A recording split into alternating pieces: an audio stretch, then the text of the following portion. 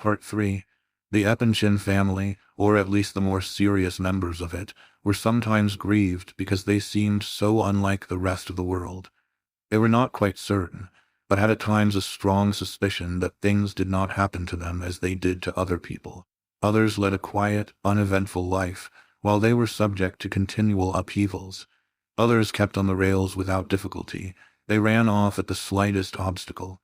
Other houses were governed by a timid routine. Theirs was somehow different. Perhaps Lizaveta Prokofyevna was alone in making these fretful observations. The girls, though not wanting in intelligence, were still young.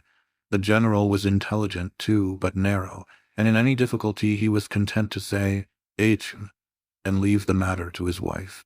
Consequently, on her fell the responsibility. It was not that they distinguished themselves as a family by any particular originality, or that their excursions off the track led to any breach of the proprieties. Oh no, there was nothing premeditated. There was not even any conscious purpose in it all.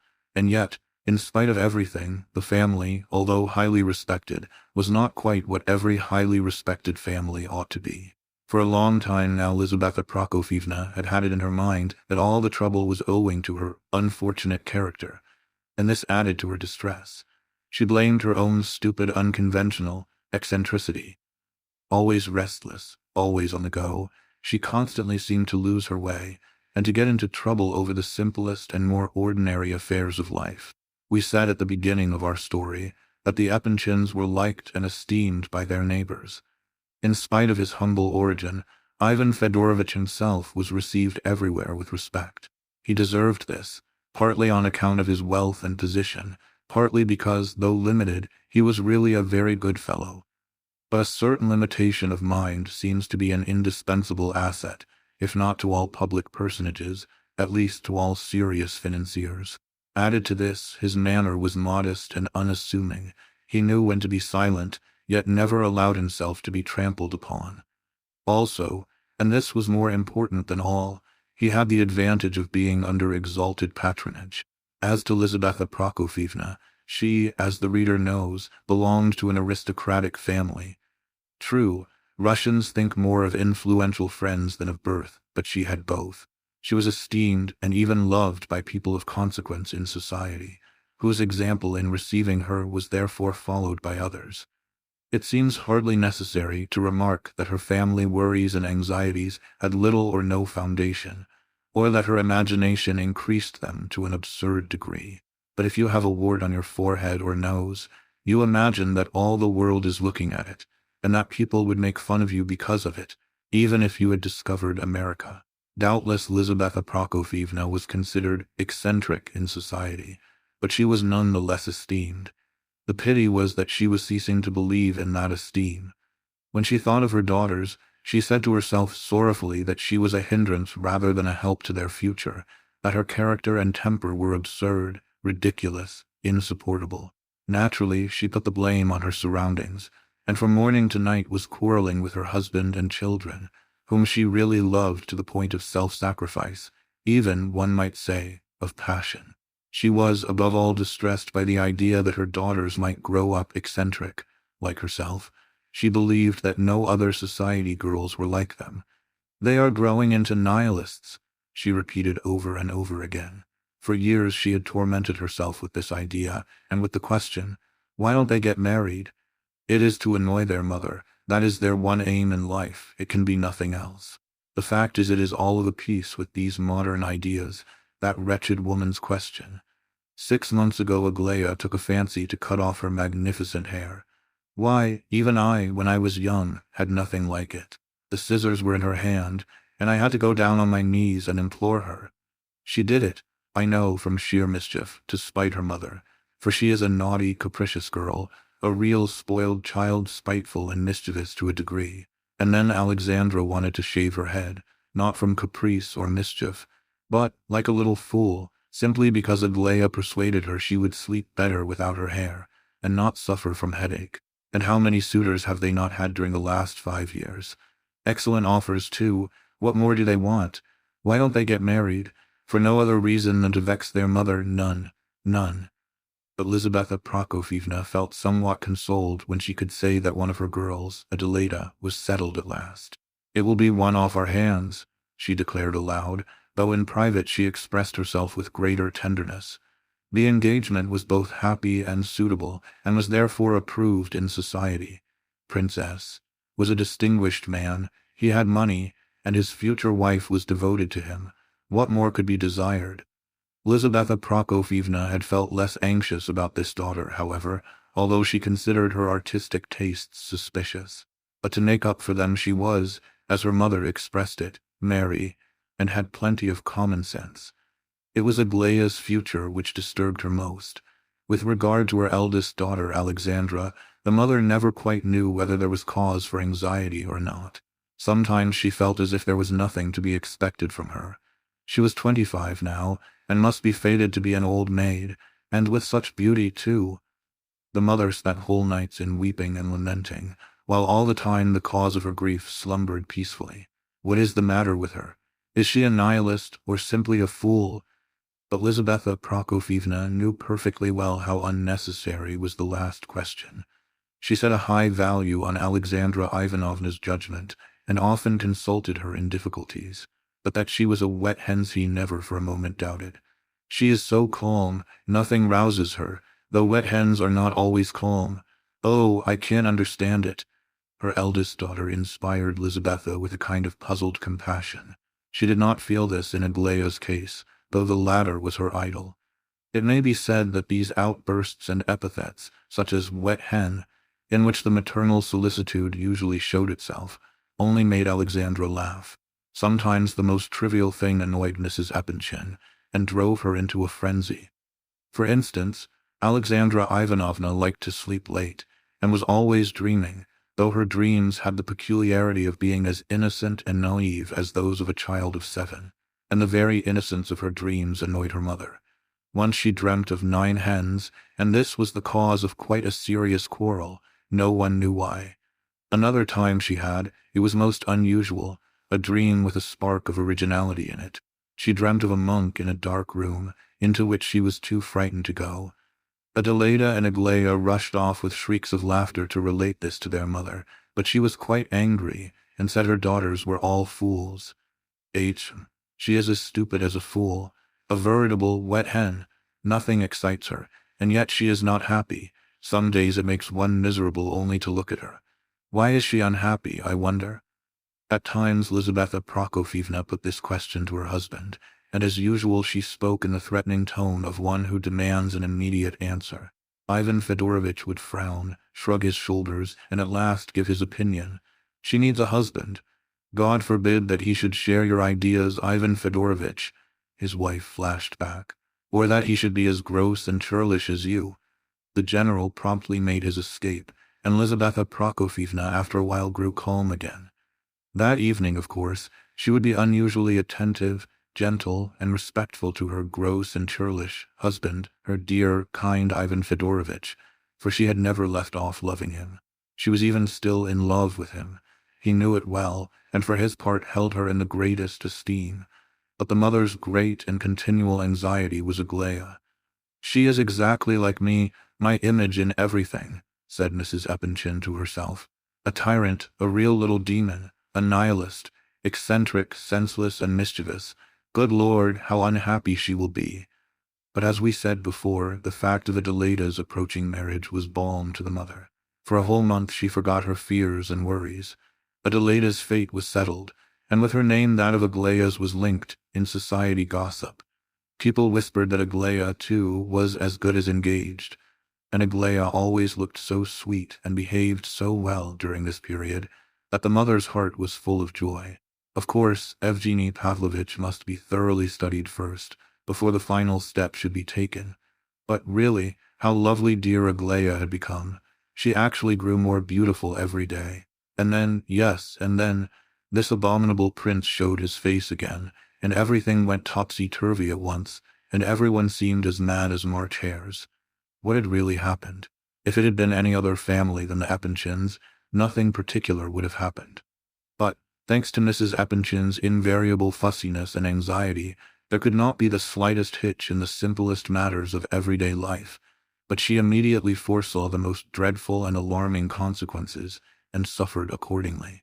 What then must have been her condition, when, among all the imaginary anxieties and calamities which so constantly beset her, she now saw looming ahead a serious cause for annoyance, something really likely to arouse doubts and suspicions. How dared they write that hateful anonymous letter informing me that Aglaya is in communication with Nastasia Philippovna? She thought, as she dragged the prince along towards her own house, and again when she sat him down at the round table where the family was already assembled. How dared they so much as think of such a thing? I should die with shame if I thought there was a particle of truth in it, or if I were to show the letter to Aglaya herself. Who dares play these jokes upon us, the Epinchins? Why didn't we go to the Yelagin instead of coming down here? I told you we had better go to the Yelagin this summer, Ivan Fedorovitch. It's all your fault. I dare say it was that Varya who sent the letter. It's all Ivan Fedorovitch. That woman is doing it all for him. I know she is, to show she can make a fool of him now, just as she did when he used to give her pearls. But after all is said, we are mixed up in it.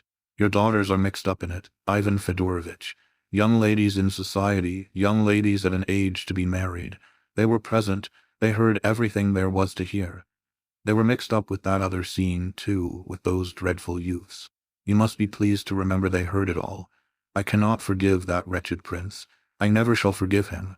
And why, if you please, has Aglaya had an attack of nerves for these last 3 days? Why has she all but quarreled with her sisters, even with Alexandra, whom she respects so much that she always kisses her hands as though she were her mother? What are all these riddles of hers that we have to guess? What has Gavrila Ardalionovitch to do with it? Why did she take upon herself to champion him this morning and burst into tears over it? Why is there an allusion to that cursed, poor knight in the anonymous letter? And why did I rush off to him just now like a lunatic and drag him back here? I do believe I've gone mad at last.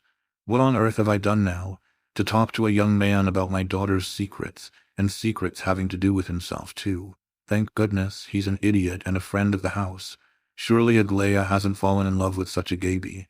What an idea! Phoo! We ought all to be put under glass cases, myself first of all, and be shown off as curiosities at 10 kopecks a peep. I shall never forgive you for all this, Ivan Fedorovitch. Never. Look at her now. Why doesn't she make fun of him? She said she would, and she doesn't.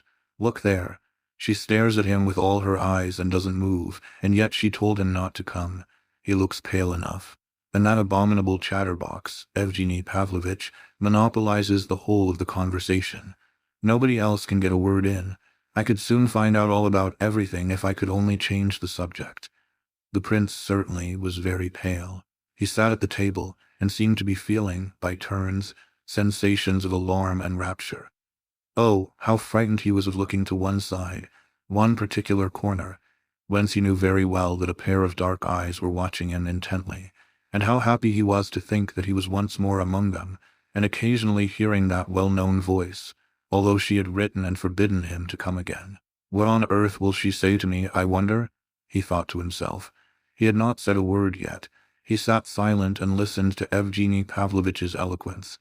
The latter had never appeared so happy and excited as on this evening. The prince listened to him, but for a long time did not take in a word he said. Excepting Ivan Fedorovitch, who had not as yet returned from town, the whole family was present. Prince S. was there, and they all intended to go out to hear the band very soon. Kolya arrived presently and joined the circle. So he is received as usual after all, thought the prince. The Epinchins' country house was a charming building, built after the model of a Swiss chalet and covered with creepers.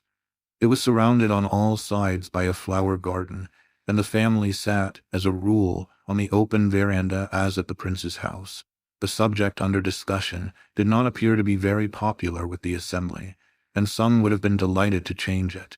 But Evgeny would not stop holding forth, and the prince's arrival seemed to spur him on to still further oratorical efforts. Lizaveta Prokofyevna frowned, but had not as yet grasped the subject, which seemed to have arisen out of a heated argument. Aglaya sat apart, almost in the corner, listening in stubborn silence. "Excuse me," continued Evgeny Pavlovitch hotly, "I don't say a word against liberalism, Liberalism is not a sin, it is a necessary part of a great whole, which whole would collapse and fall to pieces without it. Liberalism has just as much right to exist as has the most moral conservatism. But I am attacking Russian liberalism, and I attack it for the simple reason that a Russian liberal is not a Russian liberal. He is a non-Russian liberal. Show me a real Russian liberal, and I'll kiss him before you all with pleasure. If he cared to kiss you, that is, said Alexandra, whose cheeks were red with irritation and excitement. Look at that now, thought the mother to herself. She does nothing but sleep and eat for a year at a time, and then suddenly flies out in the most incomprehensible way.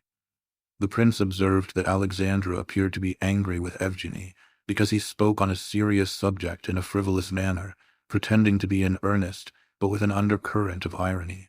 I was saying just now, before you came in, Prince, that there has been nothing national up to now about our liberalism, and nothing the liberals do, or have done, is in the least degree national.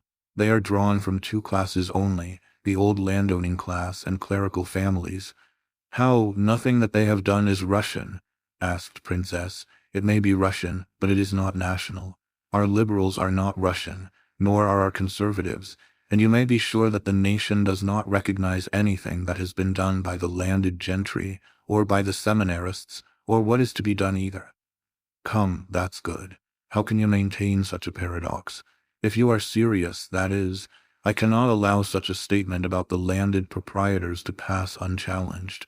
Why, you are a landed proprietor yourself, cried Princess hotly. I suppose you'll say there is nothing national about our literature either, said Alexandra. Well, I am not a great authority on literary questions, but I certainly do hold that Russian literature is not Russian, except perhaps Lomonosov, Pushkin, and Gogol. In the first place, that is a considerable admission, and in the second place, one of the above was a peasant, and the other two were both landed proprietors.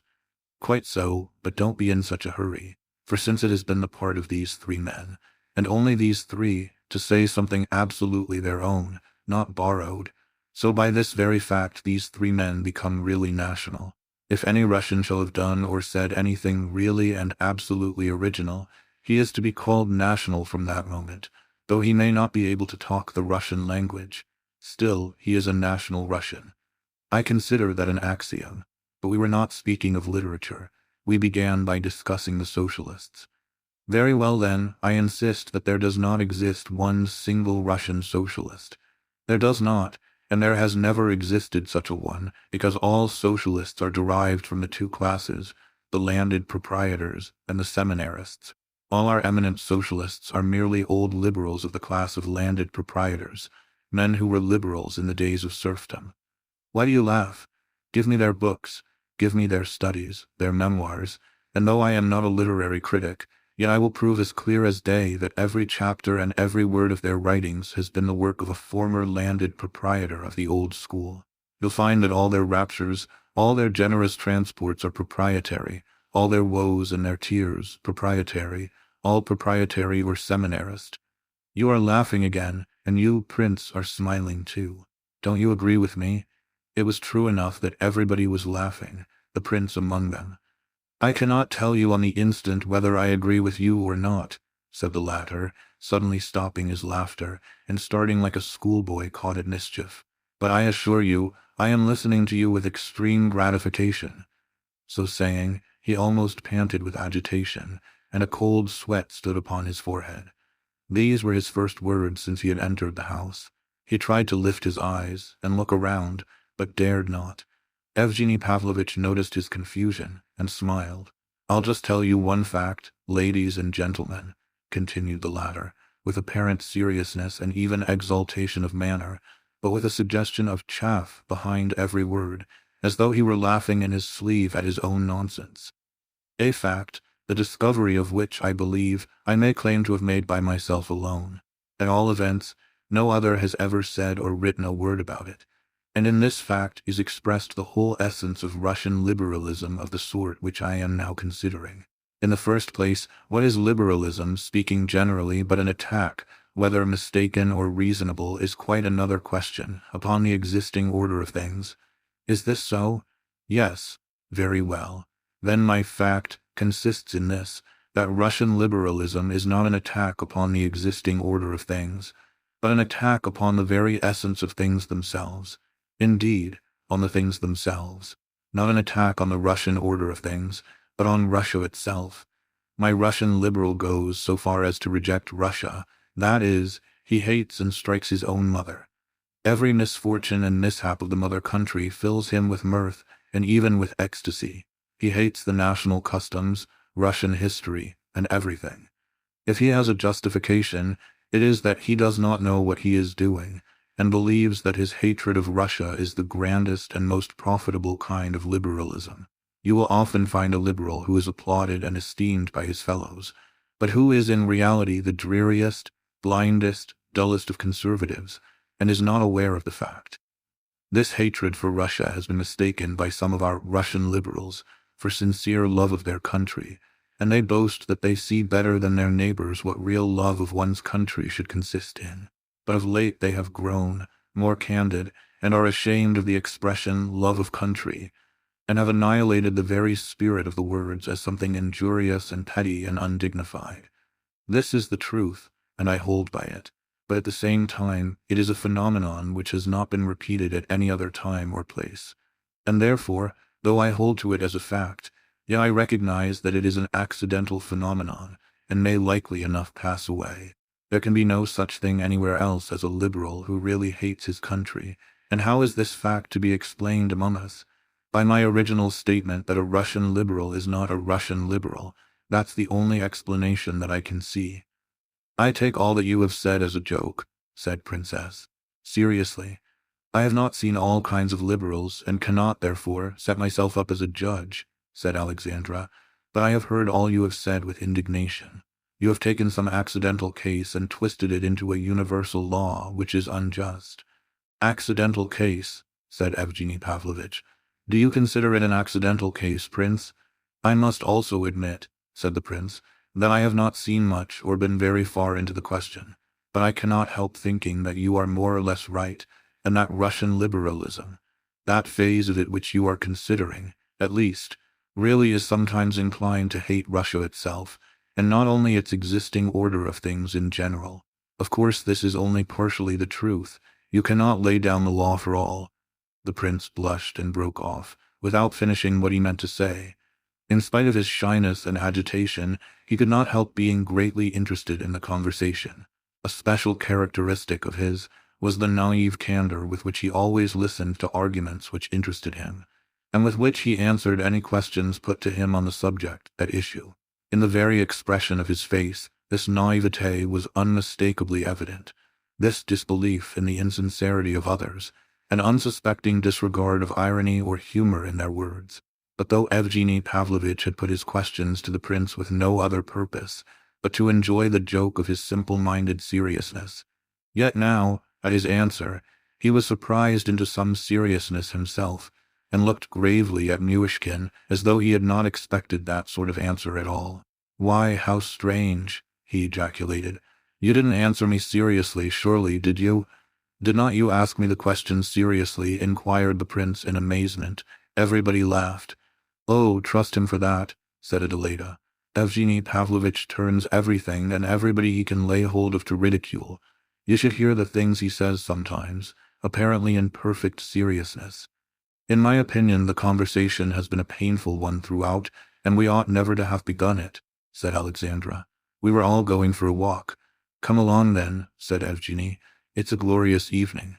But to prove that this time I was speaking absolutely seriously, and especially to prove this to the prince, for you, Prince, have interested me exceedingly, and I swear to you that I am not quite such an ass as I like to appear sometimes, although I am rather an ass, I admit.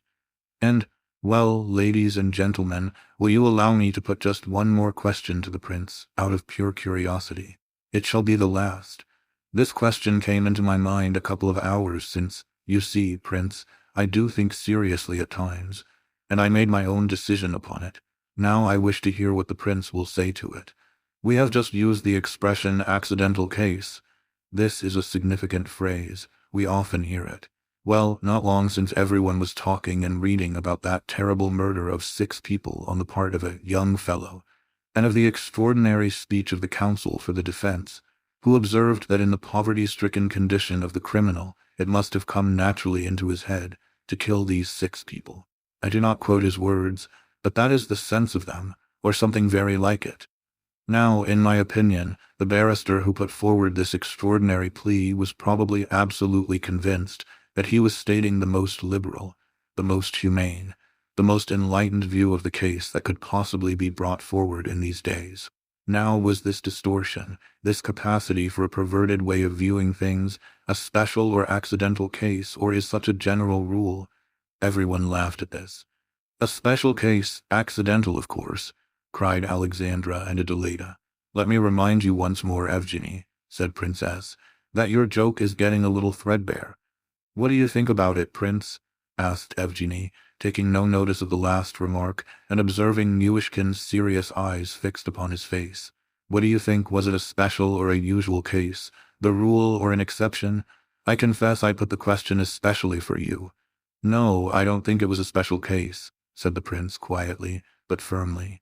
My dear fellow, cried Princess with some annoyance, don't you see that he is chaffing you? He is simply laughing at you and wants to make game of you. I thought Evgeny Pavlovitch was talking seriously, said the prince, blushing and dropping his eyes. My dear prince, continued Princess, remember what you and I were saying 2 or 3 months ago. We spoke of the fact that in our newly opened law courts, one could already lay one's finger upon so many talented and remarkable young barristers. How pleased you were with the state of things as we found it, and how glad I was to observe your delight. We both said it was a matter to be proud of, but this clumsy defense that Evgeny mentions, this strange argument can, of course, only be an accidental case, 1 in 1,000.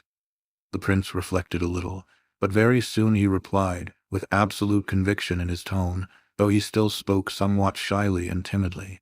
I only wish to say that this distortion, as Evgeny Pavlovitch expressed it, is met with very often, and is far more the general rule than the exception, unfortunately for Russia.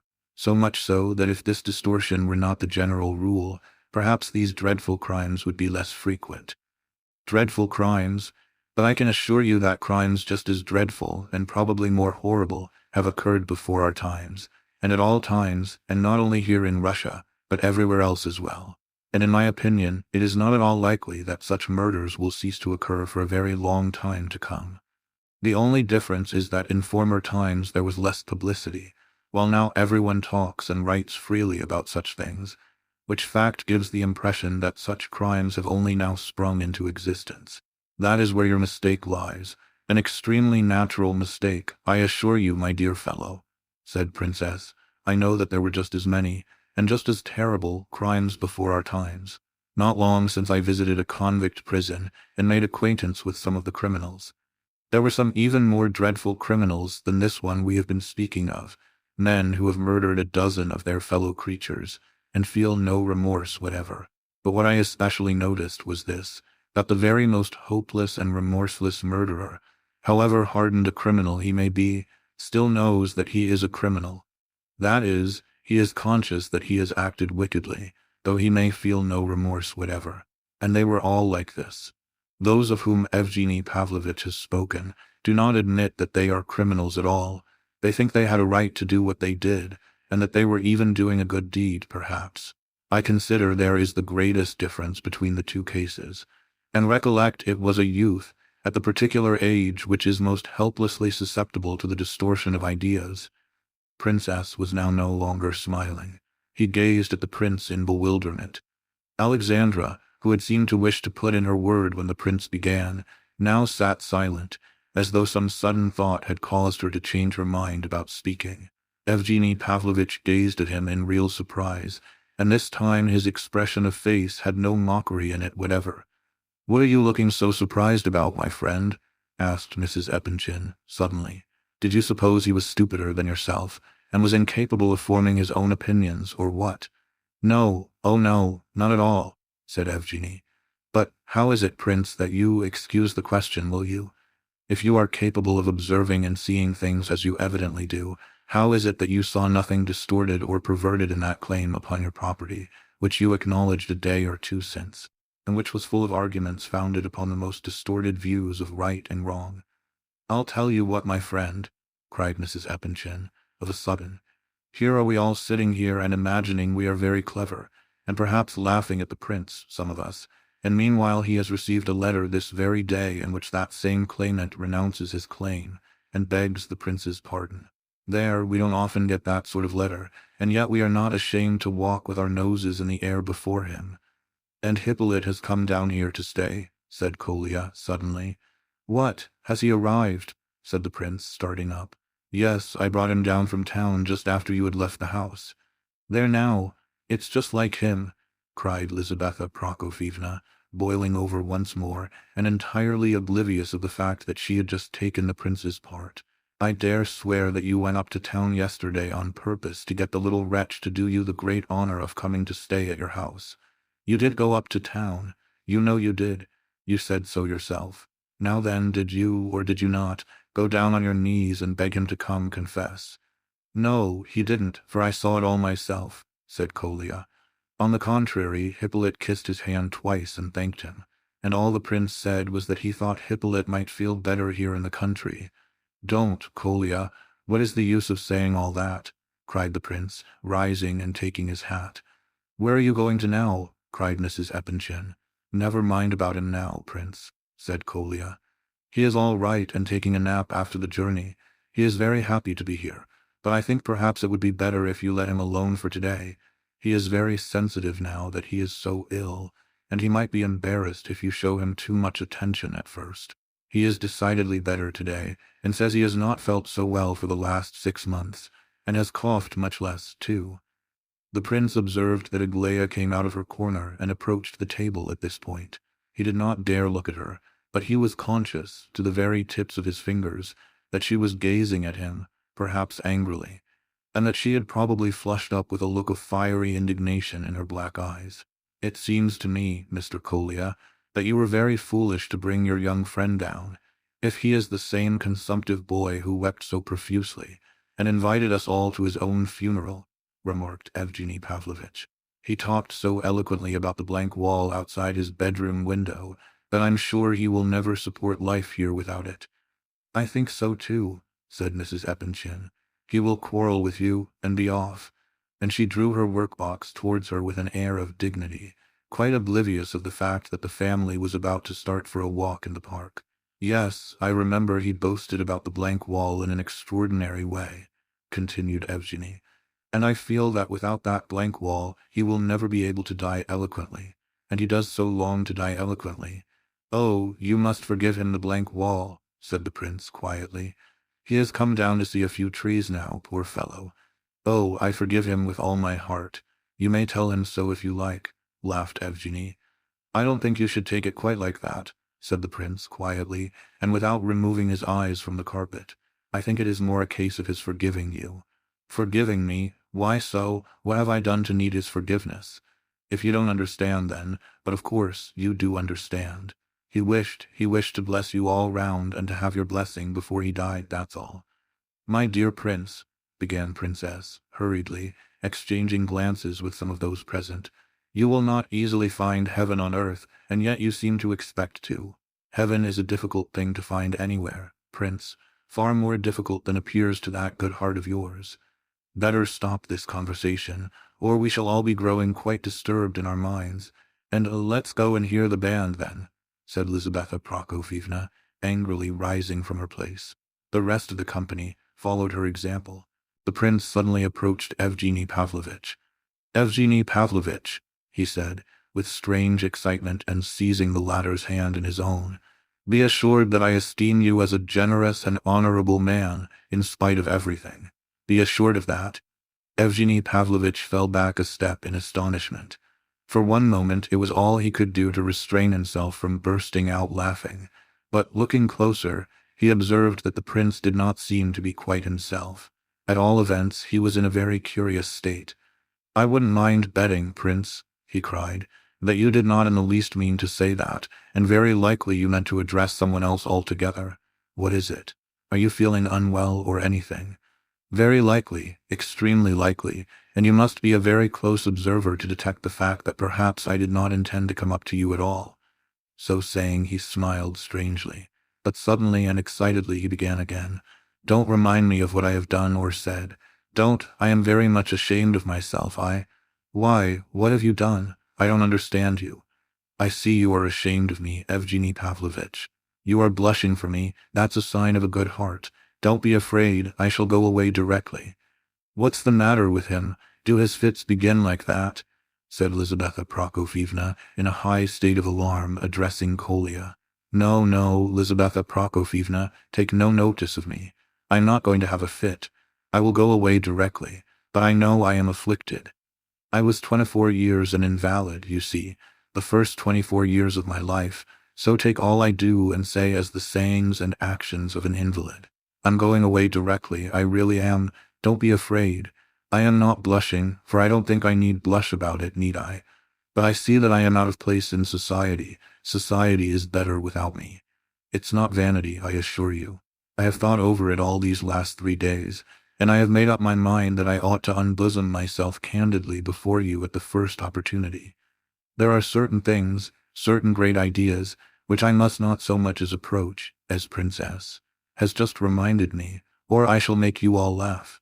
I have no sense of proportion, I know. My words and gestures do not express my ideas. They are a humiliation and abasement of the ideas, and therefore I have no right, and I am too sensitive. Still, I believe I am beloved in this household, and esteemed far more than I deserve. But I can't help knowing that after 24 years of illness, there must be some trace left, so that it is impossible for people to refrain from laughing at me sometimes. Don't you think so?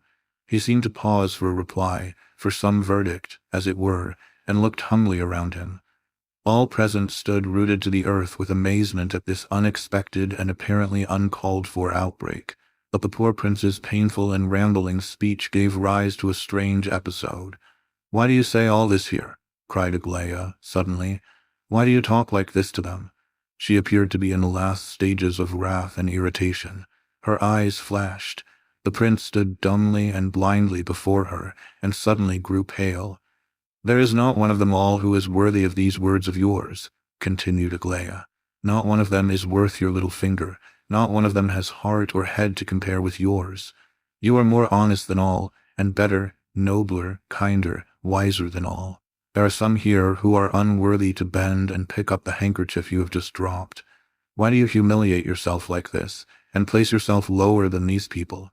Why do you debase yourself before them? Why have you no pride? My God, who would ever have believed this?" cried Mrs. Epanchin, wringing her hands. "Hurrah for the poor knight!" cried Kolya. "Be quiet! How dare they laugh at me in your house?" said Aglaya, turning sharply on her mother in that hysterical frame of mind that rides recklessly over every obstacle and plunges blindly through proprieties. "Why does everyone worry and torment me? Why have they all been bullying me these 3 days about you, Prince? I will not marry you, never, and under no circumstances. Know that once and for all. As if anyone could marry an absurd creature like you. Just look in the glass and see what you look like, this very moment. Why do they torment me and say I am going to marry you? You must know it. You are in the plot with them. No one ever tormented you on the subject," murmured Adelaida, aghast. "No one ever thought of such a thing. There has never been a word said about it," cried Alexandra. "Who has been annoying her? Who has been tormenting the child? Who could have said such a thing to her? Is she raving?" cried Lizaveta Prokofievna, trembling with rage, to the company in general. "Every one of them has been saying it, every one of them all these 3 days, and I will never, never marry him." So saying, Aglaya burst into bitter tears, and hiding her face in her handkerchief, sank back into a chair. "But he has never even— I have never asked you to marry me, Aglaya Ivanovna," said the prince of a sudden. "What?" cried Mrs. Epanchin, raising her hands in horror. "What's that?" She could not believe her ears. I only meant to say," said the prince, faltering. "I merely meant to explain to Aglaya Ivanovna, to have the honor to explain, as it were, that I had no intention, never had, to ask the honor of her hand. I assure you I am not guilty, Aglaya Ivanovna, I am not, indeed. I never did wish to, I never thought of it at all, and never shall. You'll see it yourself. You may be quite assured of it. Some wicked person has been maligning me to you, but it's all right, don't worry about it." So saying, the prince approached Aglaya. She took the handkerchief from her face, glanced keenly at him, took in what he had said, and burst out laughing. Such a merry, unrestrained laugh, so hearty and gay, that Adelaida could not contain herself. She, too, glanced at the prince's panic-stricken countenance, then rushed at her sister, threw her arms round her neck, and burst into as merry a fit of laughter as Aglaia's own. They laughed together like a couple of schoolgirls. Hearing and seeing this, the prince smiled happily, and in accents of relief and joy he exclaimed, "Well, thank God, thank God." Alexandra now joined in, and it looked as though the three sisters were going to laugh on forever. "They are insane," muttered Lizaveta Prokofievna. "Either they frighten one out of one's wits, or else—" But Prince S. was laughing now, too, so was Evgeny Pavlovitch, so was Kolya, and so was the prince himself, who caught the infection as he looked round radiantly upon the others. "Come along, let's go out for a walk," cried Adelaida. "We'll all go together, and the prince must absolutely go with us. You needn't go away, you dear good fellow. Isn't he a dear, Aglaia? Isn't he, mother? I must really give him a kiss for his explanation to Aglaia just now. Mother dear, I may kiss him, mayn't I? Aglaia, may I kiss your prince?" cried the young rogue, and sure enough she skipped up to the prince and kissed his forehead. He seized her hands, and pressed them so hard that Adelaida nearly cried out. He then gazed with delight into her eyes, and raising her right hand to his lips with enthusiasm, kissed it 3 times. "Come along," said Aglaia. "Prince, you must walk with me. May he, mother? This young cavalier who won't have me. You said you would never have me, didn't you, Prince?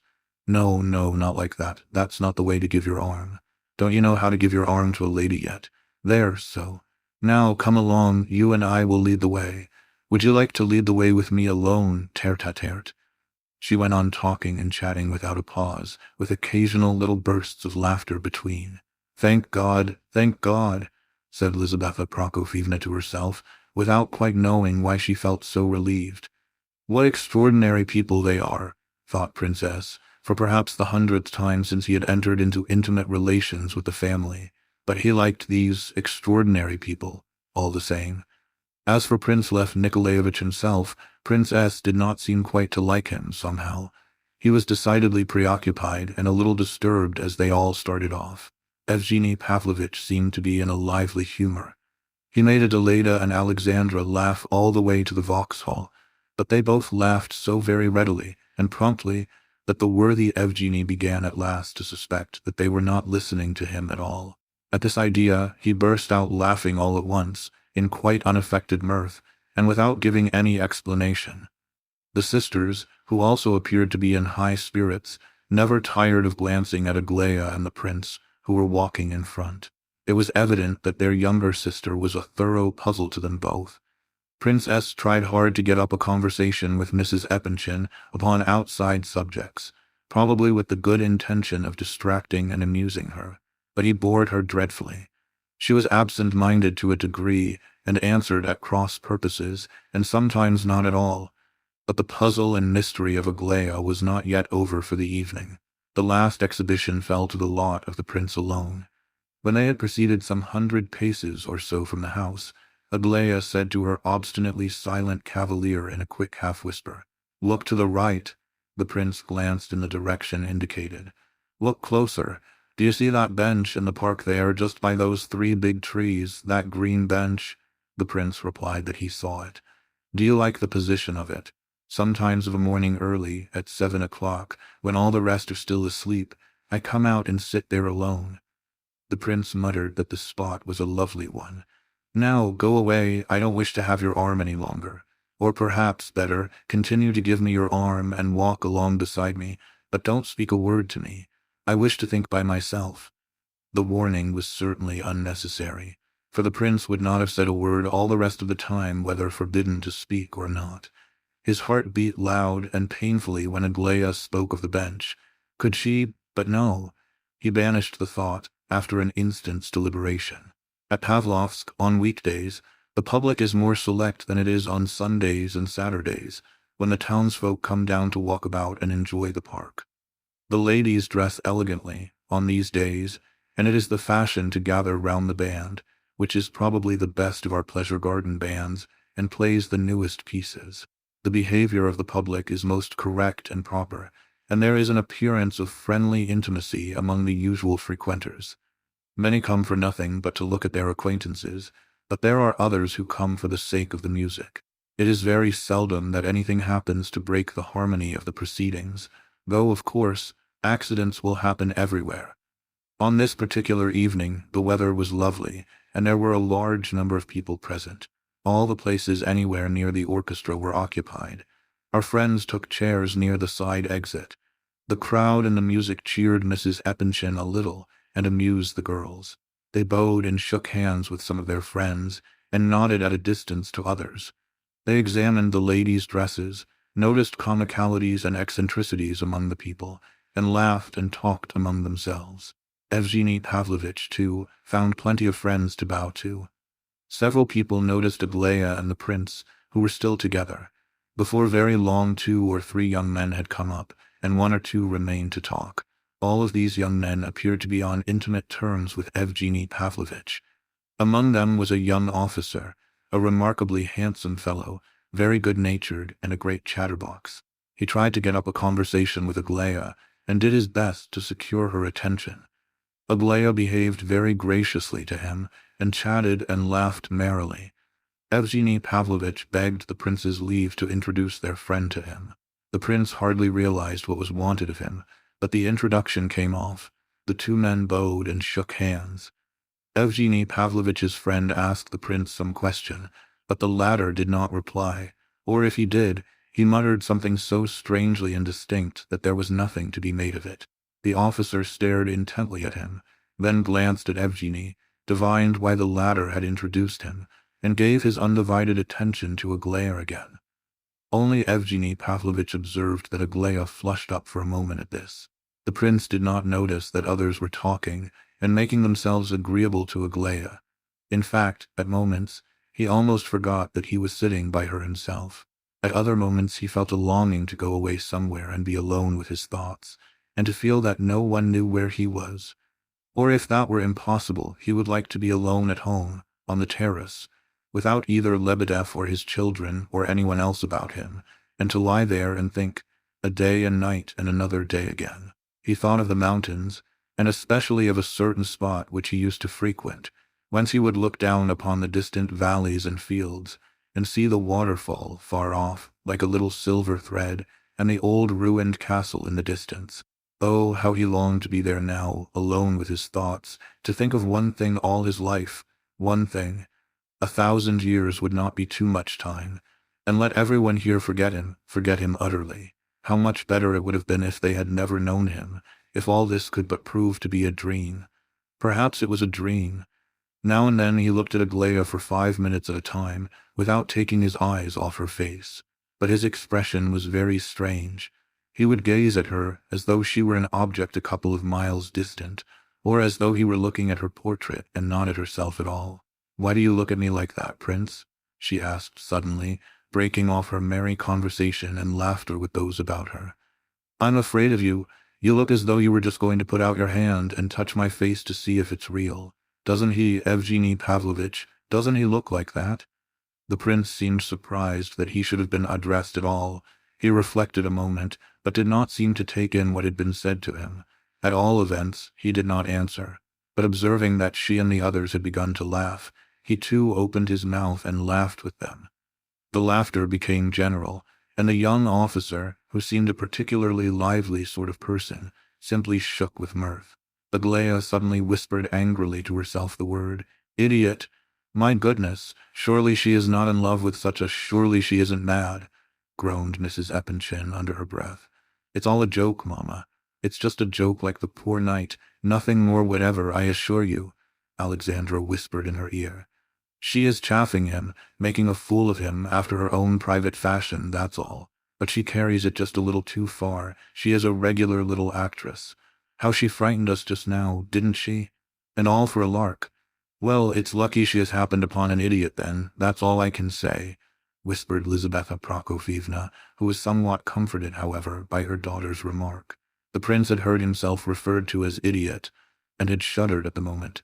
But his shudder, it so happened, was not caused by the word applied to him. The fact was that in the crowd, not far from where he was sitting, a pale, familiar face, with curly black hair and a well-known smile and expression, had flashed across his vision for a moment and disappeared again. Very likely he had imagined it. There only remained to him the impression of a strange smile, 2 eyes, and a bright green tie. Whether the man had disappeared among the crowd, or whether he had turned towards the Vauxhall, the prince could not say. But a moment or two afterwards, he began to glance keenly about him. That first vision might only too likely be the forerunner of a second. It was almost certain to be so. Surely he had not forgotten the possibility of such a meeting when he came to the Vauxhall. True enough, he had not remarked where he was coming to when he set out with Aglaia. He had not been in a condition to remark anything at all.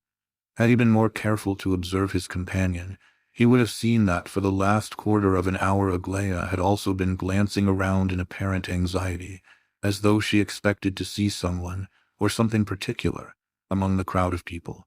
Now, at the moment when his own anxiety became so marked, her excitement also increased visibly, and when he looked about him, she did the same.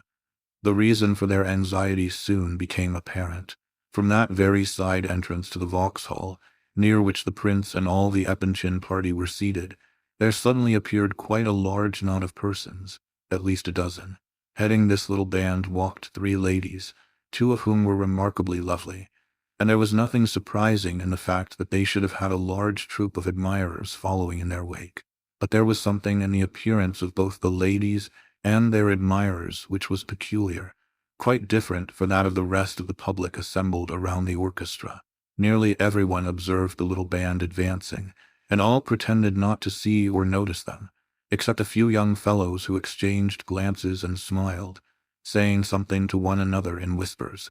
It was impossible to avoid noticing them, however, in reality, for they made their presence only too conspicuous by laughing and talking loudly. It was to be supposed that some of them were more than half drunk, although they were well enough dressed, some even particularly well. There were 1 or 2, however, who were very strange-looking creatures, with flushed faces and extraordinary clothes. Some were military men. Not all were quite young. 1 or 2 were middle-aged gentlemen of decidedly disagreeable appearance, men who are avoided in society like the plague, decked out in large gold studs and rings, and magnificently got up, generally. Among our suburban resorts, there are some which enjoy a specially high reputation for respectability and fashion. But the most careful individual is not absolutely exempt from the danger of a tile falling suddenly upon his head from his neighbor's roof. Such a tile was about to descend upon the elegant and decorous public now assembled to hear the music. In order to pass from the Vauxhall to the bandstand, the visitor has to descend 2 or 3 steps.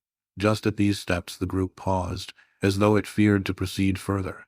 But very quickly one of the 3 ladies, who formed its apex, stepped forward into the charmed circle, followed by 2 members of her suite. One of these was a middle-aged man of very respectable appearance, but with the stamp of parvenu upon him, a man whom nobody knew, and who evidently knew nobody. The other follower was younger and far less respectable-looking. No one else followed the eccentric lady, but as she descended the steps she did not even look behind her, as though it were absolutely the same to her whether anyone were following or not. She laughed and talked loudly, however, just as before. She was dressed with great taste, but with rather more magnificence than was needed for the occasion, perhaps. She walked past the orchestra to where an open carriage was waiting, near the road. The prince had not seen her for more than 3 months. All these days since his arrival from Petersburg, he had intended to pay her a visit, but some mysterious presentiment had restrained him. He could not picture to himself what impression this meeting with her would make upon him, though he had often tried to imagine it, with fear and trembling. One fact was quite certain, and that was that the meeting would be painful. Several times during the last 6 months, he had recalled the effect which the first sight of this face had had upon him, when he only saw its portrait. He recollected well that even the portrait face had left but too painful an impression. That month in the provinces, when he had seen this woman nearly every day, had affected him so deeply that he could not now look back upon it calmly. In the very look of this woman, there was something which tortured him. In conversation with Rogojin, he had attributed this sensation to pity, immeasurable pity. And this was the truth. The sight of the portrait face alone had filled his heart full of the agony of real sympathy, and this feeling of sympathy, nay, of actual suffering for her, had never left his heart since that hour, and was still in full force. Oh yes, and more powerful than ever. But the prince was not satisfied with what he had said to Rogojin. Only at this moment, when she suddenly made her appearance before him, did he realize to the full the exact emotion which she called up in him, and which he had not described correctly to Rogojin. And indeed, there were no words in which he could have expressed his horror, yes, horror, for he was now fully convinced from his own private knowledge of her, that the woman was mad. If, loving a woman above everything in the world, or at least having a foretaste of the possibility of such love for her, one were suddenly to behold her on a chain, behind bars, and under the lash of a keeper, one would feel something like what the poor prince now felt. "What's the matter?" asked Aglaia in a whisper, giving his sleeve a little tug. He turned his head towards her and glanced at her black and, for some reason, flashing eyes, tried to smile, and then, apparently forgetting her in an instant, turned to the right once more, and continued to watch the startling apparition before him. Nastasia Philippovna was at this moment passing the young ladies' chairs. Evgeny Pavlovitch continued some apparently extremely funny and interesting anecdote to Alexandra, speaking quickly and with much animation. The prince remembered that at this moment Aglaia remarked in a half-whisper, "What a—" She did not finish her indefinite sentence. She restrained herself in a moment, but it was enough. Nastasia Philippovna, who up to now had been walking along as though she had not noticed the Epanchin party, suddenly turned her head in their direction, as though she had just observed Evgeny Pavlovitch sitting there for the first time. "Why, I declare, here he is," she cried, stopping suddenly. "The man one can't find with all one's messengers sent about the place, sitting just under one's nose, exactly where one never thought of looking. I thought you were sure to be at your uncle's by this time." Evgeny Pavlovitch flushed up and looked angrily at Nastasia Philippovna, then turned his back on her. "What, don't you know about it yet? He doesn't know, imagine that. Why, he's shot himself. Your uncle shot himself this very morning. I was told at 2 this afternoon. Half the town must know it by now. They say there are 350,000 rubles, government money, missing. Some say 500,000. And I was under the impression that he would leave you a fortune. He's whistled it all away. A most depraved old gentleman, really. Well, bon chance. Surely you intend to be off there, don't you?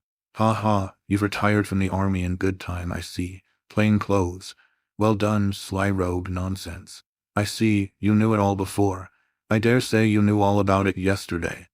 Although the impudence of this attack, this public proclamation of intimacy, as it were, was doubtless premeditated, and had its special object, yet Evgeny Pavlovitch at first seemed to intend to make no show of observing either his tormentor or her words. But Nastasia's communication struck him with the force of a thunderclap. On hearing of his uncle's death, he suddenly grew as white as a sheet and turned towards his informant. At this moment, Lizaveta Prokofievna rose swiftly from her seat, beckoned her companions, and left the place almost at a run. Only the prince stopped behind for a moment, as though in indecision, and Evgeny Pavlovitch lingered too, for he had not collected his scattered wits. But the Epanchins had not had time to get more than 20 paces away when a scandalous episode occurred. The young officer, Evgeny Pavlovitch's friend who had been conversing with Aglaia, said aloud in a great state of indignation, "She ought to be whipped. That's the only way to deal with creatures like that. She ought to be whipped." This gentleman was a confidant of Evgeny's, and had doubtless heard of the carriage episode. Nastasia turned to him. Her eyes flashed. She rushed up to a young man standing near, whom she did not know in the least, but who happened to have in his hand a thin cane. Seizing this from him, she brought it with all her force across the face of her insulter. All this occurred, of course, in one instant of time. The young officer, forgetting himself, sprang towards her. Nastasia's followers were not by her at the moment, the elderly gentleman having disappeared altogether, and the younger man simply standing aside and roaring with laughter. In another moment, of course, the police would have been on the spot, and it would have gone hard with Nastasia Philippovna had not unexpected aid appeared. Myshkin, who was but a couple of steps away, had time to spring forward and seize the officer's arms from behind. The officer, tearing himself from the prince's grasp, pushed him so violently backwards that he staggered a few steps and then subsided into a chair. But there were other defenders for Nastasia on the spot by this time. The gentleman known as the boxer now confronted the enraged officer. "Teller is my name, sir, ex-lieutenant," he said, very loud. "If you will accept me as champion of the fair sex, I am at your disposal. English boxing has no secrets from me. I sympathize with you for the insult you have received, but I can't permit you to raise your hand against a woman in public.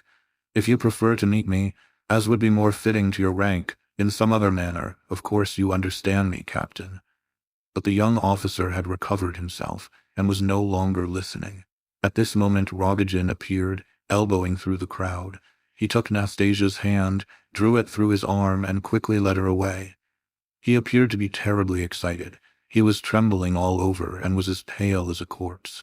As he carried Nastasia off, he turned and grinned horribly in the officer's face, and with low malice observed, "TFU, look what the fellow got. Look at the blood on his cheek. Ha ha."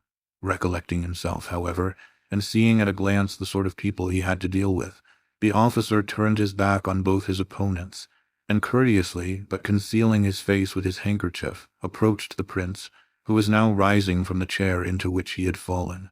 "Prince Myshkin, I believe, the gentleman to whom I had the honor of being introduced." "She is mad, insane. I assure you she is mad," replied the prince in trembling tones, holding out both his hands mechanically towards the officer. "I cannot boast of any such knowledge, of course, but I wish to know your name." He bowed and retired without waiting for an answer. 5 seconds after the disappearance of the last actor in the scene, the police arrived. The whole episode had not lasted more than a couple of minutes. Some of the spectators had risen from their places and departed altogether. Some merely exchanged their seats for others a little further off. Some were delighted with the occurrence, and talked and laughed over it for a long time. In a word, the incident closed as such incidents do, and the band began to play again. The prince walked away after the Epanchin party. Had he thought of looking round to the left after he had been pushed so unceremoniously into the chair, he would have observed Aglaya standing some 20 yards away. She had stayed to watch the scandalous scene, in spite of her mother's and sister's anxious cries to her to come away. Prince S. ran up to her and persuaded her, at last, to come home with them. Lizaveta Prokofyevna saw that she returned in such a state of agitation that it was doubtful whether she had even heard their calls. But only a couple of minutes later, when they had reached the park, Aglaya suddenly remarked, in her usual calm, indifferent voice, "I wanted to see how the farce would end." The occurrence at the Vauxhall had filled both mother and daughters with something like horror. In their excitement, Lizaveta Prokofyevna and the girls were nearly running all the way home. In her opinion, there was so much disclosed and laid bare by the episode that, in spite of the chaotic condition of her mind, she was able to feel more or less decided on certain points which, up to now, had been in a cloudy condition. However, one and all of the party realized that something important had happened, and that, perhaps fortunately enough, something which had hitherto been enveloped in the obscurity of guesswork had now begun to come forth a little from the mists. In spite of Prince S.'s assurances and explanations, Evgeny Pavlovich's real character and position were at last coming to light. He was publicly convicted of intimacy with that creature. So thought Lizaveta Prokofyevna and her 2 elder daughters. But the real upshot of the business was that the number of riddles to be solved was augmented. The 2 girls, though rather irritated at their mother's exaggerated alarm and haste to depart from the scene, had been unwilling to worry her at first with questions. Besides, they could not help thinking that their sister Aglaya probably knew more about the whole matter than both they and their mother put together. Prince S. looked as black as night, and was silent and moody. Mrs. Epanchin did not say a word to him all the way home, and he did not seem to observe the fact. Adelaida tried to pump him a little by asking, who was the uncle they were talking about, and what was it that had happened in Petersburg? But he had merely muttered something disconnected about making inquiries, and that, of course, it was all nonsense. "Oh, of course," replied Adelaida, and asked no more questions. Aglaia, too, was very quiet, and the only remark she made on the way home was that they were walking much too fast to be pleasant. Once she turned and observed the prince hurrying after them. Noticing his anxiety to catch them up, she smiled ironically, and then looked back no more. At length, just as they neared the house, General Epanchin came out and met them. He had only just arrived from town. His first word was to inquire after Evgeny Pavlovitch, but Lizaveta stalked past him, and neither looked at him nor answered his question. He immediately judged from the faces of his daughters and princess that there was a thunderstorm brewing, and he himself already bore evidences of unusual perturbation of mind. He immediately buttonholed Princess, and standing at the front door, engaged in a whispered conversation with him. By the troubled aspect of both of them, when they entered the house and approached Mrs. Epanchin, it was evident that they had been discussing very disturbing news. Little by little the family gathered together upstairs in Lizaveta Prokofievna's apartments, and Prince Myshkin found himself alone on the veranda when he arrived. He settled himself in a corner and sat waiting, though he knew not what he expected. It never struck him that he had better go away, with all this disturbance in the house. He seemed to have forgotten all the world, and to be ready to sit on where he was for years on end. From upstairs he caught sounds of excited conversation every now and then. He could not say how long he sat there. It grew late and became quite dark. Suddenly Aglaia entered the veranda. She seemed to be quite calm, though a little pale. Observing the prince, whom she evidently did not expect to see there, alone in the corner, she smiled and approached him. "What are you doing there?" she asked. The prince muttered something, blushed, and jumped up, but Aglaia immediately sat down beside him, so he reseated himself. She looked suddenly but attentively into his face, then at the window as though thinking of something else, and then again at him. "Perhaps she wants to laugh at me," thought the prince, but no, for if she did she certainly would do so. "Would you like some tea? I'll order some," she said, after a minute or two of silence. "And no thanks, I don't know." "Don't know? How can you not know? By the by, look here, if someone were to challenge you to a duel, what should you do? I wished to ask you this some time ago." "Why, nobody would ever challenge me to a duel. But if they were to, would you be dreadfully frightened?" "I dare say I should be much alarmed." "Seriously? Then are you a coward?" "And no, I don't think so. A coward is a man who is afraid and runs away. The man who is frightened but does not run away is not quite a coward," said the prince with a smile, after a moment's thought. "And you wouldn't run away?" "No, I don't think I should run away," replied the prince, laughing outright at last at Aglaia's questions. "Though I am a woman, I should certainly not run away for anything," said Aglaia in a slightly pained voice. "However, I see you are laughing at me and twisting your face up as usual in order to make yourself look more interesting. Now tell me, they generally shoot at 20 paces, don't they?" "At 10, sometimes. I suppose if at 10 they must be either wounded or killed, mustn't they?" "I don't think they often kill each other at duels. They killed Pushkin that way. That may have been an accident." "Not a bit of it. It was a duel to the death, and he was killed. The bullet struck so low down that probably his antagonist would never have aimed at that part of him. People never do. He would have aimed at his chest or head, so that probably the bullet hit him accidentally. I have been told this by competent authorities. Well, a soldier once told me that they were always ordered to aim at the middle of the body. So you see they don't aim at the chest or head, they aim lower on purpose. I asked some officer about this afterwards, and he said it was perfectly true. That is probably when they fire from a long distance. Can you shoot at all?" "No, I have never shot in my life." "Can't you even load a pistol?" "No. That is, I understand how it's done, of course, but I have never done it." "Then, you don't know how, for it is a matter that needs practice. Now listen and learn. In the first place, buy good powder, not damp. They say it mustn't be at all damp, but very dry, some fine kind it is. You must ask for pistol powder, not the stuff they load cannons with. They say one makes the bullets oneself somehow or other. Have you got a pistol?" "No, and I don't want one," said the prince, laughing. "Oh, what nonsense, you must buy one. French or English are the best, they say. Then take a little powder, about a thimbleful or perhaps 2, and pour it into the barrel. Better put plenty. Then push in a bit of felt. It must be felt, for some reason or other. You can easily get a bit off some old mattress, or off a door. It's used to keep the cold out. Well, when you have pushed the felt down, put the bullet in. Do you hear now? The bullet last and the powder first, not the other way, or the pistol won't shoot. What are you laughing at? I wish you to buy a pistol and practice every day, and you must learn to hit a mark for certain. Will you?" The prince only laughed. Aglaia stamped her foot with annoyance. Her serious air, however, during this conversation had surprised him considerably. He had a feeling that he ought to be asking her something, that there was something he wanted to find out far more important than how to load a pistol. But his thoughts had all scattered, and he was only aware that she was sitting by him and talking to him, and that he was looking at her. As to what she happened to be saying to him, that did not matter in the least. The general now appeared on the veranda, coming from upstairs. He was on his way out, with an expression of determination on his face, and of preoccupation and worry also. "Ah, Lev Nikolaevich, it's you, is it? Where are you off to now?" he asked, oblivious of the fact that the prince had not showed the least sign of moving. "Come along with me, I want to say a word or two to you." "Au revoir, then," said Aglaia, holding out her hand to the prince. It was quite dark now, and Myshkin could not see her face clearly, but a minute or two later, when he and the general had left the villa, he suddenly flushed up and squeezed his right hand tightly. It appeared that he and the general were going in the same direction.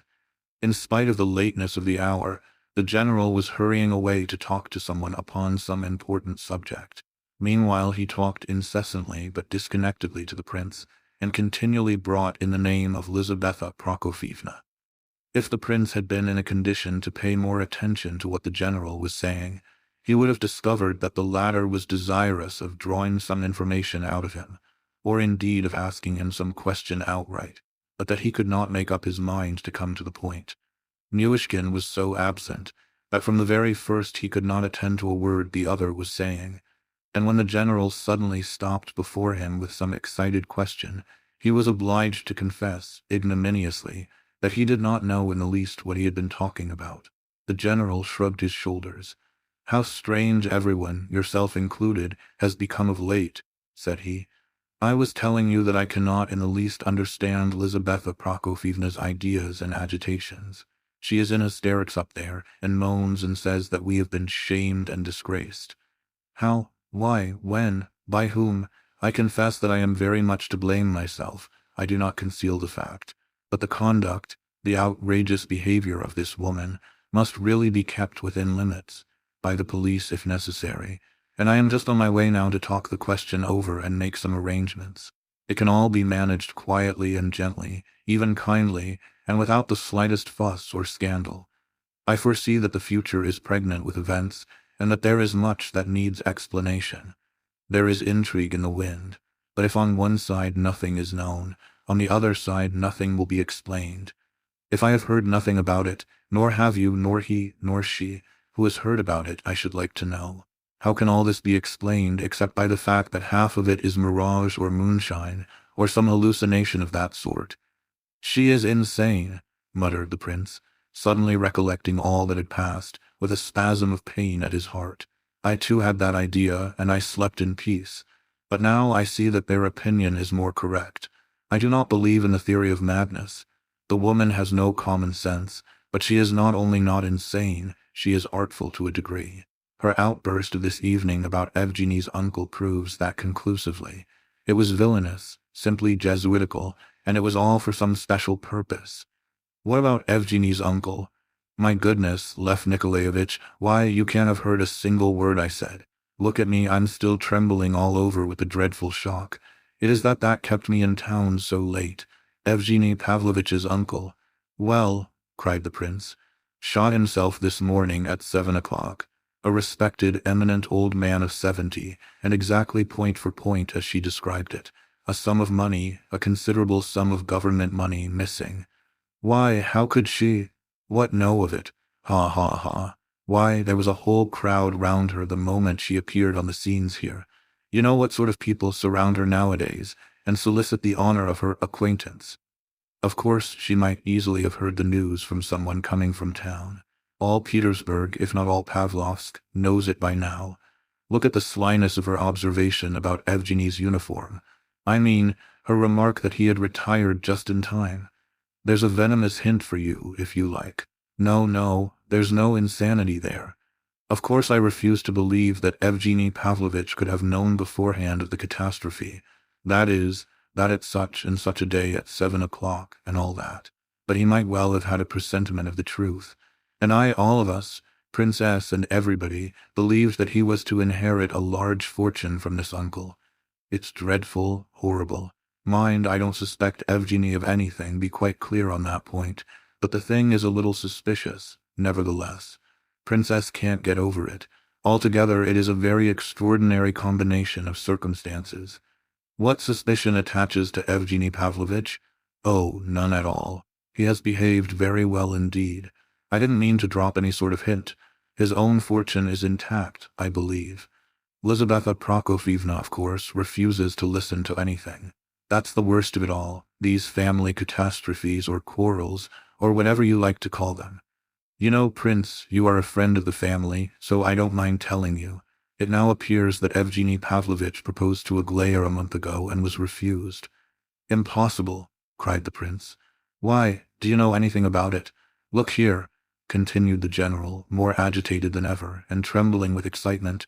Maybe I have been letting the cat out of the bag too freely with you. If so, it is because you are that sort of man, you know.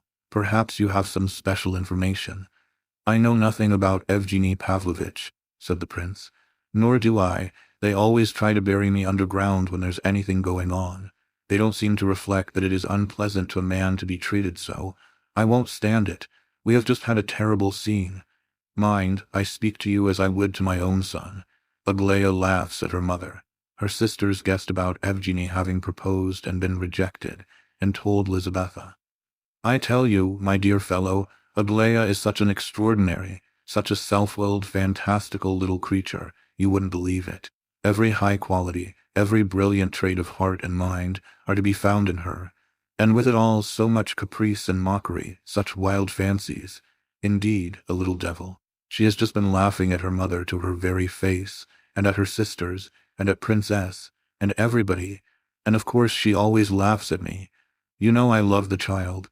I love her even when she laughs at me, and I believe the wild little creature has a special fondness for me for that very reason. She is fonder of me than any of the others. I dare swear she has had a good laugh at you before now.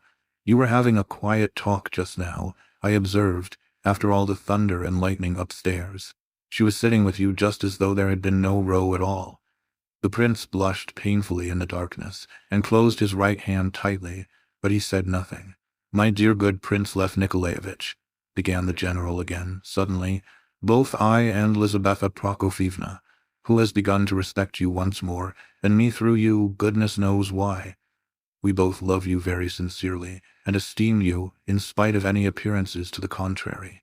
But you'll admit what a riddle it must have been for us when that calm, cold, little spitfire, Aglaya, for she stood up to her mother and answered her questions with inexpressible contempt, and mine still more so, because, like a fool, I thought it my duty to assert myself as head of the family, when Aglaya stood up with a sudden and informed us that madwoman, strangely enough, she used exactly the same expression as you did, has taken it into her head to marry me to Prince Lev Nikolaevich, and therefore is doing her best to choke Evgeny Pavlovitch off and rid the house of him. That's what she said. She would not give the slightest explanation. She burst out laughing, banged the door, and went away. We all stood there with our mouths open. Well, I was told afterwards of your little passage with Aglaya this afternoon, and dear Prince, you are a good, sensible fellow. Don't be angry if I speak out. She is laughing at you, my boy. She is enjoying herself like a child, at your expense, and therefore, since she is a child, don't be angry with her, and don't think anything of it. I assure you, she is simply making a fool of you, just as she does with one and all of us out of pure lack of something better to do. Well, goodbye. You know our feelings, don't you? Our sincere feelings for yourself. They are unalterable, you know, dear boy, under all circumstances, but, well, here we part. I must go down to the right. Rarely have I sat so uncomfortably in my saddle, as they say, as I now sit, and people talk of the charms of a country holiday. Left to himself at the crossroads, the prince glanced around him, quickly crossed the road towards the lighted window of a neighboring house, and unfolded a tiny scrap of paper which he had held clasped in his right hand during the whole of his conversation with the general. He read the note in the uncertain rays that fell from the window. It was as follows: "Tomorrow morning I shall be at the green bench in the park at 7, and shall wait there for you. I have made up my mind to speak to you about a most important matter which closely concerns yourself. P.S. I trust that you will not show this note to anyone. Though I am ashamed of giving you such instructions, I feel that I must do so, considering what you are. I therefore write the words and blush for your simple character. P.P.S. It is the same green bench that I showed you before. There. Aren't you ashamed of yourself?" I felt that it was necessary to repeat even that information. The note was written and folded anyhow, evidently in a great hurry, and probably just before Aglaia had come down to the veranda. In inexpressible agitation, amounting almost to fear, the prince slipped quickly away from the window, away from the light, like a frightened thief. But as he did so, he collided violently with some gentleman who seemed to spring from the earth at his feet. "I was watching for you, Prince," said the individual. "Is that you, Keller?" said the prince in surprise. "Yes, I've been looking for you. I waited for you at the Eppenshin's house, but of course I could not come in.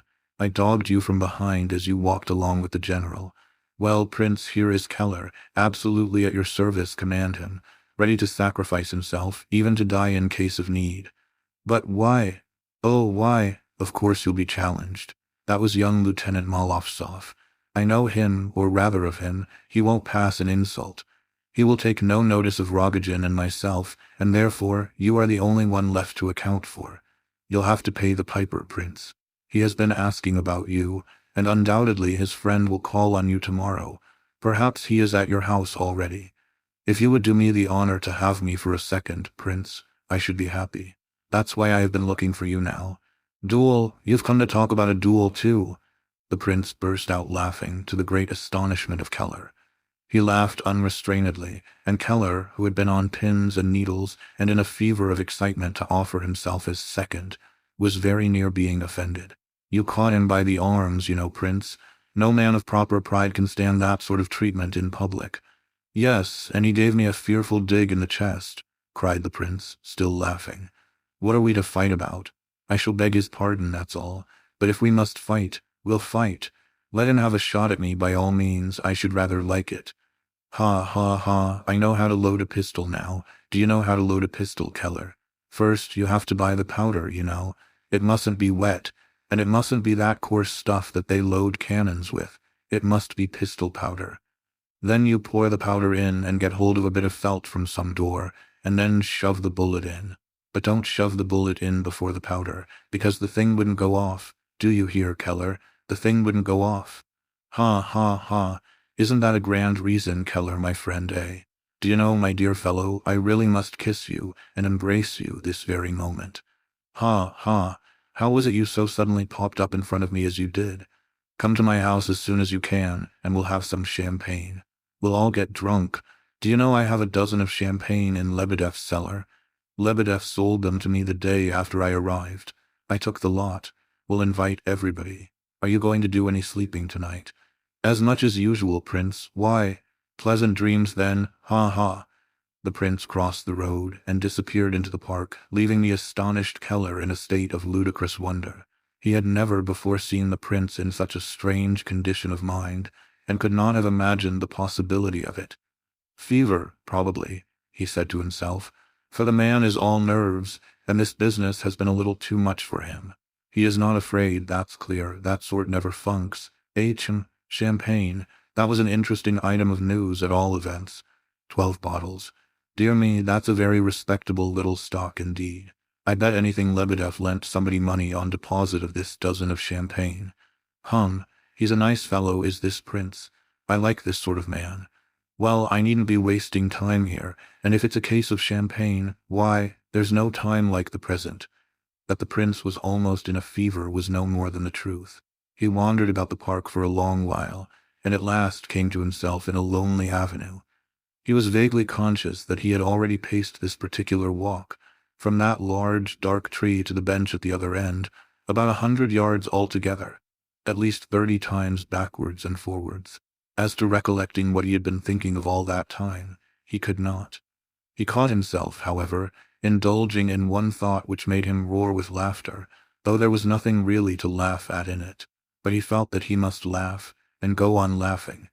It struck him that the idea of the duel might not have occurred to Keller alone, but that his lesson in the art of pistol loading might have been not altogether accidental. Pooh, nonsense, he said to himself, struck by another thought, of a sudden.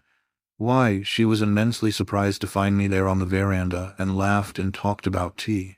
And yet she had this little note in her hand, therefore she must have known that I was sitting there. So why was she surprised? Ha ha ha! He pulled the note out and kissed it, then paused and reflected. How strange it all is, how strange, he muttered, melancholy enough now. In moments of great joy, he invariably felt a sensation of melancholy come over him. He could not tell why. He looked intently around him, and wondered why he had come here. He was very tired, so he approached the bench and sat down on it. Around him was profound silence. The music in the Vauxhall was over. The park seemed quite empty, though it was not, in reality, later than 11:30. It was a quiet, warm, clear night, a real Petersburg night of early June, but in the dense avenue where he was sitting, it was almost pitch dark. If anyone had come up at this moment and told him that he was in love, passionately in love, he would have rejected the idea with astonishment, and perhaps with irritation. And if anyone had added that Aglaya's note was a love letter, and that it contained an appointment to a lover's rendezvous, he would have blushed with shame for the speaker, and probably have challenged him to a duel. All this would have been perfectly sincere on his part. He had never for a moment entertained the idea of the possibility of this girl loving him, or even of such a thing as himself falling in love with her. The possibility of being loved himself. A man like me, as he put it, he ranked among ridiculous suppositions. It appeared to him that it was simply a joke on Aglaya's part, if there really were anything in it at all, but that seemed to him quite natural. His preoccupation was caused by something different. As to the few words which the general had let slip about Aglaya laughing at everybody, and at himself most of all, he entirely believed them. He did not feel the slightest sensation of offense. On the contrary, he was quite certain that it was as it should be. His whole thoughts were now as to next morning early. He would see her. He would sit by her on that little green bench, and listen to how pistols were loaded, and look at her. He wanted nothing more. The question as to what she might have to say of special interest to himself occurred to him once or twice. He did not doubt, for a moment, that she really had some such subject of conversation in store, but so very little interested in the matter was he that it did not strike him to wonder what it could be. The crunch of gravel on the path suddenly caused him to raise his head. A man, whose face it was difficult to see in the gloom, approached the bench and sat down beside him. The prince peered into his face and recognized the livid features of Rogojin. "I knew you'd be wandering about somewhere here. I didn't have to look for you very long," muttered the latter between his teeth. It was the first time they had met since the encounter on the staircase at the hotel. Painfully surprised as he was at this sudden apparition of Rogojin, the prince, for some little while, was unable to collect his thoughts. Rogojin, evidently, saw and understood the impression he had made, and though he seemed more or less confused at first, yet he began talking with what looked like assumed ease and freedom. However, the prince soon changed his mind on this score, and thought that there was not only no affectation of indifference, but that Rogojin was not even particularly agitated. If there were a little apparent awkwardness, it was only in his words and gestures. The man could not change his heart. "How did you find me here?" asked the prince for the sake of saying something. "Keller told me I found him at your place, that you were in the park." "Of course he is," I thought. "Why so?" asked the prince uneasily. Rogojin smiled but did not explain. "I received your letter, Lev Nikolaevich. What's the good of all that?" "It's no use, you know. I've come to you from her. She bade me tell you that she must see you. She has something to say to you. She told me to find you today. I'll come tomorrow. Now I'm going home. Are you coming to my house?" "Why should I? I've given you the message. Goodbye. Won't you come?" asked the prince in a gentle voice. "What an extraordinary man you are. I wonder at you." Rogojin laughed sarcastically. "Why do you hate me so?" asked the prince sadly. You know yourself that all you suspected is quite unfounded. I felt you were still angry with me, though. Do you know why? Because you tried to kill me. That's why you can't shake off your wrath against me. I tell you that I only remember the Parfen Rogojin with whom I exchanged crosses and vowed brotherhood. I wrote you this in yesterday's letter, in order that you might forget all that madness on your part, and that you might not feel called to talk about it when we met. Why do you avoid me? Why do you hold your hand back from me? I tell you again, I consider all that has passed a delirium, an insane dream. I can understand all you did, and all you felt that day, as if it were myself. What you were then imagining was not the case, and could never be the case. Why then should there be anger between us? You don't know what anger is, laughed Rogojin, in reply to the prince's heated words. He had moved a pace or two away, and was hiding his hands behind him. No, it is impossible for me to come to your house again, he added slowly. Why? Do you hate me so much as all that? I don't love you, Lev Nikolaevich, and therefore, what would be the use of my coming to see you? You are just like a child. You want a plaything, and it must be taken out and given you, and then you don't know how to work it. You are simply repeating all you said in your letter, and what's the use? Of course I believe every word you say, and I know perfectly well that you neither did or ever can deceive me in any way. And yet, I don't love you. You write that you've forgotten everything, and only remember your brother Parfen, with whom you exchanged crosses, and that you don't remember anything about the Rogojin who aimed a knife at your throat. What do you know about my feelings, eh? Rogojin laughed disagreeably. Here you are holding out your brotherly forgiveness to me for a thing that I have perhaps never repented of in the slightest degree. I did not think of it again all that evening. All my thoughts were centered on something else. Not think of it again? Of course you didn't, cried the prince. And I dare swear that you came straight away down here to Pavlovsk to listen to the music and dog her about in the crowd and stare at her, just as you did today. There's nothing surprising in that. If you hadn't been in that condition of mind that you could think of nothing but one subject, you would, probably, never have raised your knife against me. I had a presentiment of what you would do, that day, ever since I saw you first in the morning. Do you know yourself what you looked like? I knew you would try to murder me even at the very moment when we exchanged crosses. What did you take me to your mother for? Did you think to stay your hand by doing so? Perhaps you did not put your thoughts into words, but you and I were thinking the same thing, or feeling the same thing looming over us at the same moment. What should you think of me now if you had not raised your knife to me, the knife which God averted from my throat? I would have been guilty of suspecting you all the same, and you would have intended the murder all the same. Therefore we should have been mutually guilty in any case. Come, don't frown. You needn't laugh at me either. You say you haven't repented. Repented? You probably couldn't if you were to try. You dislike me too much for that. Why, if I were an angel of light, and as innocent before you as a babe, you would still loathe me if you believed that she loved me instead of loving yourself. That's jealousy. That is the real jealousy. But do you know what I have been thinking out during this last week, Parfen? I'll tell you. What if she loves you now better than anyone? And what if she torments you because she loves you, and in proportion to her love for you, so she torments you the more? She won't tell you this, of course. You must have eyes to see. Why do you suppose she consents to marry you? She must have a reason, and that reason she will tell you some day. Some women desire the kind of love you give her, and she is probably one of these. Your love and your wild nature impress her. Do you know that a woman is capable of driving a man crazy almost, with her cruelties and mockeries, and feels not one single pang of regret, because she looks at him and says to herself, "There, I'll torment this man nearly into his grave, and then, oh, how I'll compensate him for it all with my love." Rogojin listened to the end, and then burst out laughing. "Why, Prince, I declare you must have had a taste of this sort of thing yourself, haven't you? I have heard tell of something of the kind, you know. Is it true?" "What? What can you have heard?" said the prince, stammering. Rogojin continued to laugh loudly. He had listened to the prince's speech with curiosity and some satisfaction. The speaker's impulsive warmth had surprised and even comforted him. "Why, I've not only heard of it. I see it for myself," he said. "When have you ever spoken like that before? It wasn't like yourself, Prince.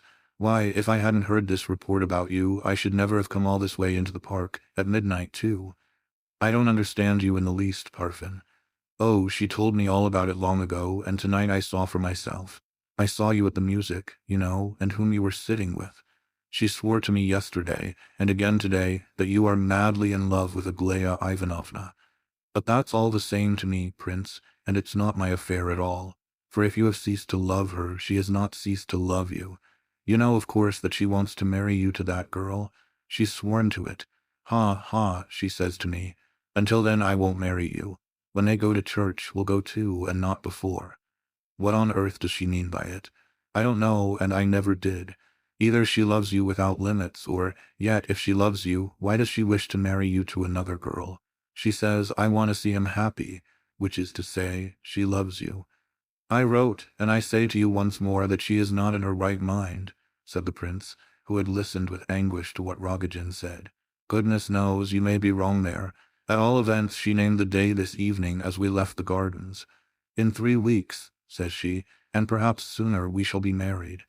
She swore to it, took off her cross, and kissed it. So it all depends upon you now, Prince, you see. Ha ha. That's all madness. What you say about me, Parfin, never can and never will be. Tomorrow I shall come and see you. How can she be mad, Rogojin interrupted, when she is sane enough for other people and only mad for you? How can she write letters to her if she's mad? If she were insane, they would observe it in her letters. What letters? Said the prince, alarmed. She writes to her and the girl reads the letters. Haven't you heard? You are sure to hear. She's sure to show you the letters herself. I won't believe this, cried the prince. Why, Prince, you've only gone a few steps along this road, I perceive. You are evidently a mere beginner. Wait a bit.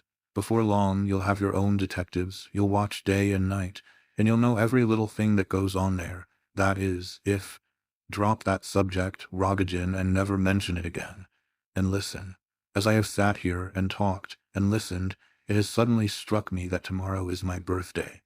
It must be about 12 o'clock now. Come home with me, do, and we'll see the day in. We'll have some wine, and you shall wish me. I don't know what, but you, especially you, must wish me a good wish, and I shall wish you full happiness in return. Otherwise, hand me my cross back again. You didn't return it to me next day. Haven't you got it on now? Yes, I have, said Rogojin. Come along, then. I don't wish to meet my new year without you, my new life, I should say, for a new life is beginning for me. Did you know, Parfin, that a new life had begun for me? I see for myself that it is so, and I shall tell her. But you are not quite yourself, Lev Nikolaevich. The prince observed with great surprise, as he approached his villa, accompanied by Rogojin, that a large number of people were assembled on his veranda, which was brilliantly lighted up. The company seemed merry and were noisily laughing and talking, even quarreling, to judge from the sounds. At all events, they were clearly enjoying themselves, and the prince observed further on closer investigation that all had been drinking champagne. To judge from the lively condition of some of the party, it was to be supposed that a considerable quantity of champagne had been consumed already. All the guests were known to the prince, but the curious part of the matter was that they had all arrived on the same evening, as though with one accord, although he had only himself recollected the fact that it was his birthday a few moments since. You must have told somebody you were going to trot out the champagne, and that's why they are all come, muttered Rogojin, as the two entered the veranda. We know all about that. You've only to whistle and they come up in shoals, he continued, almost angrily. He was doubtless thinking of his own late experiences with his boon companions. All surrounded the prince with exclamations of welcome, and on hearing that it was his birthday, with cries of congratulation and delight. Many of them were very noisy. The presence of certain of those in the room surprised the prince vastly, but the guest whose advent filled him with the greatest wonder, almost amounting to alarm, was Evgeny Pavlovitch. The prince could not believe his eyes when he beheld the latter, and could not help thinking that something was wrong.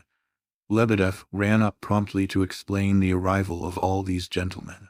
He was himself somewhat intoxicated, but the prince gathered from his long-winded periods that the party had assembled quite naturally and accidentally. First of all, Hippolyte had arrived early in the evening, and feeling decidedly better, had determined to await the prince on the veranda. There Lebedev had joined him, and his household had followed, that is, his daughters and General Ivolgin. Burdovsky had brought Hippolyte and stayed on with him. Gania and Titsyn had dropped in accidentally later on. Then came Keller, and he and Kolya insisted on having champagne. Evgeny Pavlovich had only dropped in half an hour or so ago. Lebedev had served the champagne readily. "My own though, Prince, my own, mind," he said. "And there'll be some supper later on. My daughter is getting it ready now. Come and sit down, Prince. We are all waiting for you. We want you with us.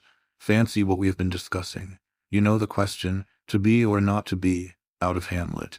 A contemporary theme, quite up to date. Mr. Hippolyte has been eloquent to a degree. He won't go to bed, but he has only drunk a little champagne, and that can't do him any harm. Come along, Prince, and settle the question. Everyone is waiting for you, sighing for the light of your luminous intelligence." The prince noticed the sweet, welcoming look on Vera Lebedev's face as she made her way towards him through the crowd. He held out his hand to her. She took it, blushing with delight, and wished him a happy life from that day forward. Then she ran off to the kitchen, where her presence was necessary to help in the preparations for supper. Before the prince's arrival, she had spent some time on the terrace, listening eagerly to the conversation.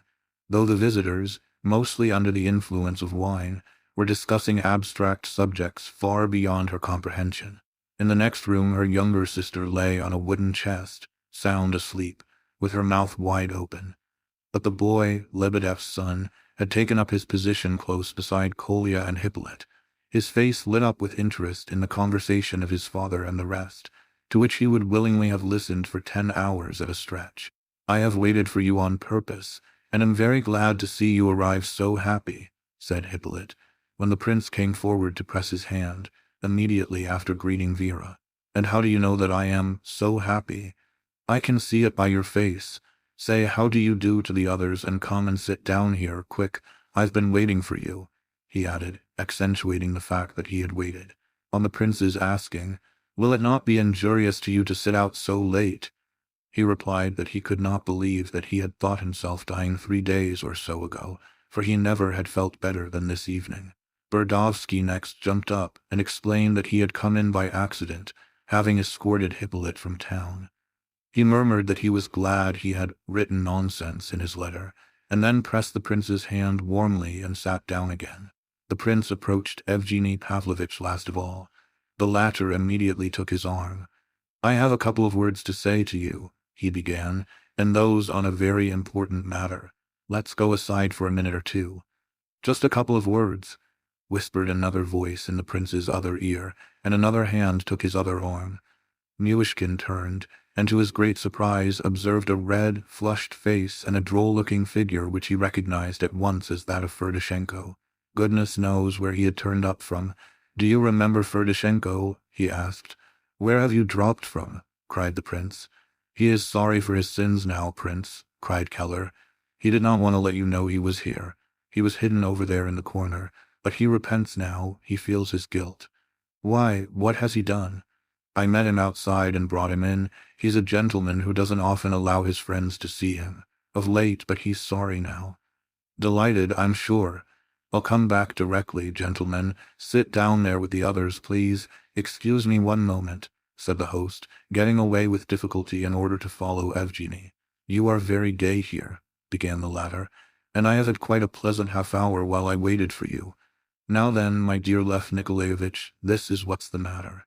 I've arranged it all with Molosov, and have just come in to relieve your mind on that score. You need be under no apprehensions. He was very sensible, as he should be, of course, for I think he was entirely to blame himself." "What Molosov?" "The young fellow whose arms you held, don't you know? He was so wild with you that he was going to send a friend to you tomorrow morning." "What nonsense!" "Of course it is nonsense, and in nonsense it would have ended, doubtless. But you know these fellows, they— Excuse me, but I think you must have something else that you wish to speak about, Evgeny Pavlovich." "Of course I have," said the other, laughing. "You see, my dear fellow, tomorrow, very early in the morning, I must be off to town about this unfortunate business. My uncle, you know. Just imagine, my dear sir, it is all true, word for word. And of course, everybody knew it excepting myself. All this has been such a blow to me that I have not managed to call in at the Epinchins. Tomorrow I shall not see them either, because I shall be in town. I may not be here for 3 days or more. In a word, my affairs are a little out of gear.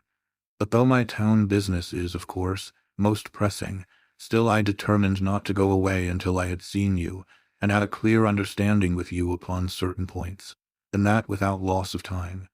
I will wait now, if you will allow me, until the company departs. I may just as well, for I have nowhere else to go to, and I shall certainly not do any sleeping tonight. I'm far too excited. And finally, I must confess that, though I know it is bad form to pursue a man in this way, I have come to beg your friendship, my dear prince. You are an unusual sort of a person. You don't lie at every step, as some men do. In fact, you don't lie at all, and there is a matter in which I need a true and sincere friend, for I really may claim to be among the number of bona fide unfortunates just now. He laughed again. But the trouble is, said the prince, after a slight pause for reflection, that goodness only knows when this party will break up. Hadn't we better stroll into the park? I'll excuse myself. There's no danger of their going away. No, no. I have my reasons for wishing them not to suspect us of being engaged in any specially important conversation. There are gentry present who are a little too much interested in us. You are not aware of that, perhaps, Prince. It will be a great deal better if they see that we are friendly just in an ordinary way. They'll all go in a couple of hours, and then I'll ask you to give me 20 minutes, half an hour at most. By all means, I assure you I am delighted. You need not have entered into all these explanations. As for your remarks about friendship with me, thanks, very much indeed. You must excuse my being a little absent this evening. Do you know I cannot somehow be attentive to anything just now? I see, said Evgeny, smiling gently. His mirth seemed very near the surface this evening. What do you see? Said the prince, startled. I don't want you to suspect that I have simply come here to deceive you and pump information out of you, said Evgeny, still smiling, and without making any direct reply to the question. Oh, but I haven't the slightest doubt that you did come to pump me, said the prince, laughing himself at last. And I dare say you are quite prepared to deceive me too, so far as that goes. But what of that? I'm not afraid of you. Besides, you'll hardly believe it, I feel as though I really didn't care a scrap one way or the other, just now. And as you are a capital fellow, I am convinced of that. I dare say we really shall end by being good friends. I like you very much, Evgeny Pavlovitch. I consider you a very good fellow indeed. Well, in any case, you are a most delightful man to have to deal with, be the business what it may, concluded Evgeny. Come along now, I'll drink a glass to your health. I'm charmed to have entered into alliance with you. By the by, he added suddenly, has this young Hippolyte come down to stay with you? Yes. He is not going to die at once, I should think, is he? Why? Oh, I don't know. I've been half an hour here with him, and Hippolyte had been waiting for the prince all this time, and had never ceased looking at him and Evgeny Pavlovitch as they conversed in the corner. He became much excited when they approached the table once more. He was disturbed in his mind, it seemed. Perspiration stood in large drops on his forehead. In his gleaming eyes it was easy to read impatience and agitation.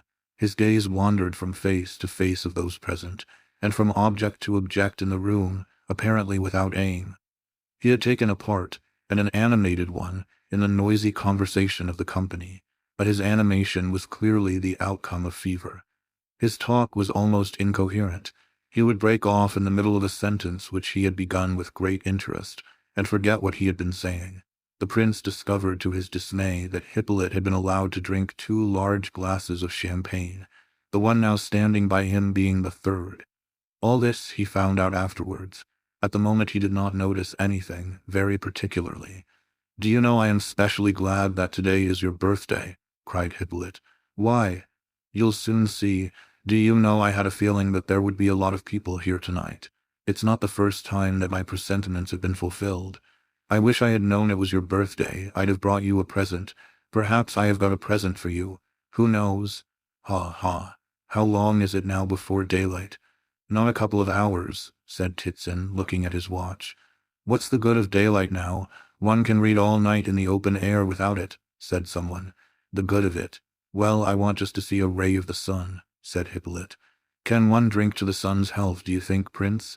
Oh, I dare say one can, but you had better be calm and lie down, Hippolyte. That's much more important. You are always preaching about resting. You are a regular nurse to me, Prince. As soon as the sun begins to resound in the sky, what poet said that? The sun resounded in the sky. It is beautiful, though there's no sense in it. Then we will go to bed. Lebedev, tell me, is the sun the source of life? What does the source or spring of life really mean in the apocalypse? You have heard of the star that is called wormhood, Prince? I have heard that Lebedev explains it as the railroads that cover Europe like a net. Everybody laughed, and Lebedev got up abruptly. No, allow me, that is not what we are discussing, he cried, waving his hand to impose silence. Allow me, with these gentlemen, all these gentlemen, he added, suddenly addressing the prince, on certain points. That is, he thumped the table repeatedly, and the laughter increased. Lebedev was in his usual evening condition, and had just ended a long and scientific argument, which had left him excited and irritable. On such occasions he was apt to evince a supreme contempt for his opponents. It is not right. Half an hour ago, Prince, it was agreed among us that no one should interrupt, no one should laugh, that each person was to express his thoughts freely. And then at the end, when everyone had spoken, objections might be made, even by the atheists. We chose the general as president. Now without some such rule and order, anyone might be shouted down, even in the loftiest and most profound thought. Go on, nobody is going to interrupt you, cried several voices. Speak, but keep to the point. What is this star? Asked another. I have no idea, replied General Ivolgin, who presided with much gravity. I love these arguments, Prince, said Keller, also more than half intoxicated, moving restlessly in his chair. Scientific and political. Then, turning suddenly towards Evgeny Pavlovitch, who was seated near him. Do you know, I simply adore reading the accounts of the debates in the English Parliament. Not that the discussions themselves interest me. I am not a politician, you know, but it delights me to see how they address each other, the noble lord who agrees with me, my honorable opponent who astonished Europe with his proposal, the noble viscount sitting opposite. All these expressions, all this parliamentarism of a free people, has an enormous attraction for me. It fascinates me, Prince. I have always been an artist in the depths of my soul, I assure you, Evgeny Pavlovitch. Do you mean to say, cried Gania from the other corner, do you mean to say that railways are accursed inventions, that they are a source of ruin to humanity, a poison poured upon the earth to corrupt the springs of life? Gavrila Ardalionovitch was in high spirits that evening, and it seemed to the prince that his gaiety was mingled with triumph. Of course he was only joking with Lebedev, meaning to egg him on, but he grew excited himself at the same time. Not the railways, oh dear, no, replied Lebedev, with a mixture of violent anger and extreme enjoyment. Considered alone, the railways will not pollute the springs of life, but as a whole they are accursed. The whole tendency of our latest centuries, in its scientific and materialistic aspect, is most probably accursed. Is it certainly accursed? Or do you only mean it might be? That is an important point, said Evgeny Pavlovitch. It is accursed, certainly accursed, replied the clerk vehemently. Don't go so fast, Lebedev. You are much milder in the morning, said Titsin, smiling. But on the other hand, more frank in the evening.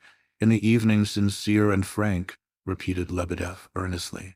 More candid, more exact, more honest, more honorable, and, although I may show you my weak side, I challenge you all, you atheists, for instance. How are you going to save the world?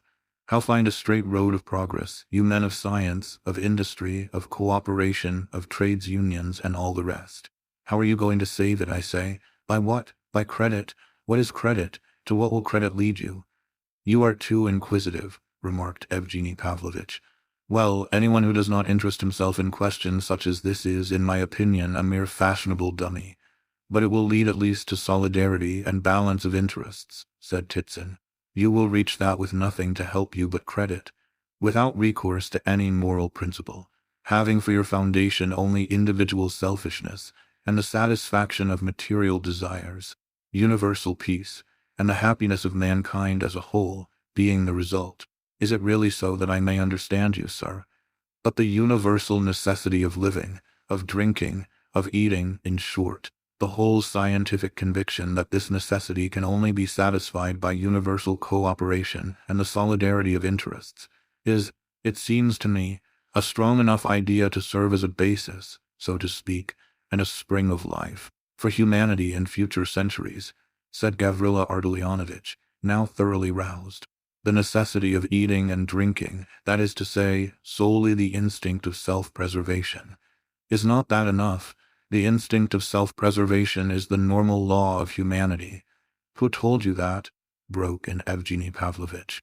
It is a law, doubtless, but a law neither more nor less normal than that of destruction, even self-destruction. Is it possible that the whole normal law of humanity is contained in this sentiment of self-preservation? Ah, cried Hippolyte, turning towards Evgeny Pavlovitch and looking at him with a queer sort of curiosity. Then, seeing that Radomsky was laughing, he began to laugh himself, nudged Kolya, who was sitting beside him, with his elbow, and again asked what time it was. He even pulled Kolya's silver watch out of his hand and looked at it eagerly. Then, as if he had forgotten everything, he stretched himself out on the sofa, put his hands behind his head, and looked up at the sky. After a minute or two he got up and came back to the table to listen to Lebedev's outpourings, as the latter passionately commentated on Evgeny Pavlovitch's paradox. That is an artful and traitorous idea, a smart notion, vociferated the clerk, thrown out as an apple of discord. But it is just. You are a scoffer, a man of the world, a cavalry officer, and though not without brains, you do not realize how profound is your thought, nor how true. Yes, the laws of self-preservation and of self-destruction are equally powerful in this world. The devil will hold his empire over humanity until a limit of time which is still unknown. You laugh. You do not believe in the devil. Skepticism as to the devil is a French idea, and it is also a frivolous idea. Do you know who the devil is? Do you know his name? Although you don't know his name, you make a mockery of his form, following the example of Voltaire. You sneer at his hoofs, at his tail, at his horns, all of them the produce of your imagination. In reality, the devil is a great and terrible spirit, with neither hoofs, nor tail, nor horns. It is you who have endowed him with these attributes, but he is not the question just now. How do you know he is not the question now? Cried Hippolyte, laughing hysterically.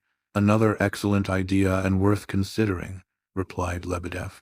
But again, that is not the question. The question at this moment is whether we have not weakened the springs of life by the extension of railways, put in Kolya eagerly. Not railways, properly speaking, presumptuous youth, but the general tendency of which railways may be considered as the outward expression and symbol. We hurry and push and hustle for the good of humanity.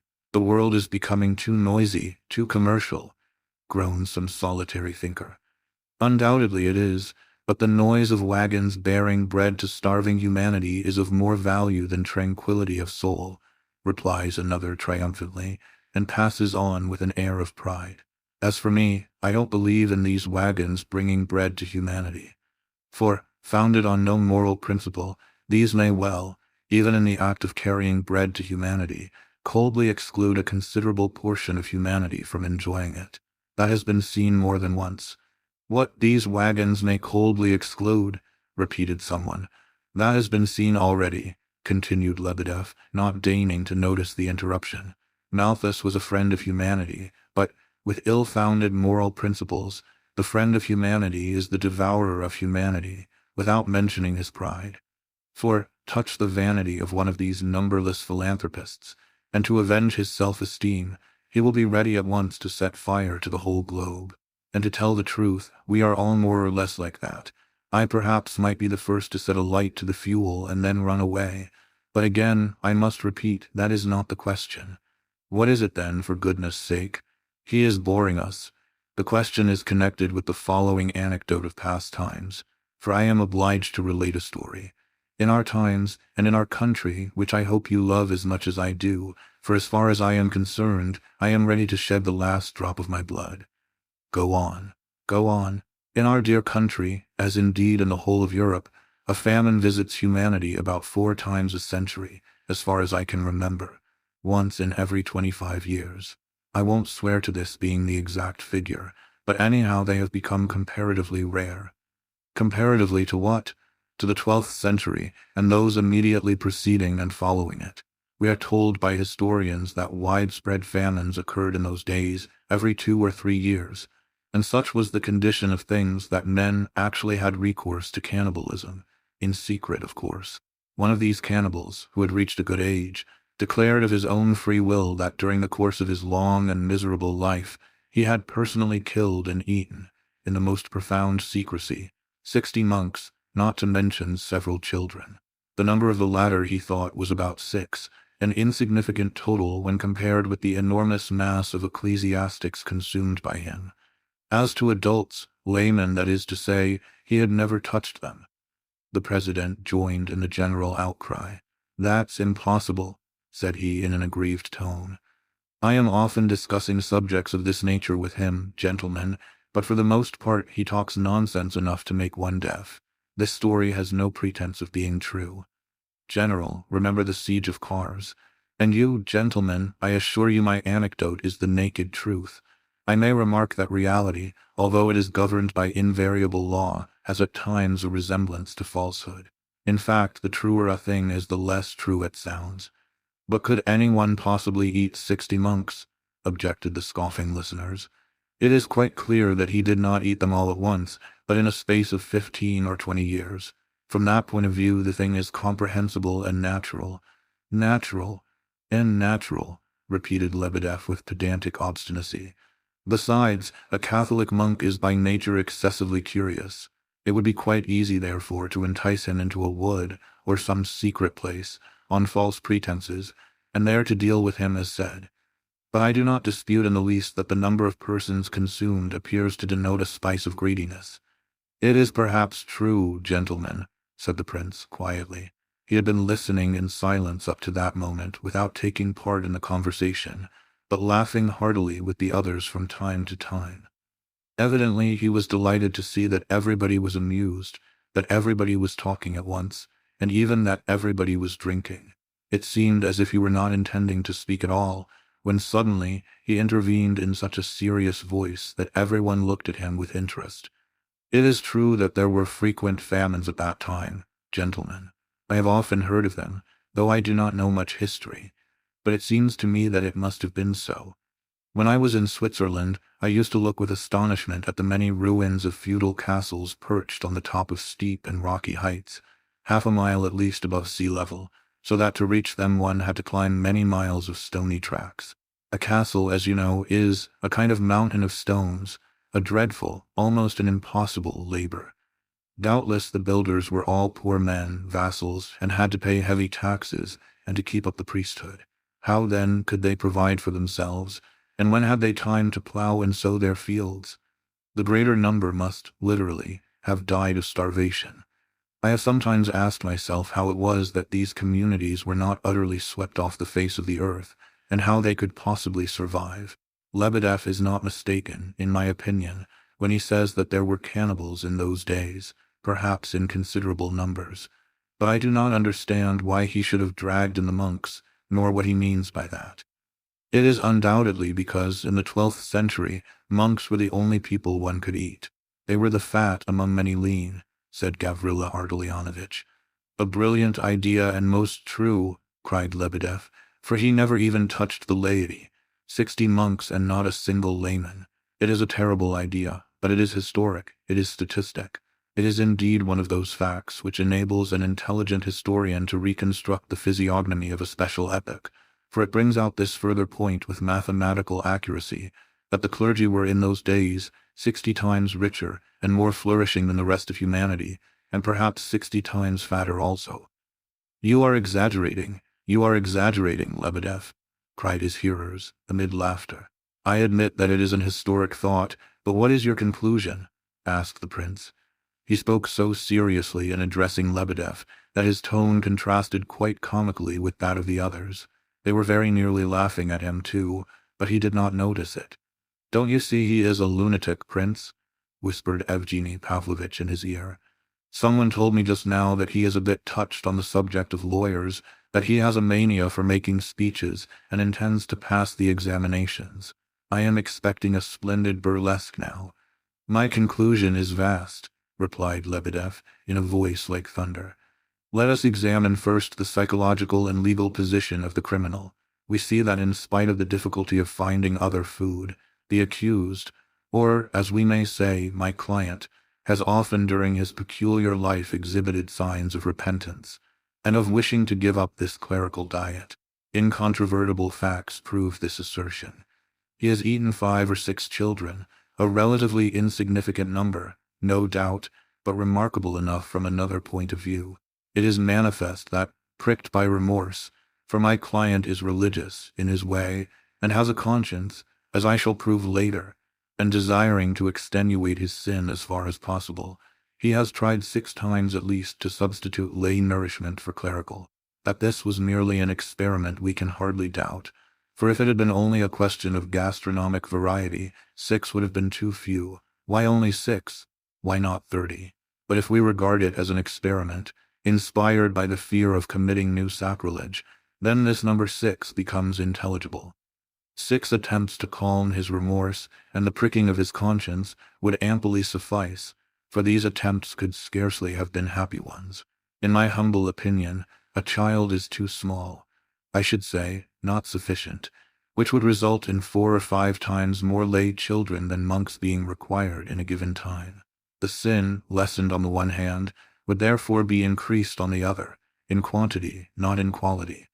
Please understand, gentlemen, that in reasoning thus, I am taking the point of view which might have been taken by a criminal of the Middle Ages. As for myself, a man of the late 19th century, I, of course, should reason differently.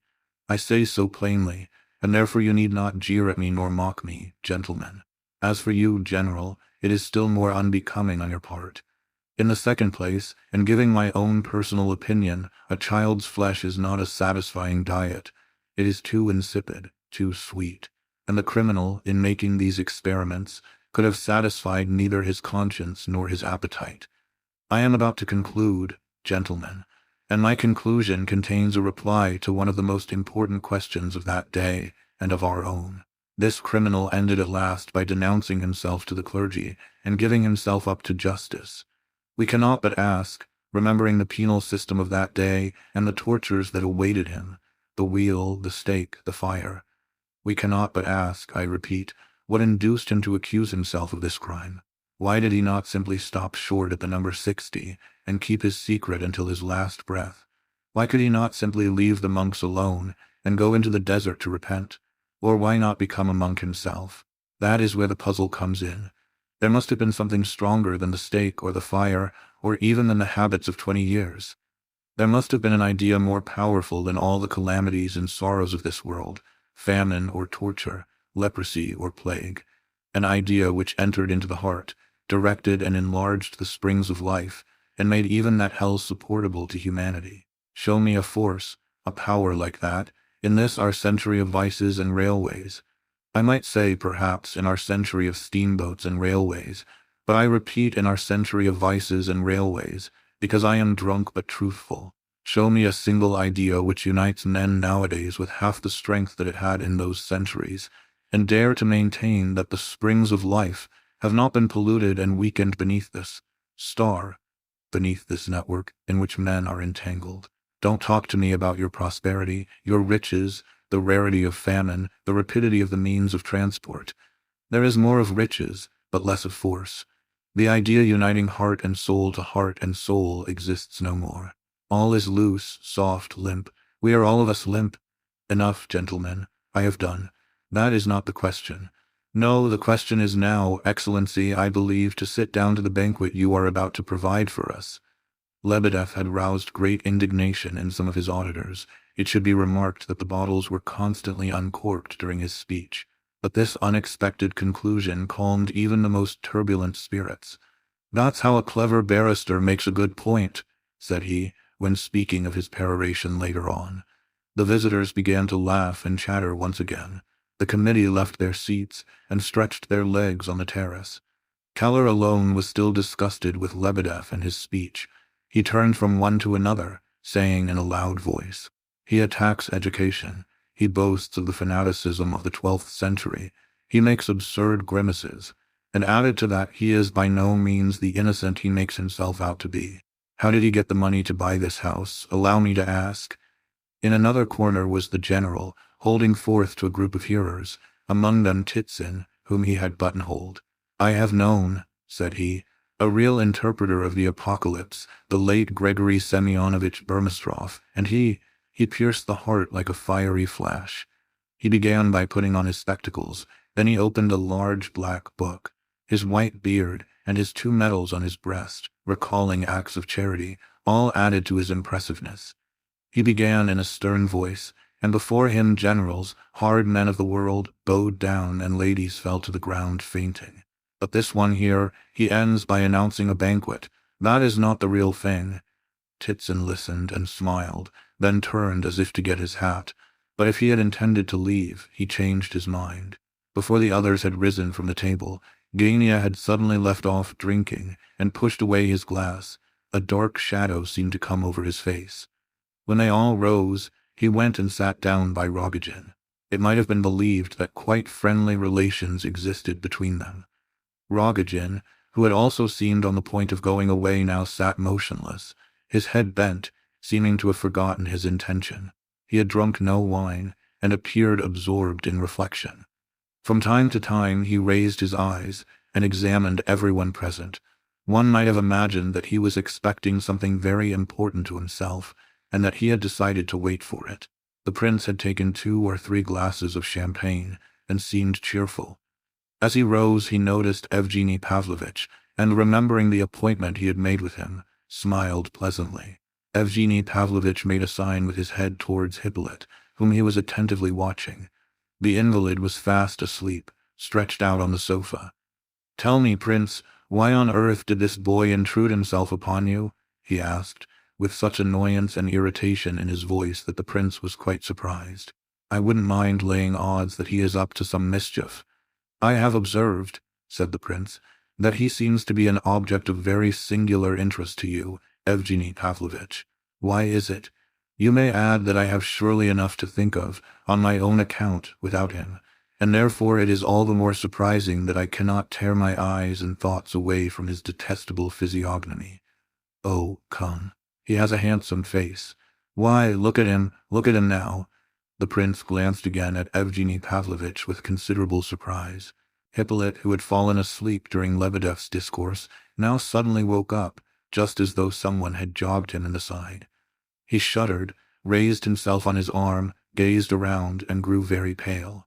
A look almost of terror crossed his face as he recollected. "What, are they all off? Is it all over? Is the sun up?" He trembled and caught at the prince's hand.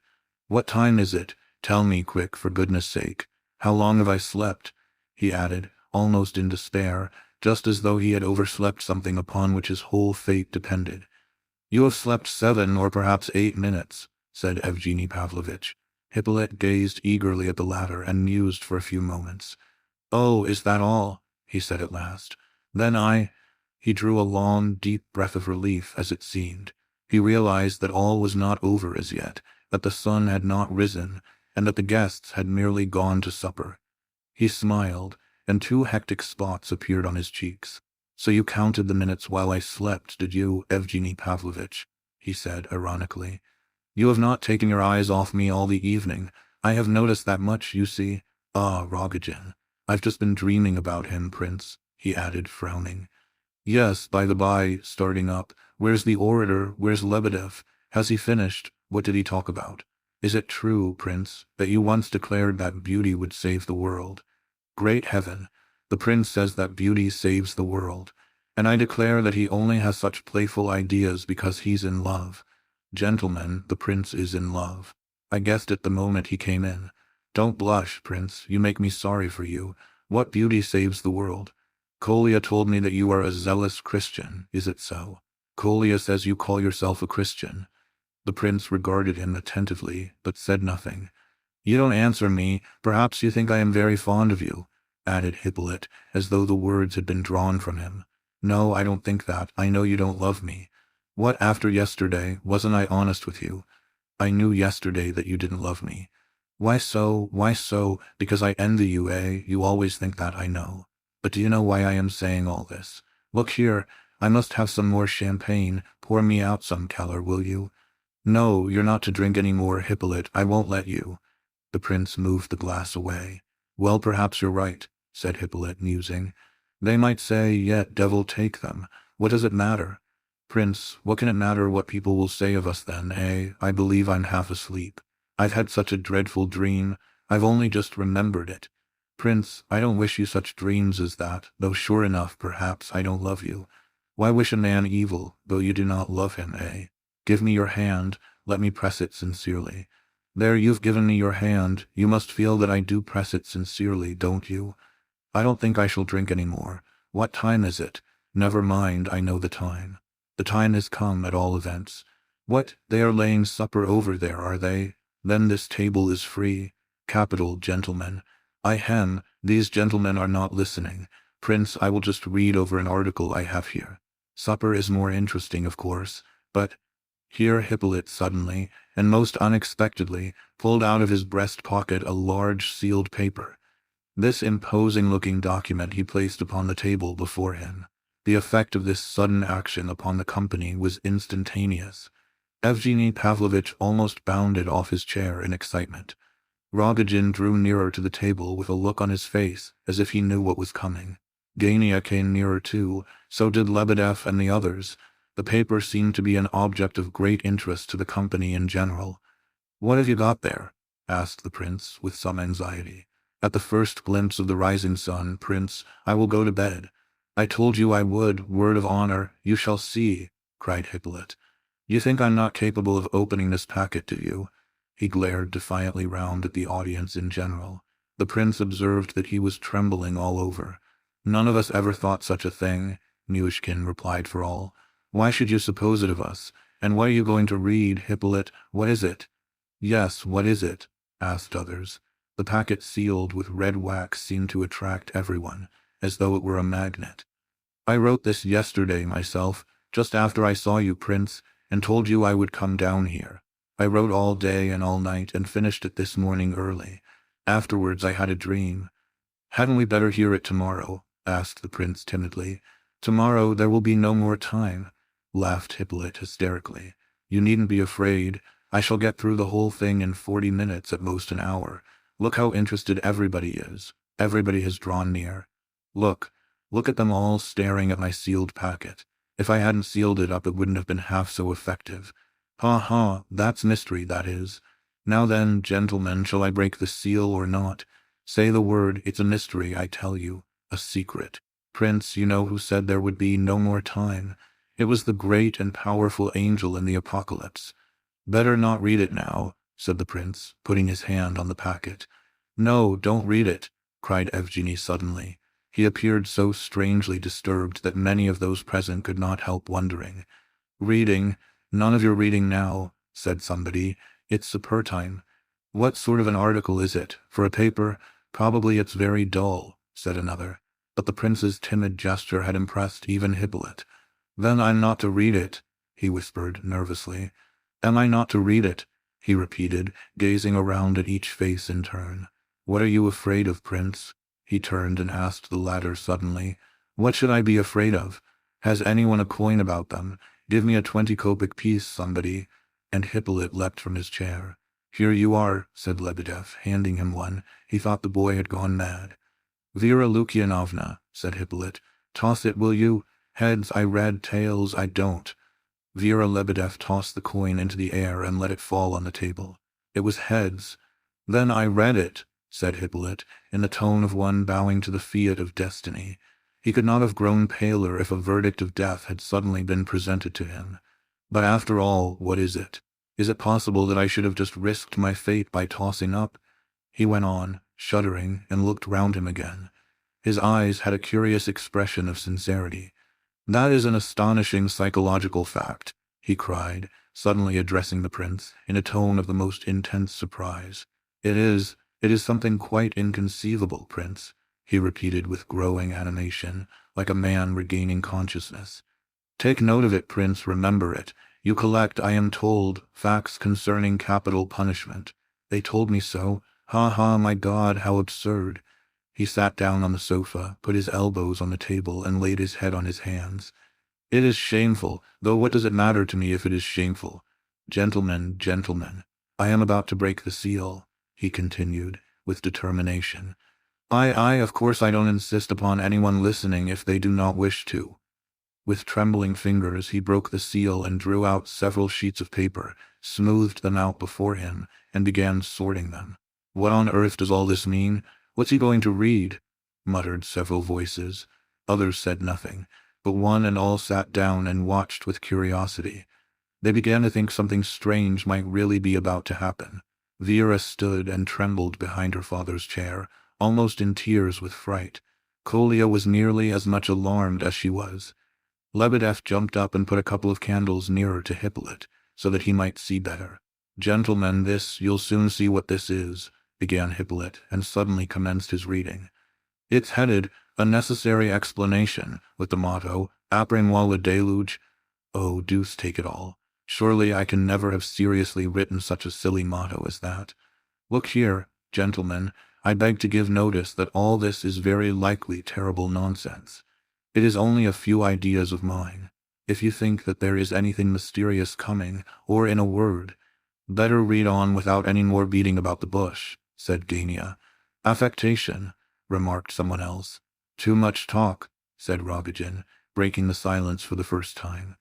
Hippolyte glanced at him suddenly, and when their eyes met, Rogojin showed his teeth in a disagreeable smile, and said the following strange words. That's not the way to settle this business, my friend. That's not the way at all. Of course nobody knew what Rogojin meant by this, but his words made a deep impression upon all. Everyone seemed to see in a flash the same idea. As for Hippolyte, their effect upon him was astounding. He trembled so that the prince was obliged to support him, and would certainly have cried out, but that his voice seemed to have entirely left him for the moment. For a minute or two he could not speak at all, but panted and stared at Rogojin. At last he managed to ejaculate, Then it was you who came, you. Came where? What do you mean? Asked Rogojin, amazed. But Hippolyte, panting and choking with excitement, interrupted him violently. You came to me last week in the night at 2 o'clock, the day I was with you in the morning. Confess it was you. Last week, in the night. Have you gone cracked, my good friend? Hippolyte paused and considered a moment. Then a smile of cunning, almost triumph, crossed his lips. It was you, he murmured, almost in a whisper, but with absolute conviction. Yes, it was you who came to my room and sat silently on a chair at my window for a whole hour. More. It was between 1 and 2 at night. You rose and went out at about 3. It was you. Why you should have frightened me so, why you should have wished to torment me like that, I cannot tell, but you it was. There was absolute hatred in his eyes as he said this, but his look of fear and his trembling had not left him. You shall hear all this directly, gentlemen. Listen. He seized his paper in a desperate hurry. He fidgeted with it and tried to sort it, but for a long while his trembling hands could not collect the sheets together. He is either mad or delirious, murmured Rogojin. At last he began. For the first 5 minutes the reader's voice continued to tremble, and he read disconnectedly and unevenly, but gradually his voice strengthened. Occasionally a violent fit of coughing stopped him, but his animation grew with the progress of the reading, as did also the disagreeable impression which it made upon his audience, until it reached the highest pitch of excitement. Here is the article, my necessary explanation. Après moi le déluge. Yesterday morning the prince came to see me. Among other things he asked me to come down to his villa. I knew he would come and persuade me to this step, and that he would adduce the argument that it would be easier for me to die among people and green trees, as he expressed it. But today he did not say die, he said live. It is pretty much the same to me in my position which he says. When I asked him why he made such a point of his green trees, he told me, to my astonishment, that he had heard that last time I was in Pavlovsk I had said that I had come to have a last look at the trees. When I observed that it was all the same whether one died among trees or in front of a blank brick wall, as here, and that it was not worth making any fuss over a fortnight, he agreed at once. But he insisted that the good air at Pavlovsk and the greenness would certainly cause a physical change for the better, and that my excitement and my dreams would be perhaps relieved. I remarked to him with a smile that he spoke like a materialist, and he answered that he had always been one. As he never tells a lie, there must be something in his words. His smile is a pleasant one. I have had a good look at him. I don't know whether I like him or not, and I have no time to waste over the question. The hatred which I felt for him for 5 months has become considerably modified, I may say, during the last month. Who knows, perhaps I am going to Pavlovsk on purpose to see him. But why do I leave my chamber? Those who are sentenced to death should not leave their cells. If I had not formed a final resolve, but had decided to wait until the last minute, I should not leave my room, or accept his invitation to come and die at Pavlovsk. I must be quick and finish this explanation before tomorrow. I shall have no time to read it over and correct it, for I must read it tomorrow to the prince and 2 or 3 witnesses whom I shall probably find there. As it will be absolutely true, without a touch of falsehood, I am curious to see what impression it will make upon me myself at the moment when I read it out. This is my last and solemn, but why need I call it that? There is no question about the truth of it, for it is not worth while lying for a fortnight. A fortnight of life is not itself worth having, which is a proof that I write nothing here but pure truth. N.B. Let me remember to consider, am I mad at this moment, or not? Or rather at these moments? I have been told that consumptives sometimes do go out of their minds for a while in the last stages of the malady. I can prove this tomorrow when I read it out, by the impression it makes upon the audience. I must settle this question once and for all, otherwise I can't go on with anything. I believe I have just written dreadful nonsense, but there's no time for correcting, as I said before. Besides that, I have made myself a promise not to alter a single word of what I write in this paper, even though I find that I am contradicting myself every 5 lines. I wish to verify the working of the natural logic of my ideas tomorrow during the reading, whether I am capable of detecting logical errors, and whether all that I have meditated over during the last 6 months be true, or nothing but delirium. If 2 months since I had been called upon to leave my room and the view of Mayer's wall opposite, I verily believe I should have been sorry. But now I have no such feeling, and yet I am leaving this room and Mayer's brick wall forever, so that my conclusion that it is not worth while indulging in grief or any other emotion for a fortnight has proved stronger than my very nature, and has taken over the direction of my feelings. But is it so? Is it the case that my nature is conquered entirely? If I were to be put on the rack now, I should certainly cry out. I should not say that it is not worth while to yell and feel pain because I have but a fortnight to live. But is it true that I have but a fortnight of life left to me? I know I told some of my friends that Dr. B had informed me that this was the case, but I now confess that I lied. B has not even seen me. However, a week ago, I called in a medical student, Kislorodov, who is a nationalist, an atheist, and a nihilist by conviction, and that is why I had him. I needed a man who would tell me the bare truth without any humbug or ceremony, and so he did, indeed, almost with pleasure, which I thought was going a little too far. Well, he plunked out that I had about a month left me. It might be a little more, he said, under favorable circumstances, but it might also be considerably less. According to his opinion, I might die quite suddenly, tomorrow, for instance. There had been such cases. Only a day or 2 since a young lady at Kolomna who suffered from consumption, and was about on a par with myself in the march of the disease, was going out to market to buy provisions, when she suddenly felt faint, lay down on the sofa, gasped once, and died. Kislorodov told me all this with a sort of exaggerated devil-may-care negligence, and as though he did me great honor by talking to me so, because it showed that he considered me the same sort of exalted nihilistic being as himself, to whom death was a matter of no consequence whatever, either way. At all events, the fact remained, a month of life and no more, that he is right in his estimation. I am absolutely persuaded. It puzzles me much to think how on earth the prince guessed yesterday that I have had bad dreams. He said to me, "Your excitement and dreams will find relief at Pavlovsk." Why did he say dreams? Either he is a doctor, or else he is a man of exceptional intelligence and wonderful powers of observation. But that he is an idiot, at bottom, there can be no doubt whatever. It so happened that just before he arrived, I had a delightful little dream, one of a kind that I have hundreds of just now. I had fallen asleep about an hour before he came in, and dreamed that I was in some room, not my own. It was a large room, well furnished, with a cupboard, chest of drawers, sofa, and my bed, a fine wide bed covered with a silken counterpane. But I observed in the room a dreadful-looking creature, a sort of monster.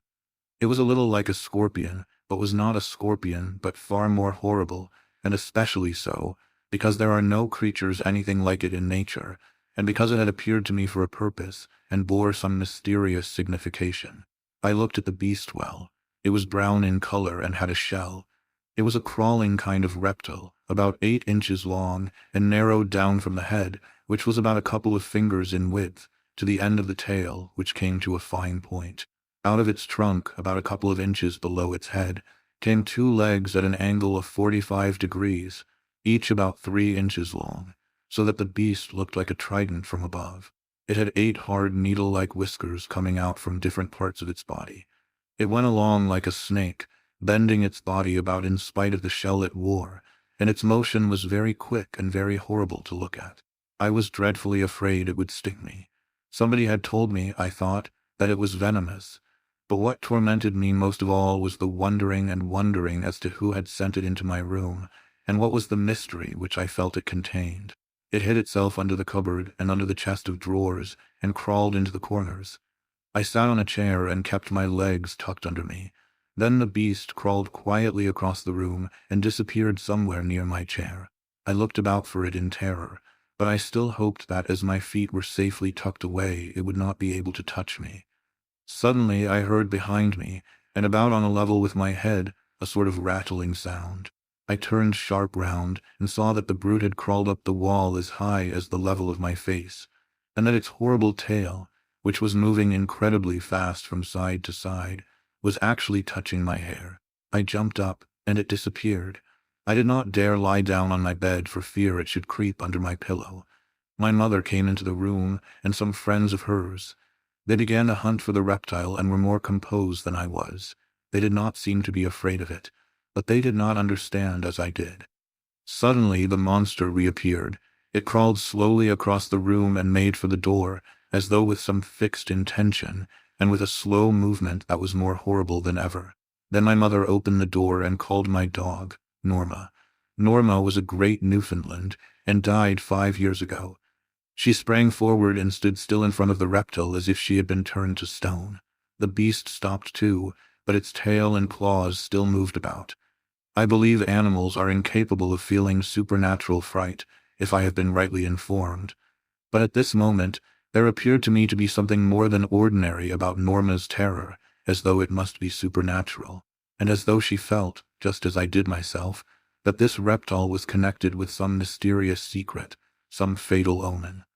Norma backed slowly and carefully away from the brute, which followed her, creeping deliberately after her as though it intended to make a sudden dart and sting her.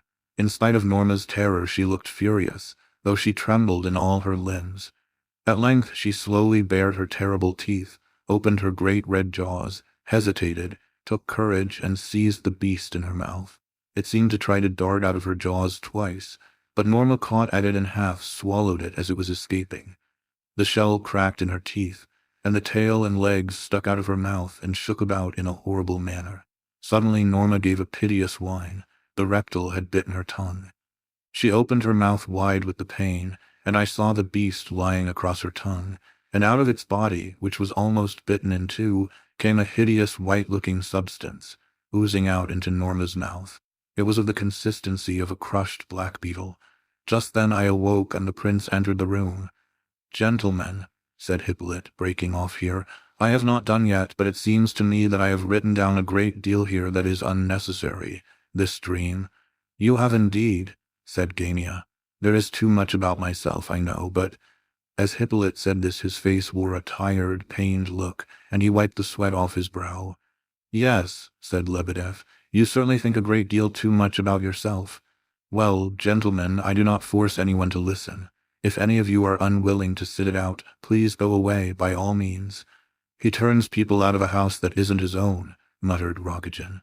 "Suppose we all go away," said Ferdishenko suddenly. Hippolyte clutched his manuscript, and gazing at the last speaker with glittering eyes, said, "You don't like me at all." A few laughed at this, but not all. "Hippolyte," said the prince. "Give me the papers and go to bed like a sensible fellow. We'll have a good talk tomorrow, but you really mustn't go on with this reading. It is not good for you." How can I? How can I?" cried Hippolyte, looking at him in amazement. "Gentlemen, I was a fool. I won't break off again. Listen, everyone who wants to." He gulped down some water out of a glass standing near, bent over the table, in order to hide his face from the audience, and recommenced. "The idea that it is not worth while living for a few weeks took possession of me a month ago, when I was told that I had 4 weeks to live, but only partially so at that time. The idea quite overmastered me 3 days since, that evening at Pavlovsk. The first time that I felt really impressed with this thought was on the terrace at the prince's, at the very moment when I had taken it into my head to make a last trial of life. I wanted to see people and trees. I believe I said so myself. I got excited. I maintained Burdovsky's rights. My neighbor. I dreamt that one and all would open their arms and embrace me, that there would be an indescribable exchange of forgiveness between us all. In a word, I behaved like a fool, and then, at that very same instant, I felt my last conviction. I ask myself now how I could have waited 6 months for that conviction. I knew that I had a disease that spares no one, and I really had no illusions. But the more I realized my condition, the more I clung to life. I wanted to live at any price. I confess I might well have resented that blind, deaf fate, which, with no apparent reason, seemed to have decided to crush me like a fly. But why did I not stop at resentment? Why did I begin to live, knowing that it was not worthwhile to begin? Why did I attempt to do what I knew to be an impossibility? And yet I could not even read a book to the end. I had given up reading. What is the good of reading? What is the good of learning anything for just 6 months? That thought has made me throw aside a book more than once. Yes, that wall of Mayer's could tell a tale if it liked. There was no spot on its dirty surface that I did not know by heart. A cursed wall, and yet it is dearer to me than all the Pavlovsk trees. That is, it would be dearer if it were not all the same to me now. I remember now with what hungry interest I began to watch the lives of other people, interest that I had never felt before. I used to wait for Kolya's arrival impatiently, for I was so ill myself then that I could not leave the house. I so threw myself into every little detail of news, and took so much interest in every report and rumor, that I believe I became a regular gossip. I could not understand, among other things, how all these people, with so much life in and before them, do not become rich, and I don't understand it now. I remember being told of a poor wretch I once knew, who had died of hunger. I was almost beside myself with rage. I believe if I could have resuscitated him, I would have done so for the sole purpose of murdering him. Occasionally I was so much better that I could go out, but the streets used to put me in such a rage that I would lock myself up for days rather than go out, even if I were well enough to do so. I could not bear to see all those preoccupied, anxious-looking creatures continuously surging along the streets past me. Why are they always anxious? What is the meaning of their eternal care and worry? It is their wickedness, their perpetual detestable malice. That's what it is. They are all full of malice. Whose fault is it that they are all miserable, that they don't know how to live, though they have 50 or 60 years of life before them? Why did that fool allow himself to die of hunger with 60 years of unlived life before him? And every one of them shows his rags, his toil-worn hands, and yells in his wrath. Here are we, working like cattle all our lives, and always as hungry as dogs, and there are others who do not work and are fat and rich. The eternal refrain. And side by side with them trots along some wretched fellow who has known better days, doing light porter's work from morn to night for a living, always blubbering and saying that his wife died because he had no money to buy medicine with, and his children dying of cold and hunger, and his eldest daughter gone to the bad, and so on. Oh, I have no pity and no patience for these fools of people. Why can't they be Rothschilds? Whose fault is it that a man has not got millions of money like Rothschild? If he has life, all this must be in his power. Whose fault is it that he does not know how to live his life? Oh, it's all the same to me now. But at that time I would soak my pillow at night with tears of mortification, and tear at my blanket in my rage and fury. Oh, how I longed at that time to be turned out. Me, 18 years old, poor, half-clothed, turned out into the street, quite alone, without lodging, without work, without a crust of bread, without relations, without a single acquaintance, in some large town, hungry, beaten, if you like, but in good health. And then I would show them. What would I show them? Oh, don't think that I have no sense of my own humiliation. I have suffered already in reading so far. Which of you all does not think me a fool at this moment? A young fool who knows nothing of life, forgetting that to live as I have lived these last 6 months is to live longer than gray-haired old men. Well, let them laugh, and say it is all nonsense if they please. They may say it is all fairy tales if they like, and I have spent whole nights telling myself fairy tales. I remember them all, but how can I tell fairy tales now? The time for them is over. They amused me when I found that there was not even time for me to learn the Greek grammar, as I wanted to do. I shall die before I get to the syntax, I thought at the first page, and threw the book under the table. It is there still, for I forbade anyone to pick it up.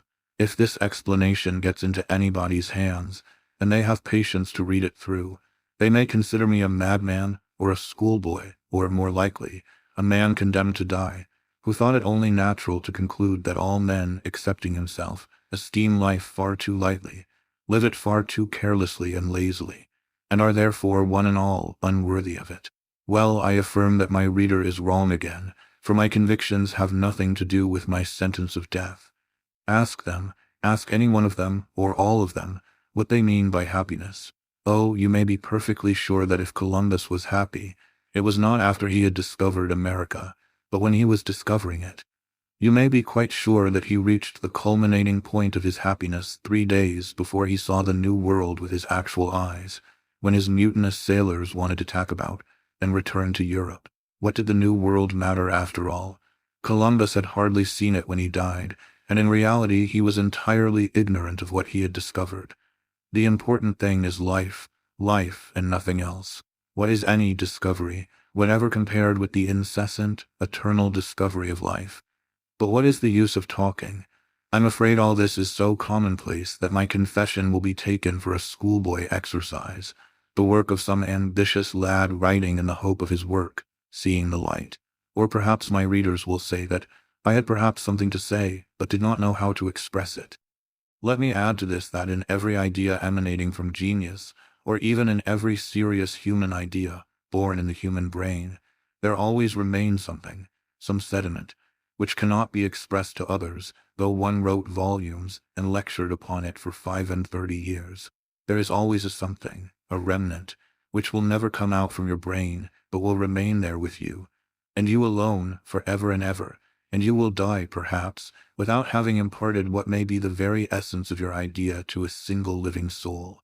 So that if I cannot now impart all that has tormented me for the last 6 months, at all events you will understand that, having reached my last convictions, I must have paid a very dear price for them. That is what I wished, for reasons of my own, to make a point of in this my explanation. But let me resume.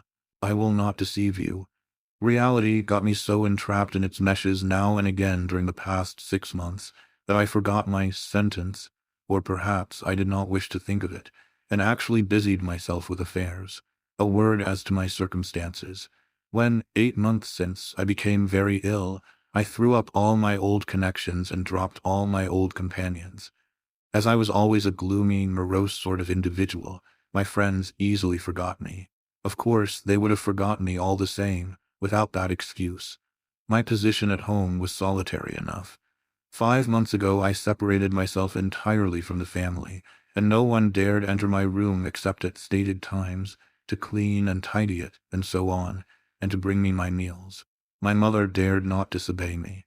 She kept the children quiet, for my sake, and beat them if they dared to make any noise and disturb me. I so often complained of them that I should think they must be very fond indeed of me by this time. I think I must have tormented my faithful Kolya, as I called him, a good deal too. He tormented me of late. I could see that he always bore my tempers as though he had determined to spare the poor invalid. This annoyed me, naturally. He seemed to have taken it into his head to imitate the prince in Christian meekness. Surikov, who lived above us, annoyed me, too. He was so miserably poor, and I used to prove to him that he had no one to blame but himself for his poverty. I used to be so angry that I think I frightened him eventually, for he stopped coming to see me. He was a most meek and humble fellow, was Surikov. N.B. They say that meekness is a great power. I must ask the prince about this, for the expression is his. But I remember one day in March, when I went up to his lodgings to see whether it was true that one of his children had been starved and frozen to death. I began to hold forth to him about his poverty being his own fault, and in the course of my remarks, I accidentally smiled at the corpse of his child. Well, the poor wretch's lips began to tremble, and he caught me by the shoulder and pushed me to the door. "Go out," he said in a whisper. I went out, of course, and I declare I liked it. I liked it at the very moment when I was turned out. But his words filled me with a strange sort of feeling of disdainful pity for him whenever I thought of them, a feeling which I did not in the least desire to entertain. At the very moment of the insult, for I admit that I did insult him, though I did not mean to, this man could not lose his temper. His lips had trembled, but I swear it was not with rage. He had taken me by the arm and said, "Go out," without the least anger. There was dignity, a great deal of dignity about him, and it was so inconsistent with the look of him that, I assure you, it was quite comical. But there was no anger. Perhaps he merely began to despise me at that moment. Since that time he has always taken off his hat to me on the stairs, whenever I met him, which is a thing he never did before. But he always gets away from me as quickly as he can, as though he felt confused. If he did despise me, he despised me meekly, after his own fashion. I dare say he only took his hat off out of fear, as it were, to the son of his creditor, for he always owed my mother money. I thought of having an explanation with him, but I knew that if I did, he would begin to apologize in a minute or two, so I decided to let him alone. Just about that time, that is, the middle of March, I suddenly felt very much better. This continued for a couple of weeks. I used to go out at dusk. I like the dusk, especially in March, when the night frost begins to harden the day's puddles and the gas is burning. Well, one night in the Shestalavichneia, a man passed me with a paper parcel under his arm. I did not take stock of him very carefully, but he seemed to be dressed in some shabby summer dust coat, much too light for the season. When he was opposite the lamp-post, some 10 yards away, I observed something fall out of his pocket. I hurried forward to pick it up, just in time, for an old wretch in a long caftan rushed up too. He did not dispute the matter, but glanced at what was in my hand and disappeared. It was a large, old-fashioned pocketbook, stuffed full, but I guessed, at a glance, that it had anything in the world inside it except money. The owner was now some 40 yards ahead of me, and was very soon lost in the crowd. I ran after him and began calling out, but as I knew nothing to say excepting, "Hey," he did not turn round. Suddenly he turned into the gate of a house to the left, and when I darted in after him, the gateway was so dark that I could see nothing whatever. It was one of those large houses built in small tenements, of which there must have been at least 100. When I entered the yard, I thought I saw a man going along on the far side of it, but it was so dark I could not make out his figure. I crossed to that corner and found a dirty, dark staircase. I heard a man mounting up above me, some way higher than I was, and thinking I should catch him before his door would be opened to him, I rushed after him.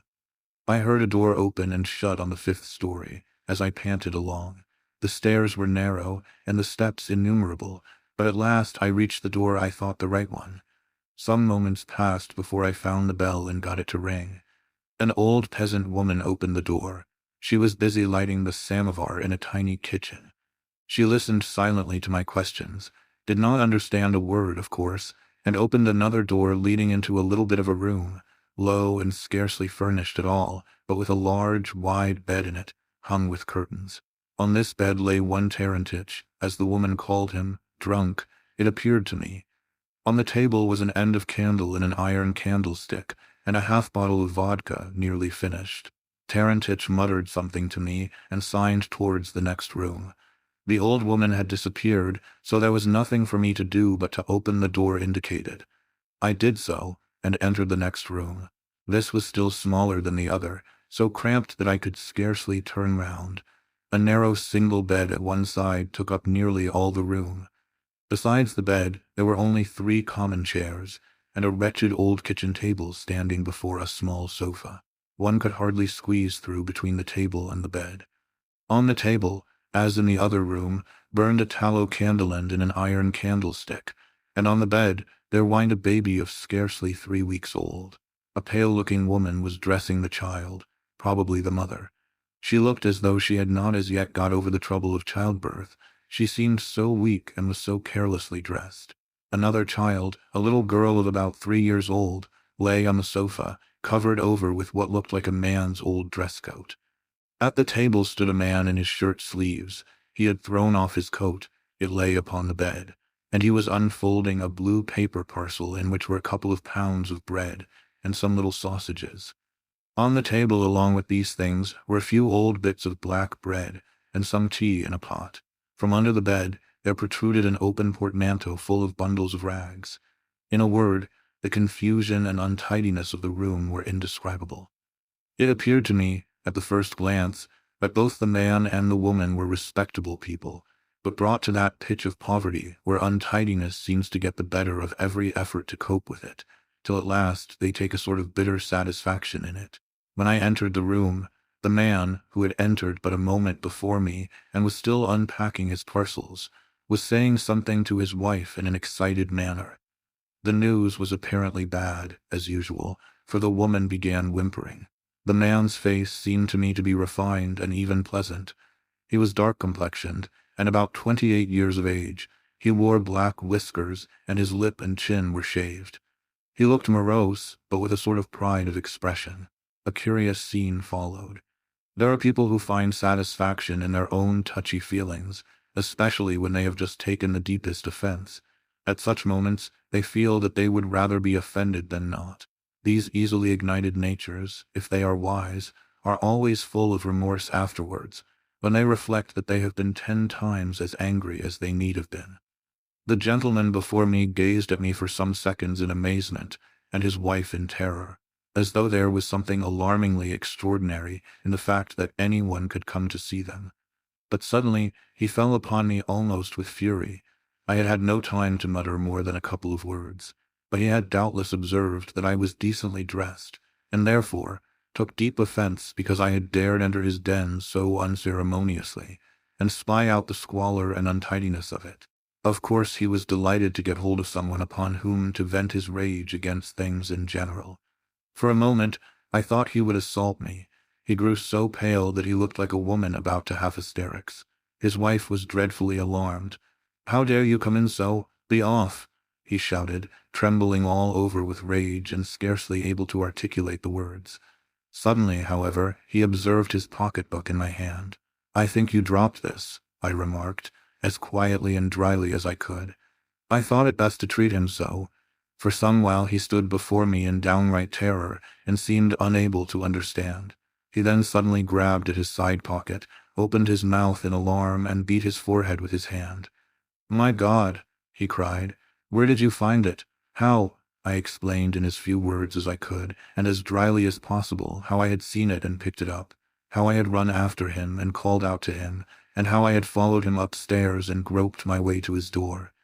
"Gracious heaven!" he cried. "All our papers are in it. My dear sir, you little know what you have done for us. I should have been lost.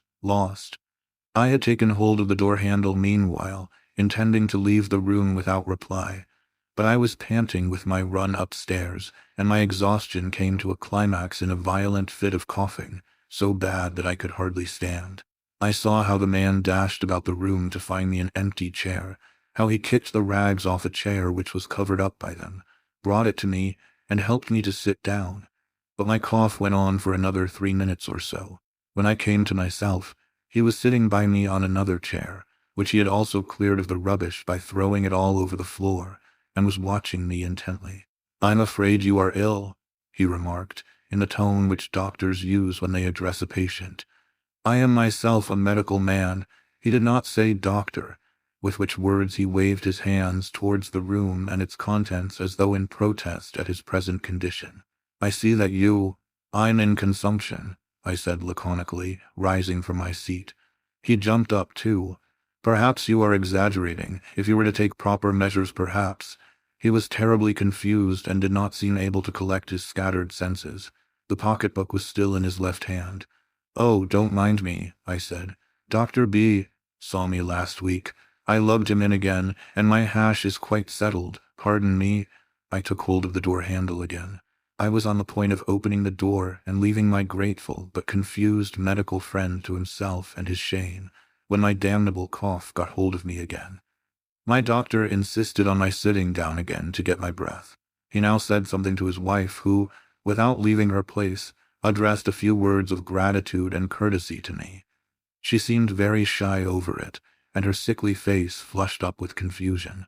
I remained, but with the air of a man who knows he is intruding and is anxious to get away. The doctor's remorse at last seemed to need a vent, I could see. He began, breaking off abruptly every other moment and starting another sentence. I am so very grateful to you, and I am so much to blame in your eyes, I feel sure, you see. He pointed to the room again. At this moment I am in such a position. Oh, I said, there's nothing to see. It's quite a clear case. You've lost your post and have come up to make explanations and get another if you can. How do you know that? He asked in amazement. Oh, it was evident at the first glance, I said ironically, but not intentionally so. There are lots of people who come up from the provinces full of hope and run about town and have to live as best they can. He began to talk at once excitedly and with trembling lips. He began complaining and telling me his story. He interested me, I confess. I sat there nearly an hour. His story was a very ordinary one. He had been a provincial doctor. He had a civil appointment and had no sooner taken it up than intrigues began. Even his wife was dragged into these. He was proud and flew into a passion. There was a change of local government which acted in favor of his opponents. His position was undermined. Complaints were made against him. He lost his post and came up to Petersburg with his last remaining money in order to appeal to higher authorities. Of course, nobody would listen to him for a long time. He would come and tell his story one day and be refused promptly. Another day he would be fed on false promises. Again, he would be treated harshly. Then he would be told to sign some documents. Then he would sign the paper and hand it in, and they would refuse to receive it and tell him to file a formal petition. In a word, he had been driven about from office to office for 5 months and had spent every farthing he had. His wife's last rags had just been pawned, and meanwhile a child had been born to them, and today I have a final refusal to my petition, and I have hardly a crumb of bread left. I have nothing left. My wife has had a baby lately, and He sprang up from his chair and turned away. His wife was crying in the corner. The child had begun to moan again. I pulled out my notebook and began writing in it. When I had finished and rose from my chair, he was standing before me with an expression of alarmed curiosity. I have jotted down your name, I told him, and all the rest of it, the place you served at, the district, the date, and all. I have a friend, Bakhmatov, whose uncle is a counselor of state and has to do with these matters, one Peter Matveyevich Bakhmatov. Peter Matveyevich Bakhmatov, he cried, trembling all over with excitement. Why, nearly everything depends on that very man. It is very curious, this story of the medical man and my visit and the happy termination to which I contributed by accident. Everything fitted in, as in a novel.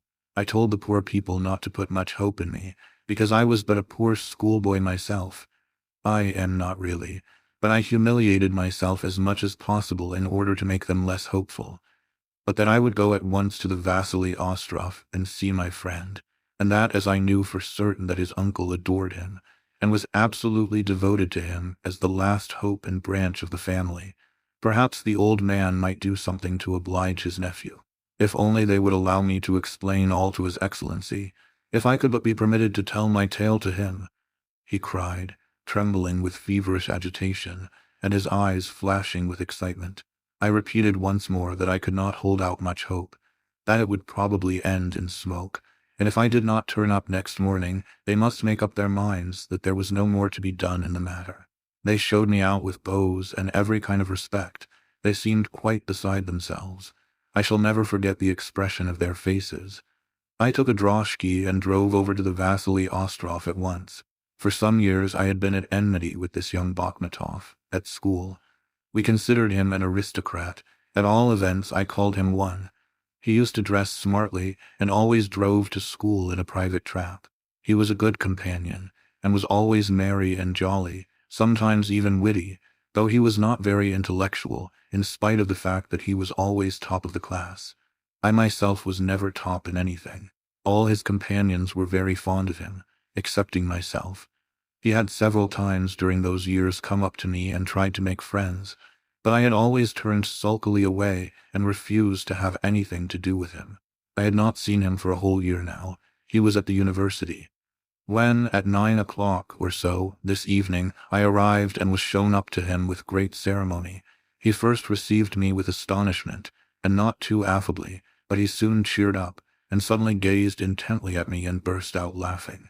"Why, what on earth can have possessed you to come and see me, Tarantief?" he cried, with his usual pleasant, sometimes audacious, but never offensive familiarity, which I liked in reality, but for which I also detested him. "Why, what's the matter?" he cried in alarm. "Are you ill?"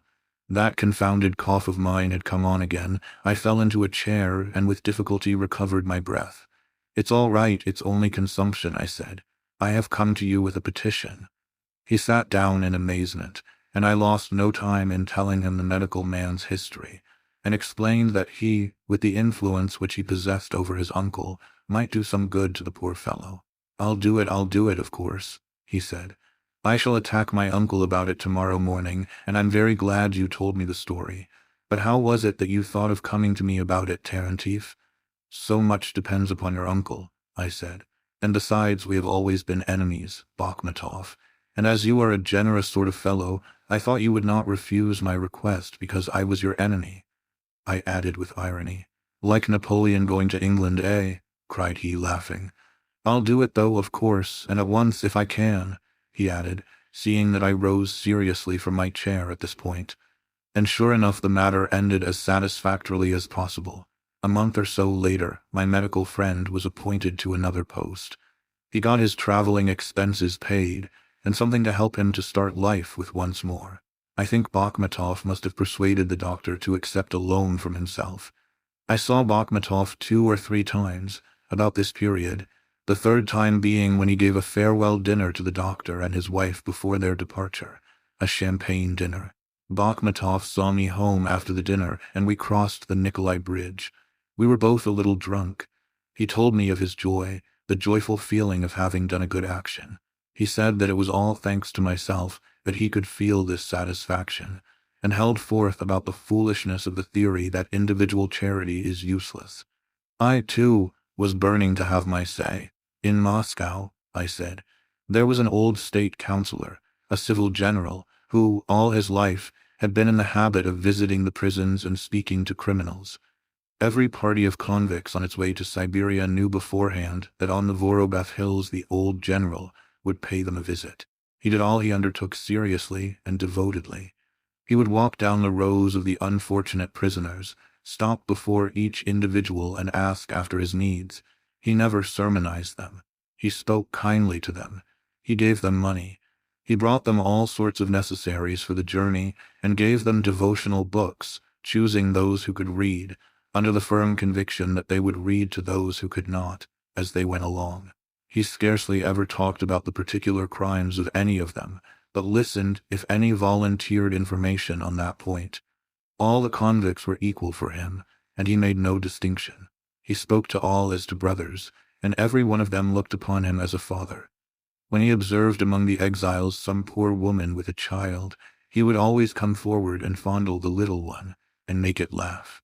He continued these acts of mercy up to his very death, and by that time all the criminals, all over Russia and Siberia, knew him. A man I knew who had been to Siberia and returned told me that he himself had been a witness of how the very most hardened criminals remembered the old general, though in point of fact, he could never, of course, have distributed more than a few pence to each member of a party. Their recollection of him was not sentimental or particularly devoted. Some wretch, for instance, who had been a murderer, cutting the throat of a dozen fellow creatures, for instance, or stabbing 6 little children for his own amusement, there have been such men, would perhaps, without rhyme or reason, suddenly give a sigh and say, "I wonder whether that old general is alive still." although perhaps he had not thought of mentioning him for a dozen years before. How can one say what seed of good may have been dropped into his soul, never to die? I continued in that strain for a long while, pointing out to Bakhmatov how impossible it is to follow up the effects of any isolated good deed one may do, in all its influences and subtle workings upon the heart and after-actions of others. And to think that you are to be cut off from life, remarked Bakhmatov, in a tone of reproach, as though he would like to find someone to pitch into on my account. We were leaning over the balustrade of the bridge, looking into the Neva at this moment. "Do you know what has suddenly come into my head?" said I, suddenly leaning further and further over the rail. "Surely not to throw yourself into the river," cried Bakhmatov in alarm. Perhaps he read my thought in my face. "No, not yet. At present nothing but the following consideration. You see, I have some 2 or 3 months left me to live, perhaps 4. Well, supposing that when I have but a month or 2 more, I take a fancy for some good deed that needs both trouble and time, like this business of our doctor friend, for instance. Why, I shall have to give up the idea of it and take to something else, some little good deed, more within my means. Isn't that an amusing idea?" Poor Bakhmatov was much impressed, painfully so. He took me all the way home, not attempting to console me, but behaving with the greatest delicacy. On taking leave, he pressed my hand warmly and asked permission to come and see me. I replied that if he came to me as a comforter, so to speak, for he would be in that capacity whether he spoke to me in a soothing manner or only kept silence, as I pointed out to him, he would but remind me each time of my approaching death.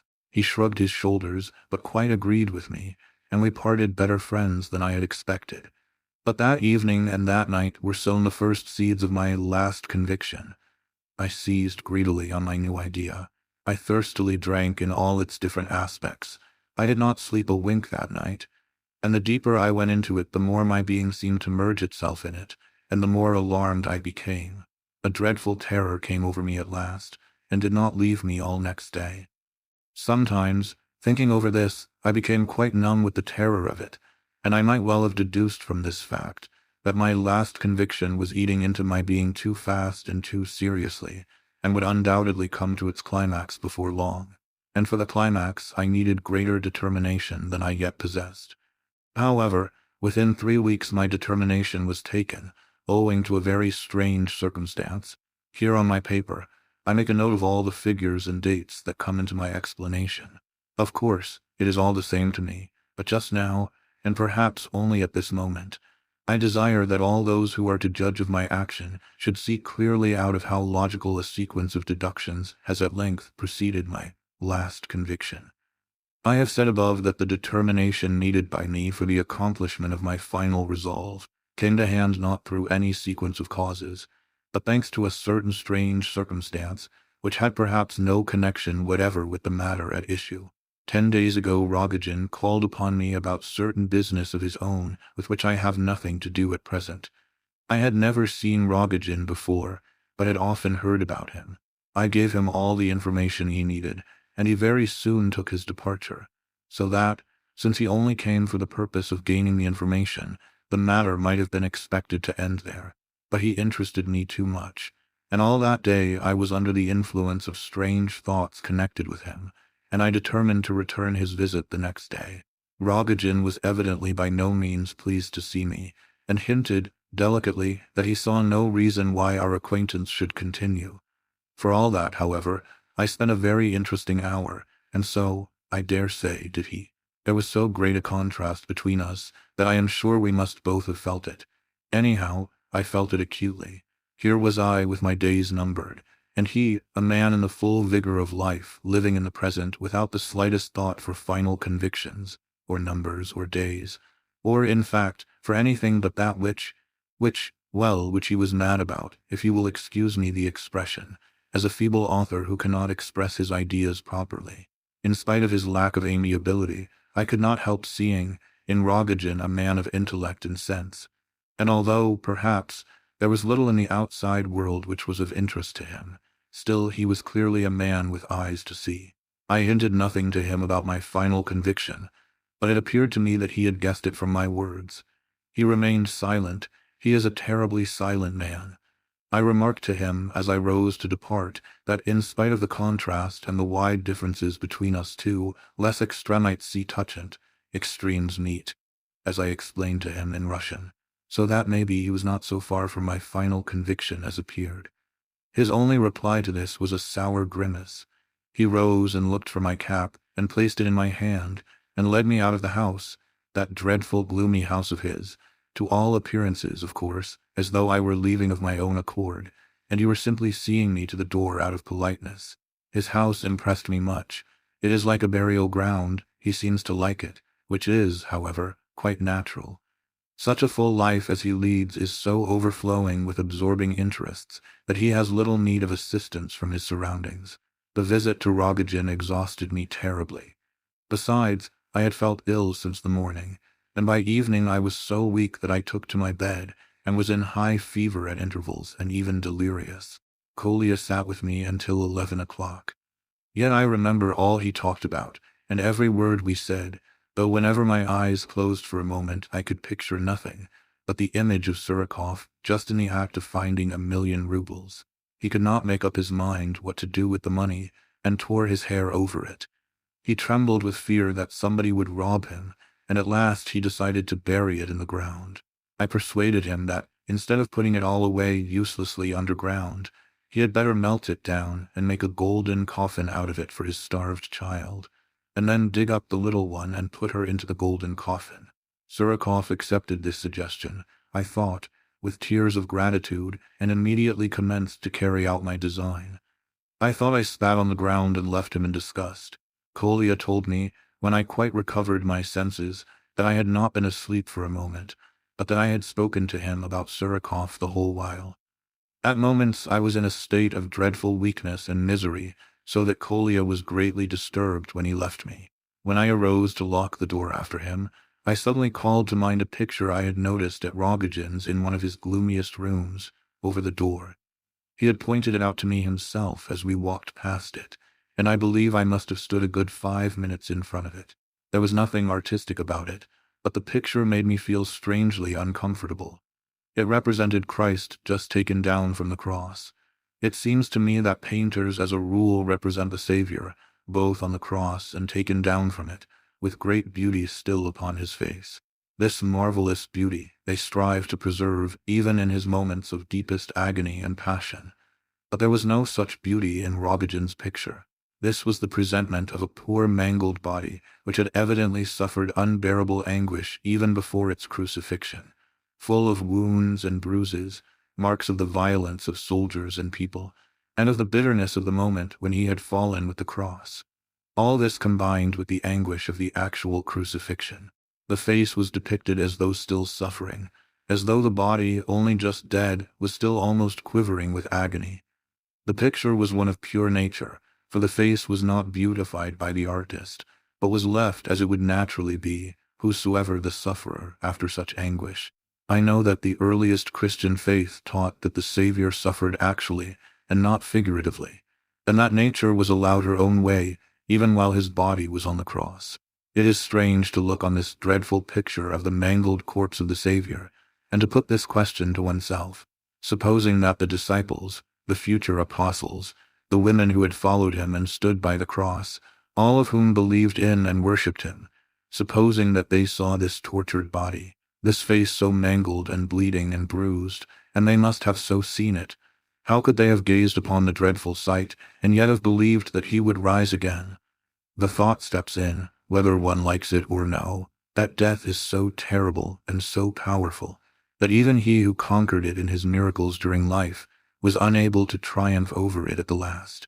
He who called to Lazarus, "Lazarus, come forth," and the dead man lived, he was now himself a prey to nature and death.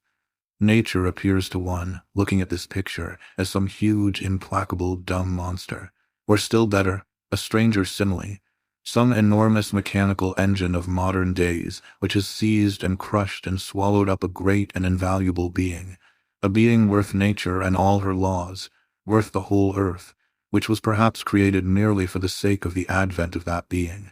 This blind, dumb, implacable, eternal, unreasoning force is well shown in the picture, and the absolute subordination of all men and things to it, is so well expressed that the idea unconsciously arises in the mind of anyone who looks at it.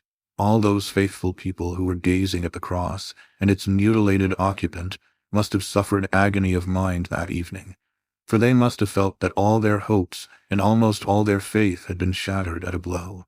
They must have separated in terror and dread that night, though each perhaps carried away with him one great thought which was never eradicated from his mind forever afterwards.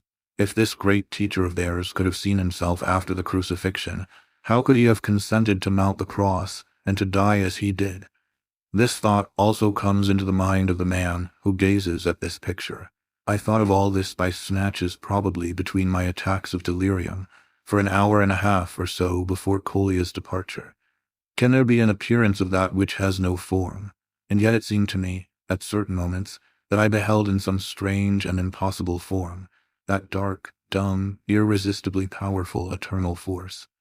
I thought someone led me by the hand and showed me, by the light of a candle, a huge, loathsome insect, which he assured me was that very force, that very almighty, dumb, irresistible power, and laughed at the indignation with which I received this information. In my room they always light the little lamp before my icon for the night. It gives a feeble flicker of light, but it is strong enough to see by dimly, and if you sit just under it, you can even read by it. I think it was about 12 or a little past that night. I had not slept a wink and was lying with my eyes wide open, when suddenly the door opened, and in came Rogojin. He entered and shut the door behind him. Then he silently gazed at me and went quickly to the corner of the room where the lamp was burning and sat down underneath it. I was much surprised and looked at him expectantly. Rogojin only leaned his elbow on the table and silently stared at me. So passed 2 or 3 minutes, and I recollect that his silence hurt and offended me very much. Why did he not speak? That his arrival at this time of night struck me as more or less strange may possibly be the case, but I remember I was by no means amazed at it. On the contrary, though I had not actually told him my thought in the morning, yet I know he understood it. And this thought was of such a character that it would not be anything very remarkable if one were to come for further talk about it at any hour of night, however late. I thought he must have come for this purpose. In the morning we had parted not the best of friends. I remember he looked at me with disagreeable sarcasm once or twice, and this same look I observed in his eyes now, which was the cause of the annoyance I felt. I did not for a moment suspect that I was delirious, and that this Rogojin was but the result of fever and excitement. I had not the slightest idea of such a theory at first. Meanwhile he continued to sit and stare jeeringly at me. I angrily turned round in bed and made up my mind that I would not say a word unless he did, so I rested silently on my pillow, determined to remain dumb if it were to last till morning. I felt resolved that he should speak first. Probably 20 minutes or so passed in this way. Suddenly the idea struck me, what if this is an apparition and not Rogojin himself? Neither during my illness nor at any previous time had I ever seen an apparition. But I had always thought, both when I was a little boy and even now, that if I were to see one I should die on the spot, though I don't believe in ghosts. And yet now, when the idea struck me that this was a ghost and not Rogojin at all, I was not in the least alarmed. Nay, the thought actually irritated me. Strangely enough, the decision of the question as to whether this were a ghost or Rogojin did not, for some reason or other, interest me nearly so much as it ought to have done. I think I began to muse about something altogether different. For instance, I began to wonder why Rogojin, who had been in dressing gown and slippers when I saw him at home, had now put on a dress coat and white waistcoat and tie. I also thought to myself, I remember, if this is a ghost, and I am not afraid of it, why don't I approach it and verify my suspicions? Perhaps I am afraid. And no sooner did this last idea enter my head than an icy blast blew over me. I felt a chill down my backbone and my knees shook. At this very moment, as though divining my thoughts, Rogojin raised his head from his arm and began to part his lips as though he were going to laugh, but he continued to stare at me as persistently as before. I felt so furious with him at this moment that I longed to rush at him. But as I had sworn that he should speak first, I continued to lie still, and the more willingly, as I was still by no means satisfied as to whether it really was Rogojin or not. I cannot remember how long this lasted. I cannot recollect either whether consciousness forsook me at intervals or not. But at last Rogojin rose, staring at me as intently as ever but not smiling any longer, and walking very softly, almost on tiptoes, to the door. He opened it, went out, and shut it behind him. I did not rise from my bed, and I don't know how long I lay with my eyes open, thinking. I don't know what I thought about, nor how I fell asleep or became insensible, but I awoke next morning after 9 o'clock when they knocked at my door. My general orders are that if I don't open the door and call, by 9 o'clock, Matryona is to come and bring my tea. When I now opened the door to her, the thought suddenly struck me. How could he have come in, since the door was locked? I made inquiries and found that Rogojin himself could not possibly have come in, because all our doors were locked for the night. Well, this strange circumstance, which I have described with so much detail, was the ultimate cause which led me to taking my final determination, so that no logic or logical deductions had anything to do with my resolve. It was simply a matter of disgust.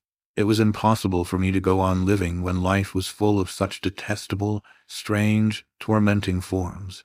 This ghost had humiliated me, nor could I bear to be subordinate to that dark, horrible force which was embodied in the form of the loathsome insect.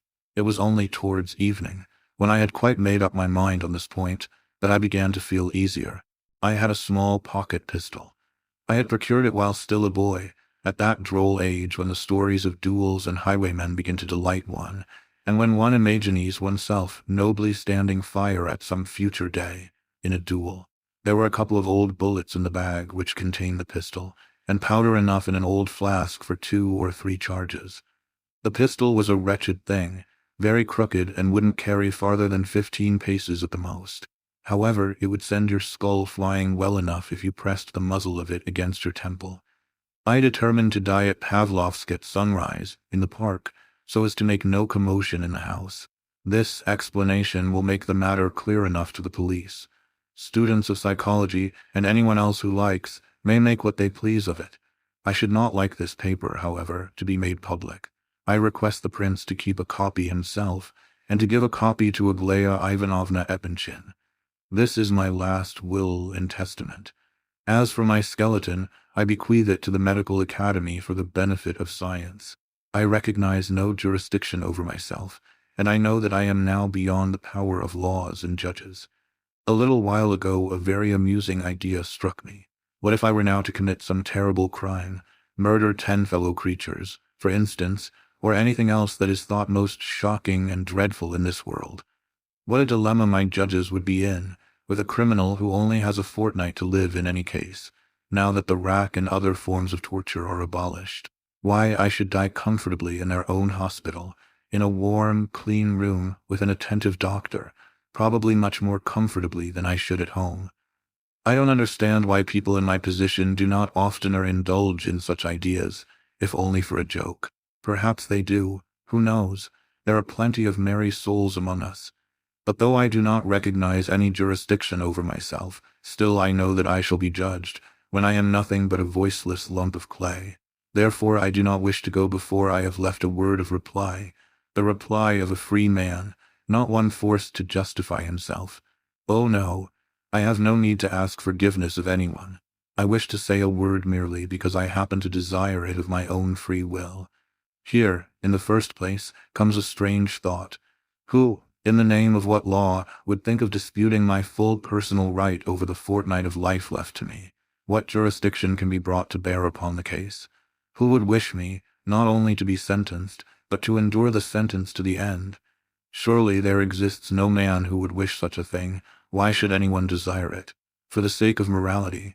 Well, I can understand that if I were to make an attempt upon my own life while in the enjoyment of full health and vigor, my life which might have been useful, etc., etc., morality might reproach me, according to the old routine, for disposing of my life without permission, or whatever its tenet may be. But now, when my sentence is out and my days numbered, how can morality have need of my last breaths, and why should I die listening to the consolations offered by the prince, who, without doubt, would not omit to demonstrate that death is actually a benefactor to me? Christians like him always end up with that. It is their pet theory. And what do they want with their ridiculous Pavlovsk trees? To sweeten my last hours. Cannot they understand that the more I forget myself, the more I let myself become attached to these last illusions of life and love, by means of which they try to hide from me Mayor's wall, and all that is so plainly written on it, the more unhappy they make me.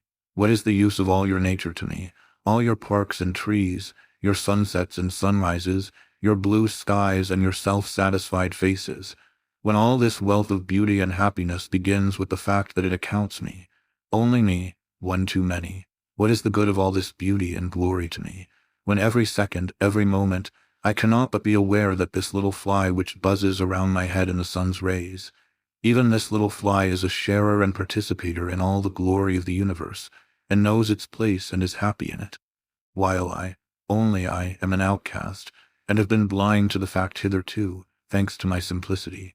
Oh, I know well how the prince and others would like me, instead of indulging in all these wicked words of my own, to sing, to the glory and triumph of morality, that well-known verse of Gilbert's. Oh, puissant voir longtemps votre beauté sacrée tant d'hommes, sourds amis adieux, quils mirat plines de jours, quel leur mort soit pleuré, quan ami leur ferme les yeux. But believe me, my simple-hearted friends, that in this highly moral verse, in this academical blessing to the world in general in the French language, is hidden the intensest gall and bitterness. But so well concealed is the venom, that I dare say the poet actually persuaded himself that his words were full of the tears of pardon and peace, instead of the bitterness of disappointment and malice, and so died in the delusion. Do you know there is a limit of ignominy, beyond which man's consciousness of shame cannot go, and after which begins satisfaction in shame? Well, of course humility is a great force in that sense, I admit that, though not in the sense in which religion accounts humility to be strength. Religion, I admit eternal life, and perhaps I always did admit it, admitted that consciousness is called into existence by the will of a higher power, admitted that this consciousness looks out upon the world and says, I am, and admitted that the higher power wills that the consciousness so called into existence be suddenly extinguished, for some unexplained reason, it is and must be. Still there comes the eternal question, why must I be humble through all this? Is it not enough that I am devoured, without my being expected to bless the power that devours me?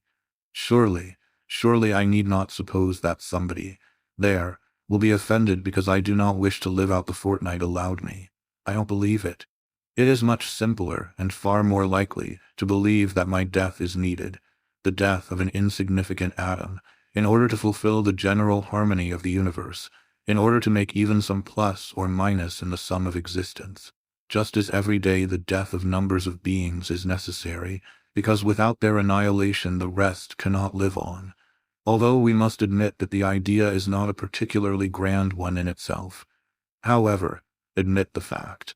Admit that without such perpetual devouring of one another the world cannot continue to exist, or could never have been organized. I am ever ready to confess that I cannot understand why this is so. But I'll tell you what I do know, for certain. If I have once been given to understand and realize that I am, what does it matter to me that the world is organized on a system full of errors, and that otherwise it cannot be organized at all? Who will or can judge me after this? Say what you like, the thing is impossible and unjust.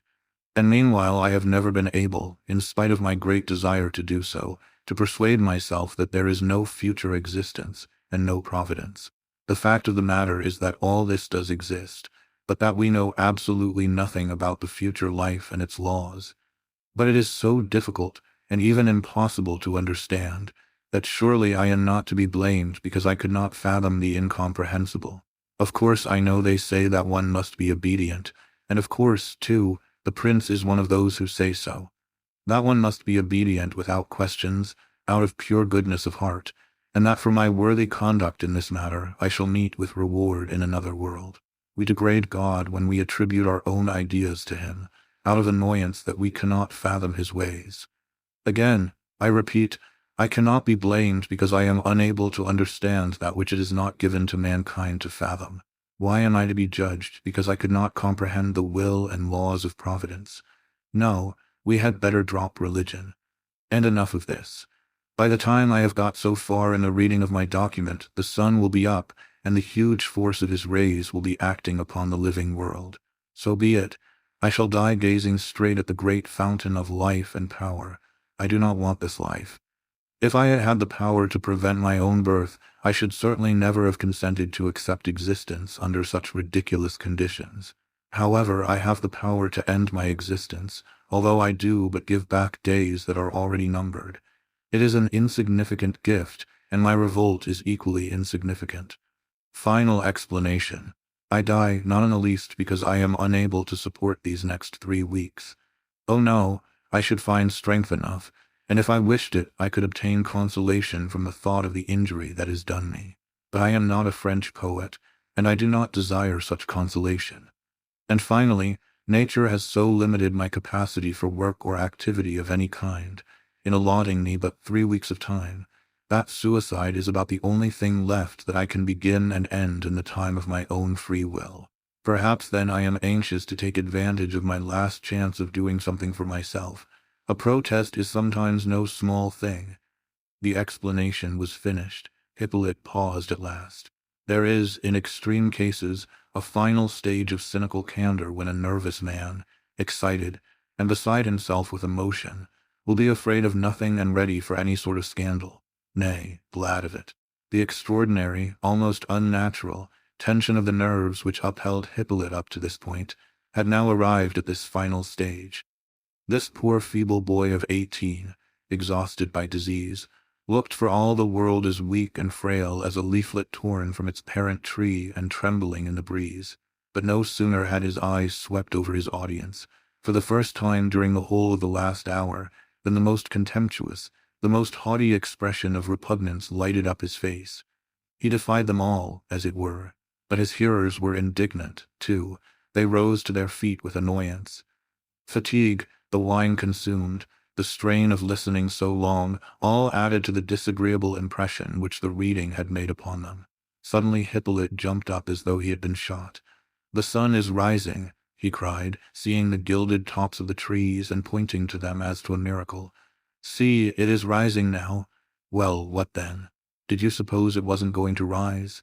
asked Ferdishenko.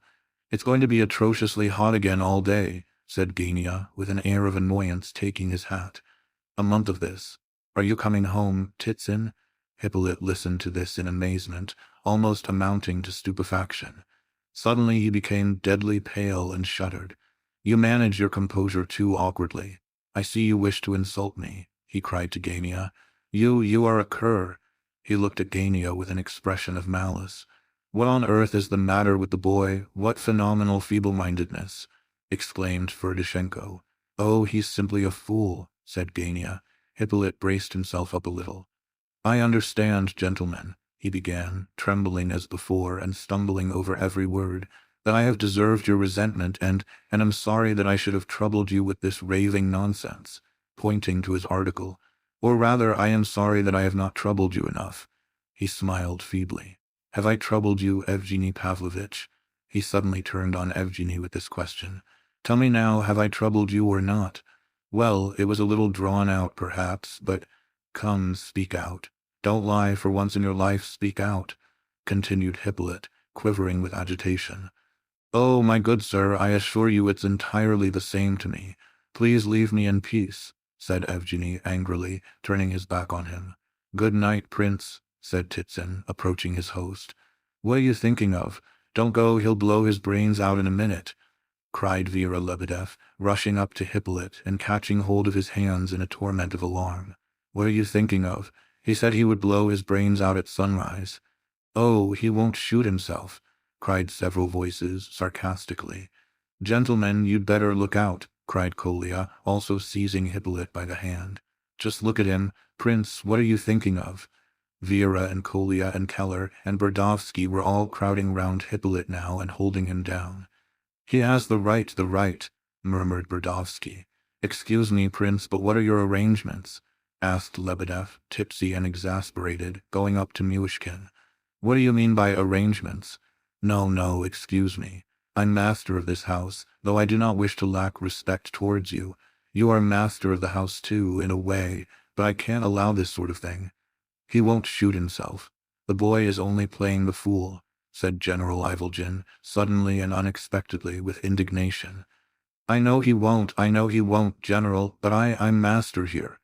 Listen, Mr. Tarantief, said Titson, who had bidden the prince good night, and was now holding out his hand to Hippolyte.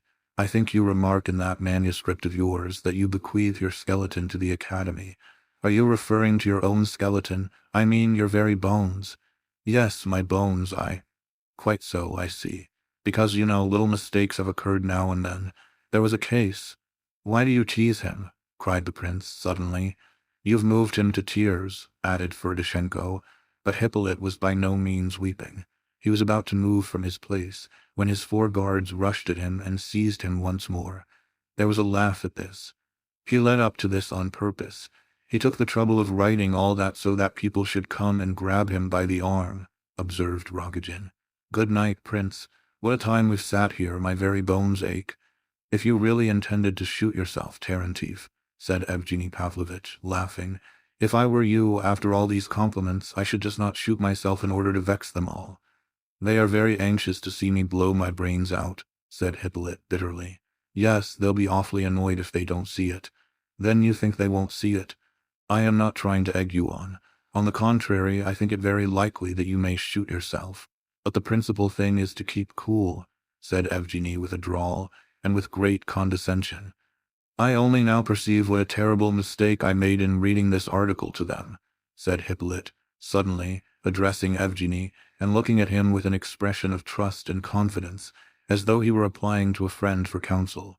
Yes, it's a droll situation. I really don't know what advice to give you, replied Evgeny, laughing. Hippolyte gazed steadfastly at him, but said nothing. To look at him, one might have supposed that he was unconscious at intervals. Excuse me, said Lebedeff, but did you observe the young gentleman's style? I'll go and blow my brains out in the park, says he, so as not to disturb anyone. He thinks he won't disturb anybody if he goes 3 yards away into the park and blows his brains out there. Gentlemen, began the prince. No, excuse me, most revered prince, Lebedeff interrupted, excitedly. Since you must have observed yourself that this is no joke, and since at least half your guests must also have concluded that after all that has been said this youth must blow his brains out for honor's sake, I, as master of this house, and before these witnesses, now call upon you to take steps. Yes, but what am I to do, Lebedeff? What steps am I to take? I am ready. I'll tell you. In the first place, he must immediately deliver up the pistol which he boasted of, with all its appurtenances. If he does this, I shall consent to his being allowed to spend the night in this house, considering his feeble state of health, and of course conditionally upon his being under proper supervision. But tomorrow he must go elsewhere. Excuse me, Prince. Should he refuse to deliver up his weapon, then I shall instantly seize one of his arms and General Ivolgin the other, and we shall hold him until the police arrive and take the matter into their own hands. Mr. Ferdishenko will kindly fetch them. At this there was a dreadful noise. Lebedeff danced about in his excitement. Ferdishenko prepared to go for the police. Gania frantically insisted that it was all nonsense, for nobody was going to shoot themselves. Evgeny Pavlovitch said nothing. Prince, whispered Hippolyte, suddenly, his eyes all ablaze, you don't suppose that I did not foresee all this hatred? He looked at the prince as though he expected him to reply for a moment. Enough, he added at length, and addressing the whole company, he cried, It's all my fault, gentlemen. Lebedeff, here's the key. He took out a small bunch of keys. This one the last but one. Kolya will show you. Kolya, where's Kolya? He cried, looking straight at Kolya and not seeing him. Yes, he'll show you. He packed the bag with me this morning. Take him up, Kolya. My bag is upstairs in the prince's study, under the table. Here's the key, and in the little case you'll find my pistol and the powder and all. Kolya packed it himself, Mr. Lebedeff. He'll show you. But it's on condition that tomorrow morning, when I leave for Petersburg, you will give me back my pistol, do you hear? I do this for the prince's sake, not yours. Capital, that's much better, cried Lebedeff, and seizing the key he made off in haste. Kolya stopped a moment as though he wished to say something, but Lebedeff dragged him away. Hippolyte looked around at the laughing guests. The prince observed that his teeth were chattering as though in a violent attack of ague. What brutes they all are, he whispered to the prince. Whenever he addressed him, he lowered his voice. "Let them alone, you're too weak now." "Yes, directly, I'll go away directly. Suddenly he embraced Myshkin. "Perhaps you think I am mad, eh?" he asked him, laughing very strangely. "No, but you—" Directly. Stand still a moment, I wish to look in your eyes. Don't speak. Stand so. Let me look at you. I am bidding farewell to mankind." He stood so for 10 seconds, gazing at the prince, motionless, deadly pale, his temples wet with perspiration. He held the prince's hand in a strange grip, as though afraid to let him go. Hippolyte, what is the matter with you?" cried Myshkin. "Directly, there, that's enough. I'll lie down directly. I must drink to the son's health. I wish to, I insist upon it. Let go!" He seized a glass from the table, broke away from the prince, and in a moment had reached the terrace steps. The prince made after him, but it so happened that at this moment Evgeny Pavlovitch stretched out his hand to say good night. The next instant there was a general outcry, and then followed a few moments of indescribable excitement. Reaching the steps, Hippolyte had paused, holding the glass in his left hand while he put his right hand into his coat pocket. Keller insisted afterwards that he had held his right hand in his pocket all the while, when he was speaking to the prince, and that he had held the latter's shoulder with his left hand only. This circumstance, Keller affirmed, had led him to feel some suspicion from the first. However this may be, Keller ran after Hippolyte, but he was too late. He caught sight of something flashing in Hippolyte's right hand, and saw that it was a pistol. He rushed at him, but at that very instant Hippolyte raised the pistol to his temple and pulled the trigger. There followed a sharp metallic click, but no report. When Keller seized the would-be suicide, the latter fell forward into his arms, probably actually believing that he was shot. Keller had hold of the pistol now. Hippolyte was immediately placed in a chair, while the whole company thronged around excitedly, talking and asking each other questions. Every one of them had heard the snap of the trigger, and yet they saw a live and apparently unharmed man before them. Hippolyte himself sat quite unconscious of what was going on and gazed around with a senseless expression. Lebedev and Kolya came rushing up at this moment. "What is it?" someone asked, breathlessly. "A misfire?" "Perhaps it wasn't loaded," said several voices. "It's loaded all right," said Keller, examining the pistol. "But, what, did it misfire?" "There was no cap in it," Keller announced. It would be difficult to describe the pitiable scene that now followed. The first sensation of alarm soon gave place to amusement. Some burst out laughing loud and heartily, and seemed to find a malicious satisfaction in the joke. Poor Hippolyte sobbed hysterically. He wrung his hands. He approached everyone in turn, even Ferdishenko, and took them by both hands and swore solemnly that he had forgotten, absolutely forgotten, accidentally, and not on purpose, to put a cap in, that he had 10 of them at least in his pocket. He pulled them out and showed them to everyone. He protested that he had not liked to put one in beforehand for fear of an accidental explosion in his pocket, that he had thought he would have lots of time to put it in afterwards, when required, and that, in the heat of the moment, he had forgotten all about it. He threw himself upon the prince, then on Evgeny Pavlovitch. He entreated Keller to give him back the pistol, and he'd soon show them all that his honor. But he was dishonored now forever. He fell senseless at last, and was carried into the prince's study.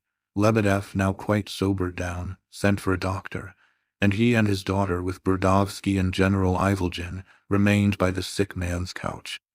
When he was carried away unconscious, Keller stood in the middle of the room and made the following declaration to the company in general, in a loud tone of voice, with emphasis upon each word.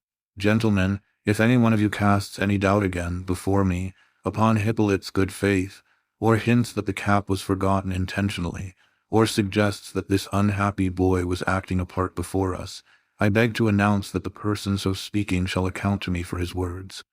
No one replied. The company departed very quickly, in a mass. Titsin, Gania, and Rogojin went away together. The prince was much astonished that Evgeny Pavlovitch changed his mind, and took his departure without the conversation he had requested. "Why, you wished to have a talk with me when the others left," he said. "Quite so," said Evgeny, sitting down suddenly beside him, "but I have changed my mind for the time being.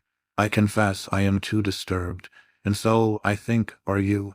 and the matter as to which I wish to consult you is too serious to tackle with one's mind even a little disturbed. Too serious both for myself and for you. You see, Prince, for once in my life I wish to perform an absolutely honest action. That is, an action with no ulterior motive. And I think I am hardly in a condition to talk of it just at this moment. Well, we'll discuss it another time. Perhaps the matter may gain in clearness if we wait for 2 or 3 days. Just the 2 or 3 days which I must spend in Petersburg. Here he rose again from his chair, so that it seemed strange that he should have thought it worth while to sit down at all. The prince thought, too, that he looked vexed and annoyed, and not nearly so friendly towards himself as he had been earlier in the night. "I suppose you will go to the sufferer's bedside now," he added. "Yes, I am afraid," began the prince. "Oh, you needn't fear. He'll live another 6 weeks all right. Very likely he will recover altogether, but I strongly advise you to pack him off tomorrow. I think I may have offended him by saying nothing just now. I am afraid he may suspect that I doubted his good faith. About shooting himself, you know. What do you think, Evgeny Pavlovitch?" "Not a bit of it. You are much too good to him. You shouldn't care a hang about what he thinks. I have heard of such things before, but never came across, till tonight, a man who would actually shoot himself in order to gain a vulgar notoriety, or blow out his brains for spite, if he finds that people don't care to pat him on the back for his sanguinary intentions. But what astonishes me more than anything is the fellow's candid confession of weakness. You'd better get rid of him tomorrow in any case. Do you think he will make another attempt? Oh no, not he, not now. But you have to be very careful with this sort of gentleman. Crime is too often the last resource of these petty nonentities. This young fellow is quite capable of cutting the throats of 10 people, simply for a lark, as he told us in his explanation. I assure you those confounded words of his will not let me sleep. I think you disturb yourself too much. What an extraordinary person you are, Prince. Do you mean to say that you doubt the fact that he is capable of murdering 10 men? I daren't say, one way or the other. All this is very strange, but— "Well, as you like, just as you like," said Evgeny Pavlovitch irritably. "Only you are such a plucky fellow. Take care you don't get included among the 10 victims." "Oh, he is much more likely not to kill anyone at all," said the prince, gazing thoughtfully at Evgeny. The latter laughed disagreeably. "Well, au revoir. Did you observe that he willed a copy of his confession to Aglaya Ivanovna?" "Yes, I did. I am thinking of it." "In connection with the 10, eh?" laughed Evgeny as he left the room. An hour later, towards 4 o'clock, the prince went into the park. He had endeavored to fall asleep, but could not, owing to the painful beating of his heart. He had left things quiet and peaceful. The invalid was fast asleep, and the doctor, who had been called in, had stated that there was no special danger. Lebedev, Kolya, and Burdovsky were lying down in the sick room, ready to take it in turns to watch. There was nothing to fear, therefore, at home. But the prince's mental perturbation increased every moment. He wandered about the park, looking absently around him, and paused in astonishment when he suddenly found himself in the empty space with the rows of chairs round it, near the Vauxhall. The look of the place struck him as dreadful now. So he turned round and went by the path which he had followed with the Epanchins on the way to the band, until he reached the green bench which Aglaya had pointed out for their rendezvous. He sat down on it, and suddenly burst into a loud fit of laughter, immediately followed by a feeling of irritation. His disturbance of mind continued. He felt that he must go away somewhere, anywhere. Above his head, some little bird sang out. Of a sudden, he began to peer about for it among the leaves. Suddenly the bird darted out of the tree and away, and instantly he thought of the fly buzzing about in the sun's rays that Hippolyte had talked of. How that it knew its place and was a participator in the universal life, while he alone was an outcast. This picture had impressed him at the time, and he meditated upon it now. An old, forgotten memory awoke in his brain, and suddenly burst into clearness and light. It was a recollection of Switzerland, during the first year of his cure, the very first months. At that time he had been pretty nearly an idiot still. He could not speak properly, and had difficulty in understanding when others spoke to him. He climbed the mountainside, one sunny morning, and wandered long and aimlessly with a certain thought in his brain, which would not become clear. Above him was the blazing sky, below the lake, All around was the horizon, clear and infinite. He looked out upon this, long and anxiously. He remembered how he had stretched out his arms towards the beautiful, boundless blue of the horizon, and wept and wept. What had so tormented him was the idea that he was a stranger to all this, that he was outside this glorious festival.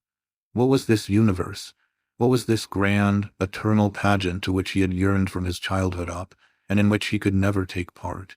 Every morning the same magnificent sun, every morning the same rainbow in the waterfall, every evening the same glow on the snow mountains.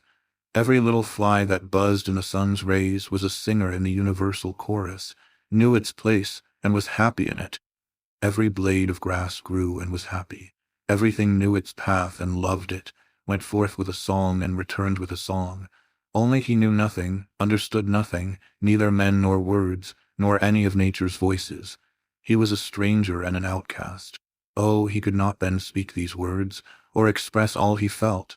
He had been tormented dumbly, but now it appeared to him that he must have said these very words, even then, and that Hippolyte must have taken his picture of the little fly from his tears and words of that time. He was sure of it, and his heart beat excitedly at the thought, he knew not why. He fell asleep on the bench, but his mental disquiet continued through his slumbers. Just before he dozed off, the idea of Hippolyte murdering 10 men flitted through his brain, and he smiled at the absurdity of such a thought. Around him all was quiet. Only the flutter and whisper of the leaves broke the silence, but broke it only to cause it to appear yet more deep and still. He dreamed many dreams as he sat there, and all were full of disquiet, so that he shuddered every moment. At length a woman seemed to approach him. He knew her, oh, he knew her only too well. He could always name her and recognize her anywhere, but strange, she seemed to have quite a different face from hers, as he had known it, and he felt a tormenting desire to be able to say she was not the same woman. In the face before him, there was such dreadful remorse and horror that he thought she must be a criminal, that she must have just committed some awful crime. Tears were trembling on her white cheek. She beckoned him, but placed her finger on her lip as though to warn him that he must follow her very quietly. His heart froze within him. He couldn't confess her to be a criminal, and yet he felt that something dreadful would happen the next moment, something which would blast his whole life. She seemed to wish to show him something, not far off, in the park. He rose from his seat in order to follow her, when a bright, clear peal of laughter rang out by his side. He felt somebody's hand suddenly in his own, seized it, pressed it hard, and awoke. Before him stood Aglaia, laughing aloud. She laughed, but she was rather angry too. "He's asleep. You were asleep," she said with contemptuous surprise. "Is it really you?" muttered the prince, not quite himself as yet, and recognizing her with a start of amazement. "Oh yes, of course," he added. "This is our rendezvous. I fell asleep here." "So I saw. Did no one awake me besides yourself? Was there no one else here? I thought there was another woman." "There was another woman here." At last he was wide awake. "It was a dream, of course," he said musingly. "Strange that I should have a dream like that at such a moment. Sit down." He took her hand and seated her on the bench, then sat down beside her and reflected. Aglaia did not begin the conversation, but contented herself with watching her companion intently. He looked back at her, but at times it was clear that he did not see her and was not thinking of her. Aglaia began to flush up. "Oh yes," cried the prince, starting. "Hippolyte's suicide? What, at your house?" she asked, but without much surprise. "He was alive yesterday evening, wasn't he? How could you sleep here after that?" she cried, growing suddenly animated. "Oh, but he didn't kill himself. The pistol didn't go off." Aglaia insisted on hearing the whole story. She hurried the prince along, but interrupted him with all sorts of questions, nearly all of which were irrelevant. Among other things, she seemed greatly interested in every word that Evgeny Pavlovitch had said, and made the prince repeat that part of the story over and over again. "Well, that'll do. We must be quick," she concluded, after hearing all. "We have only an hour here till 8. I must be home by then without fail, so that they may not find out that I came and sat here with you, but I've come on business. I have a great deal to say to you, but you have bowled me over considerably with your news. As to Hippolyte, I think his pistol was bound not to go off. It was more consistent with the whole affair. Are you sure he really wished to blow his brains out, and that there was no humbug about the matter? No humbug at all. Very likely.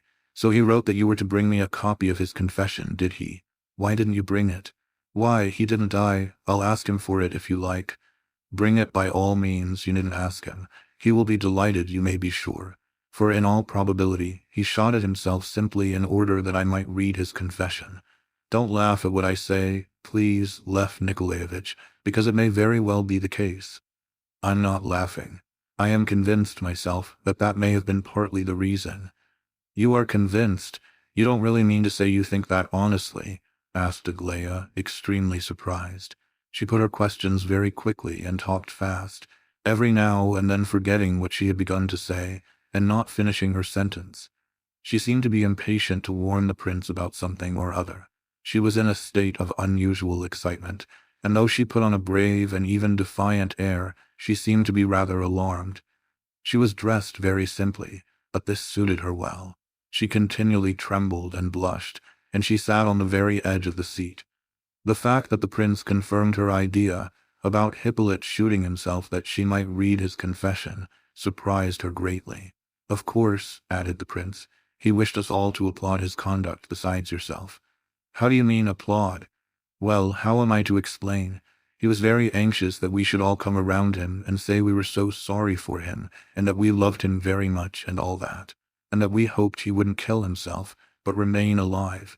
Very likely he thought more of you than the rest of us, because he mentioned you at such a moment, though perhaps he did not know himself that he had you in his mind's eye. I don't understand you. How could he have me in view and not be aware of it himself? And yet, I don't know, perhaps I do.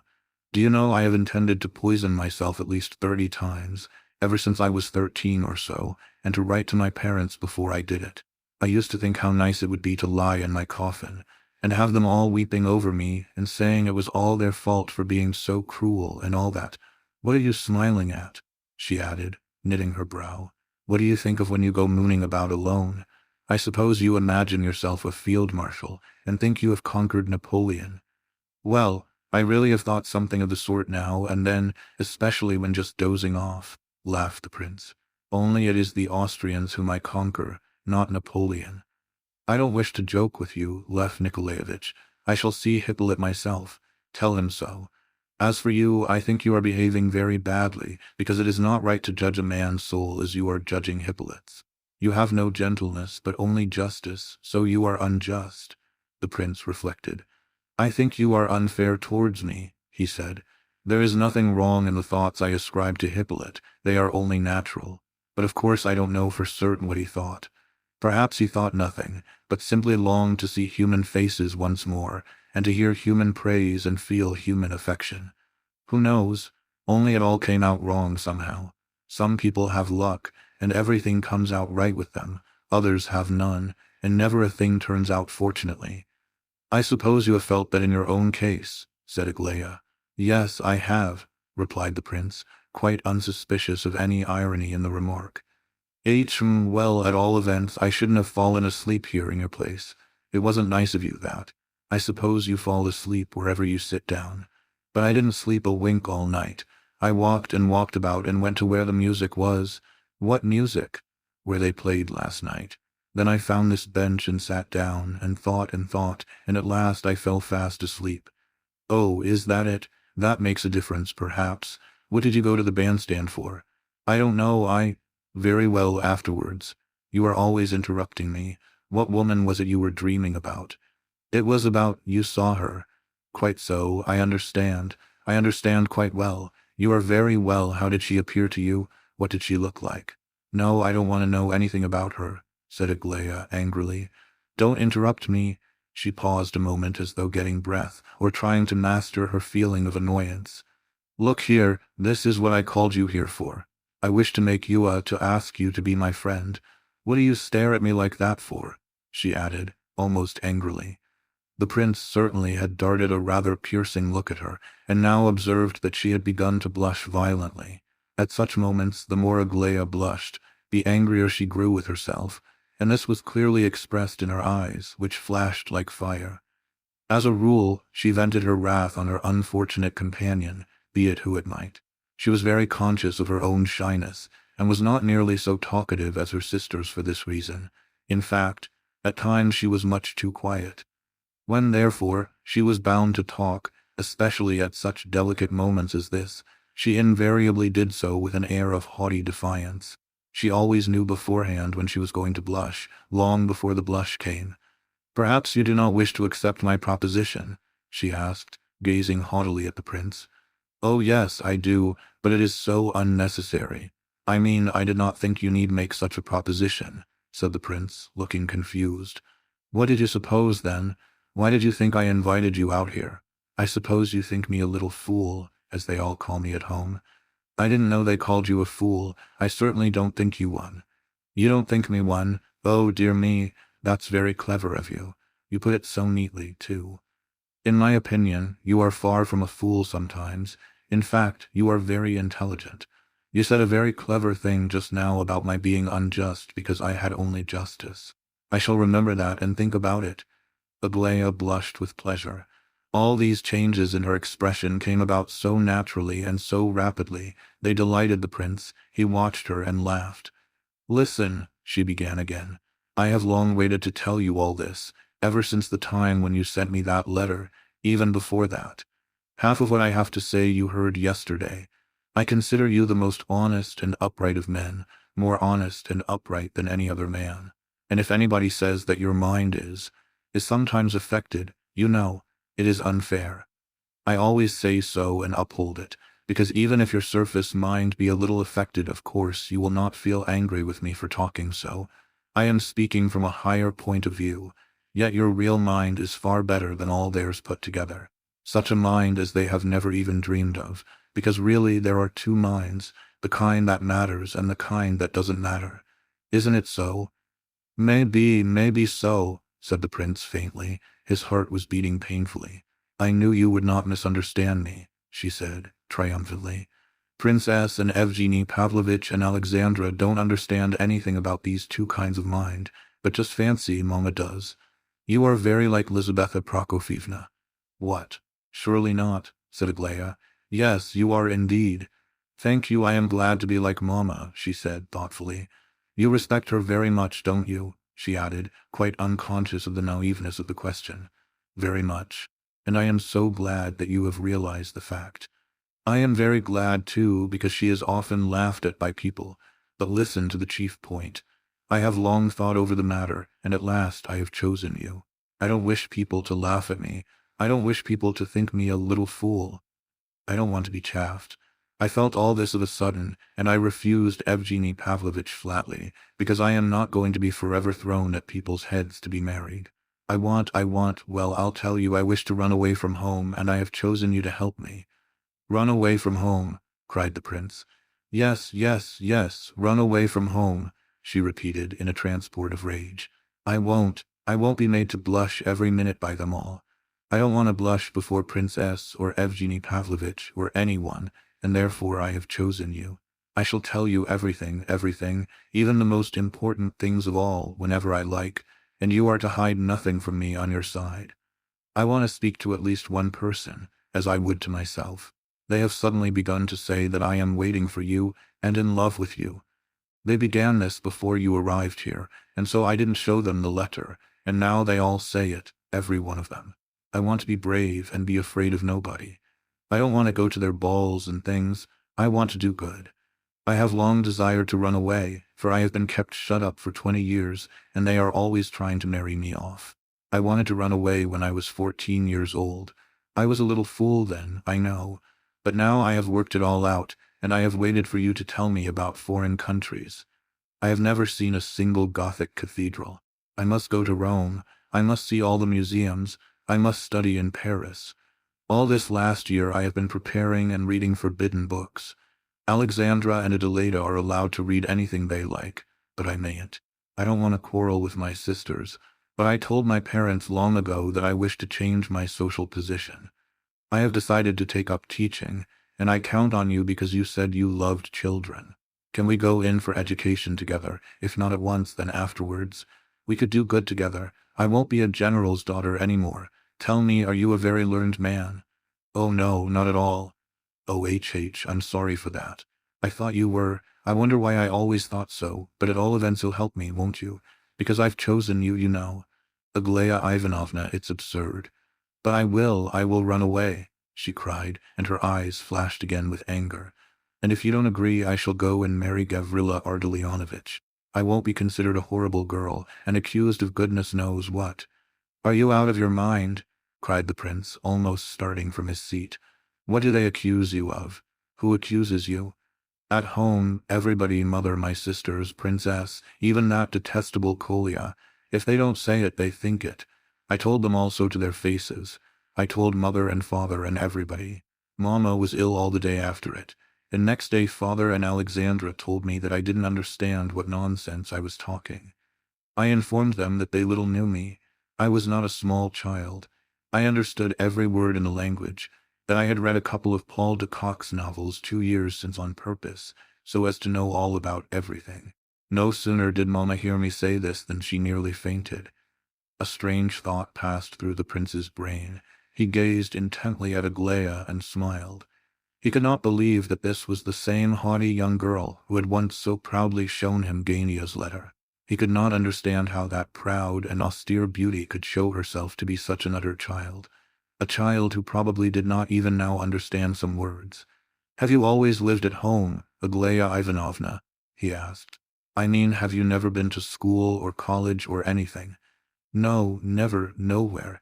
I've been at home all my life, corked up in a bottle, and they expect me to be married straight out of it. What are you laughing at again? I observe that you, too, have taken to laughing at me and range yourself on their side against me," she added, frowning angrily. "Don't irritate me. I'm bad enough without that. I don't know what I am doing sometimes. I am persuaded that you came here today in the full belief that I am in love with you, and that I arranged this meeting because of that," she cried, with annoyance. "I admit I was afraid that that was the case, yesterday," blundered the prince. He was rather confused. "But today I am quite convinced that—" "How?" cried Aglaya, and her lower lip trembled violently. "You were afraid that you dared to think that good gracious. You suspected, perhaps, that I sent for you to come here in order to catch you in a trap, so that they should find us here together, and make you marry me. Aglaya Ivanovna, aren't you ashamed of saying such a thing? How could such a horrible idea enter your sweet, innocent heart? I am certain you don't believe a word of what you say, and probably you don't even know what you are talking about." Aglaya sat with her eyes on the ground. She seemed to have alarmed even herself by what she had said. "No, I'm not a bit ashamed," she murmured. "And how do you know my heart is innocent? And how dared you send me a love letter that time?"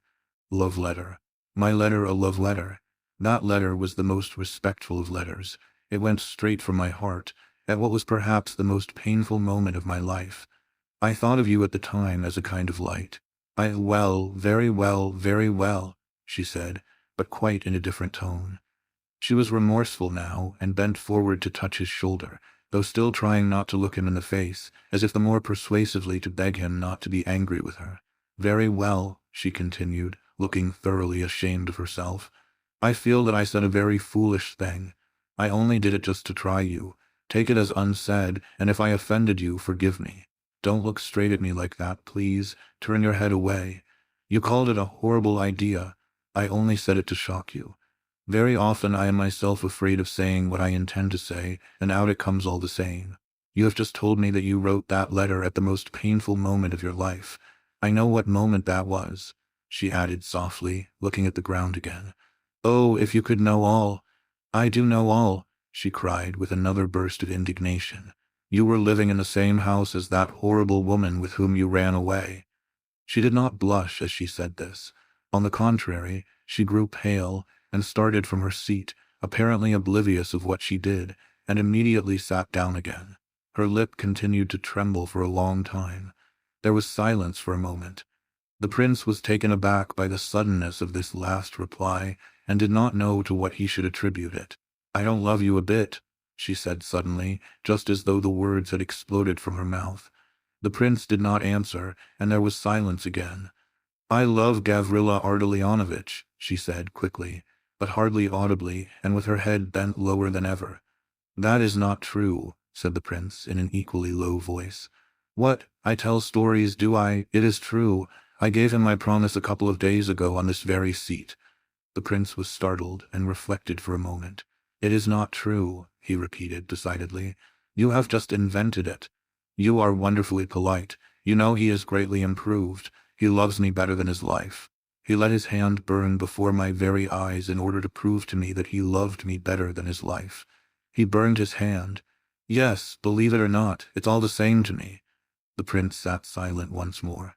Aglaia did not seem to be joking. She was too angry for that. What? He brought a candle with him to this place? That is, if the episode happened here, otherwise I can't. Yes, a candle. What's there improbable about that? A whole one and in a candlestick. Yes, no, half a candle, no, it was a whole candle, it's all the same. Be quiet, can't you? He brought a box of matches too, if you like, and then lighted the candle and held his finger in it for half an hour and more. There, can't that be? I saw him yesterday, and his fingers were all right. Aglaia suddenly burst out laughing, as simply as a child. Do you know why I have just told you these lies? She appealed to the prince, of a sudden, with the most childlike candor, and with the laugh still trembling on her lips. Because when one tells a lie, if one insists on something unusual and eccentric, something too out of the way for anything, the more impossible the thing is, the more plausible does the lie sound. I've noticed this, but I managed it badly. I didn't know how to work it. She suddenly frowned again at this point, as though at some sudden unpleasant recollection.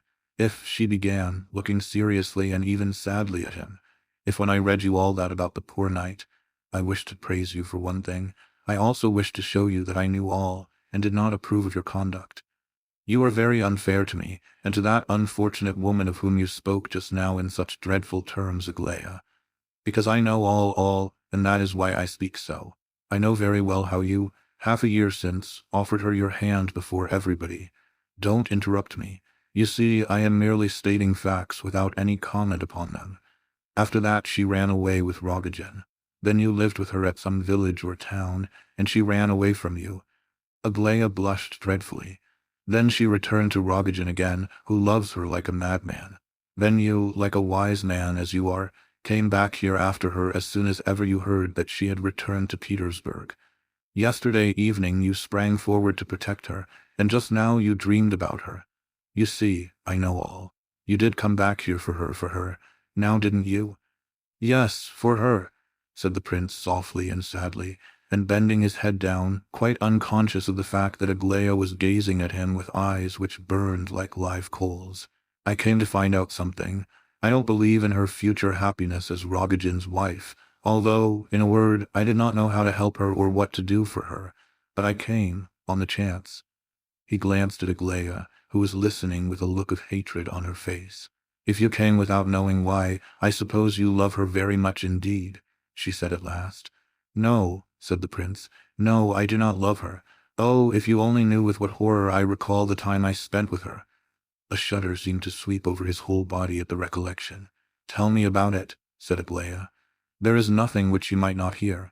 Why I should wish to tell you, and only you, this experience of mine, I really cannot say. Perhaps it really is because I love you very much. This unhappy woman is persuaded that she is the most hopeless, fallen creature in the world. Oh, do not condemn her.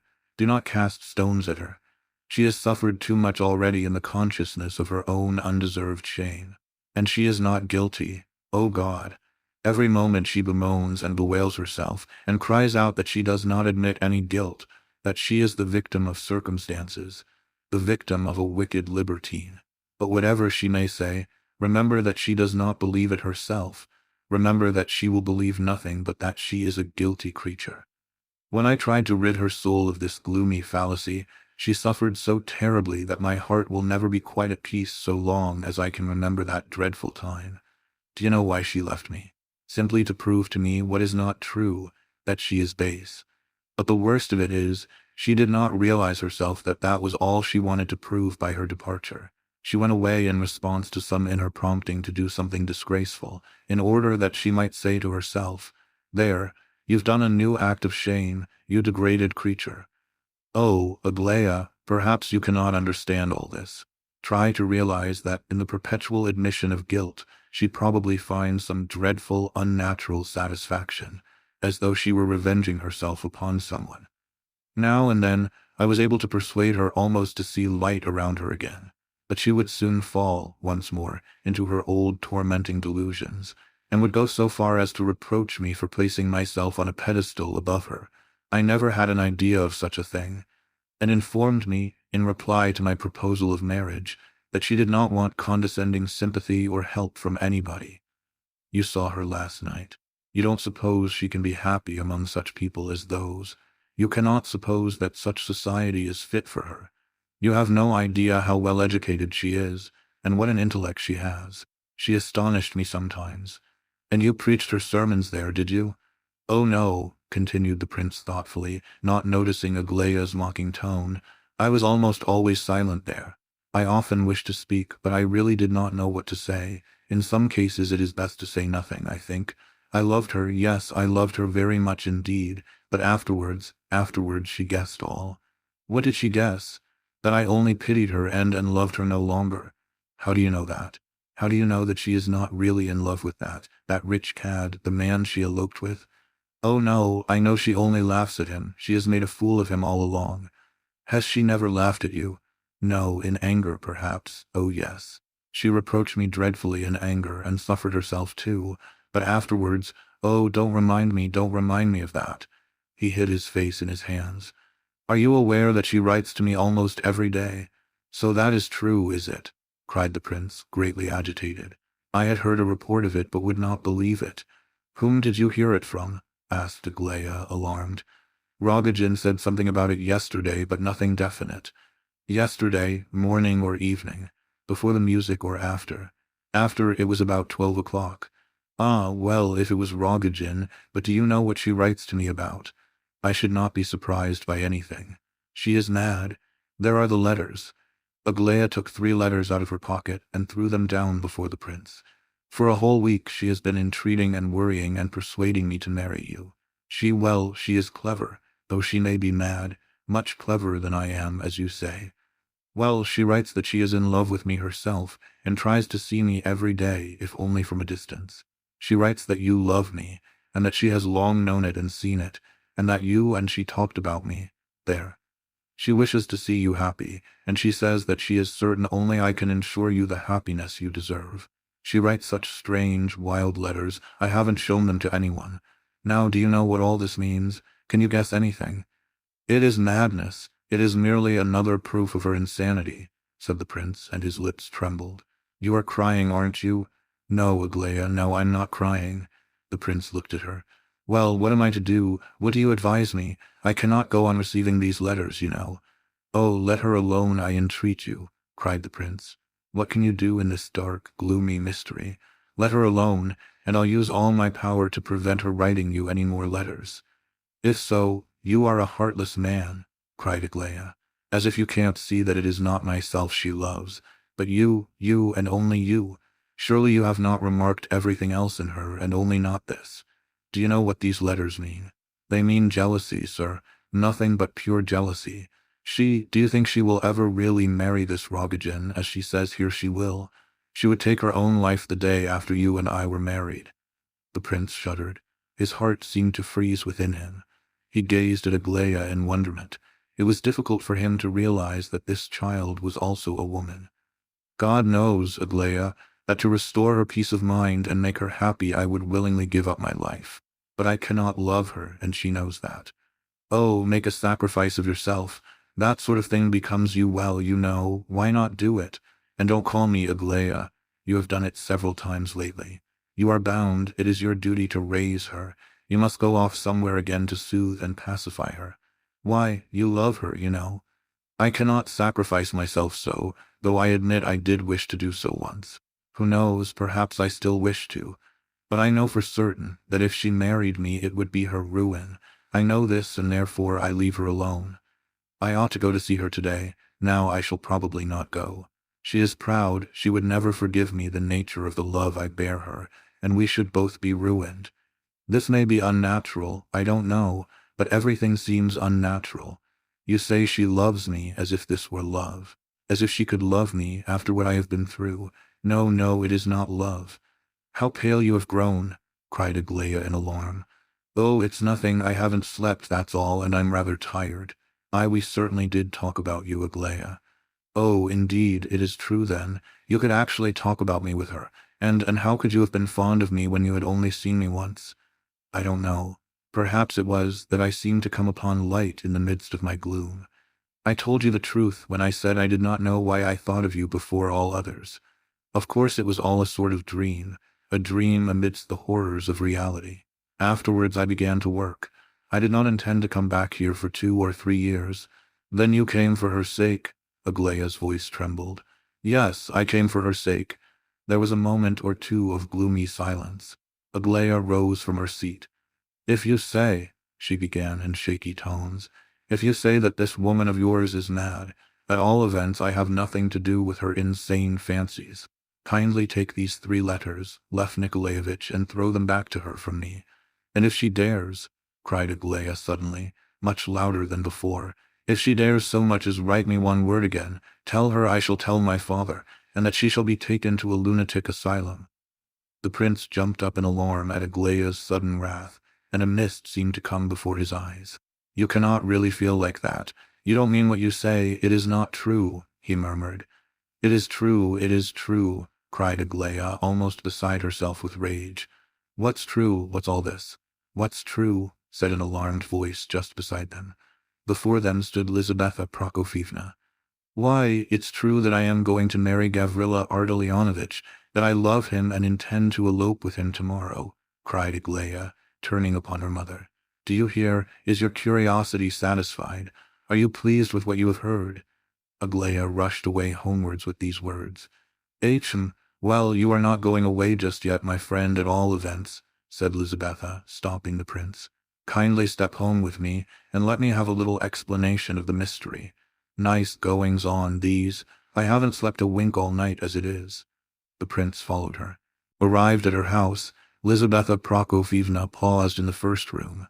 She could go no farther, and subsided on to a couch quite exhausted, too feeble to remember so much as to ask the prince to take a seat. This was a large reception room, full of flowers, and with a glass door leading into the garden. Alexandra and Adelaida came in almost immediately, and looked inquiringly at the prince and their mother. The girls generally rose at about 9 in the morning in the country. Aglaia, of late, had been in the habit of getting up rather earlier and having a walk in the garden, but not at 7 o'clock. About 8 or a little later was her usual time. Lizaveta Prokofyevna, who really had not slept all night, rose at about 8 on purpose to meet Aglaia in the garden and walk with her, but she could not find her either in the garden or in her own room. This agitated the old lady considerably, and she awoke her other daughters. Next, she learned from the maid that Aglaia had gone into the park before 7 o'clock. The sisters made a joke of Aglaia's last freak, and told their mother that if she went into the park to look for her, Aglaia would probably be very angry with her, and that she was pretty sure to be sitting reading on the green bench that she had talked of 2 or 3 days since, and about which she had nearly quarreled with Princess, who did not see anything particularly lovely in it. Arrived at the rendezvous of the prince and her daughter, and hearing the strange words of the latter, Lizaveta Prokofyevna had been dreadfully alarmed, for many reasons. However, now that she had dragged the prince home with her, she began to feel a little frightened at what she had undertaken. Why should not Aglaia meet the prince in the park and have a talk with him, even if such a meeting should be by appointment? Don't suppose, Prince, she began, bracing herself up for the effort, don't suppose that I have brought you here to ask questions. After last night, I assure you, I am not so exceedingly anxious to see you at all. I could have postponed the pleasure for a long while. She paused. But at the same time, you would be very glad to know how I happened to meet Aglaia Ivanovna this morning. The prince finished her speech for her with the utmost composure. Well, what then? Supposing I should like to know, cried Lizaveta Prokofyevna, blushing. I'm sure I am not afraid of plain speaking. I'm not offending anyone, and I never wish to, and, pardon me, it is no offense to wish to know this. You are her mother. We met at the green bench this morning, punctually at 7 o'clock, according to an agreement made by Aglaia Ivanovna with myself yesterday. She said that she wished to see me and speak to me about something important. We met and conversed for an hour about matters concerning Aglaya Ivanovna herself, and that's all. Of course it is all, my friend.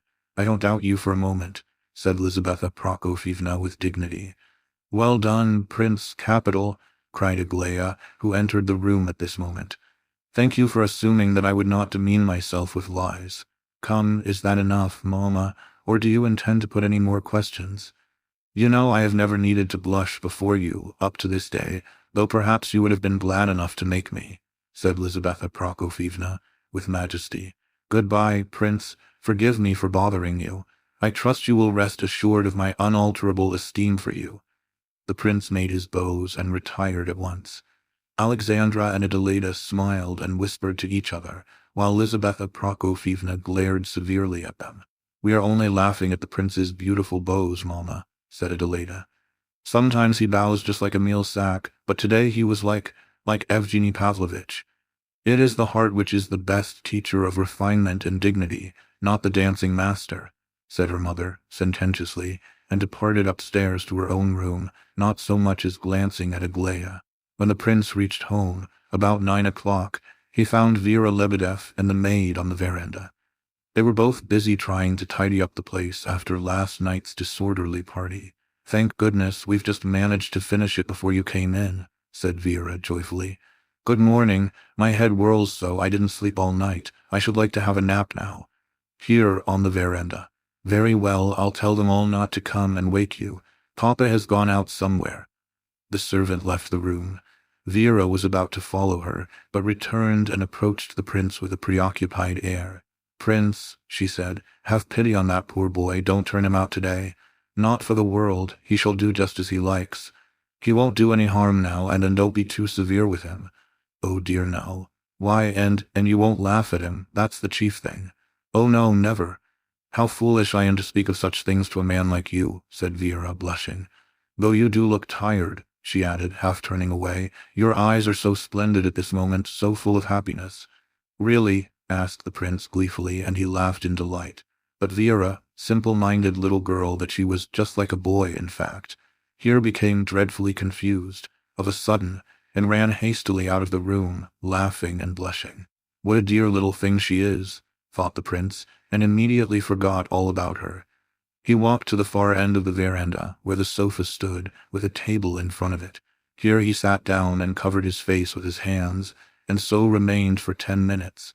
Suddenly he put his hand in his coat pocket and hurriedly produced 3 letters. But the door opened again, and out came Kolya. The prince actually felt glad that he had been interrupted, and might return the letters to his pocket. He was glad of the respite.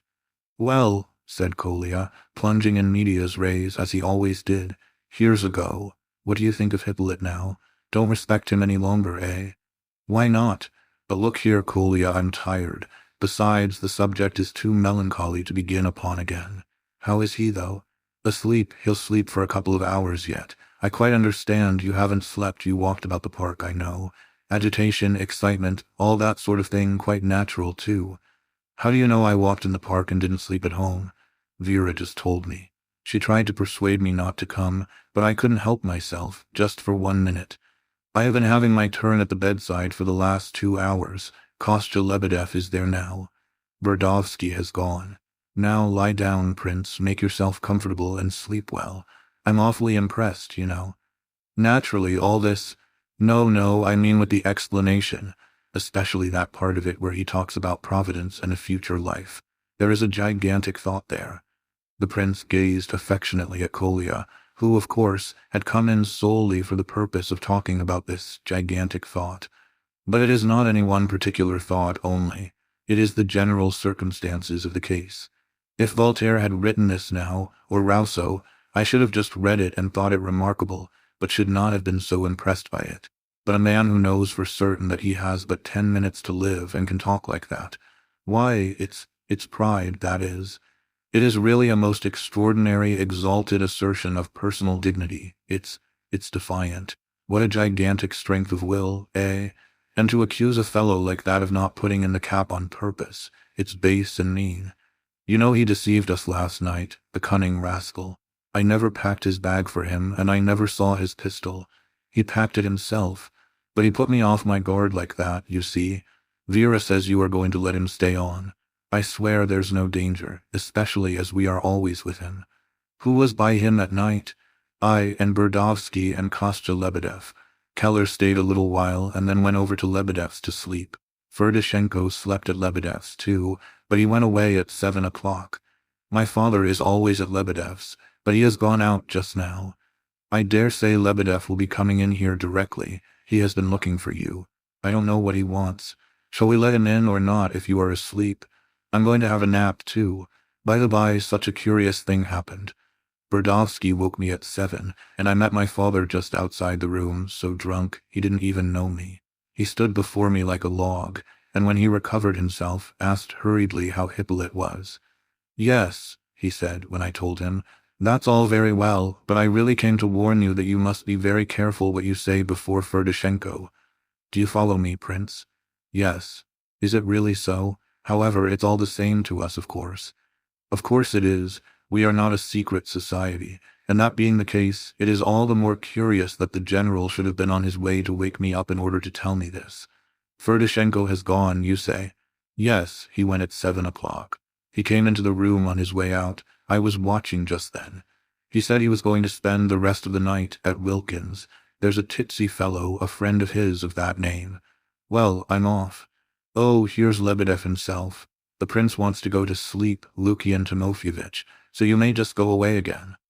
One moment, my dear prince, just one. I must absolutely speak to you about something which is most grave, said Lebedev, mysteriously and solemnly, entering the room with a bow and looking extremely important. He had but just returned and carried his hat in his hand. He looked preoccupied and most unusually dignified. The prince begged him to take a chair. I hear you have called twice. I suppose you are still worried about yesterday's affair. What, about that boy, you mean? Oh dear no, yesterday my ideas were a little, well, mixed. Today, I assure you, I shall not oppose in the slightest degree any suggestions it may please you to make. What's up with you this morning, Lebedev? You look so important and dignified, and you choose your words so carefully, said the prince, smiling. Nikolai Ardalionovitch, said Lebedev, in a most amiable tone of voice, addressing the boy, as I have a communication to make to the prince which concerns only myself. Of course, not my affair. All right, said Kolya, and away he went. I love that boy for his perception, said Lebedev, looking after him. My dear prince, he continued, I have had a terrible misfortune, either last night or early this morning. I cannot tell the exact time. What is it? I have lost 400 rubles out of my side pocket. They're gone, said Lebedev with a sour smile. You've lost 400 rubles? Oh, I'm sorry for that. Yes, it is serious for a poor man who lives by his toil. Of course, how was it? Oh, the wine is to blame, of course. I confess to you, Prince, as I would to Providence itself. Yesterday I received 400 rubles from a debtor at about 5 in the afternoon, and came down here by train. I had my purse in my pocket. When I changed, I put the money into the pocket of my plain clothes, intending to keep it by me, as I expected to have an applicant for it in the evening. It's true then, Lebedev, that you advertise to lend money on gold or silver articles. Yes, through an agent. My own name doesn't appear. I have a large family, you see, and at a small percentage. Quite so. I only asked for information, excuse the question. Go on. Well, meanwhile that sick boy was brought here, and those guests came in, and we had tea, and, well, we made merry to my ruin. Hearing of your birthday afterwards, and excited with the circumstances of the evening, I ran upstairs and changed my plain clothes once more for my uniform. Civil service clerks in Russia wear uniform. You must have noticed I had my uniform on all the evening. Well, I forgot the money in the pocket of my old coat. You know when God will ruin a man, he first of all bereaves him of his senses. And it was only this morning at 7:30 that I woke up and grabbed at my coat pocket, first thing. The pocket was empty, the purse gone, and not a trace to be found. Dear me, this is very unpleasant. Unpleasant, indeed it is. You have found a very appropriate expression, said Lebedev politely, but with sarcasm. But what's to be done? It's a serious matter, said the prince thoughtfully. Don't you think you may have dropped it out of your pocket whilst intoxicated? Certainly, Anything is possible when one is intoxicated, as you neatly express it, Prince. But consider if I, intoxicated or not, dropped an object out of my pocket onto the ground. That object ought to remain on the ground. Where is the object, then? Didn't you put it away in some drawer, perhaps? I've looked everywhere and turned out everything. I confess this disturbs me a good deal. Someone must have picked it up then, or taken it out of my pocket. Two alternatives. It is very distressing because who? That's the question. Most undoubtedly, excellent Prince, you have hit it. That is the very question. How wonderfully you express the exact situation in a few words. Come, Lebedev, no sarcasm. It's a serious... Sarcasm, cried Lebedev, wringing his hands. All right, I'm not angry. I'm only put out about this. Whom do you suspect? That is a very difficult and complicated question. I cannot suspect the servant, for she was in the kitchen the whole evening, nor do I suspect any of my children. I should think not. Go on, then it must be one of the guests. Is such a thing possible? Absolutely and utterly impossible, and yet so it must be. But one thing I am sure of, if it be a theft, it was committed, not in the evening when we were all together, but either at night or early in the morning. Therefore, by one of those who slept here. Verdovsky and Kolya I accept, of course. They did not even come into my room. Yes, or even if they had, but who did sleep with you? 4 of us, including myself, in 2 rooms. The general, myself, Keller, and Ferdishenko. One of us 4 it must have been. I don't suspect myself, though such cases have been known. Oh, do go on, Lebedev. Don't drag it out so. Well, there are 3 left, then Keller firstly. He is a drunkard to begin with, and a liberal in the sense of other people's pockets. Otherwise with more of the ancient knight about him than of the modern liberal. He was with the sick man at first, but came over afterwards because there was no place to lie down in the room and the floor was so hard. You suspect him? I did suspect him. When I woke up at 7:30 and tore my hair in despair for my loss and carelessness, I awoke the general, who was sleeping the sleep of innocence near me. Taking into consideration the sudden disappearance of Ferdishenko, which was suspicious in itself, we decided to search Keller, who was lying there sleeping like a top. Well, we searched his clothes thoroughly, and not a farthing did we find. In fact, his pockets all had holes in them. We found a dirty handkerchief and a love letter from some scullery maid. The general decided that he was innocent. We awoke him for further inquiries, and had the greatest difficulty in making him understand what was up. He opened his mouth and stared. He looked so stupid and so absurdly innocent. It wasn't Keller. Oh, I'm so glad, said the prince joyfully. I was so afraid. Afraid? Then you had some grounds for supposing he might be the culprit, said Lebedev, frowning. Oh no, not a bit. It was foolish of me to say I was afraid. Don't repeat it, please, Lebedev. Don't tell anyone I said that. My dear prince, your words lie in the lowest depth of my heart. It is their tune, said Lebedev solemnly, pressing his hat to the region of his heart. Thanks, very well. Then I suppose it's Ferdishenko. That is, I mean, you suspect Ferdishenko. Whom else? Said Lebedev softly, gazing intently into the princess's face. Of course, quite so, whom else? But what are the proofs? We have evidence. In the first place, his mysterious disappearance at 7 o'clock or even earlier. I know, Kolya told me that he had said he was off to, I forget the name, some friend of his, to finish the night. Then Kolya has spoken to you already? Not about the theft. He does not know of it. I have kept it a secret. Very well, Ferdishenko went off to Wilkins. That is not so curious in itself, but here the evidence opens out further. He left his address, you see, when he went. Now, Prince, consider, why did he leave his address? Why do you suppose he went out of his way to tell Kolya that he had gone to Wilkins? Who cared to know that he was going to Wilkins? No, Prince, this is finesse, thieves' finesse. This is as good as saying, there, how can I be a thief when I leave my address? I'm not concealing my movements as a thief would. Do you understand, Prince? Oh yes, but that is not enough. Second proof. The scent turns out to be false, and the address given is a sham. An hour after, that is at about 8, I went to Wilkins myself, and there was no trace of Ferdishenko. The maid did tell me, certainly, that an hour or so since someone had been hammering at the door and had smashed the bell.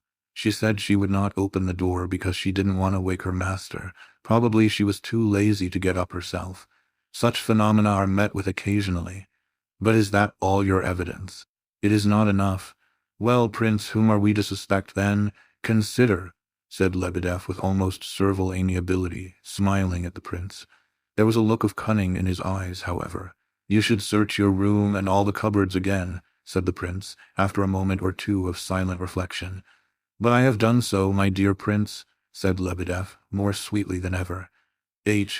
Why must you needs go up and change your coat like that? Asked the prince, banging the table with his fist in annoyance. Oh, don't be so worried on my account, prince. I assure you I am not worth it. At least not I alone. But I see you are suffering on behalf of the criminal too, for wretched Ferdishenko, in fact. Of course you have given me a disagreeable enough thing to think about, said the prince, irritably. But what are you going to do, since you are so sure it was Ferdishenko?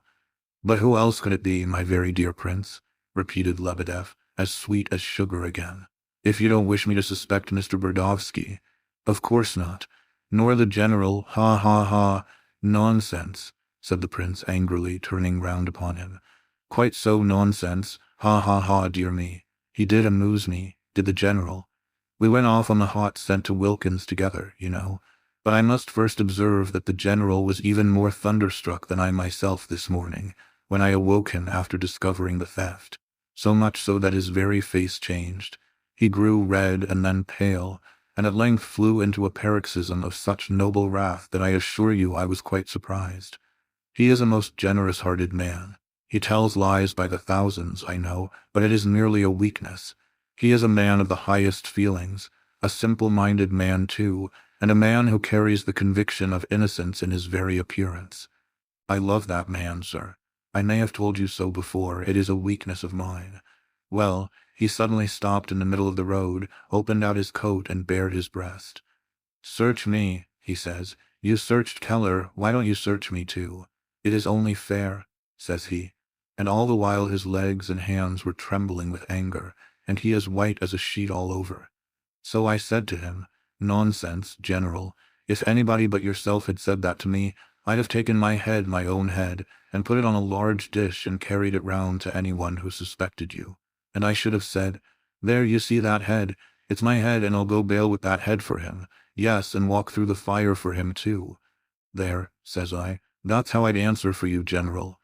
Then he embraced me in the middle of the street, and hugged me so tight, crying over me all the while that I coughed fit to choke. You are the one friend left to me amid all my misfortunes, says he. Oh, he's a man of sentiment, that. He went on to tell me a story of how he had been accused, or suspected, of stealing 500,000 rubles once, as a young man, and how, the very next day, he had rushed into a burning, blazing house and saved the very count who suspected him, and Nina Alexandrovna, who was then a young girl, from a fiery death.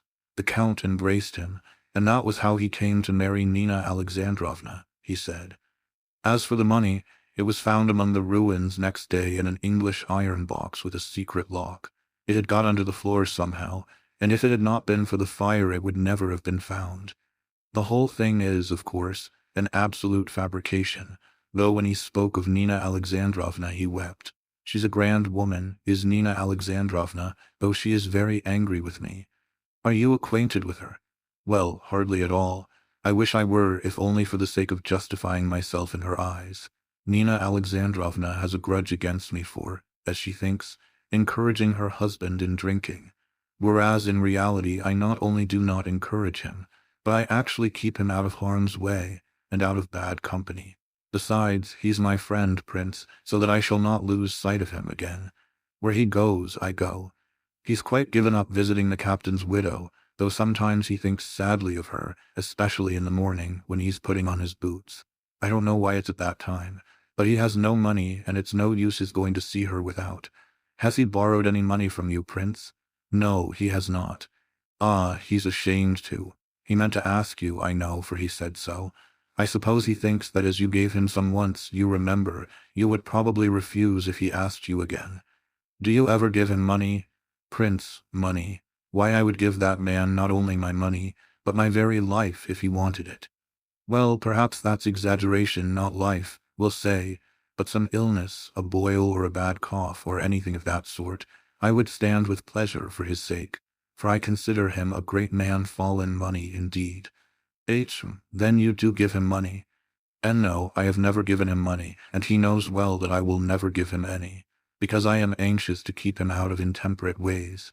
He is going to town with me now, for you must know I am off to Petersburg after Ferdishenko while the scent is hot.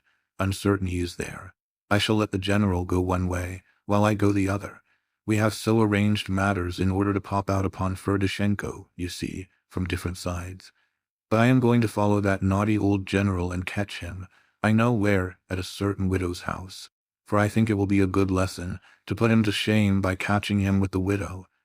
Oh, Lebedev, don't make any scandal about it, said the prince, much agitated and speaking in a low voice. Not for the world, not for the world. I merely wish to make him ashamed of himself. Oh, prince, great though this misfortune be to myself, I cannot help thinking of his morals. I have a great favor to ask of you, esteemed prince. I confess that it is the chief object of my visit. You know the Ivolgins, you have even lived in their house, so if you would lend me your help, honored prince, in the general's own interest and for his good. Lebedev clasped his hands in supplication. What help do you want from me? You may be certain that I am most anxious to understand you, Lebedev. I felt sure of that, or I should not have come to you. We might manage it with the help of Nina Alexandrovna, so that he might be closely watched in his own house. Unfortunately, I am not on terms, otherwise. But Nikolai Ardalionovitch, who adores you with all his youthful soul, might help too. No, no, heaven forbid that we should bring Nina Alexandrovna into this business, or Kolya either. But perhaps I have not yet quite understood you, Lebedev. Lebedev made an impatient movement. But there is nothing to understand. Sympathy and tenderness, that is all our poor invalid requires. You will permit me to consider him an invalid. Yes, it shows delicacy and intelligence on your part. I will explain my idea by a practical example, to make it clearer. You know the sort of man he is. At present his only failing is that he is crazy about that captain's widow, and he cannot go to her without money, and I mean to catch him at her house today, for his own good. But supposing it was not only the widow, but that he had committed a real crime, or at least some very dishonorable action, of which he is, of course, incapable. I repeat that even in that case, if he were treated with what I may call generous tenderness, one could get at the whole truth, for he is very soft-hearted. Believe me, he would betray himself before 5 days were out. He would burst into tears and make a clean breast of the matter, especially if managed with tact, and if you and his family watched his every step, so to speak. Oh, my dear prince, Lebedev added most emphatically, I do not positively assert that he has. I am ready, as the saying is, to shed my last drop of blood for him this instant. But you will admit that debauchery, drunkenness, and the captain's widow, all these together may lead him very far. I am, of course, quite ready to add my efforts to yours in such a case, said the prince, rising. But I confess, Lebedev, that I am terribly perplexed. Tell me, do you still think? Plainly, you say yourself that you suspect Mr. Ferdishenko. Lebedev clasped his hands once more. Why, who else could I possibly suspect? Who else, most outspoken prince? He replied with an unctuous smile. Myshkin frowned and rose from his seat. You see, Lebedev, a mistake here would be a dreadful thing. This Ferdishenko, I would not say a word against him, of course, but who knows? Perhaps it really was he. I mean, he really does seem to be a more likely man, than any other. Lebedev strained his eyes and ears to take in what the prince was saying. The latter was frowning more and more, and walking excitedly up and down, trying not to look at Lebedev. You see, he said, I was given to understand that Ferdishenko was that sort of man, that one can't say everything before him. One has to take care not to say too much, you understand. I say this to prove that he really is, so to speak, more likely to have done this than anyone else, eh? You understand? The important thing is not to make a mistake. And who told you this about Ferdishenko? Oh, I was told. Of course I don't altogether believe it. I am very sorry that I should have had to say this, because I assure you I don't believe it myself. It is all nonsense, of course. It was stupid of me to say anything about it. You see, it is very important. It is most important to know where you got this report from, said Lebedev excitedly.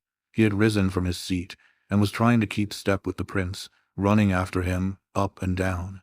"Because look here, Prince, I don't mind telling you now that as we were going along to Wilkins this morning, after telling me what you know about the fire, and saving the Count and all that, the general was pleased to drop certain hints to the same effect about Ferdishenko, but so vaguely and clumsily that I thought better to put a few questions to him on the matter, with the result that I found the whole thing was an invention of His Excellency's own mind.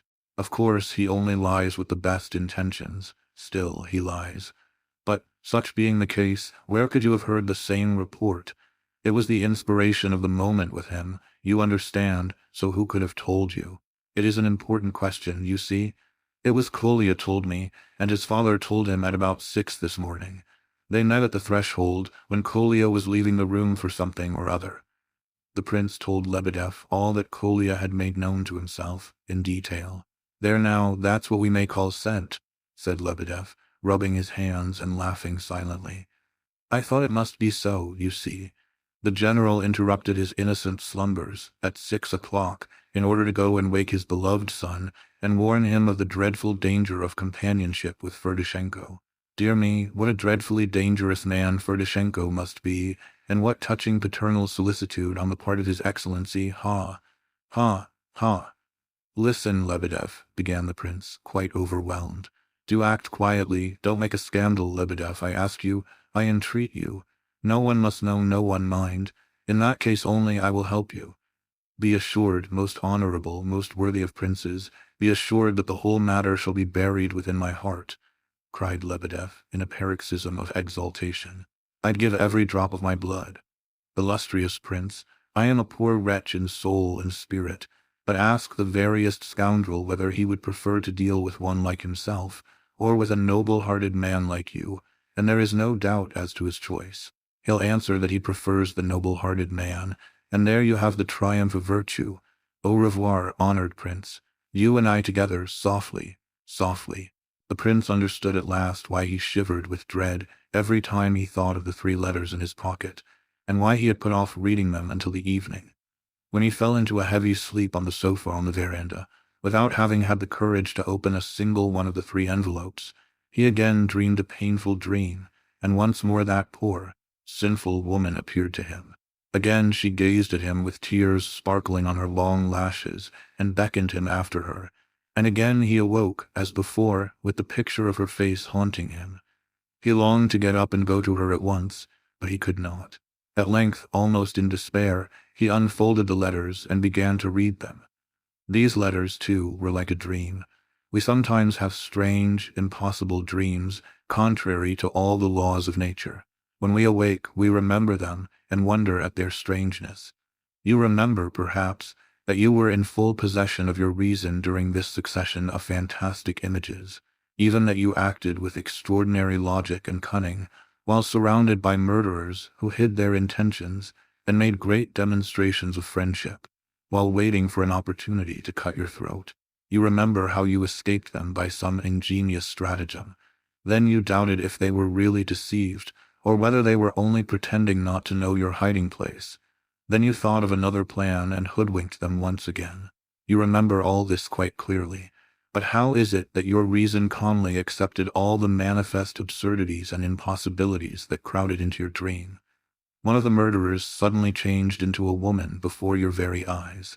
Then the woman was transformed into a hideous, cunning little dwarf, and you believed it, and accepted it all almost as a matter of course, while at the same time your intelligence seemed unusually keen, and accomplished miracles of cunning, sagacity, and logic. Why is it that, when you awake to the world of realities, you nearly always feel, sometimes very vividly, that the vanished dream has carried with it some enigma which you have failed to solve? You smile at the extravagance of your dream, and yet you feel that this tissue of absurdity contained some real idea, something that belongs to your true life, something that exists and has always existed in your heart. You search your dream for some prophecy that you were expecting. It has left a deep impression upon you, joyful or cruel, but what it means, or what has been predicted to you in it, you can neither understand nor remember. The reading of these letters produced some such effect upon the prince. He felt, before he even opened the envelopes, that the very fact of their existence was like a nightmare. How could she ever have made up her mind to write to her? He asked himself. How could she write about that at all? And how could such a wild idea have entered her head? And yet, the strangest part of the matter was that while he read the letters, he himself almost believed in the possibility, and even in the justification of the idea he had thought so wild. Of course it was a mad dream, a nightmare, and yet there was something cruelly real about it. For hours he was haunted by what he had read. Several passages returned again and again to his mind, and as he brooded over them, he felt inclined to say to himself that he had foreseen and known all that was written here.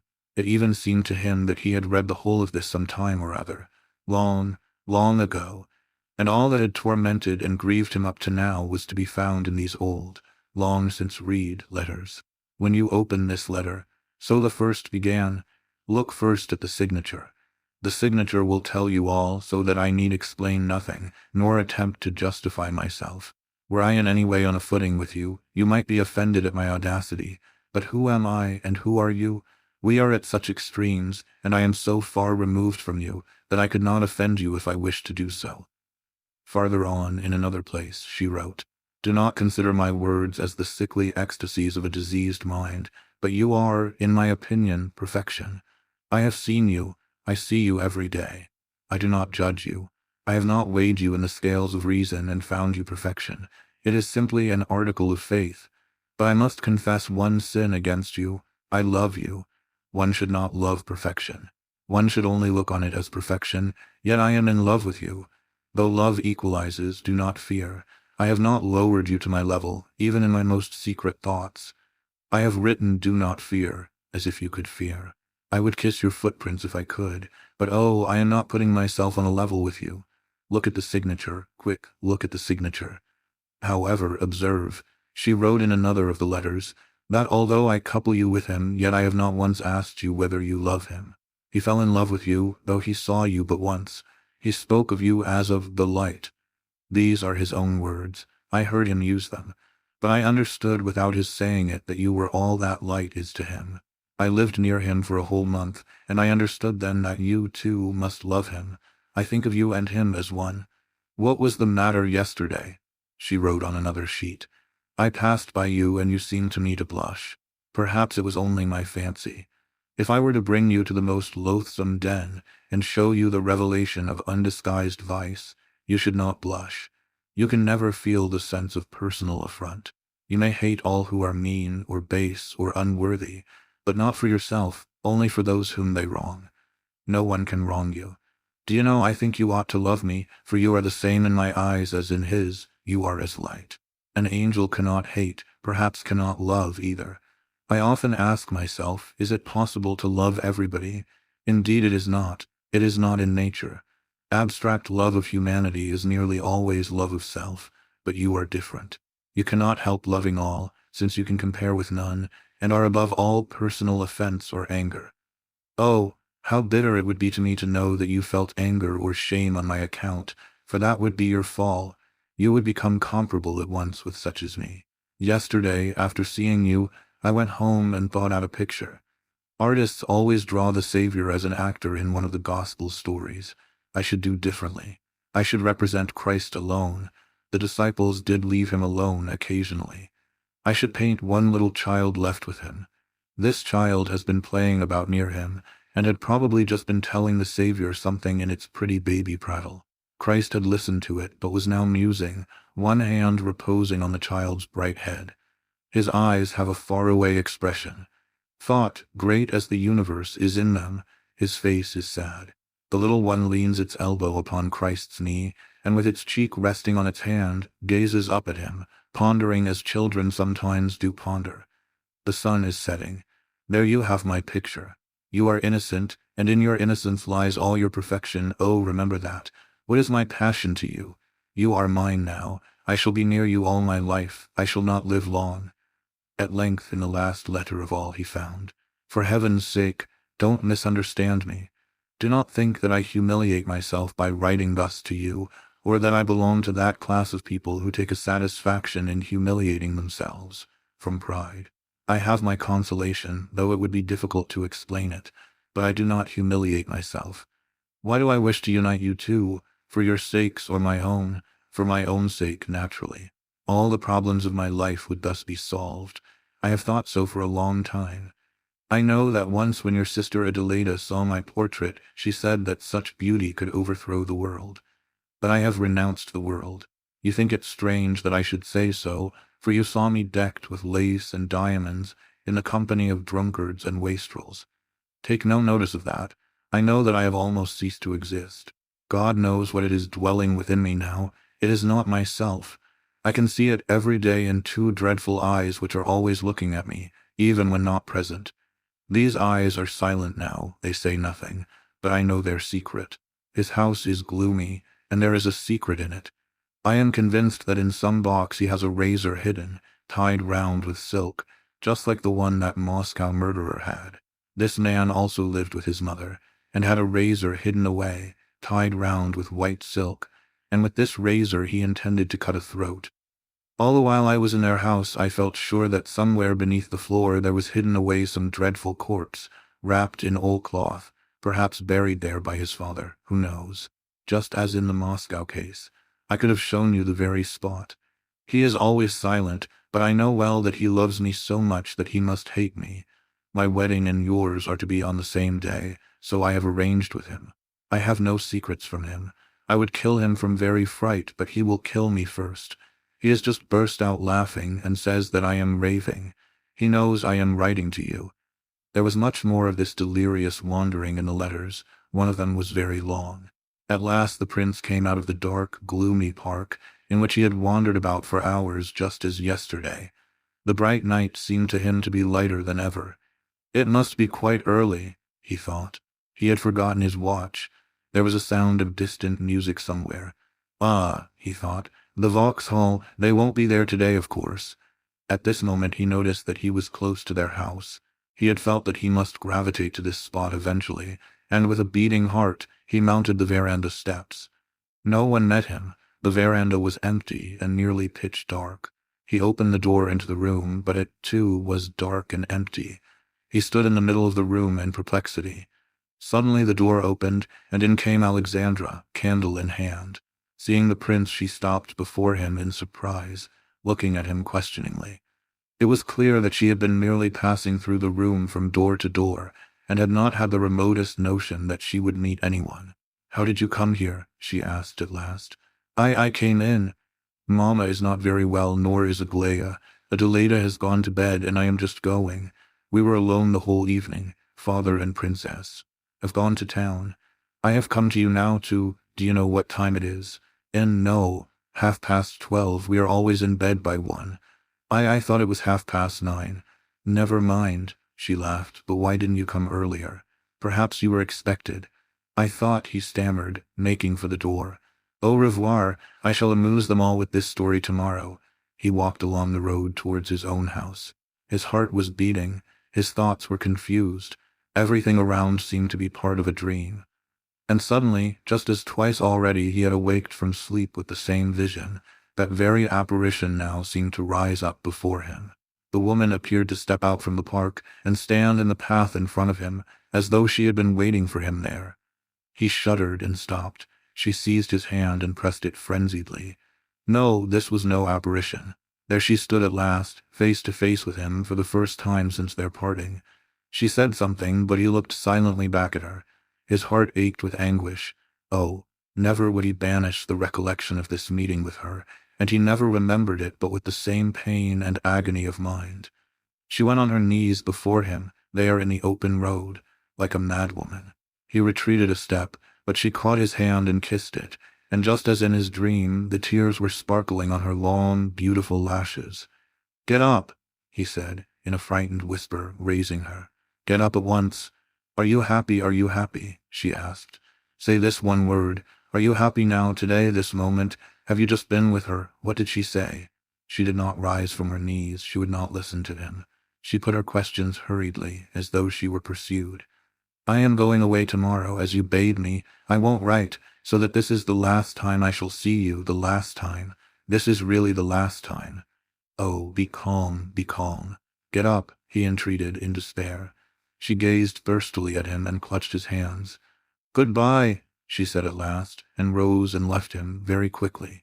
The prince noticed that Rogojin had suddenly appeared at her side and had taken her arm and was leading her away.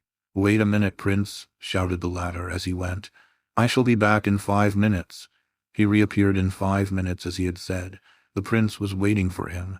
"I've put her in the carriage," he said. "It has been waiting round the corner there since 10 o'clock. She expected that you would be with them all the evening. I told her exactly what you wrote me. She won't write to the girl anymore, she promises, and tomorrow she will be off, as you wish. She desired to see you for the last time, although you refused, so we've been sitting and waiting on that bench till you should pass on your way home." "Did she bring you with her of her own accord?" "Of course she did," said Rogojin, showing his teeth. "And I saw for myself what I knew before. You've read her letters, I suppose."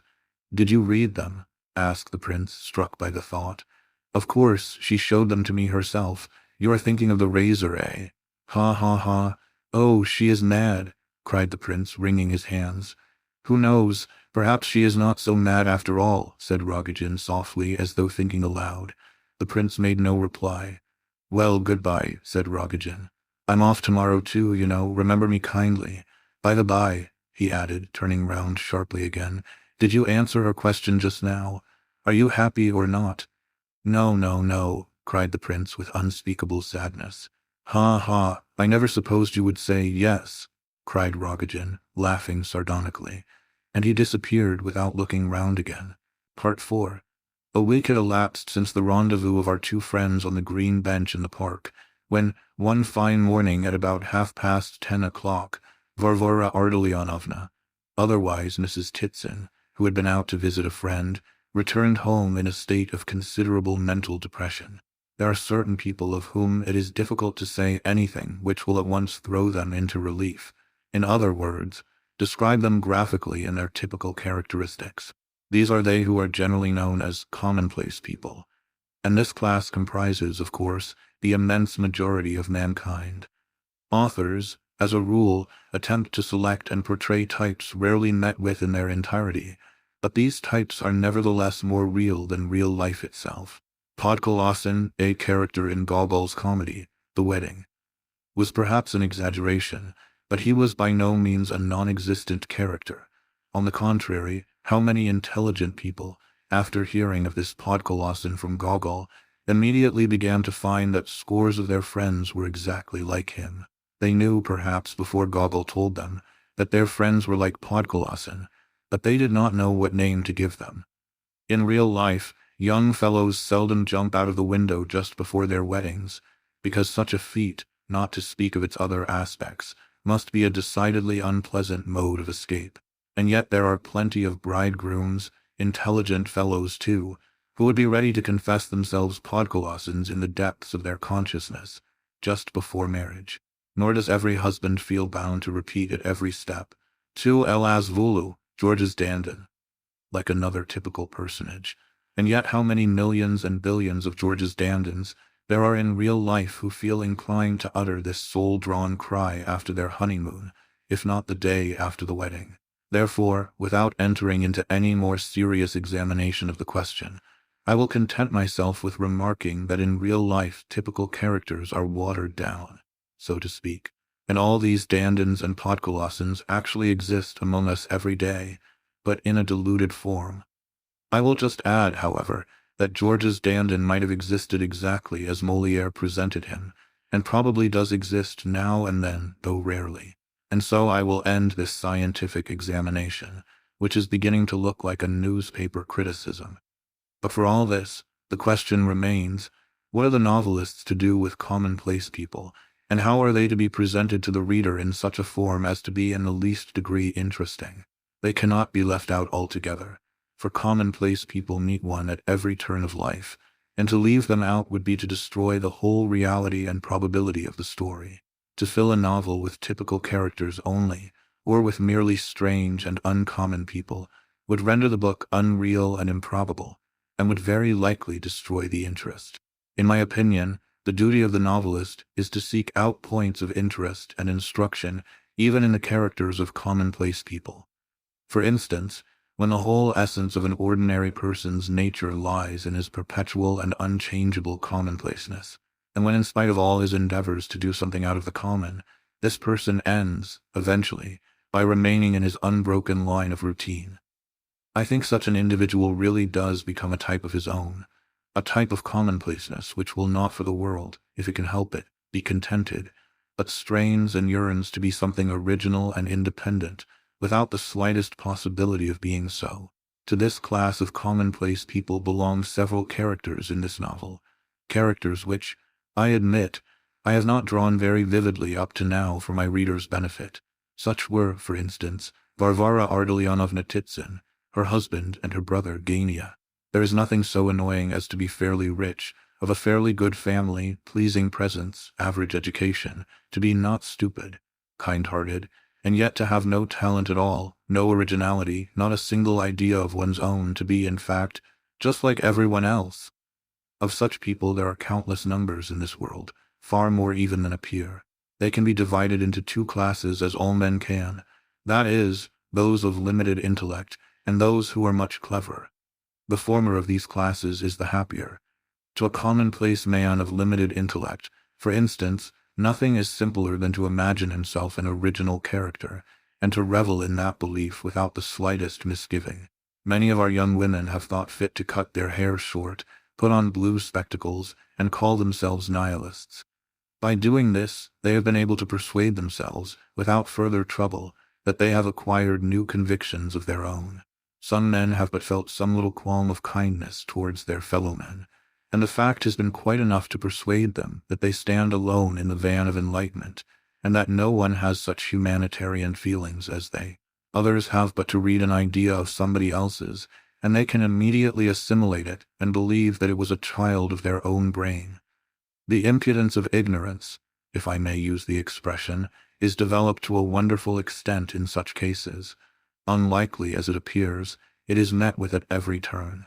This confidence of a stupid man in his own talents has been wonderfully depicted by Gogol in the amazing character of Pirogov. Pirogov has not the slightest doubt of his own genius, nay, of his superiority of genius. So certain is he of it that he never questions it.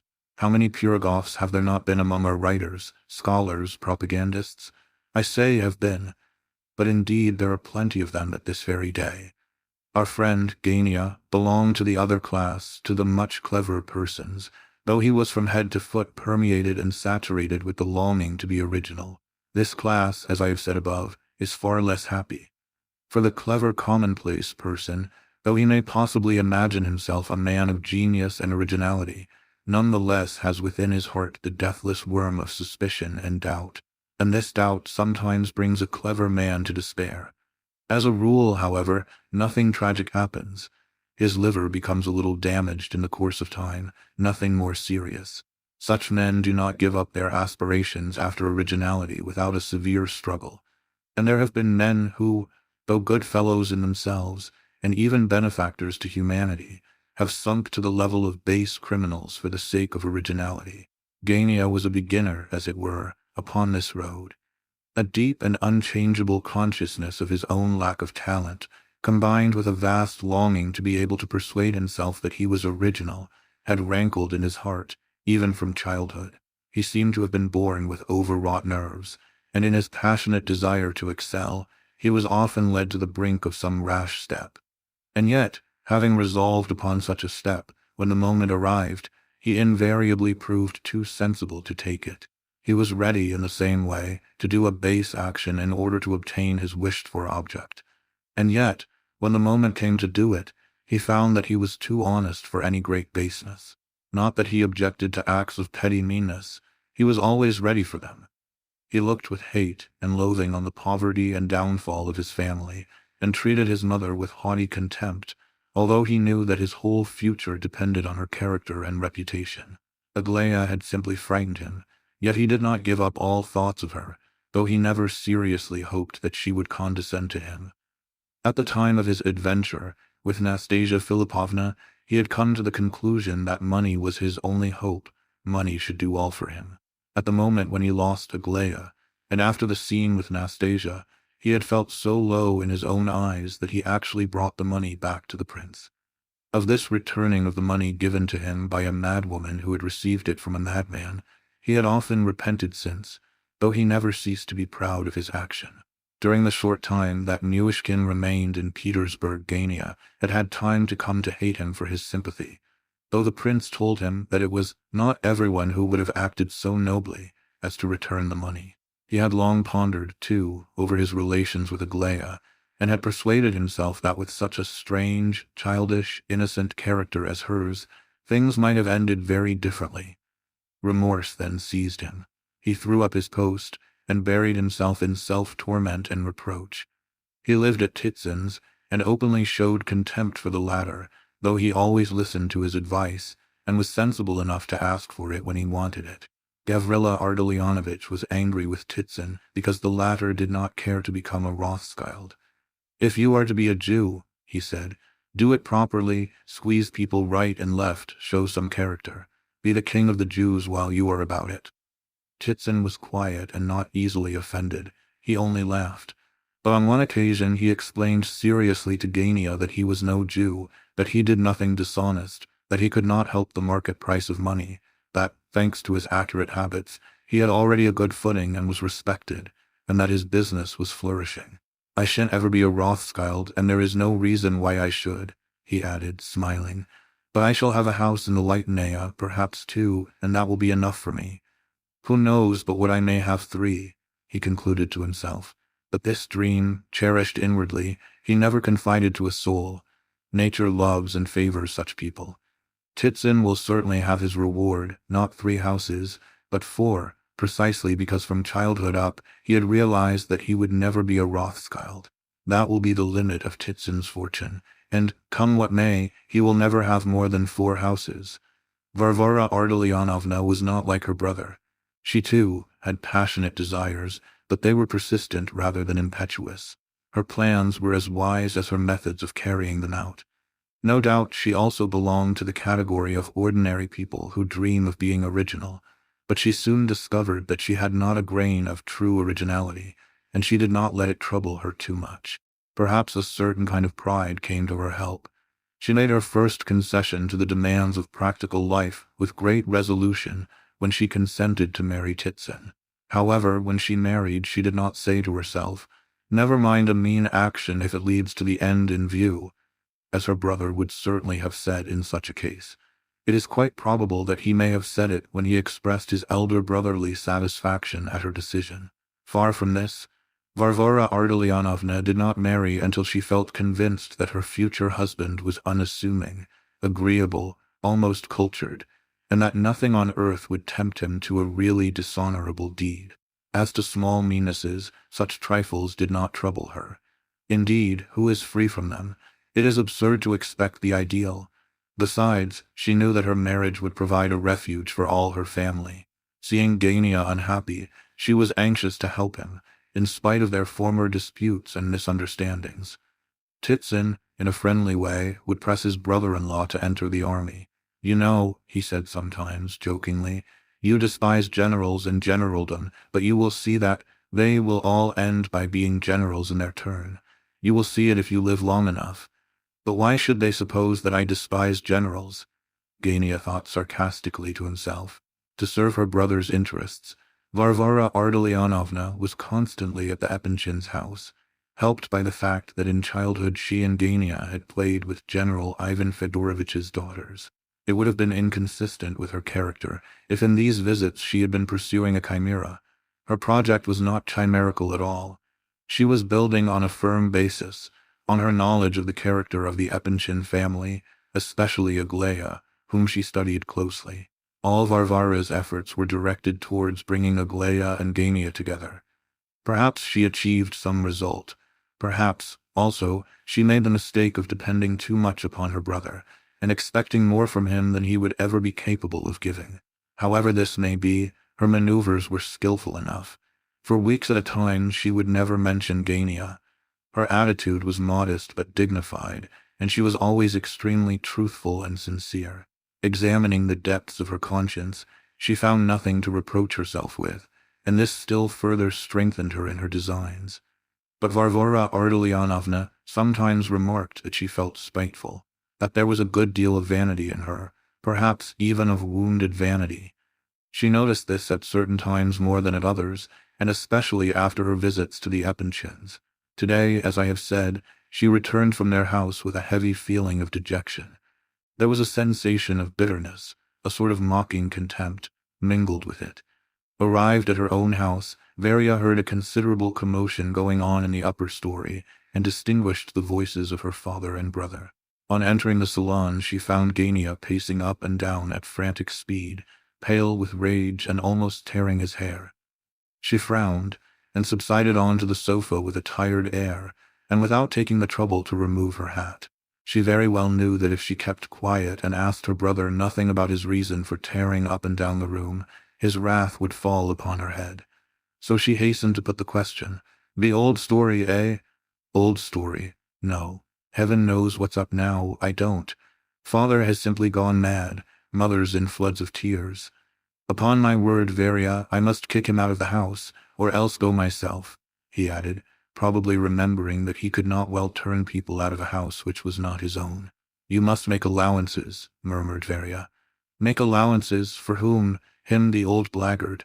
No, no, Varya, that won't do. It won't do, I tell you.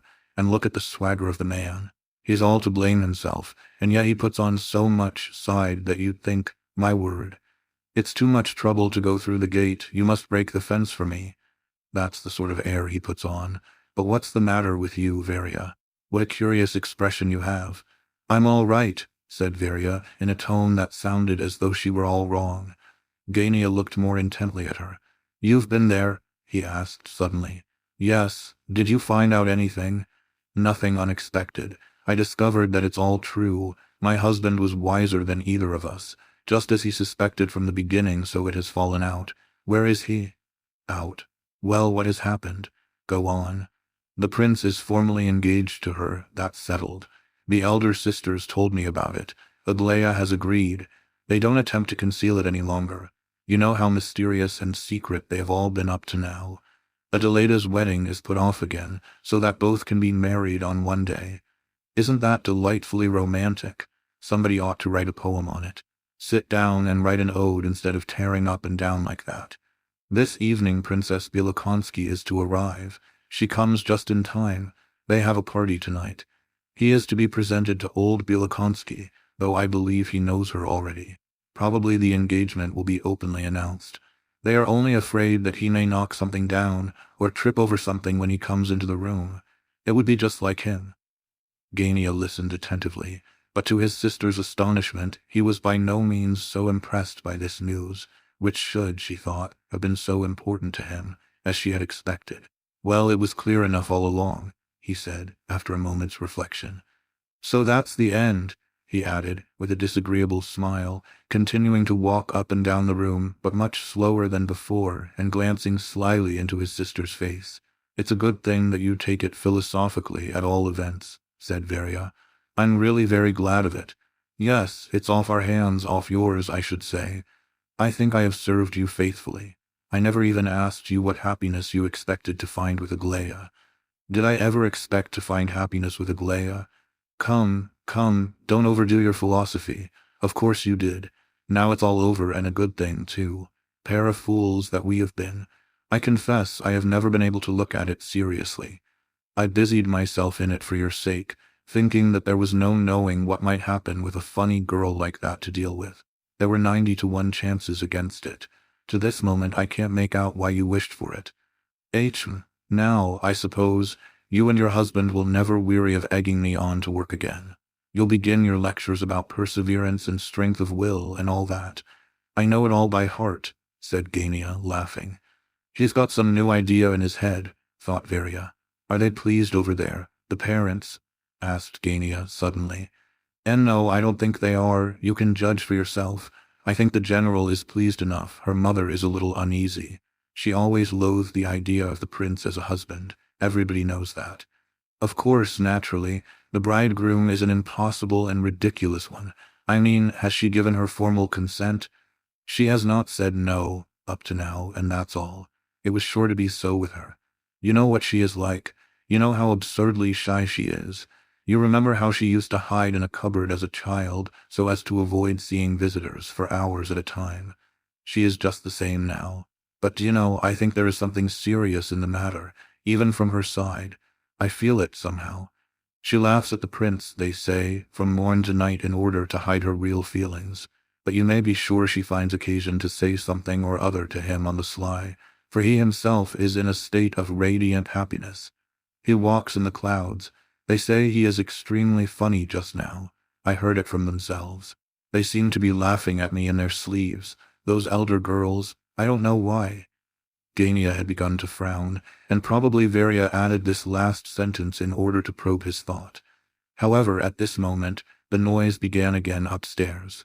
"I'll turn him out," shouted Gania, glad of the opportunity of venting his vexation.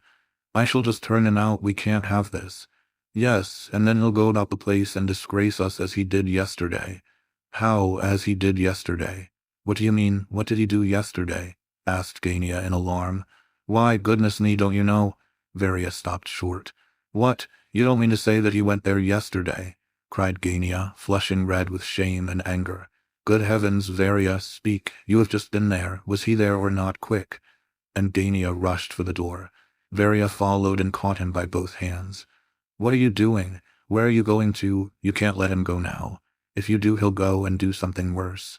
"What did he do there? What did he say?" "They couldn't tell me themselves, they couldn't make head or tail of it, but he frightened them all. He came to see the general, who was not at home.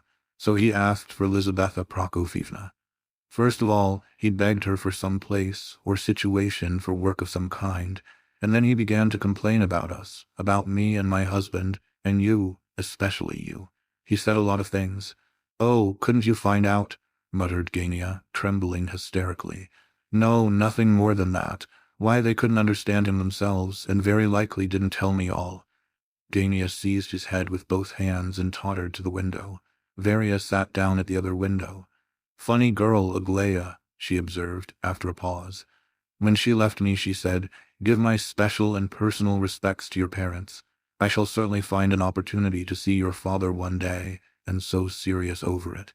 She's a strange creature." "Wasn't she joking? She was speaking sarcastically." "Not a bit of it. That's just the strange part of it." "Does she know about father, do you think, or not?"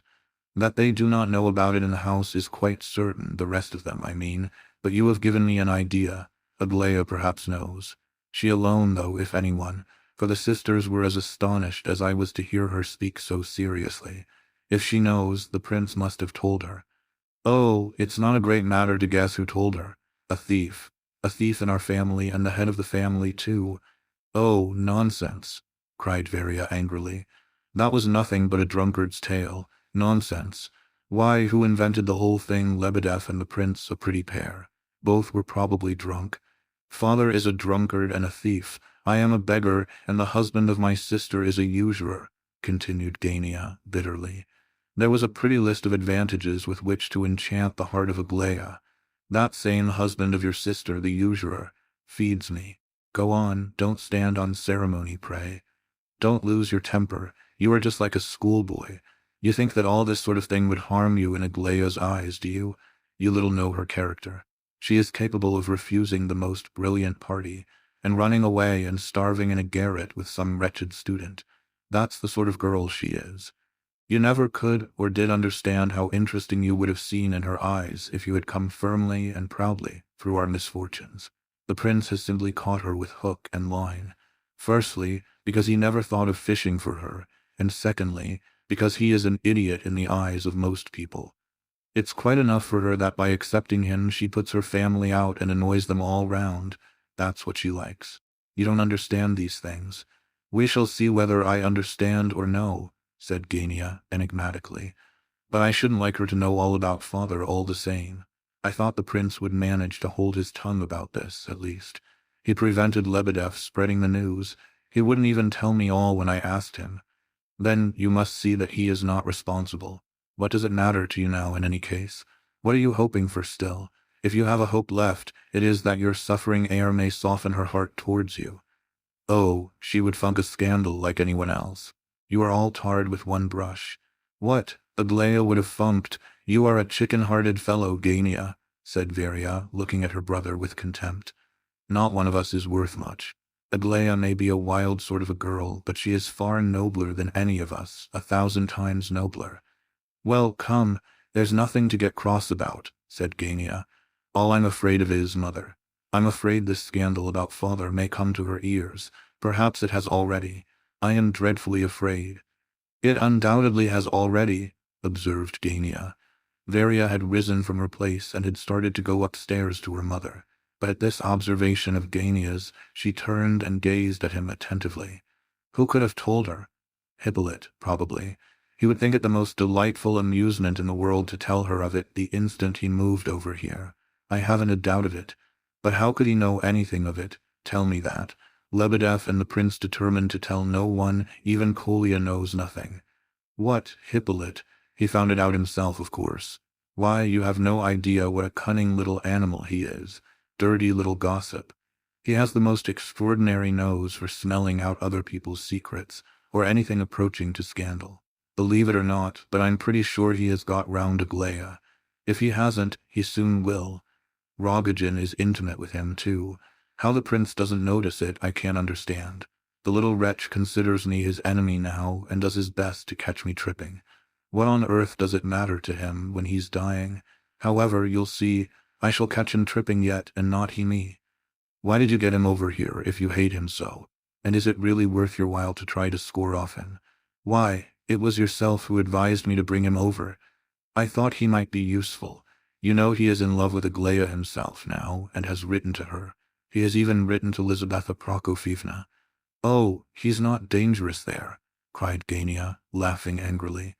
However, I believe there is something of that sort in the air. He is very likely to be in love, for he is a mere boy. But he won't write anonymous letters to the old lady. That would be too audacious a thing for him to attempt. But I dare swear the very first thing he did was to show me up to Aglaia as a base deceiver and intriguer. I confess I was fool enough to attempt something through him at first. I thought he would throw himself into my service out of revengeful feelings towards the prince, the sly little beast. But I know him better now. As for the theft, he may have heard of it from the widow in Petersburg, for if the old man committed himself to such an act, he can have done it for no other object but to give the money to her. Hippolyte said to me, without any prelude, that the general had promised the widow 400 rubles. Of course I understood, and the little wretch looked at me with a nasty sort of satisfaction. I know him. You may depend upon it he went and told mother too, for the pleasure of wounding her. And why doesn't he die, I should like to know? He undertook to die within 3 weeks, and here he is getting fatter. His cough is better too. It was only yesterday that he said that was the 2nd day he hadn't coughed blood. Well, turn him out. I don't hate, I despise him, said Gania grandly.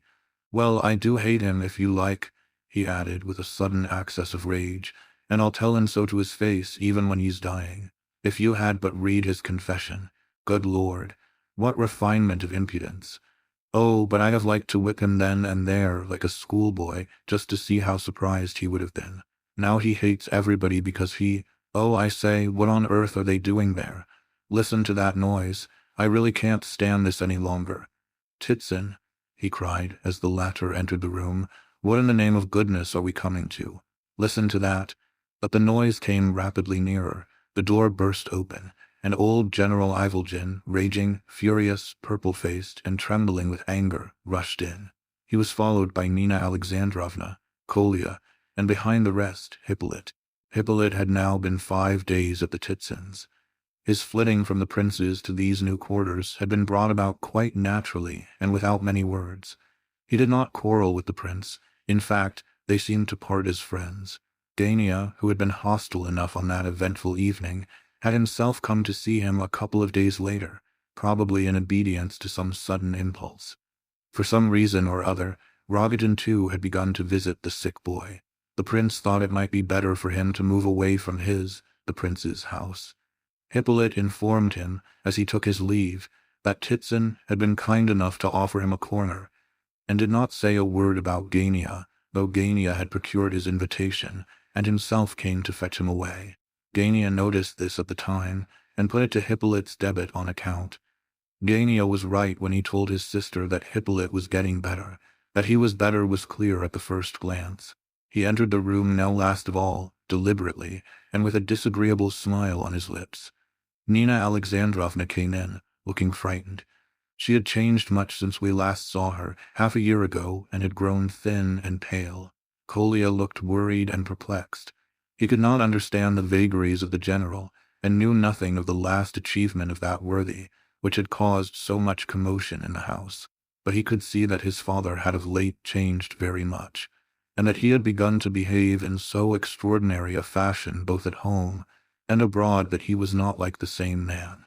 What perplexed and disturbed him as much as anything was that his father had entirely given up drinking during the last few days.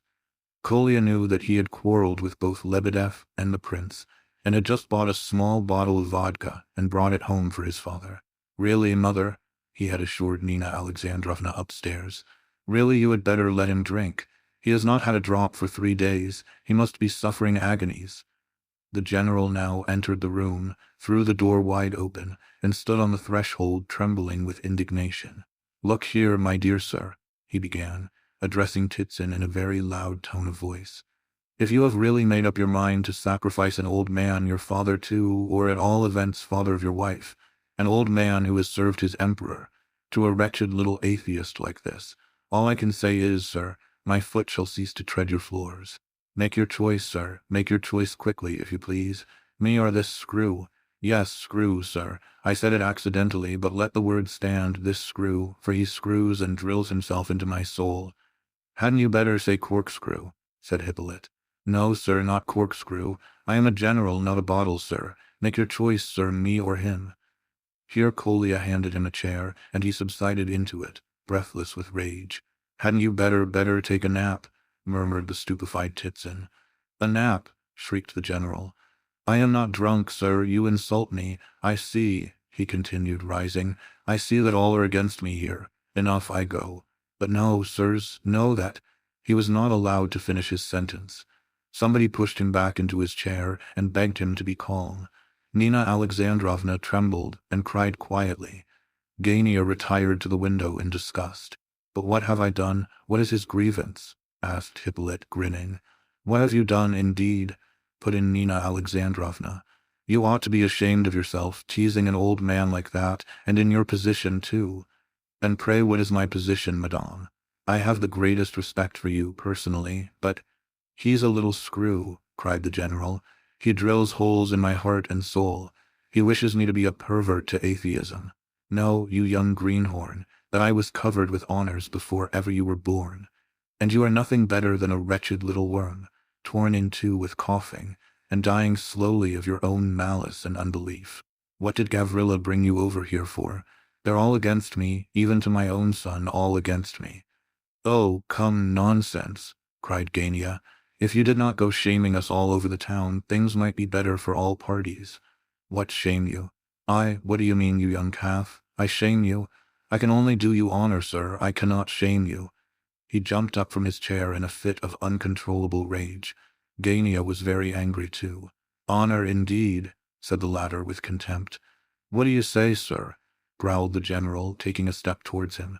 "I say that I have but to open my mouth, and you—" Gania began, but did not finish. The two, father and son, stood before one another, both unspeakably agitated, especially Gania. Gania, reflect," cried his mother hurriedly. "It's all nonsense on both sides," snapped out Varya. "Let them alone, mother." "It's only for mother's sake that I spare him," said Gania tragically. "Speak," said the general, beside himself with rage and excitement. "Speak under the penalty of a father's curse." "Oh, father's curse be hanged, you don't frighten me that way," said Gania. "Whose fault is it that you have been as mad as a March hare all this week? It is just a week, you see, I count the days. Take care now, don't provoke me too much, or I'll tell all. Why did you go to the Epinchins yesterday? Tell me that. And you call yourself an old man, too, with gray hair, and father of a family. Nice sort of a father." "Be quiet, Gania," cried Kolya. "Shut up, you fool." "Yes, but how have I offended him?" repeated Hippolyte, still in the same jeering voice. "Why does he call me a screw? You all heard it. He came to me himself and began telling me about some Captain Arokov. I don't wish for your company, General. I always avoided you, you know that. What have I to do with Captain Arokov? All I did was to express my opinion that probably Captain Arokov never existed at all. Of course he never existed, Gania interrupted. But the general only stood stupefied and gazed around in a dazed way. Gania's speech had impressed him, with its terrible candor.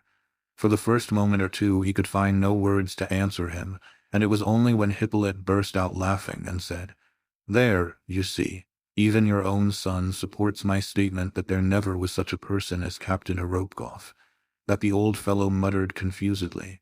"Captain Arokov, not Captain Arokov. Captain, Major Retired Arokov, Captain." "Captain didn't exist either," persisted Gania maliciously. "What, didn't exist?" cried the poor general, and a deep blush suffused his face. "That'll do, Gania," cried Varya and Titsin. "Shut up, Gania," said Kolya, but this intercession seemed to rekindle the general. "What did you mean, sir, that he didn't exist? Explain yourself," he repeated angrily. "Because he didn't exist, never could and never did there, you'd better drop the subject, I warn you.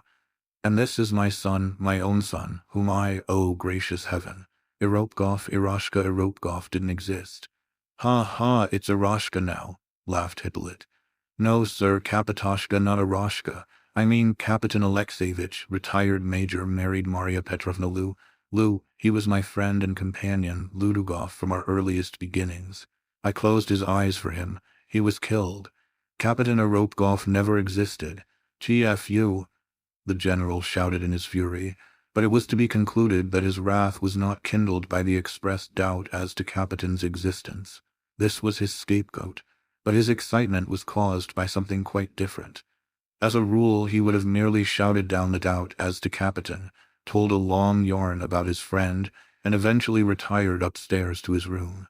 But today, in the strange uncertainty of human nature, it seemed to require but so small an offense as this to make his cup to overflow. The old man grew purple in the face. He raised his hands.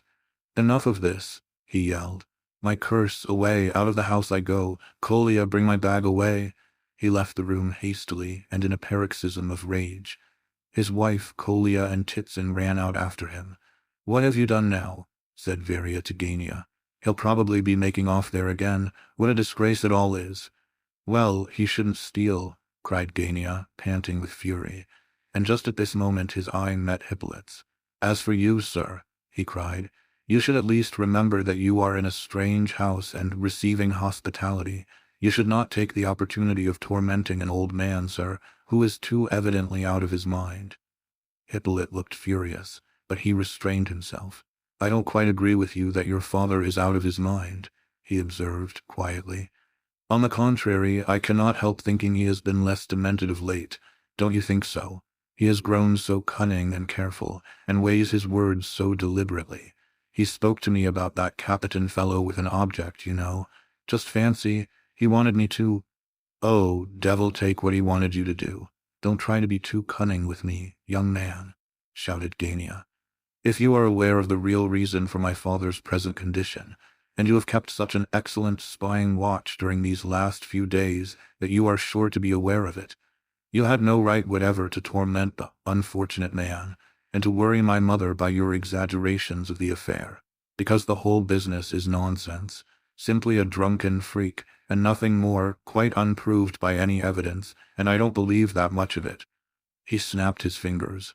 "But you must needs spy and watch over us all, because you are a— "Screw," laughed Hippolyte. "Because you are a humbug, sir, and thought fit to worry people for half an hour, and tried to frighten them into believing that you would shoot yourself with your little empty pistol, pirouetting about and playing at suicide. I gave you hospitality, you have fattened on it, your cough has left you, and you repay all this. Excuse me, 2 words. I am Varvara Ardalyanovna's guest, not yours. You have extended no hospitality to me. On the contrary, if I am not mistaken, I believe you are yourself indebted to Mr. Titsin's hospitality. 4 days ago I begged my mother to come down here and find lodgings, because I certainly do feel better here, though I am not fat, nor have I ceased to cough. I am today informed that my room is ready for me. Therefore, having thanked your sister and mother for their kindness to me, I intend to leave the house this evening. I beg your pardon, I interrupted you. I think you were about to add something. Oh, if that is the state of affairs, began Gania. Excuse me, I will take a seat, interrupted Hippolyte once more, sitting down deliberately. For I am not strong yet. Now then, I am ready to hear you, especially as this is the last chance we shall have of a talk, and very likely the last meeting we shall ever have at all. Gania felt a little guilty. I assure you I did not mean to reckon up debits and credits, he began. And if you— I don't understand your condescension, said Hippolyte. As for me, I promised myself on the first day of my arrival in this house that I would have the satisfaction of settling accounts with you in a very thorough manner before I said goodbye to you. I intend to perform this operation now, if you like, after you, though, of course. May I ask you to be so good as to leave this room? You'd better speak out. You'll be sorry afterwards if you don't. Hippolyte, stop, please. It's so dreadfully undignified, said Varia. Well, only for the sake of the lady, said Hippolyte, laughing. I am ready to put off the reckoning, but only put it off, Varvara Ardalionovna, because an explanation between your brother and myself has become an absolute necessity, and I could not think of leaving the house without clearing up all misunderstandings first. In a word, you are a wretched little scandal-monger, cried Gania, and you cannot go away without a scandal. You see, said Hippolyte coolly, you can't restrain yourself. You'll be dreadfully sorry afterwards if you don't speak out now. Come, you shall have the first say. I'll wait. Gania was silent and merely looked contemptuously at him. You won't? Very well. I shall be as short as possible for my part. 2 or 3 times today I have had the word hospitality pushed down my throat. This is not fair. In inviting me here you yourself entrapped me for your own use. You thought I wished to revenge myself upon the prince. You heard that Aglaya Ivanovna had been kind to me and read my confession. Making sure that I should give myself up to your interests, you hoped that you might get some assistance out of me. I will not go into details. I don't ask either admission or confirmation of this from yourself. I am quite content to leave you to your conscience, and to feel that we understand one another capitally. What a history you are weaving out of the most ordinary circumstances, cried Varia. I told you the fellow was nothing but a scandal-monger, said Gania. Excuse me, Varia Ardalionovna, I will proceed. I can, of course, neither love nor respect the prince, though he is a good-hearted fellow, if a little queer. But there is no need whatever for me to hate him. I quite understood your brother when he first offered me aid against the prince, though I did not show it. I knew well that your brother was making a ridiculous mistake in me. I am ready to spare him, however, even now, but solely out of respect for yourself, Varvara Ardalionovna. Having now shown you that I am not quite such a fool as I look, and that I have to be fished for with a rod and line for a good long while before I am caught, I will proceed to explain why I specially wish to make your brother look a fool. That my motive power is hate, I do not attempt to conceal. I have felt that before dying, and I am dying, however much fatter I may appear to you. I must absolutely make a fool of, at least, one of that class of men which has dogged me all my life, which I hate so cordially, and which is so prominently represented by your much-esteemed brother. I should not enjoy paradise nearly so much without having done this first. I hate you, Gavrila Ardalionovitch, solely— this may seem curious to you, but I repeat, solely because you are the type and incarnation and head and crown of the most impudent, the most self-satisfied, the most vulgar and detestable form of commonplaceness. You are ordinary of the ordinary. You have no chance of ever fathering the pettiest idea of your own. And yet you are as jealous and conceited as you can possibly be. You consider yourself a great genius. Of this you are persuaded, although there are dark moments of doubt and rage, when even this fact seems uncertain.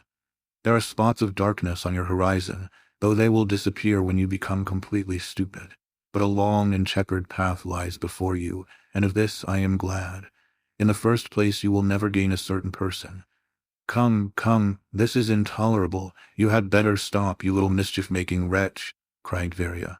Gania had grown very pale. He trembled, but said nothing. Hippolyte paused and looked at him intently and with great gratification. He then turned his gaze upon Varia, bowed, and went out, without adding another word. Gania might justly complain of the hardness with which fate treated him. Varia dared not speak to him for a long while, as he strode past her, backwards and forwards. At last he went and stood at the window, looking out, with his back turned towards her. There was a fearful row going on upstairs again. "Are you off?" said Gania, suddenly, remarking that she had risen and was about to leave the room. "Wait a moment, look at this." He approached the table and laid a small sheet of paper before her. It looked like a little note. "Good heavens!" cried Varia, raising her hands. This was the note. "Gavrila Ardalionovich, persuaded of your kindness of heart, I have determined to ask your advice on a matter of great importance to myself. I should like to meet you tomorrow morning at 7 o'clock by the green bench in the park. It is not far from our house. Varvara Ardalionovna, who must accompany you, knows the place well." What on earth is one to make of a girl like that?" said Varia. Gania, little as he felt inclined for swagger at this moment, could not avoid showing his triumph, especially just after such humiliating remarks as those of Hippolyte. A smile of self-satisfaction beamed on his face, and Varia too was brimming over with delight. And this is the very day that they were to announce the engagement. What will she do next? "What do you suppose she wants to talk about tomorrow?" asked Gania. "Oh, that's all the same. The chief thing is that she wants to see you after 6 months' absence. Look here, Gania, this is a serious business. Don't swagger again and lose the game. Play carefully, but don't funk. Do you understand?" As if she could possibly avoid seeing what I have been working for all this last 6 months. "And just imagine, I was there this morning and not a word of this. I was there, you know, on the sly. The old lady did not know, or she would have kicked me out. I ran some risk for you, you see. I did so want to find out at all hazards." Here there was a frantic noise upstairs once more. Several people seemed to be rushing downstairs at once. "Now, Gania," cried Varia, frightened. "We can't let him go out. We can't afford to have a breath of scandal about the town at this moment. Run after him and beg his pardon quick." But the father of the family was out in the road already. Kolya was carrying his bag for him. Nina Alexandrovna stood and cried on the doorstep. She wanted to run after the general, but Titsin kept her back. "You will only excite him more," he said. "He has nowhere else to go to. He'll be back here in half an hour. I've talked it all over with Kolya. Let him play the fool a bit, it will do him good." "What are you up to? Where are you off to? You've nowhere to go to, you know," cried Gania out of the window. "Come back, father, the neighbors will hear," cried Varia. The general stopped, turned round, raised his hands, and remarked, "My curse be upon this house," which observation should always be made in as theatrical a tone as possible, muttered Gania, shutting the window with a bang. The neighbors undoubtedly did hear. Varia rushed out of the room. No sooner had his sister left him alone than Gania took the note out of his pocket, kissed it, and pirouetted around. As a general rule, old General Ivolgin's paroxysms ended in smoke. He had before this experienced fits of sudden fury, but not very often, because he was really a man of peaceful and kindly disposition. He had tried hundreds of times to overcome the dissolute habits which he had contracted of late years. He would suddenly remember that he was a father, would be reconciled with his wife, and shed genuine tears. His feeling for Nina Alexandrovna amounted almost to adoration. She had pardoned so much in silence, and loved him still in spite of the state of degradation into which he had fallen. But the general's struggles with his own weakness never lasted very long. He was, in his way, an impetuous man, and a quiet life of repentance in the bosom of his family soon became insupportable to him. In the end he rebelled, and flew into rages which he regretted, perhaps, even as he gave way to them, but which were beyond his control. He picked quarrels with everyone, began to hold forth eloquently, exacted unlimited respect, and at last disappeared from the house, and sometimes did not return for a long time. He had given up interfering in the affairs of his family for 2 years now, and knew nothing about them but what he gathered from hearsay. But on this occasion there was something more serious than usual. Everyone seemed to know something, but to be afraid to talk about it. The general had turned up in the bosom of his family 2 or 3 days before, but not, as usual, with the olive branch of peace in his hand, not in the garb of penitence, in which he was usually clad on such occasions. but, on the contrary, in an uncommonly bad temper. He had arrived in a quarrelsome mood, pitching into everyone he came across, and talking about all sorts and kinds of subjects in the most unexpected manner, so that it was impossible to discover what it was that was really putting him out. At moments he would be apparently quite bright and happy, but as a rule he would sit moody and thoughtful. He would abruptly commence to hold forth about the Epanchins, about Lebedev, or the prince, and equally abruptly would stop short and refuse to speak another word, answering all further questions with a stupid smile, unconscious that he was smiling, or that he had been asked a question. The whole of the previous night he had spent tossing about and groaning, and poor Nina Alexandrovna had been busy making cold compresses and warm fomentations, and so on, without being very clear how to apply them. He had fallen asleep after a while, but not for long, and had awaked in a state of violent hypochondria which had ended in his quarrel with Hippolyte, and the solemn cursing of Titsin's establishment generally. It was also observed during those 2 or 3 days that he was in a state of morbid self-esteem, and was specially touchy on all points of honor. Kolya insisted, in discussing the matter with his mother, that all this was but the outcome of abstinence from drink, or perhaps of pining after Lebedev, with whom up to this time the general had been upon terms of the greatest friendship, but with whom, for some reason or other, he had quarrelled a few days since, parting from him in great wrath. There had also been a scene with the prince.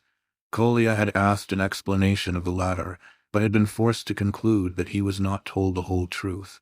If Hippolyte and Nina Alexandrovna had, as Gania suspected, had some special conversation about the general's actions, it was strange that the malicious youth, whom Gania had called a scandal-monger to his face, had not allowed himself a similar satisfaction with Kolya. The fact is that probably Hippolyte was not quite so black as Gania painted him, and it was hardly likely that he had informed Nina Alexandrovna of certain events, of which we know, for the mere pleasure of giving her pain. We must never forget that human motives are generally far more complicated than we are apt to suppose, and that we can very rarely accurately describe the motives of another. It is much better for the writer, as a rule, to content himself with the bare statement of events. And we shall take this line with regard to the catastrophe recorded above, and shall state the remaining events connected with the general's trouble shortly, because we feel that we have already given to this secondary character in our story more attention than we originally intended. The course of events had marched in the following order. When Lebedev returned, in company with the general, after their expedition to town a few days since, for the purpose of investigation, he brought the prince no information whatever. If the latter had not himself been occupied with other thoughts and impressions at the time, he must have observed that Lebedev not only was very uncommunicative, but even appeared anxious to avoid him. When the prince did give the matter a little attention, he recalled the fact that during these days he had always found Lebedev to be in radiantly good spirits when they happened to meet, and further that the general and Lebedev were always together. The two friends did not seem ever to be parted for a moment. Occasionally the prince heard loud talking and laughing upstairs, and once he detected the sound of a jolly soldier's song going on above, and recognized the unmistakable bass of the general's voice. But the sudden outbreak of song did not last, and for an hour afterwards the animated sound of apparently drunken conversation continued to be heard from above. At length there was the clearest evidence of a grand mutual embracing, and someone burst into tears. Shortly after this, however, there was a violent but short-lived quarrel, with loud talking on both sides. All these days Kolya had been in a state of great mental preoccupation. Myshkin was usually out all day, and only came home late at night. On his return he was invariably informed that Kolya had been looking for him. However, when they did meet, Kolya never had anything particular to tell him, excepting that he was highly dissatisfied with the general and his present condition of mind and behavior. "They drag each other about the place," he said, "and get drunk together at the pub close by here, and quarrel in the street on the way home, and embrace one another after it, and don't seem to part for a moment." When the prince pointed out that there was nothing new about that, for that they had always behaved in this manner together, Kolya did not know what to say. In fact, he could not explain what it was that specially worried him, just now, about his father. On the morning following the Bacchanalian psalms and quarrels recorded above, as the prince stepped out of the house at about 11 o'clock, the general suddenly appeared before him, much agitated. "I have long sought the honor and opportunity of meeting you, much esteemed Lev Nikolaevich," he murmured, pressing the prince's hand very hard, almost painfully so. "Long, very long." The prince begged him to step in and sit down. "No, I will not sit down. I am keeping you, I see, another time. I think I may be permitted to congratulate you upon the realization of your heart's best wishes, is it not so?" "What best wishes?" The prince blushed. He thought, as so many in his position do, that nobody had seen, heard, noticed, or understood anything. "Oh, be easy, sir, be easy. I shall not wound your tenderest feelings. I've been through it all myself, and I know well how unpleasant it is when an outsider sticks his nose in where he is not wanted. I experience this every morning. I came to speak to you about another matter, though, an important matter. A very important matter, Prince." The latter requested him to take a seat once more, and sat down himself. "Well, just for 1 second then. The fact is, I came for advice. Of course I live now without any very practical objects in life, but being full of self-respect, in which quality the ordinary Russian is so deficient as a rule, and of activity, I am desirous, in a word, Prince, of placing myself and my wife and children in a position in fact, I want advice." The prince commended his aspirations with warmth. Quite so, but this is all mere nonsense. I came here to speak of something quite different, something very important, Prince, and I have determined to come to you as to a man in whose sincerity and nobility of feeling I can trust are you surprised at my words, Prince?" The prince was watching his guest, if not with much surprise, at all events with great attention and curiosity. The old man was very pale. Every now and then his lips trembled, and his hands seemed unable to rest quietly, but continually moved from place to place.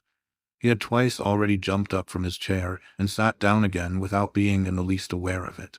He would take up a book from the table and open it, talking all the while.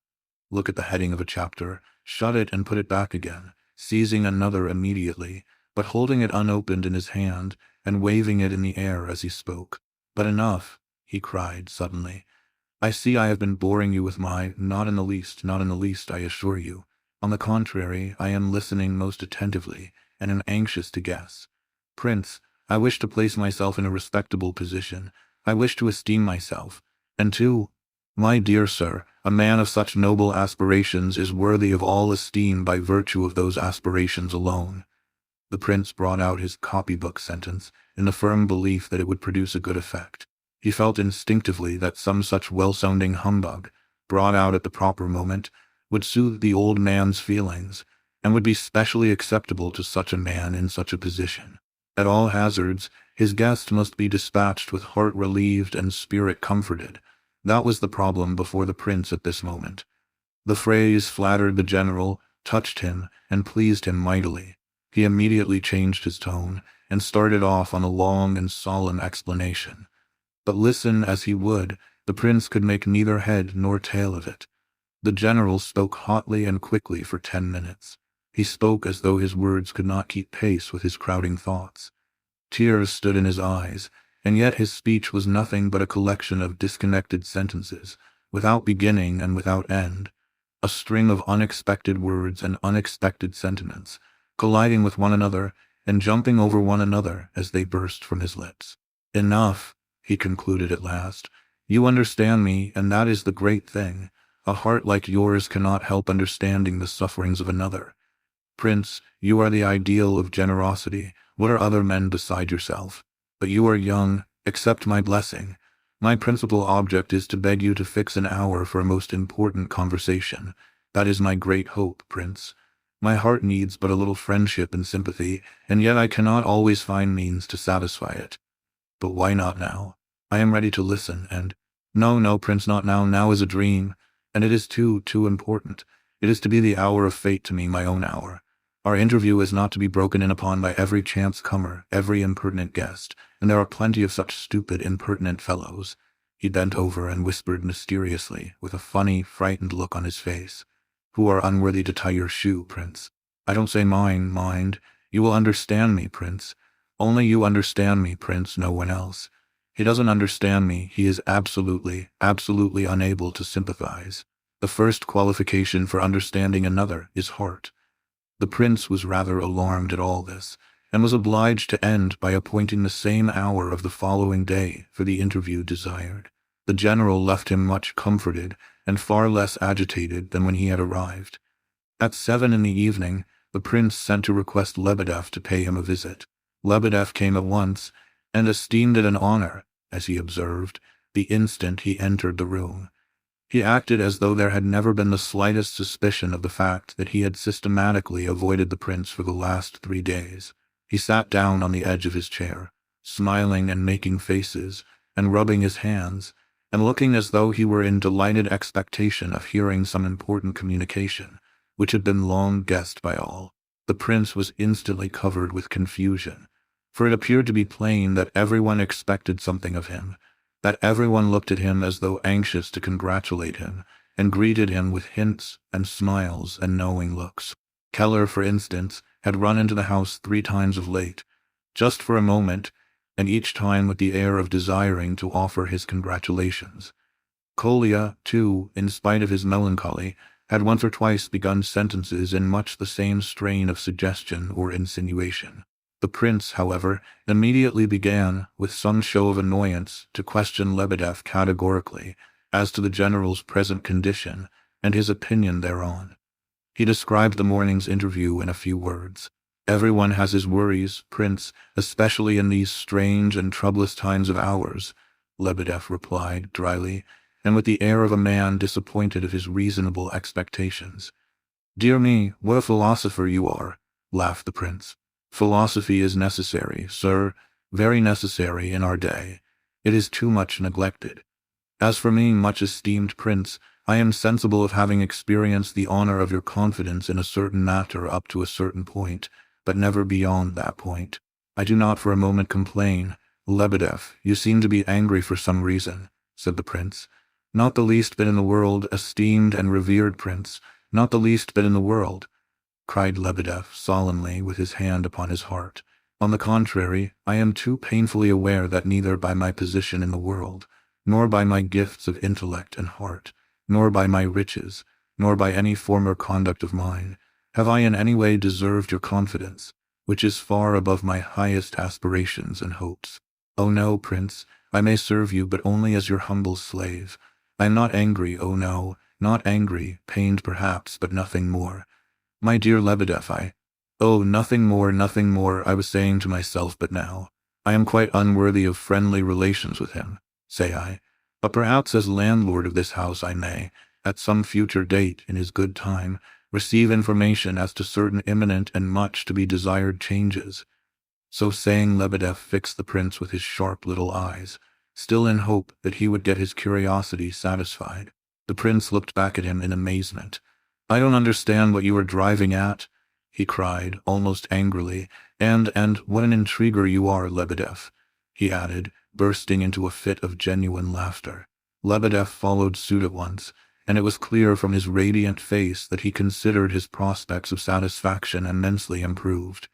"And do you know," the prince continued, "I am amazed at your naive ways, Lebedeff. Don't be angry with me. Not only yours, everybody else's also. You are waiting to hear something from me at this very moment with such simplicity that I declare I feel quite ashamed of myself for having nothing whatever to tell you. I swear to you solemnly that there is nothing to tell. There, can you take that in?" The prince laughed again. Lebedeff assumed an air of dignity. It was true enough that he was sometimes naive to a degree in his curiosity, but he was also an excessively cunning gentleman, and the prince was almost converting him into an enemy by his repeated rebuffs. The prince did not snub Lebedeff's curiosity, however, because he felt any contempt for him, but simply because the subject was too delicate to talk about. Only a few days before he had looked upon his own dreams almost as crimes, but Lebedeff considered the refusal as caused by personal dislike to himself, and was hurt accordingly. Indeed, there was at this moment a piece of news, most interesting to the prince, which Lebedeff knew and even had wished to tell him, but which he now kept obstinately to himself. "And what can I do for you, esteemed prince?" since I am told you sent for me just now," he said after a few moments' silence. "Oh, it was about the general," began the prince, waking abruptly from the fit of musing which he too had indulged in, and about the theft you told me of." "That is, about what theft?" "Oh, come. Just as if you didn't understand, Lukian Timofeyevich. What are you up to? I can't make you out. The money, sir. The 400 rubles that you lost that day. You came and told me about it one morning, and then went off to Petersburg. There, now do you understand?" "Oh, you mean the 400 rubles," said Lebedev, dragging the words out, just as though it had only just dawned upon him what the prince was talking about. "Thanks very much, Prince, for your kind interest. You do me too much honor. I found the money long ago." "You found it? Thank God for that. Your exclamation proves the generous sympathy of your nature, Prince. For 400 rubles to a struggling family man like myself is no small matter." "I didn't mean that. At least, of course, I'm glad for your sake too," added the prince, correcting himself. "But how did you find it?" "Very simply indeed. I found it under the chair upon which my coat had hung, so that it is clear the purse simply fell out of the pocket and on to the floor." "Under the chair? Impossible. Why, you told me yourself that you had searched every corner of the room. How could you not have looked in the most likely place of all?" "Of course I looked there. Of course I did. Very much so. I looked and scrambled about and felt for it, and wouldn't believe it was not there, and looked again and again. It is always so in such cases.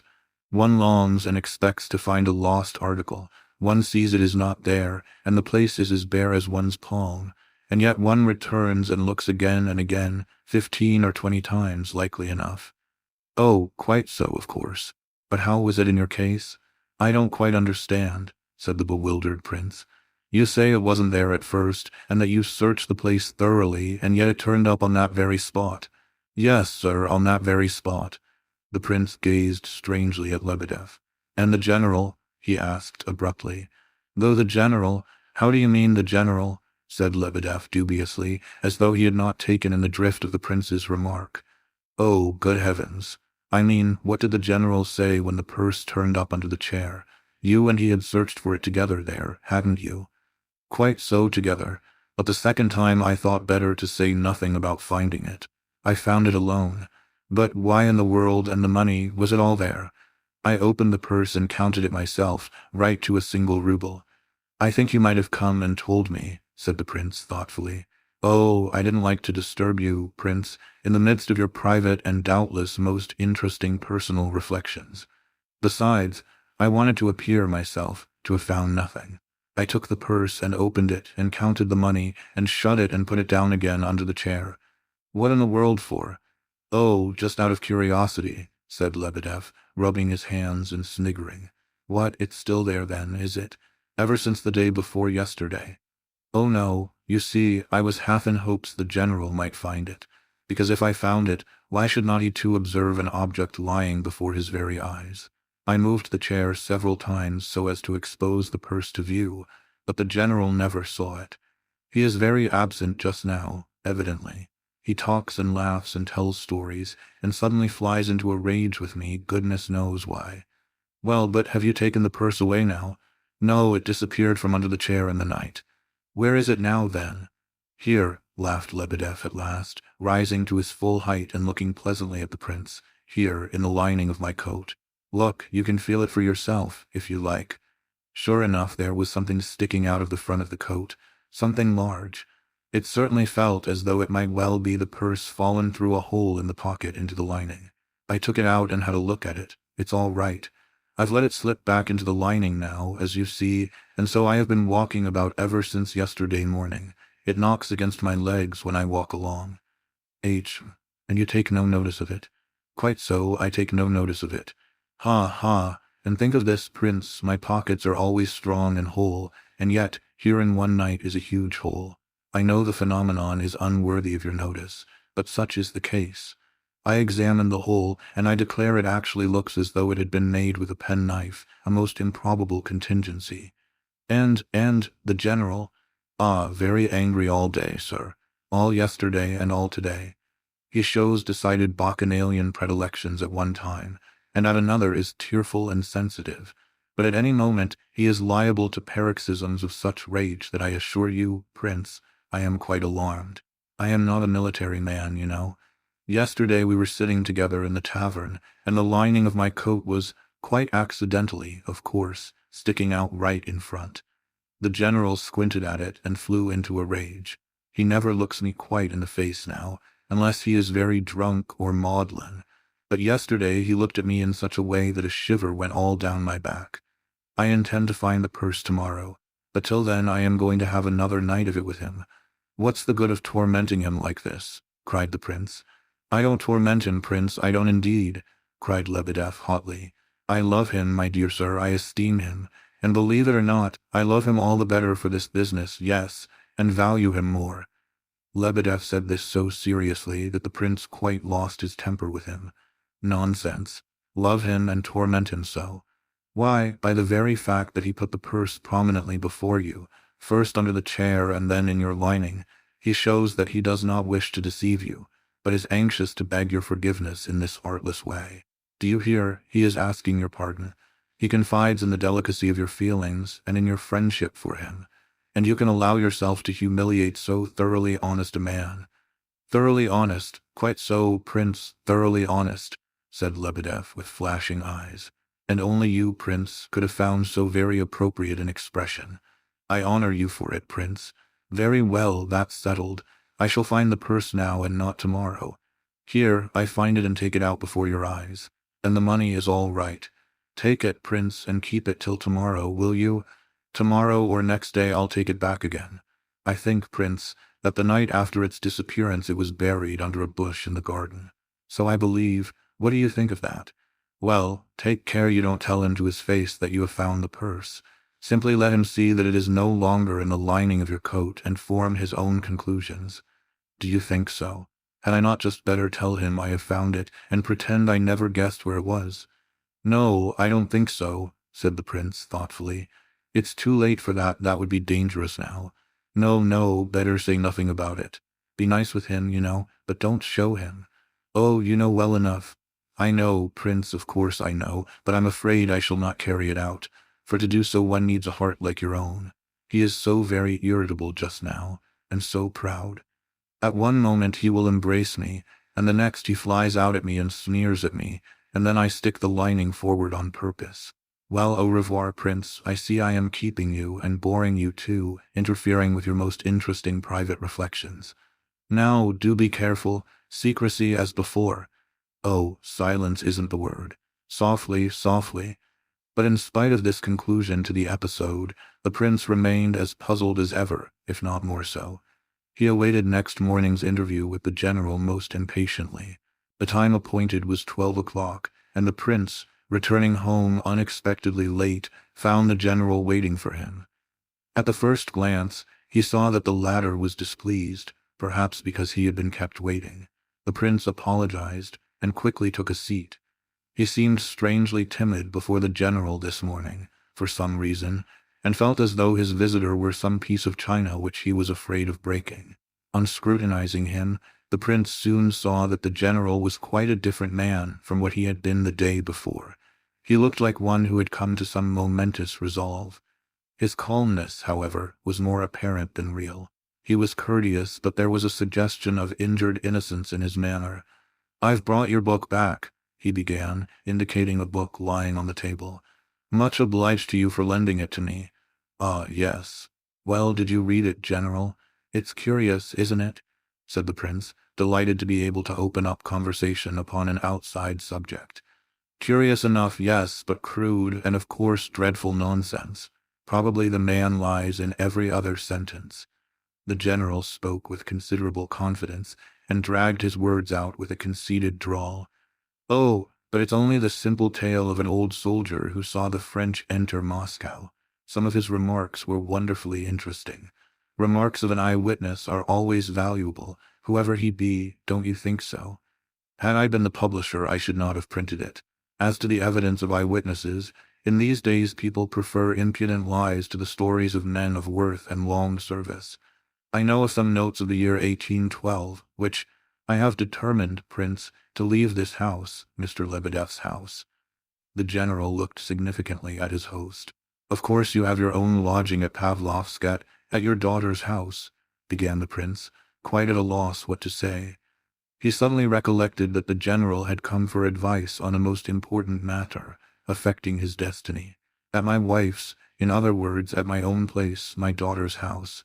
I beg your pardon, I leave Lebedev's house, my dear prince, because I have quarreled with this person.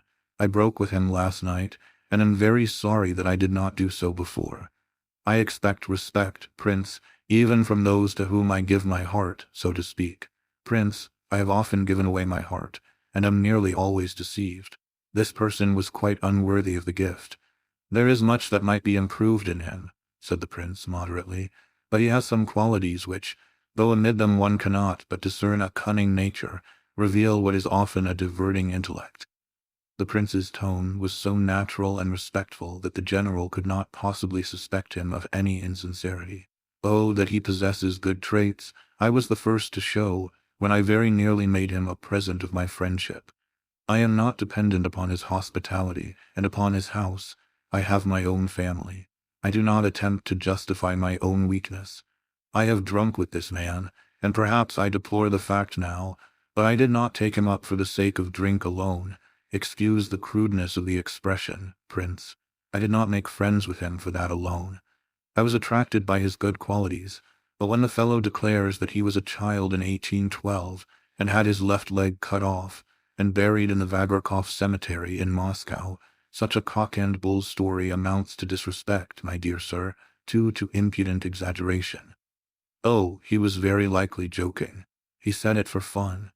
I quite understand you. You mean that an innocent lie for the sake of a good joke is harmless, and does not offend the human heart. Some people lie, if you like to put it so, out of pure friendship, in order to amuse their fellows. But when a man makes use of extravagance in order to show his disrespect, and to make clear how the intimacy bores him, it is time for a man of honor to break off the said intimacy, and to teach the offender his place." The general flushed with indignation as he spoke. "Oh, but Lebedev cannot have been in Moscow in 1812.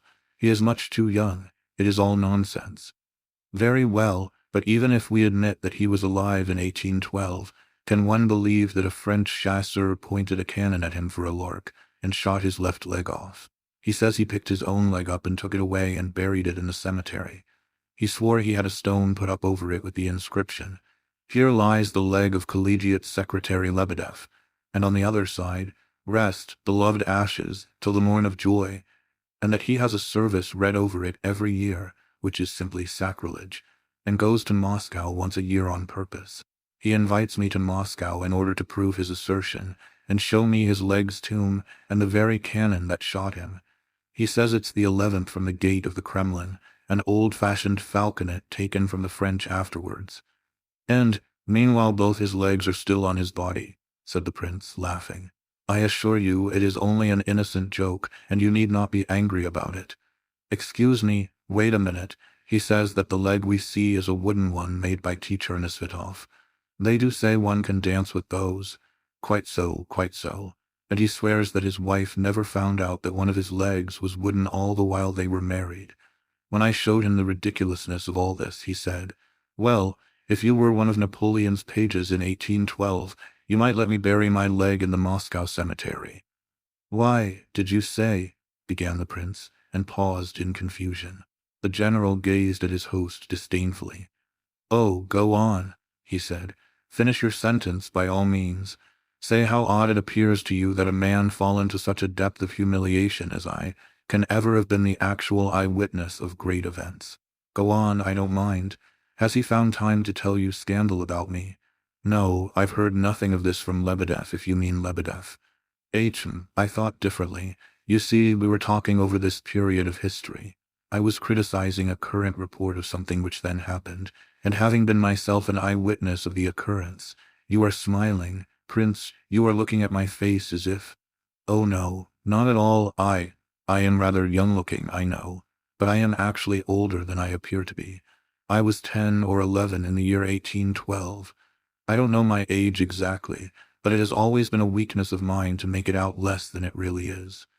I assure you, General, I do not in the least doubt your statement.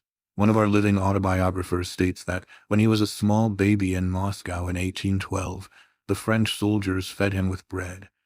"Well, there you see," said the general, condescendingly. "There is nothing whatever unusual about my tale. Truth very often appears to be impossible. I was a page. It sounds strange, I dare say. Had I been 15 years old, I should probably have been terribly frightened when the French arrived, as my mother was, who had been too slow about clearing out of Moscow. But as I was only just 10, I was not in the least alarmed, and rushed through the crowd to the very door of the palace when Napoleon alighted from his horse. Undoubtedly, at 10 years old you would not have felt the sense of fear, as you say," blurted out the prince, horribly uncomfortable in the sensation that he was just about to blush. "Of course, and it all happened so easily and naturally. And yet, were a novelist to describe the episode, he would put in all kinds of impossible and incredible details." "Oh," cried the prince, "I have often thought that. Why, I know of a murder, for the sake of a watch. It's in all the papers now. But if some writer had invented it, all the critics would have jumped down his throat and said the thing was too improbable for anything. And yet you read it in the paper, and you can't help thinking that out of these strange disclosures is to be gained the full knowledge of Russian life and character.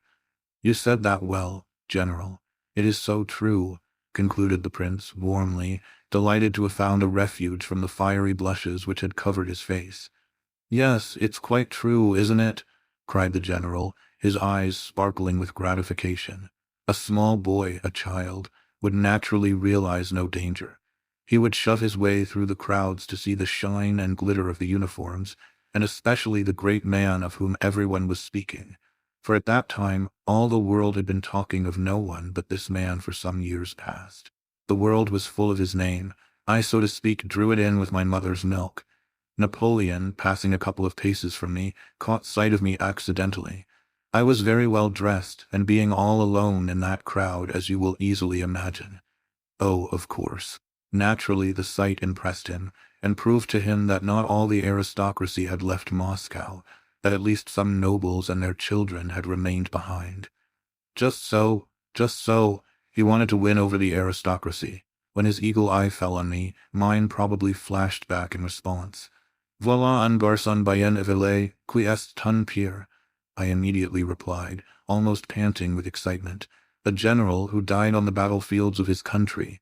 Le fils d'un boyard et d'un brave, par-dessus le marché. J'aime les boyards. Aimes-tu, petty? To this keen question I replied as keenly, the Russian heart can recognize a great man even in the bitter enemy of his country. At least, I don't remember the exact words, but the idea was as I say. Napoleon was struck. He thought a minute and then said to his suite, "I like that boy's pride. If all Russians think like this child, then—" He didn't finish, but went on and entered the palace. I instantly mixed with his suite and followed him. I was already in high favor. I remember when he came into the first hall, the emperor stopped before a portrait of the Empress Catherine, and after a thoughtful glance remarked, "That was a great woman," and passed on. Well, in a couple of days I was known all over the palace and the Kremlin as Le Petit Boyard. I only went home to sleep. They were nearly out of their minds about me at home. A couple of days after this, Napoleon's page, de Bazencourt, died. He had not been able to stand the trials of the campaign. Napoleon remembered me. I was taken away without explanation. The dead page's uniform was tried on me, and when I was taken before the emperor, dressed in it, he nodded his head to me, and I was told that I was appointed to the vacant post of page. Well, I was glad enough, for I had long felt the greatest sympathy for this man.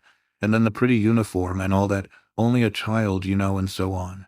It was a dark green dress coat with gold buttons, red facings, white trousers, and a white silk waistcoat, silk stockings, shoes with buckles, and top boots if I were riding out with His Majesty or with the suite. Though the position of all of us at that time was not particularly brilliant, and the poverty was dreadful all round, yet the etiquette at court was strictly preserved, and the more strictly in proportion to the growth of the forebodings of disaster. Quite so, of course," murmured the poor prince, who didn't know where to look. "Your memoirs would be most interesting." The general was, of course, repeating what he had told Lebedev the night before, and thus brought it out glibly enough, But here he looked suspiciously at the prince out of the corners of his eyes. "My memoirs," he began, with redoubled pride and dignity. "Write my memoirs. The idea has not tempted me. And yet, if you please, my memoirs have long been written, but they shall not see the light until dust returns to dust. Then, I doubt not, they will be translated into all languages, not of course on account of their actual literary merit, but because of the great events of which I was the actual witness, though but a child at the time. As a child, I was able to penetrate into the secrecy of the great man's private room. At nights, I have heard the groans and wailings of this giant in distress. He could feel no shame in weeping before such a mere child as I was, though I understood even then that the reason for his suffering was the silence of the Emperor Alexander. Yes, of course, he had written letters to the latter with proposals of peace, had he not? Put in the prince. We did not know the details of his proposals, but he wrote letter after letter, all day and every day. He was dreadfully agitated. Sometimes at night I would throw myself upon his breast with tears. Oh, how I loved that man! "Ask forgiveness, oh, ask forgiveness of the Emperor Alexander," I would cry. I should have said, of course, "Make peace with Alexander," but as a child I expressed my idea in the naive way recorded. "Oh, my child," he would say. He loved to talk to me and seemed to forget my tender years. "Oh, my child, I am ready to kiss Alexander's feet, but I hate and abominate the King of Prussia and the Austrian Emperor, but you know nothing of politics, my child." He would pull up, remembering whom he was speaking to, but his eyes would sparkle for a long while after this. Well now, if I were to describe all this, and I have seen greater events than these, all these critical gentlemen of the press and political parties. Oh, no thanks. I'm their very humble servant, but no thanks. "Quite so, parties, you are very right," said the prince. "I was reading a book about Napoleon and the Waterloo campaign only the other day, by Charras, in which the author does not attempt to conceal his joy at Napoleon's discomfiture at every page. Well now, I don't like that. It smells of party, you know. You are quite right. And were you much occupied with your service under Napoleon?" The general was in ecstasies, for the prince's remarks, made, as they evidently were, in all seriousness and simplicity, quite dissipated the last relics of his suspicion. "I know Charras's book. Oh, I was so angry with his work. I wrote to him and said, I forget what at this moment. You ask whether I was very busy under the emperor. Oh no, I was called page, but hardly took my duties seriously. Besides, Napoleon very soon lost hope of conciliating the Russians, and he would have forgotten all about me had he not loved me, for personal reasons. I don't mind saying so now. My heart was greatly drawn to him, too. My duties were light. I merely had to be at the palace occasionally to escort the emperor out riding, and that was about all. I rode very fairly well. He used to have a ride before dinner, and his suite on those occasions were generally Davoust, myself, and Roustan. "Constant," said the prince, suddenly, and quite involuntarily. No, Constant was away then, taking a letter to the Empress Josephine. Instead of him there were always a couple of orderlies, and that was all, excepting, of course, the generals and marshals whom Napoleon always took with him for the inspection of various localities, and for the sake of consultation generally. I remember there was one, Davoust, nearly always with him, a big man with spectacles. They used to argue and quarrel sometimes. Once they were in the emperor's study together, just those two and myself. I was unobserved, and they argued, and the emperor seemed to be agreeing to something under protest. Suddenly his eye fell on me, and an idea seemed to flash across him. "Child," he said abruptly, "if I were to recognize the Russian Orthodox religion and emancipate the serfs, do you think Russia would come over to me?" "Never," I cried indignantly. The emperor was much struck. In the flashing eyes of this patriotic child I read and accept the fiat of the Russian people. "Enough, Davoust, it is mere fantasy on our part. Come, let's hear your other project." "Yes, but that was a great idea," said the prince, clearly interested. "You ascribe it to Davoust, do you?" "Well, at all events, they were consulting together at the time. Of course it was the idea of an eagle, and must have originated with Napoleon. But the other project was good too. It was the Conseil du Lion, as Napoleon called it. This project consisted in a proposal to occupy the Kremlin with the whole army. to arm and fortify it scientifically, to kill as many horses as could be got, and salt their flesh, and spend the winter there, and in spring to fight their way out. Napoleon liked the idea. It attracted him. We rode round the Kremlin walls every day, and Napoleon used to give orders where they were to be patched, where built up, where pulled down, and so on. All was decided at last. They were alone together, those two and myself. Napoleon was walking up and down with folded arms. I could not take my eyes off his face. My heart beat loudly and painfully. "I'm off," said Davoust. "Where to?" asked Napoleon. "To salt horseflesh," said Davoust. Napoleon shuddered. His fate was being decided. "Child," he addressed me suddenly, "what do you think of our plan?"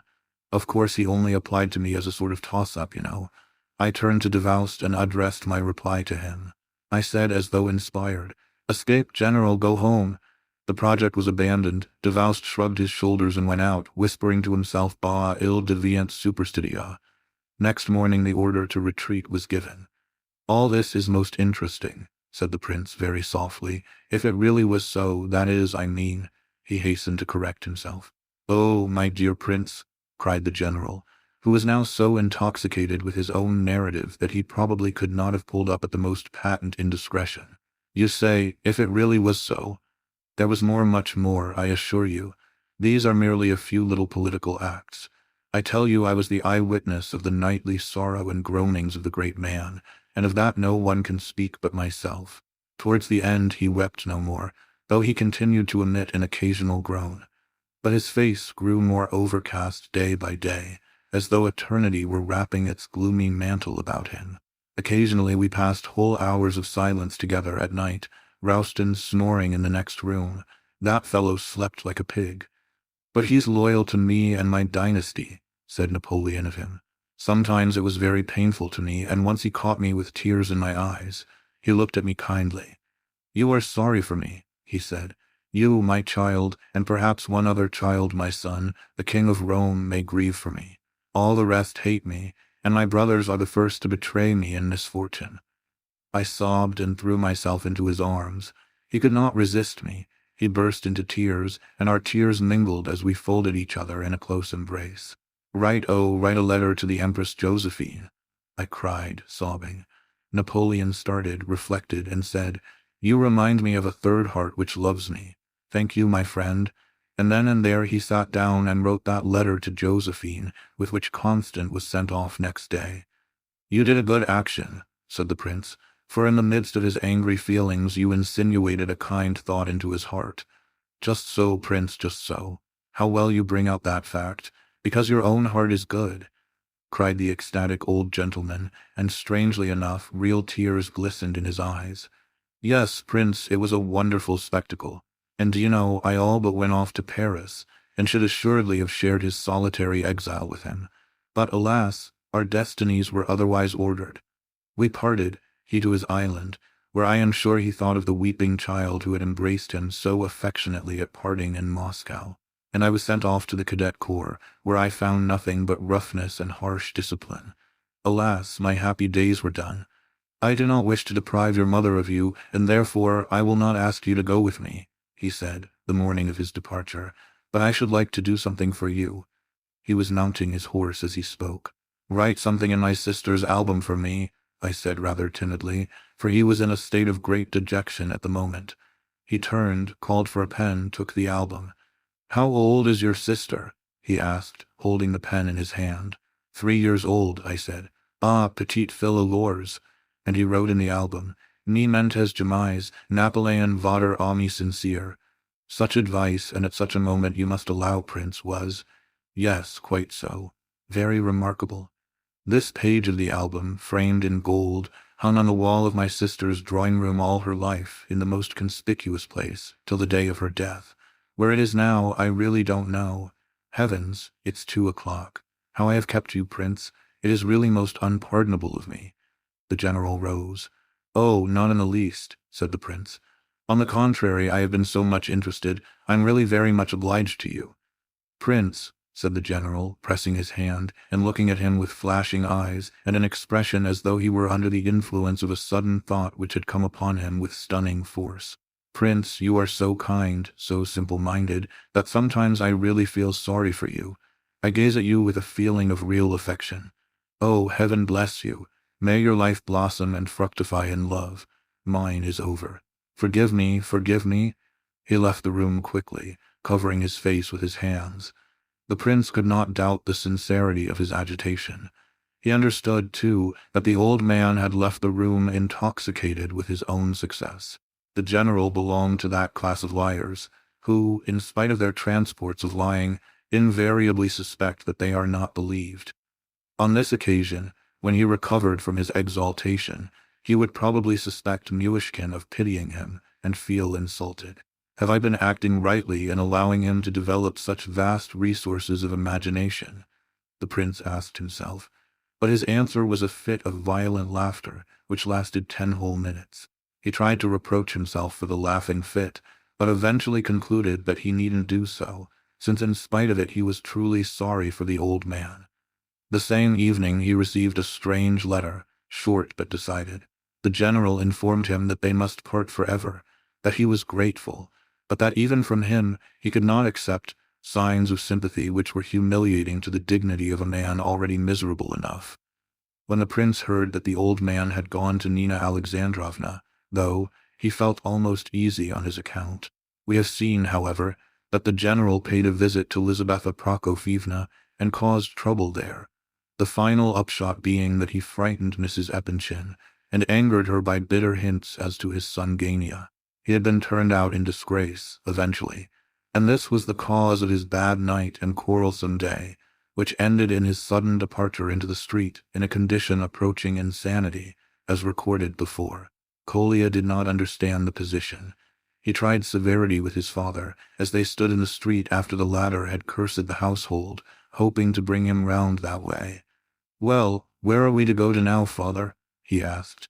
"You don't want to go to the prince's. You have quarreled with Lebedev. You have no money, I never have any, and here we are in the middle of the road, in a nice sort of mess. Better to be of a mess than in a mess. I remember making a joke something like that at the mess in 1840, I forget. Where is my youth? Where is my golden youth? Who was it said that, Kolya?" "It was Gogol in Dead Souls' father," cried Kolya, glancing at him in some alarm. "Dead souls, yes, of course, dead. When I die, Kolya, you must engrave on my tomb, 'Here lies a dead soul, shame pursues me.'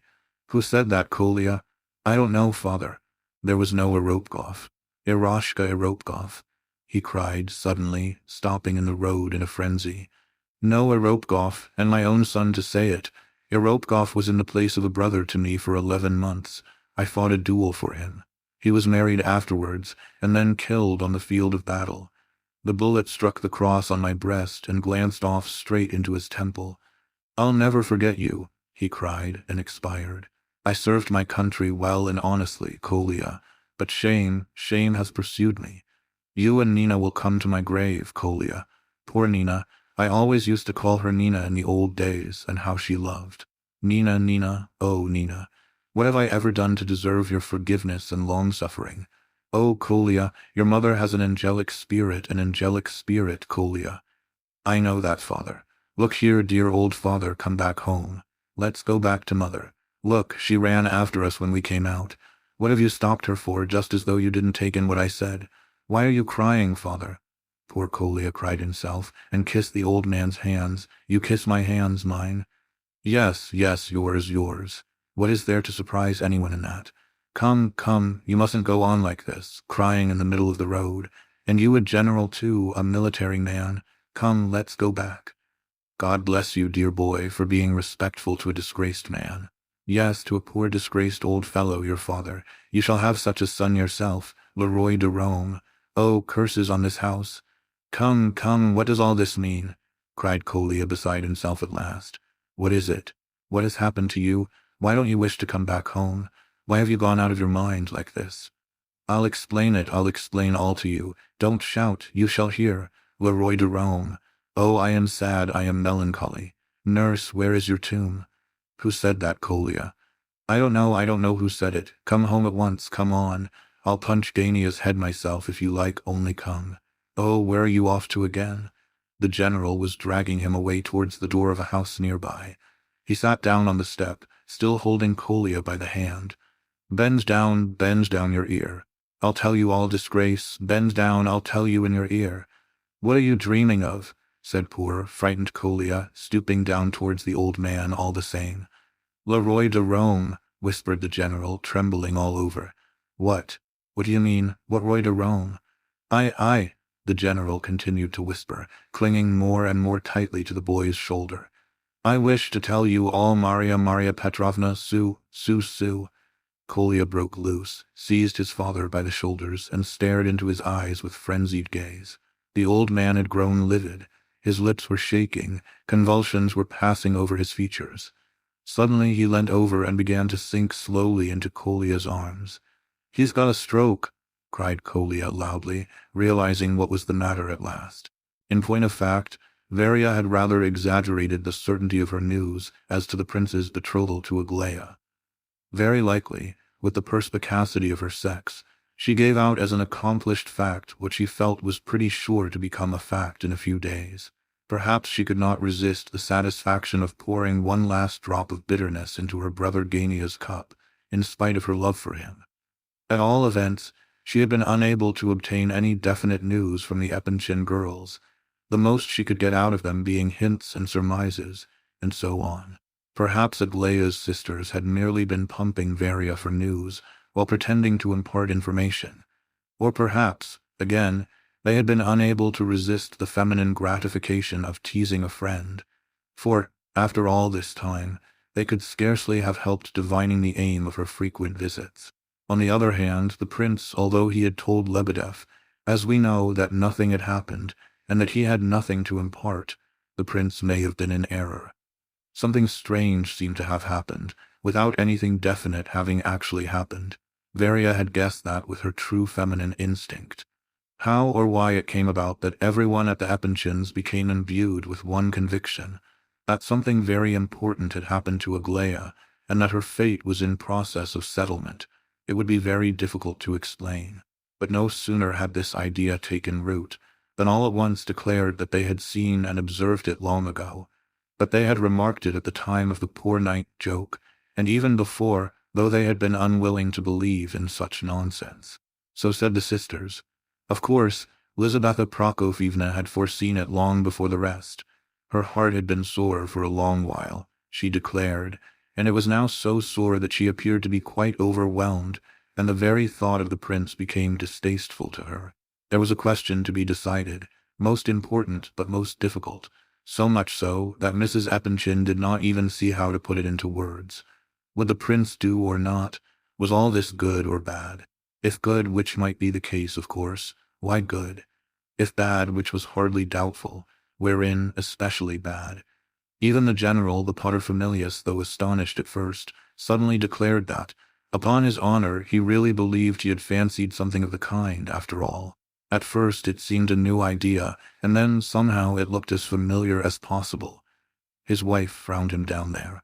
This was in the morning, but in the evening, alone with his wife, he had given tongue again. Well, really, silence. Of course, all this is very strange if true, which I cannot deny. But silence. But on the other hand, if one looks things in the face, upon my honor, the prince is a rare good fellow, and, well, his name, your family name, all this looks well, and perpetuates the name and title and all that, which at this moment is not standing so high as it might from one point of view, don't you know? The world is the world, of course, and people will talk, and the prince has property, if it is not very large, and then he, continued silence and collapse of the general. Hearing these words from her husband, Lizaveta Prokofyevna was driven beside herself. According to her opinion, the whole thing had been one huge, fantastical, absurd, unpardonable mistake.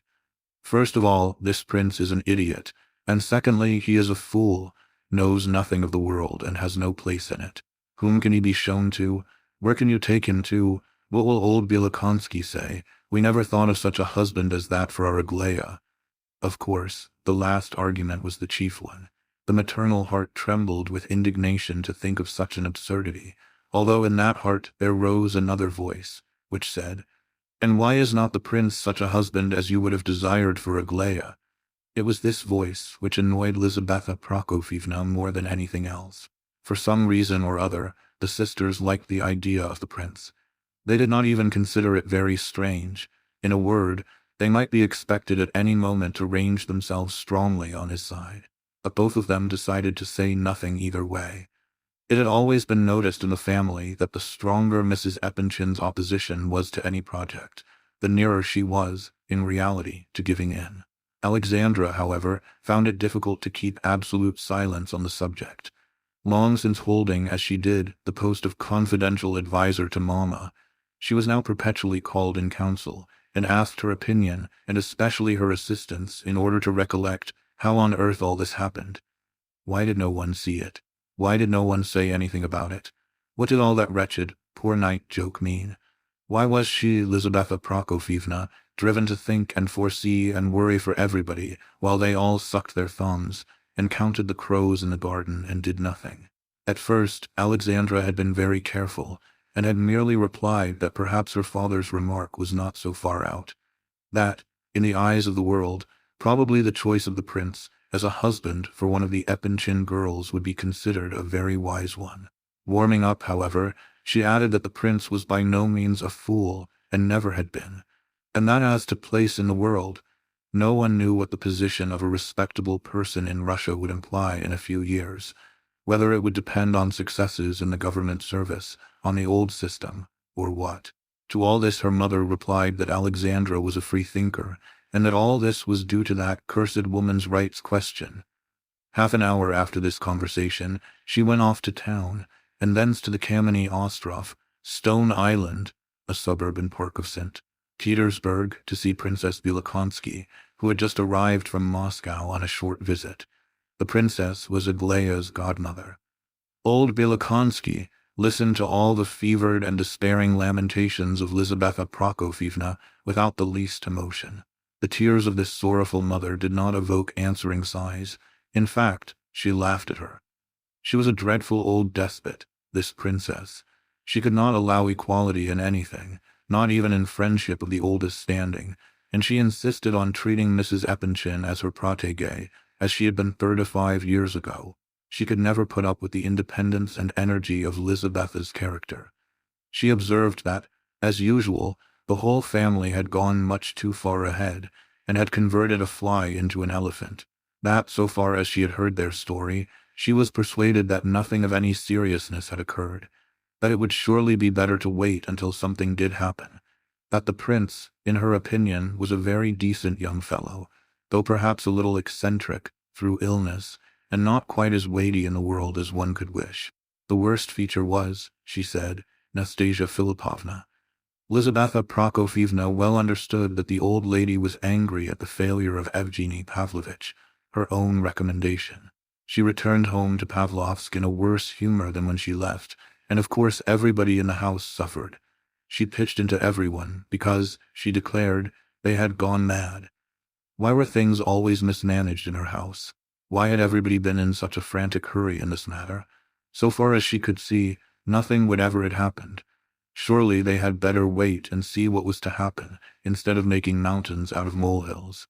And so the conclusion of the matter was that it would be far better to take it quietly, and wait coolly to see what would turn up. But alas, peace did not reign for more than 10 minutes. The first blow dealt to its power was in certain news communicated to Lizaveta Prokofievna as to events which had happened during her trip to see the princess.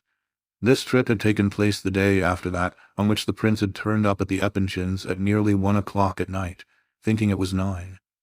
The sisters replied candidly and fully enough to their mother's impatient questions on her return.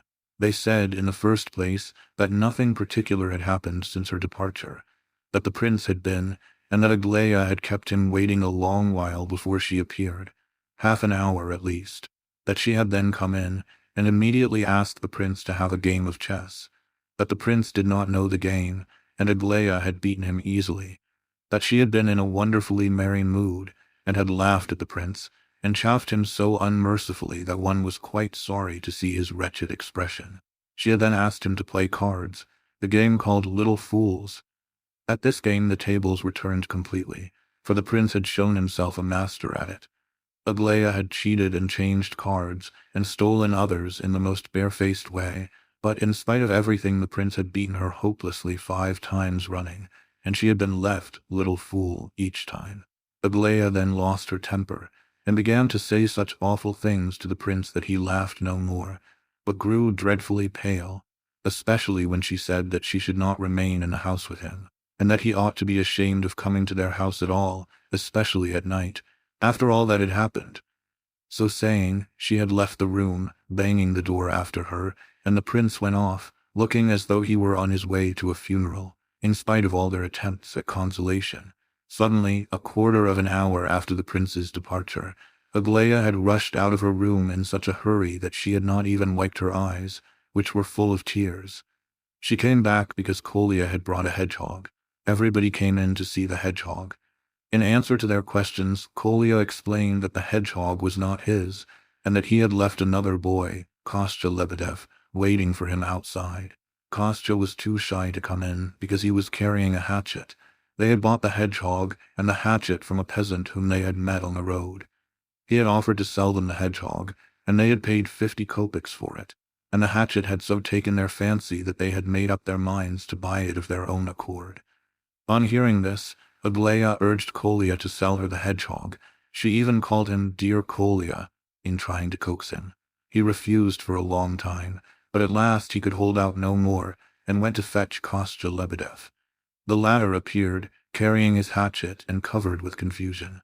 Then it came out that the hedgehog was not theirs, but the property of a schoolmate, one Petrov, who had given them some money to buy Schlosser's history for him, from another schoolfellow, who at that moment was driven to raising money by the sale of his books.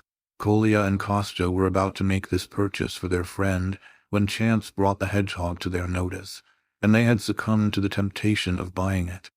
They were now taking Petrov the hedgehog and hatchet which they had bought with his money, instead of Schlosser's history, but Aglaia so entreated them that at last they consented to sell her the hedgehog.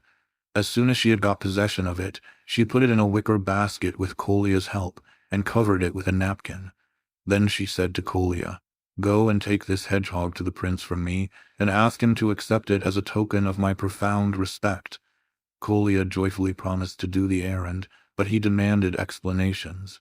"What does the hedgehog mean? What is the meaning of such a present?" Aglaia replied that it was none of his business.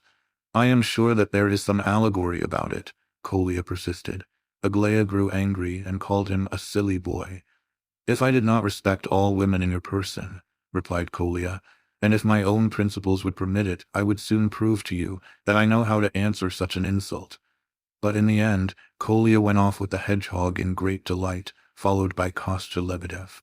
Aglaia's annoyance was soon over, and seeing that Kolya was swinging the hedgehog's basket violently to and fro, she called out to him from the veranda, as if they had never quarreled, "Kolya, dear, please take care not to drop him." Kolya appeared to have no grudge against her either, for he stopped, and answered most cordially, "No, I will not drop him. Don't be afraid, Aglaia Ivanovna," after which he went on his way. Aglaia burst out laughing and ran up to her room, highly delighted. Her good spirits lasted the whole day. All this filled poor Elizabetha's mind with chaotic confusion. What on earth did it all mean? The most disturbing feature was the hedgehog. What was the symbolic signification of a hedgehog? What did they understand by it? What underlay it? Was it a cryptic message? Poor General Epanchin put his foot in it by answering the above questions in his own way. He said there was no cryptic message at all. As for the hedgehog, it was just a hedgehog, which meant nothing, unless, indeed, it was a pledge of friendship, the sign of forgetting of offenses, and so on. At all events, it was a joke, and of course, a most pardonable and innocent one. We may as well remark that the general had guessed perfectly accurately. The prince, returning home from the interview with Aglaia, had sat gloomy and depressed for half an hour. He was almost in despair when Kolya arrived with the hedgehog. Then the sky cleared in a moment. The prince seemed to arise from the dead. He asked Kolya all about it, made him repeat the story over and over again, and laughed and shook hands with the boys in his delight. It seemed clear to the prince that Aglaia forgave him, and that he might go there again this very evening. And in his eyes, that was not only the main thing, but everything in the world. "What children we are still, Kolya," he cried at last, enthusiastically, "and how delightful it is that we can be children still. Simply, my dear prince, simply she is in love with you. That's the whole of the secret," replied Kolya with authority. The prince blushed, but this time he said nothing. Kolya burst out laughing and clapped his hands. A minute later the prince laughed too, and from this moment until the evening he looked at his watch every other minute to see how much time he had to wait before evening came. But the situation was becoming rapidly critical. Mrs. Epanchin could bear her suspense no longer, and in spite of the opposition of husband and daughters, she sent for Aglaya, determined to get a straightforward answer out of her, once for all. "Otherwise," she observed hysterically, "I shall die before evening." It was only now that everyone realized to what a ridiculous deadlock the whole matter had been brought. Excepting feigned surprise, indignation, laughter, and jeering, both at the prince and at everyone who asked her questions, nothing could be got out of Aglaya. Lizaveta Prokofyevna went to bed and only rose again in time for tea, when the prince might be expected.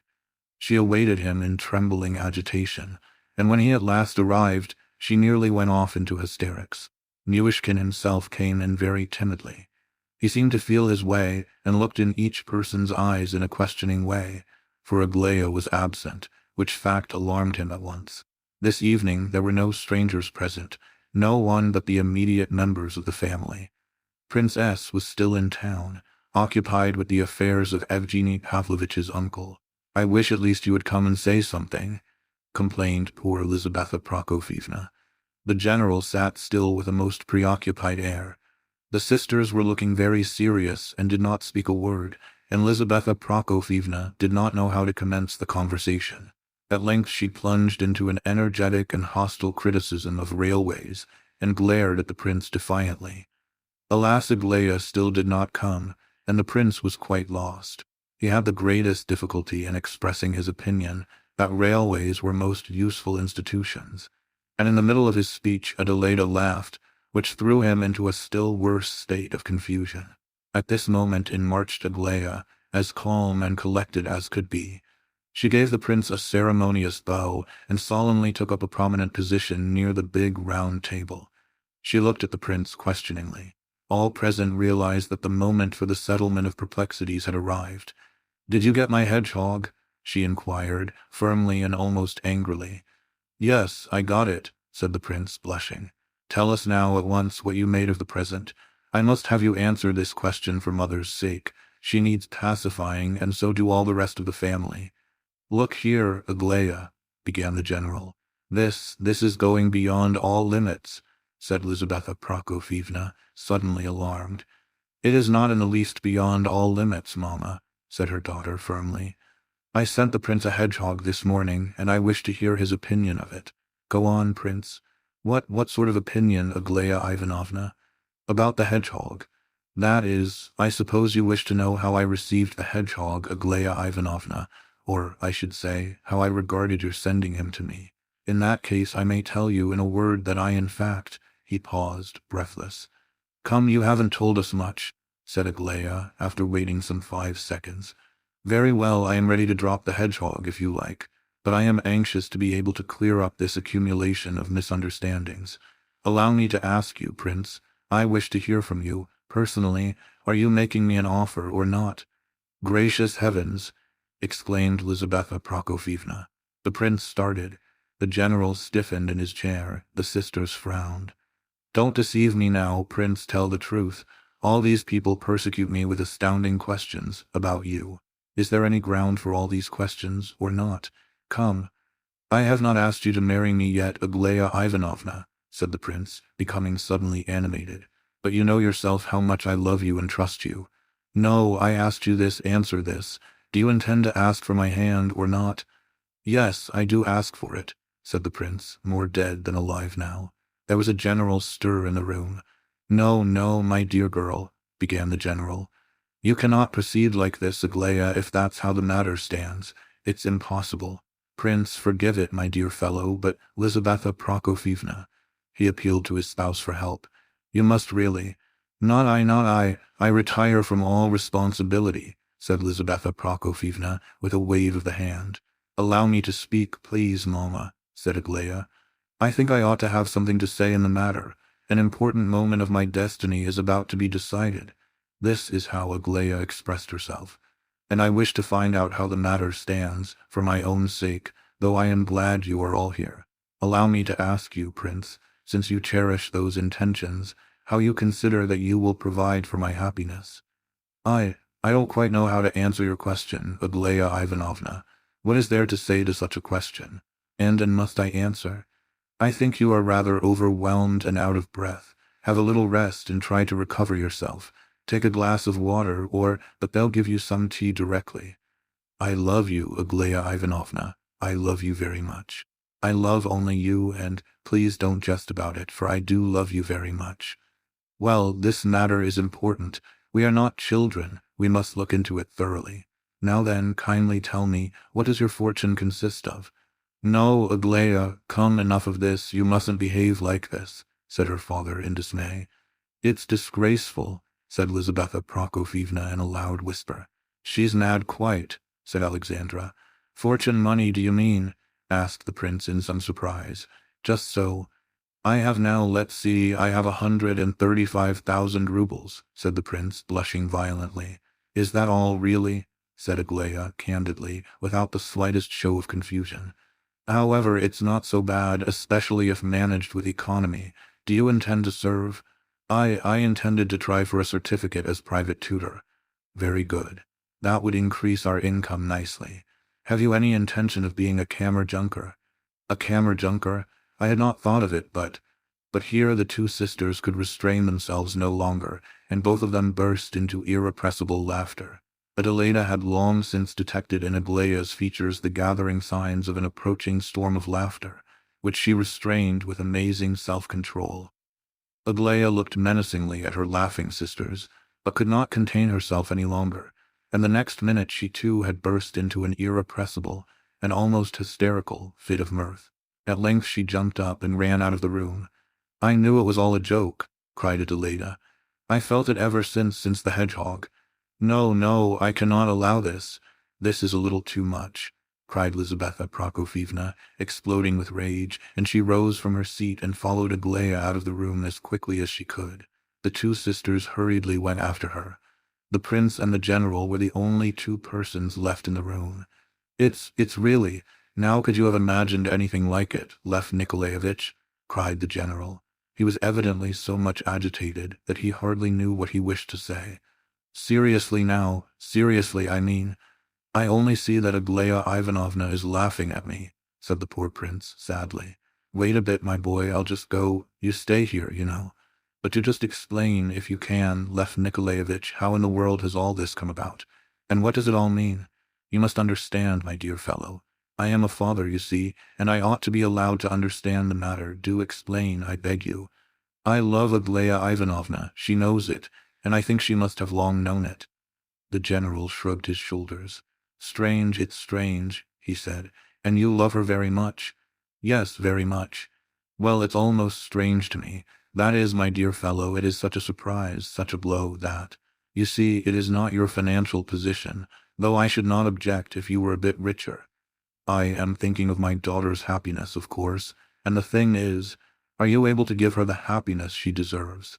And then, is all this a joke on her part, or is she in earnest? I don't mean on your side, but on hers. At this moment, Alexandra's voice was heard outside the door, calling out Papa. Wait for me here, my boy, will you? Just wait and think it all over, and I'll come back directly, he said hurriedly, and made off with what looked like the rapidity of alarm in response to Alexandra's call. He found the mother and daughter locked in one another's arms, mingling their tears. These were the tears of joy and peace and reconciliation. Aglaya was kissing her mother's lips and cheeks and hands. They were hugging each other in the most ardent way. There, look at her now, Ivan Fedorovitch. Here she is, all of her. This is our real Aglaya at last, said Lizaveta Prokofyevna. Aglaya raised her happy, tearful face from her mother's breast, glanced at her father, and burst out laughing. She sprang at him and hugged him too, and kissed him over and over again. She then rushed back to her mother and hid her face in the maternal bosom, and there indulged in more tears. Her mother covered her with a corner of her shawl. "Oh, you cruel little girl. How will you treat us all next, I wonder?" she said, but she spoke with a ring of joy in her voice, and as though she breathed at last without the oppression which she had felt so long. "Cruel," sobbed Aglaia.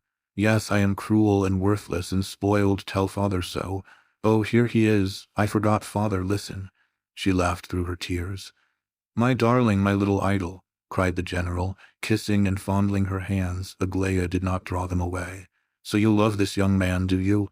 "No, no, no, can't bear him. I can't bear your young man," cried Aglaia, raising her head. "And if you dare say that once more, Papa, I'm serious, you know, do you hear me? I'm serious." She certainly did seem to be serious enough. She had flushed up all over and her eyes were blazing. The general felt troubled and remained silent, while Lizaveta Prokofievna telegraphed to him from behind Aglaia to ask no questions.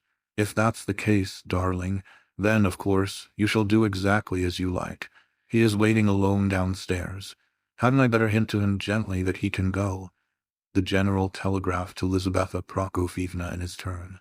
"No, no, you needn't do anything of the sort. You mustn't hint gently at all. I'll go down myself directly. I wish to apologize to this young man because I hurt his feelings." "Yes, seriously," said the general, gravely. "Well, you'd better stay here, all of you, for a little, and I'll go down to him alone to begin with. I'll just go in and then you can follow me almost at once. That's the best way."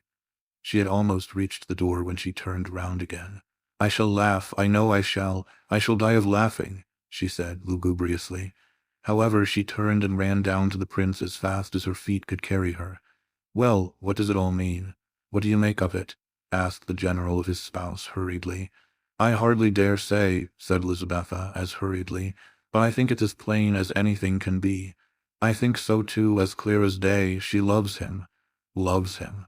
She is head over ears in love, that's what she is," put in Alexandra. "Well, God bless her, if such is her destiny," said Lizaveta, crossing herself devoutly.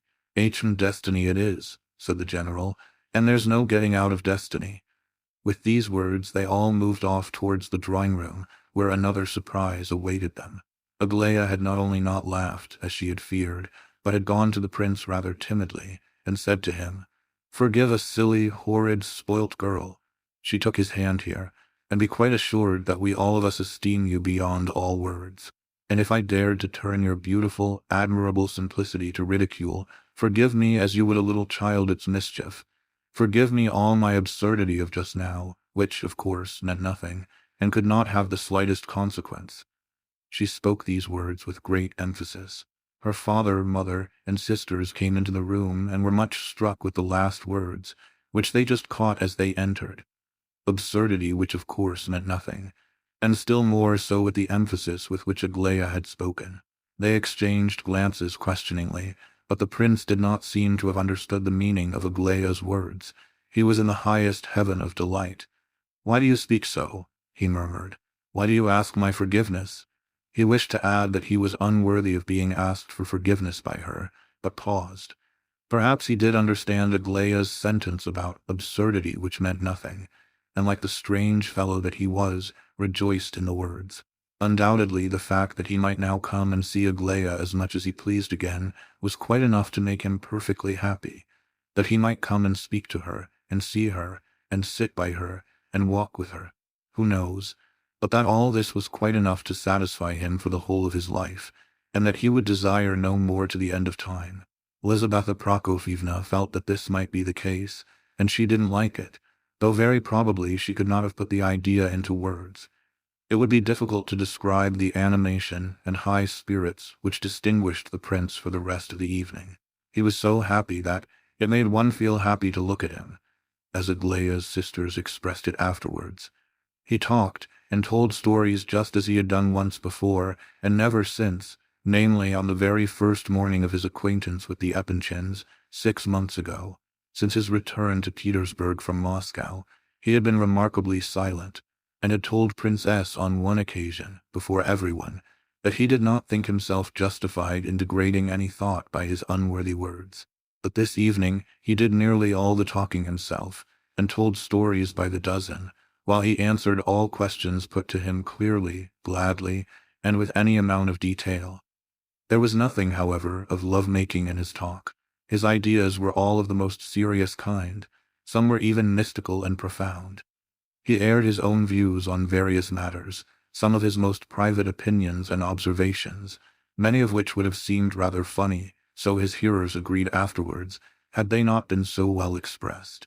The general liked serious subjects of conversation, but both he and Lizaveta Prokofyevna felt that they were having a little too much of a good thing tonight, and as the evening advanced, they both grew more or less melancholy. But towards night, the prince fell to telling funny stories, and was always the first to burst out laughing himself, which he invariably did so joyously, and simply that the rest laughed just as much at him as at his stories. As for Aglaya, she hardly said a word all the evening, but she listened with all her ears to Lev Nikolaevitch's talk, and scarcely took her eyes off him. She looked at him, and stared, and hung on every word he said Lizaveta afterwards, to her husband, and yet tell her that she loves him, and she is furious. What's to be done? It's fate, said the general, shrugging his shoulders, and for a long while after he continued to repeat, It's fate, it's fate. We may add that to a businessman like General Epanchin, the present position of affairs was most unsatisfactory. He hated the uncertainty in which they had been, perforce, left. However, he decided to say no more about it, and merely to look on, and take his time and tune from Lizaveta Prokofyevna. The happy state in which the family had spent the evening, as just recorded, was not of very long duration. Next day Aglaya quarreled with the prince again, and so she continued to behave for the next few days. For whole hours at a time, she ridiculed and chaffed the wretched man, and made him almost a laughing-stock. It is true that they used to sit in the little summer-house together for an hour or two at a time, very often, but it was observed that on these occasions the prince would read the paper, or some book, aloud to Aglaya. Do you know, Aglaya said to him once, interrupting the reading, I've remarked that you are dreadfully badly educated. You never know anything thoroughly if one asks you, neither anyone's name, nor dates, nor about treaties and so on. It's a great pity, you know. I told you I had not had much of an education, replied the prince. How am I to respect you if that's the case? Read on now. No, don't. Stop reading. And once more that same evening, Aglaya mystified them all. Prince S. had returned, and Aglaya was particularly amiable to him, and asked a great deal after Evgeny Pavlovitch. Myshkin had not come in as yet. Suddenly Prince S. hinted something about a new and approaching change in the family. He was led to this remark by a communication inadvertently made to him by Lizaveta Prokofyevna, that Adelaida's marriage must be postponed a little longer, in order that the two weddings might come off together. It is impossible to describe Aglaya's irritation. She flared up and said some indignant words about all these silly insinuations. She added that she had no intentions as yet of replacing anybody's mistress. These words painfully impressed the whole party, but especially her parents.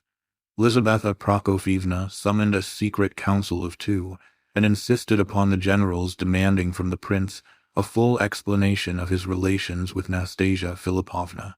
The general argued that it was only a whim of Aglaya's, and that, had not Prince S. unfortunately made that remark, which had confused the child and made her blush, she never would have said what she did, and that he was sure Aglaya knew well that anything she might have heard of the prince and Nastasia Philippovna was merely the fabrication of malicious tongues, and that the woman was going to marry Rogojin. He insisted that the prince had nothing whatever to do with Nastasia Philippovna, so far as any liaison was concerned, and if the truth were to be told about it, he added, never had had. Meanwhile nothing put the prince out, and he continued to be in the seventh heaven of bliss. Of course he could not fail to observe some impatience and ill temper in Aglaya now and then, but he believed in something else, and nothing could now shake his conviction. Besides, Aglaya's frowns never lasted long, they disappeared of themselves. Perhaps he was too easy in his mind.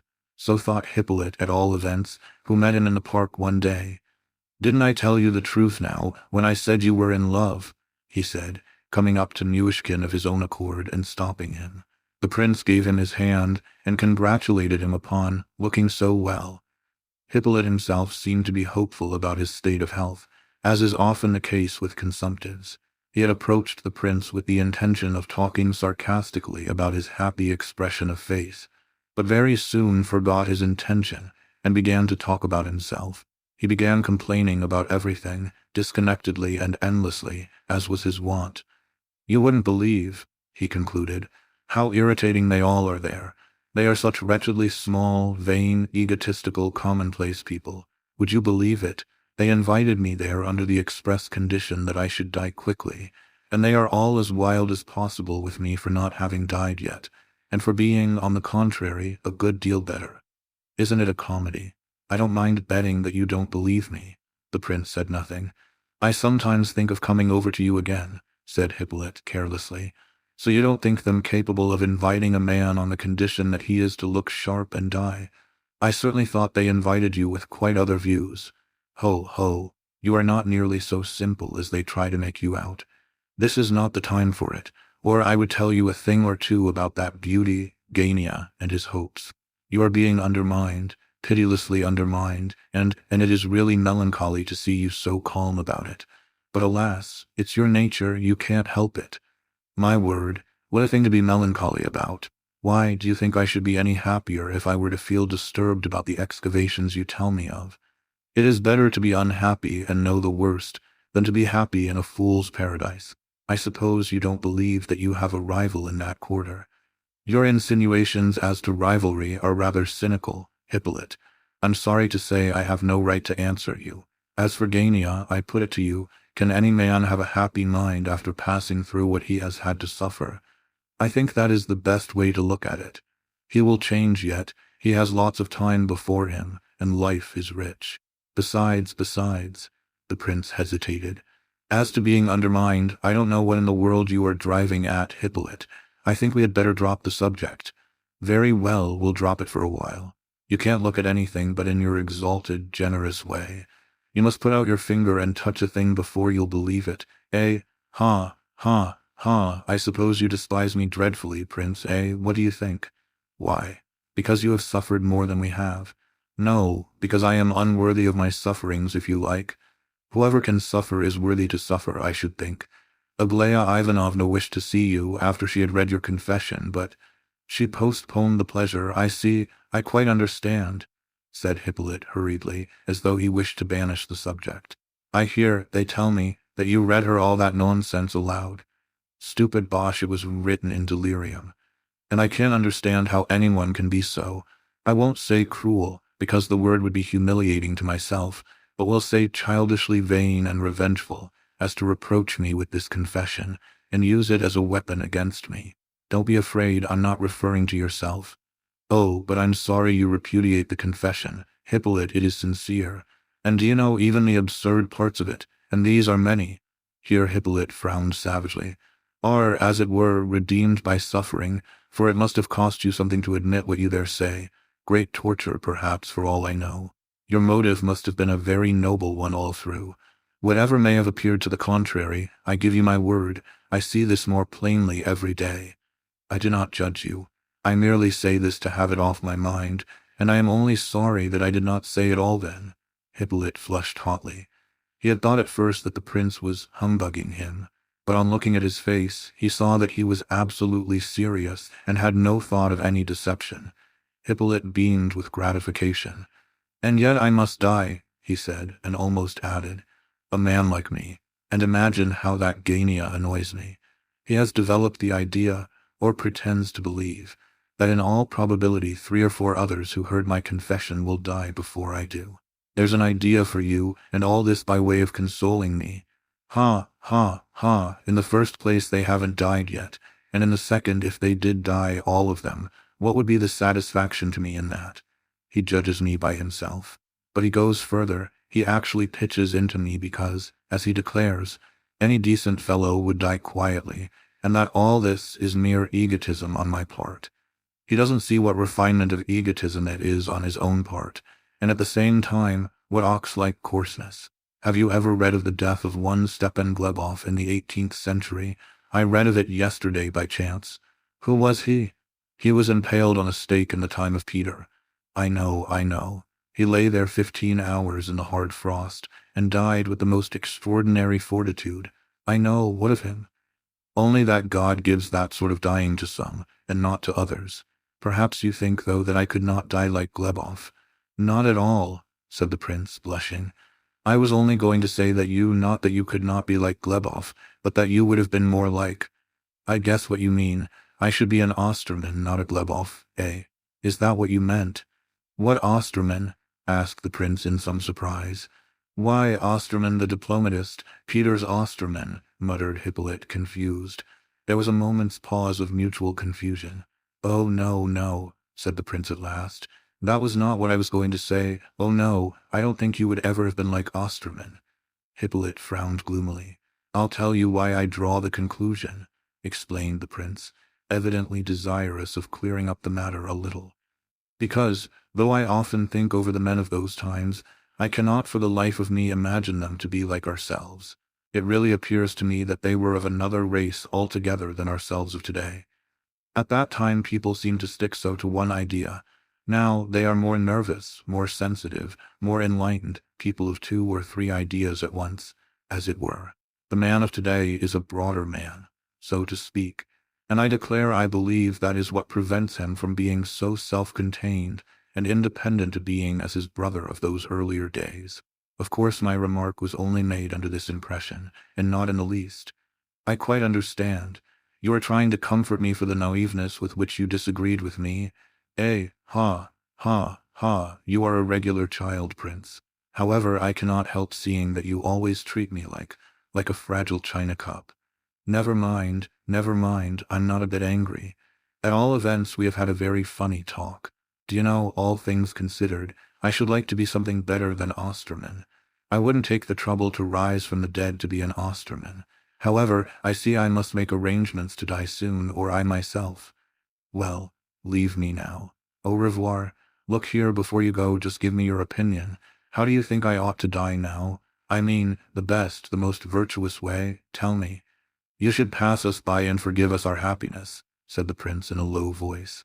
Ha, I thought so. I thought I should hear something like that. Well, you really are, oh dear me. Eloquence, goodbye.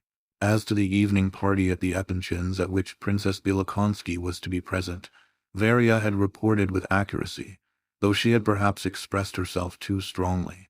The thing was decided in a hurry and with a certain amount of quite unnecessary excitement, doubtless because nothing could be done in this house like anywhere else.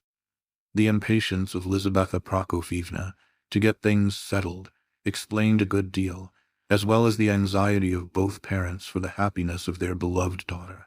Besides, Princess Bielokonsky was going away soon, and they hoped that she would take an interest in the prince. They were anxious that he should enter society under the auspices of this lady, whose patronage was the best of recommendations for any young man. Even if there seems something strange about the match, the general and his wife said to each other, the world will accept Aglaya's fiancé without any question if he is under the patronage of the princess. In any case, the prince would have to be shown sooner or later, that is, introduced into society, of which he had, so far, not the least idea. Moreover, it was only a question of a small gathering of a few intimate friends. Besides Princess Bielokonsky, only one other lady was expected, the wife of a high dignitary. Evgeny Pavlovitch, who was to escort the princess, was the only young man. Myshkin was told of the princess's visit 3 days beforehand, but nothing was said to him about the party until the night before it was to take place. He could not help observing the excited and agitated condition of all members of the family, and from certain hints dropped in conversation, he gathered that they were all anxious as to the impression he should make upon the princess. But the Epinchins, one and all, believed that Myshkin, in his simplicity of mind, was quite incapable of realizing that they could be feeling any anxiety on his account, and for this reason they all looked at him with dread and uneasiness. In point of fact, he did attach marvelously little importance to the approaching event. He was occupied with altogether different thoughts. Aglaya was growing hourly more capricious and gloomy, and this distressed him. When they told him that Evgeny Pavlovitch was expected, he evinced great delight, and said that he had long wished to see him, and somehow these words did not please anyone. Aglaia left the room in a fit of irritation, and it was not until late in the evening, past 11, when the prince was taking his departure, that she said a word or two to him, privately, as she accompanied him as far as the front door. "I should like you," she said, "not to come here tomorrow until evening when the guests are all assembled. You know there are to be guests, don't you?" She spoke impatiently and with severity. This was the first allusion she had made to the party of tomorrow. She hated the idea of it, everyone saw that, and she would probably have liked to quarrel about it with her parents, but pride and modesty prevented her from broaching the subject. The prince jumped to the conclusion that Aglaia, too, was nervous about him, and the impression he would make, and that she did not like to admit her anxiety, and this thought alarmed him. "Yes, I am invited," he replied. She was evidently in difficulties as to how best to go on. "May I speak of something serious to you for once in my life?" she asked, angrily. She was irritated at she knew not what, and could not restrain her wrath. "Of course you may. I am very glad to listen," replied Myshkin. Aglaia was silent a moment, and then began again with evident dislike of her subject. "I do not wish to quarrel with them about this. In some things they won't be reasonable. I always did feel a loathing for the laws which seem to guide Mama's conduct at times. I don't speak of father, for he cannot be expected to be anything but what he is. Mother is a noble-minded woman, I know. You try to suggest anything mean to her, and you'll see. But she is such a slave to these miserable creatures. I don't mean old Bielakonsky alone. She is a contemptible old thing, but she is able to twist people round her little finger, and I admire that in her, at all events. How mean it all is, and how foolish. We were always middle-class, thoroughly middle-class people. Why should we attempt to climb into the giddy heights of the fashionable world? My sisters are all for it. It's Princess. They have to thank for poisoning their minds. Why are you so glad that Evgeny Pavlovitch is coming?" "Listen to me, Aglaia," said the prince. "I do believe you are nervous lest I shall make a fool of myself tomorrow at your party." "Nervous about you?" Aglaia blushed. "Why should I be nervous about you? What would it matter to me if you were to make ever such a fool of yourself? How can you say such a thing? What do you mean by making a fool of yourself? What a vulgar expression. I suppose you intend to talk in that sort of way tomorrow evening. Look up a few more such expressions in your dictionary. Do, you'll make a grand effect. I'm sorry that you seem to be able to come into a room as gracefully as you do. Where did you learn the art? Do you think you can drink a cup of tea decently when you know everybody is looking at you on purpose to see how you do it?" "Yes, I think I can." "Can you? I'm sorry for it then, for I should have had a good laugh at you otherwise. Do break something at least in the drawing-room. Upset the Chinese vase, won't you? It's a valuable one, do break it. Mama values it, and she'll go out of her mind. It was a present. She'll cry before everyone, you'll see. Wave your hand about, you know, as you always do, and just smash it. Sit down near it on purpose. On the contrary, I shall sit as far from it as I can. Thanks for the hint. Ha, ha, then you are afraid you will wave your arms about. I wouldn't mind betting that you'll talk about some lofty subject, something serious and learned. How delightful, how tactful that will be. I should think it would be very foolish indeed, unless it happened to come in appropriately." "Look here, once for all," cried Aglaia, boiling over, "if I hear you talking about capital punishment, or the economical condition of Russia, or about beauty redeeming the world, or anything of that sort, well, of course I shall laugh and seem very pleased, but I warn you beforehand, don't look me in the face again. I'm serious now, mind. This time I am really serious." She certainly did say this very seriously, so much so that she looked quite different from what she usually was, and the prince could not help noticing the fact. She did not seem to be joking in the slightest degree. "Well, you've put me into such a fright that I shall certainly make a fool of myself, and very likely break something too. I wasn't a bit alarmed before, but now I'm as nervous as can be." "Then don't speak at all. Sit still and don't talk." "Oh, I can't do that, you know. I shall say something foolish out of pure funk, and break something for the same excellent reason. I know I shall.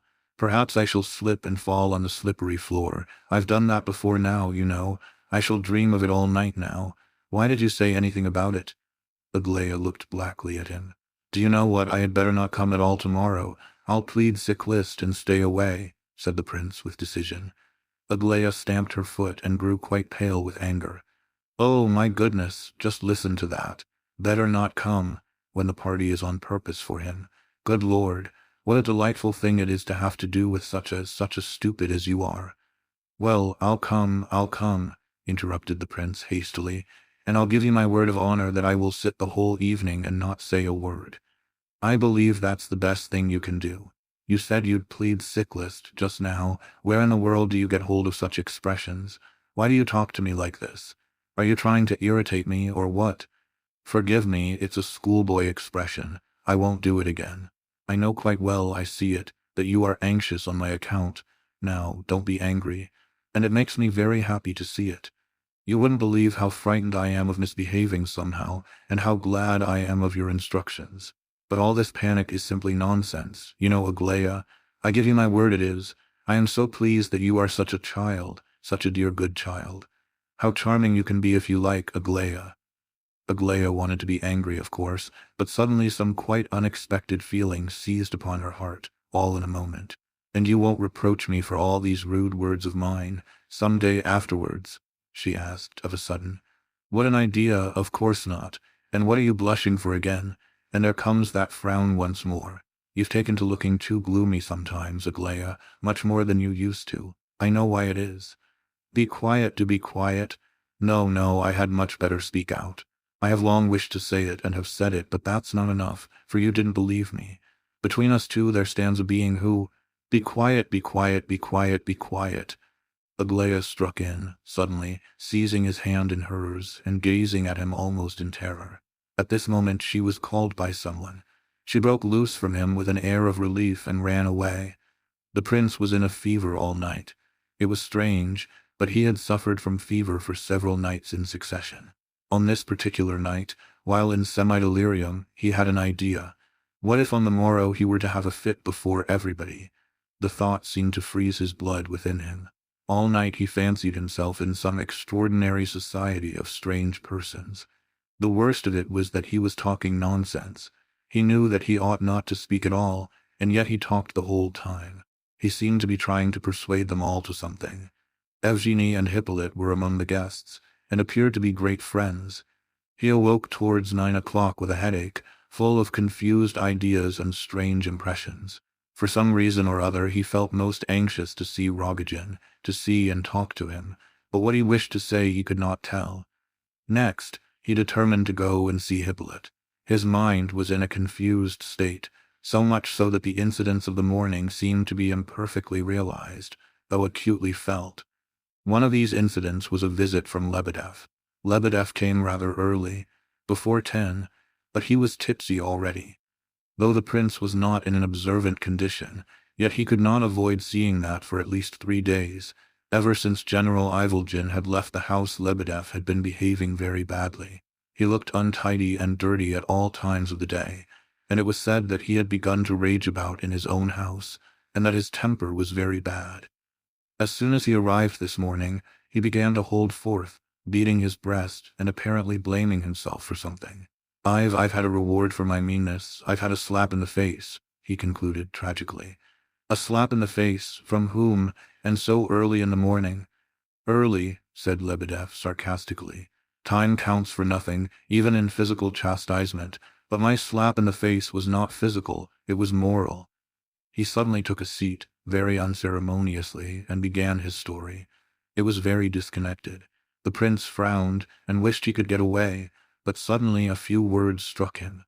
He sat stiff with wonder. Lebedev said some extraordinary things. In the first place he began about some letter. The name of Aglaia Ivanovna came in. Then suddenly he broke off and began to accuse the prince of something. He was apparently offended with him. At first he declared that the prince had trusted him with his confidences as to a certain person, Nastasia Philipovna, but that of late his friendship had been thrust back into his bosom, and his innocent question as to approaching family changes had been curtly put aside, which Lebedev declared with tipsy tears he could not bear, especially as he knew so much already both from Rogojin and Nastasia Philipovna and her friend, and from Varvara Ardalionovna, and even from Aglaia Ivanovna, through his daughter Vera, and who told Lizaveta Prokofievna something in secret by letter. who told her all about the movements of a certain person called Nastasia Filipovna. Who was the anonymous person, eh? Tell me, surely not you, cried the prince. Just so, said Lebedev with dignity. And only this very morning I have sent up a letter to the noble lady, stating that I have a matter of great importance to communicate. She received the letter, I know she got it, and she received me too. Have you just seen Lizaveta Prokofievna? Asked the prince, scarcely believing his ears. Yes, I saw her and got the said slap in the face as mentioned. She chucked the letter back to me unopened, and kicked me out of the house morally, not physically, although not far off it. What letter do you mean she returned unopened? What, didn't I tell you? Ha ha ha, I thought I had. Why, I received a letter, to be handed over. From whom? To whom? But it was difficult, if not impossible, to extract anything from Lebedev. All the prince could gather was that the letter had been received very early, and had a request written on the outside that it might be sent on to the address given. Just as before, sir, just as before. To a certain person and from a certain hand. The individual's name who wrote the letter is to be represented by the letter A. What? Impossible. To Nastasia Filipovna. Nonsense, cried the prince. It was, I assure you, and if not to her then to Rogojin, which is the same thing. Mr. Hippolyte has had letters, too, and all from the individual whose name begins with an A, smirked Lebedev, with a hideous grin. As he kept jumping from subject to subject, and forgetting what he had begun to talk about, the prince said nothing, but waited to give him time. It was all very vague. Who had taken the letters, if letters there were? Probably Vera, and how could Lebedev have got them? In all probability, he had managed to steal the present letter from Vera, and had himself gone over to Lizaveta Prokofievna with some idea in his head. So the prince concluded at last. You are mad, he cried indignantly. Not quite, esteemed prince, replied Lebedev with some acerbity. I confess I thought of doing you the service of handing the letter over to yourself, but I decided that it would pay me better to deliver it up to the noble lady aforesaid, as I had informed her of everything hitherto by anonymous letters. So when I sent her up a note from myself, with the letter, in order to fix a meeting for 8 o'clock this morning, I signed it your secret correspondent. They let me in at once, very quickly, by the back door, and the noble lady received me. Well, go on. Oh, well, when I saw her she almost punched my head, as I say. In fact, so nearly that one might almost say she did punch my head. She threw the letter in my face. She seemed to reflect first, as if she would have liked to keep it, but thought better of it and threw it in my face instead. If anybody can have been such a fool as to trust a man like you to deliver the letter, says she, take it and deliver it. Hey, she was grandly indignant.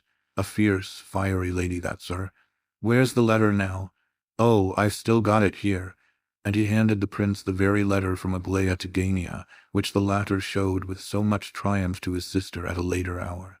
This letter cannot be allowed to remain in your hands. It's for you, for you. I've brought it you on purpose, cried Lebedev excitedly. Why, I'm yours again now, heart and hand your slave. There was but a momentary pause in the flow of my love and esteem for you. Me culpa, as the Pope of Rome says. This letter should be sent on at once, said the prince, disturbed. I'll hand it over myself.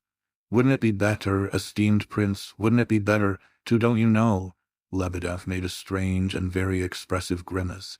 He twisted about in his chair, and did something, apparently symbolical, with his hands. What do you mean? Said the prince. Why, open it for the time being, don't you know? He said, most confidentially and mysteriously. The prince jumped up so furiously that Lebedev ran towards the door. Having gained which strategic position, however, he stopped and looked back to see if he might hope for pardon. Oh, Lebedev, can a man really sink to such depths of meanness? Said the prince sadly. Lebedev's face brightened. Oh, I'm a mean wretch, he said, approaching the prince once more and beating his breast with tears in his eyes. It's abominable dishonesty, Dishonesty it is. That's the very word. What in the world induces you to act so? You are nothing but a spy. Why did you write anonymously to worry so noble and generous a lady? Why should not Aglaya Ivanovna write a note to whomever she pleases? What did you mean to complain of today? What did you expect to get by it? What made you go at all? Pure amiable curiosity, I assure you, desire to do a service. That's all. Now I'm entirely yours again, your slave. Hang me if you like. Did you go before Elizabetha Prokofievna in your present condition? Inquired the prince. No, oh no, fresher, more the correct card. I only became this like after the humiliation I suffered there. Well, that'll do. Now leave me. This injunction had to be repeated several times before the man could be persuaded to move. Even then he turned back at the door, came as far as the middle of the room, and there went through his mysterious motions designed to convey the suggestion that the prince should open the letter. He did not dare put his suggestion into words again. After this performance, he smiled sweetly and left the room on tiptoe.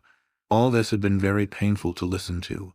One fact stood out certain and clear, and that was that poor Aglaia must be in a state of great distress and indecision and mental torment.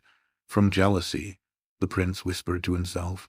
Undoubtedly, in this inexperienced, but hot and proud little head, there were all sorts of plans forming, wild and impossible plans, maybe. And the idea of this so frightened the prince that he could not make up his mind what to do. Something must be done, that was clear. He looked at the address on the letter once more. Oh, he was not in the least degree alarmed about Aglaia writing such a letter. He could trust her. What he did not like about it was that he could not trust Gania. However, he made up his mind that he would himself take the note and deliver it. Indeed, he went so far as to leave the house and walk up the road, but changed his mind when he had nearly reached Titson's door. However, he there luckily met Kolya, and commissioned him to deliver the letter to his brother as if direct from Aglaia. Kolya asked no questions, but simply delivered it, and Gania consequently had no suspicion that it had passed through so many hands. Arrived home again, the prince sent for Vera Lebedev, and told her as much as was necessary, in order to relieve her mind, for she had been in a dreadful state of anxiety since she had missed the letter.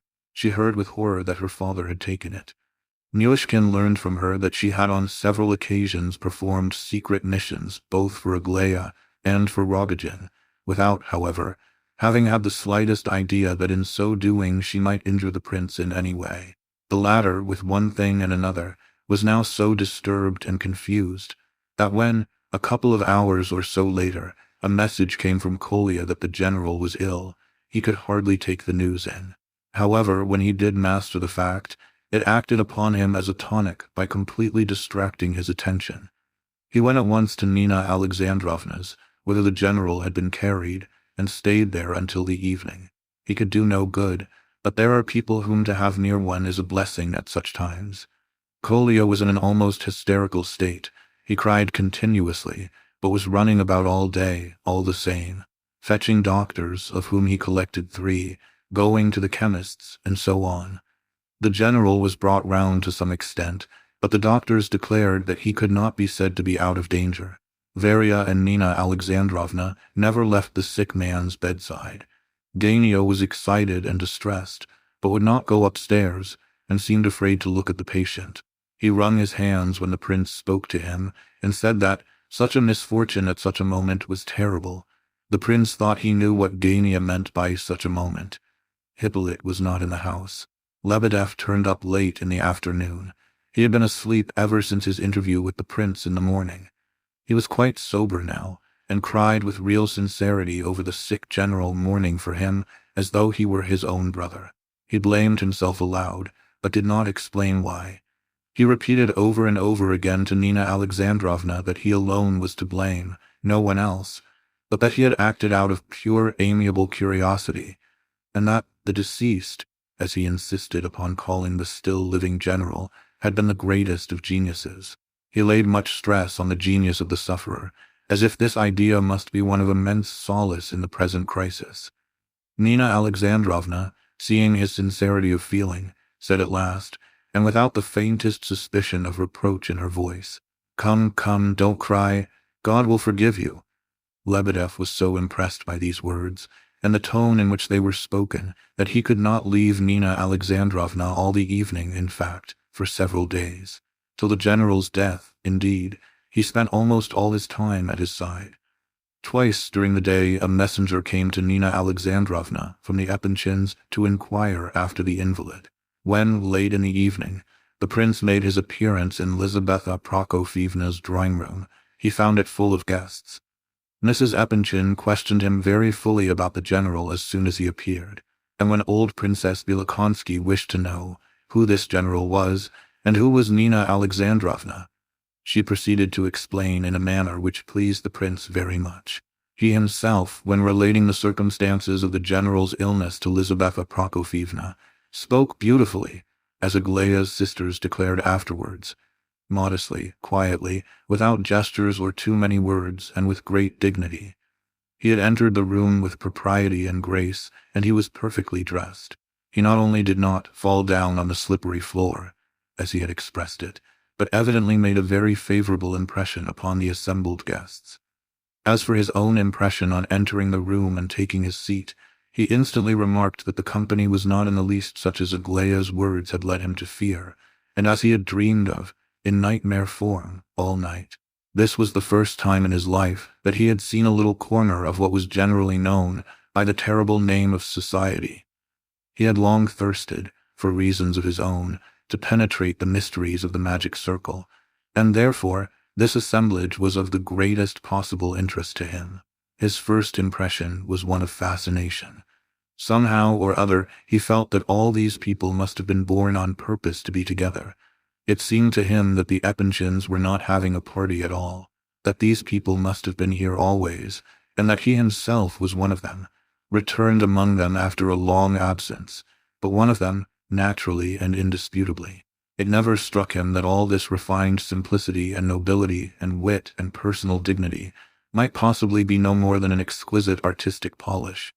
The majority of the guests, who were somewhat empty-headed after all, in spite of their aristocratic bearing, never guessed, in their self-satisfied composure, that much of their superiority was mere veneer, which indeed they had adopted unconsciously and by inheritance.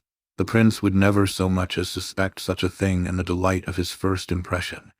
He saw, for instance, that one important dignitary, old enough to be his grandfather, broke off his own conversation in order to listen to him, a young and inexperienced man, and not only listened, but seemed to attach value to his opinion, and was kind and amiable, and yet they were strangers and had never seen each other before. Perhaps what most appealed to the prince's impressionability was the refinement of the old man's courtesy towards him. Perhaps the soil of his susceptible nature was really predisposed to receive a pleasant impression. Meanwhile, all these people, though friends of the family, and of each other to a certain extent, were very far from being such intimate friends of the family and of each other as the prince concluded. There were some present who never would think of considering the Epanchins their equals. There were even some who hated one another cordially. For instance, old Princess Vilokonsky had all her life despised the wife of the dignitary, while the latter was very far from loving Lizaveta Prokofievna. The dignitary himself had been General Epanchin's protector from his youth up, and the general considered him so majestic a personage that he would have felt a hearty contempt for himself if he had even for one moment allowed himself to pose as the great man's equal, or to think of him, in his fear and reverence, as anything less than an Olympic god. There were others present who had not met for years, and who had no feeling whatever for each other, unless it were dislike. And yet they met tonight as though they had seen each other but yesterday in some friendly and intimate assembly of kindred spirits. It was not a large party, however.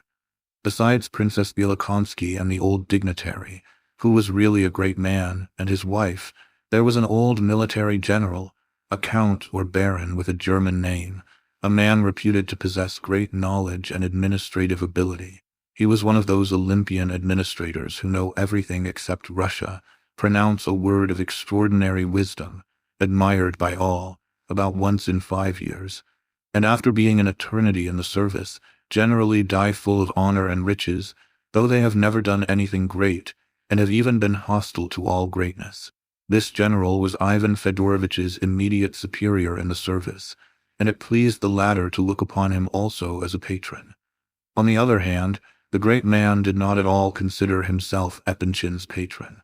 He was always very cool to him, while taking advantage of his ready services, and would instantly have put another in his place if there had been the slightest reason for the change.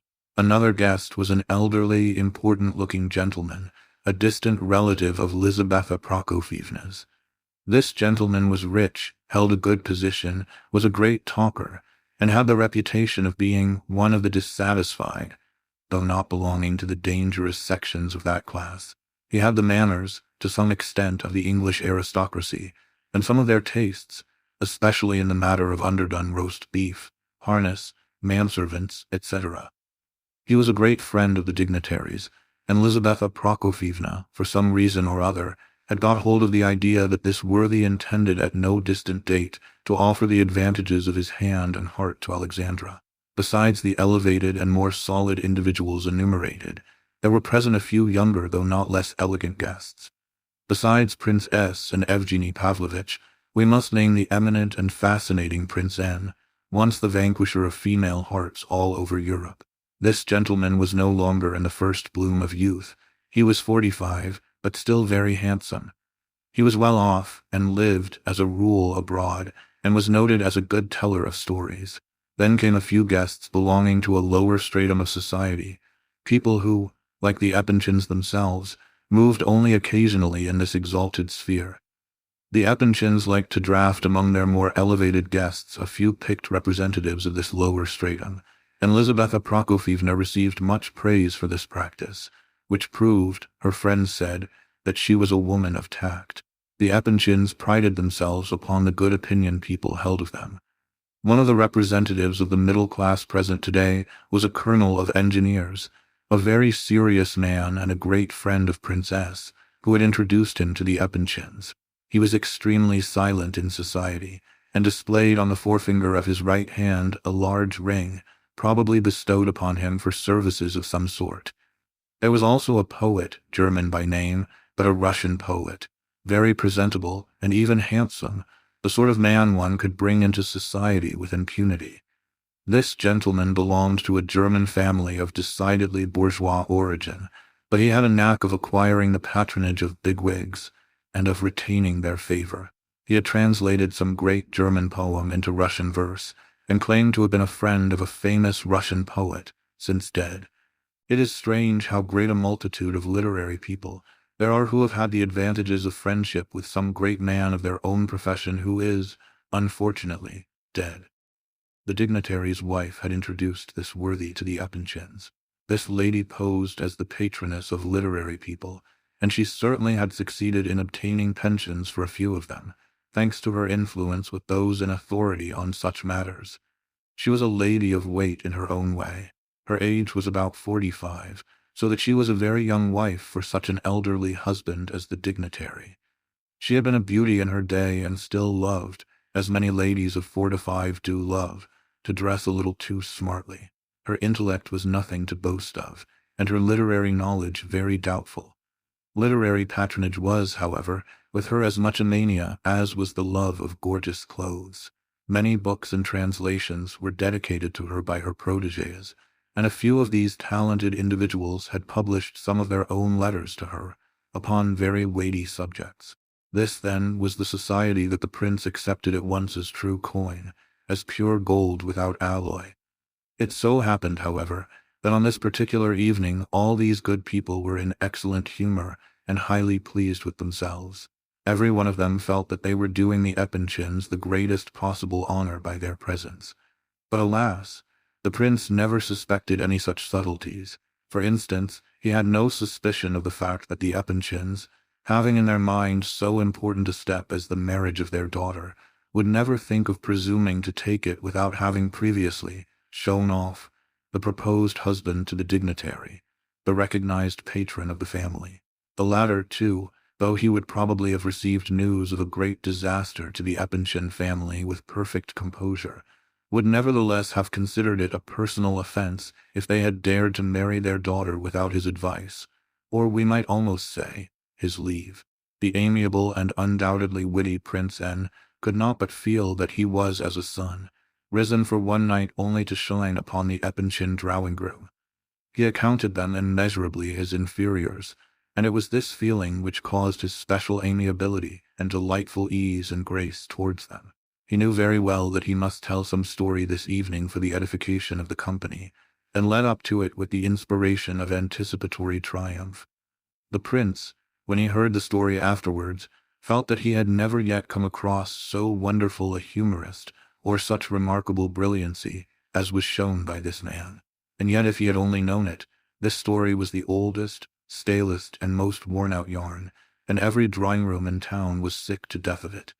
It was only in the innocent Eppenshin household that it passed for a new and brilliant tale, as a sudden and striking reminiscence of a splendid and talented man. Even the German poet, though as amiable as possible, felt that he was doing the house the greatest of honors by his presence in it. But the prince only looked at the bright side. He did not turn the coat and see the shabby lining. Aglaia had not foreseen that particular calamity. She herself looked wonderfully beautiful this evening. All three sisters were dressed very tastefully, and their hair was done with special care.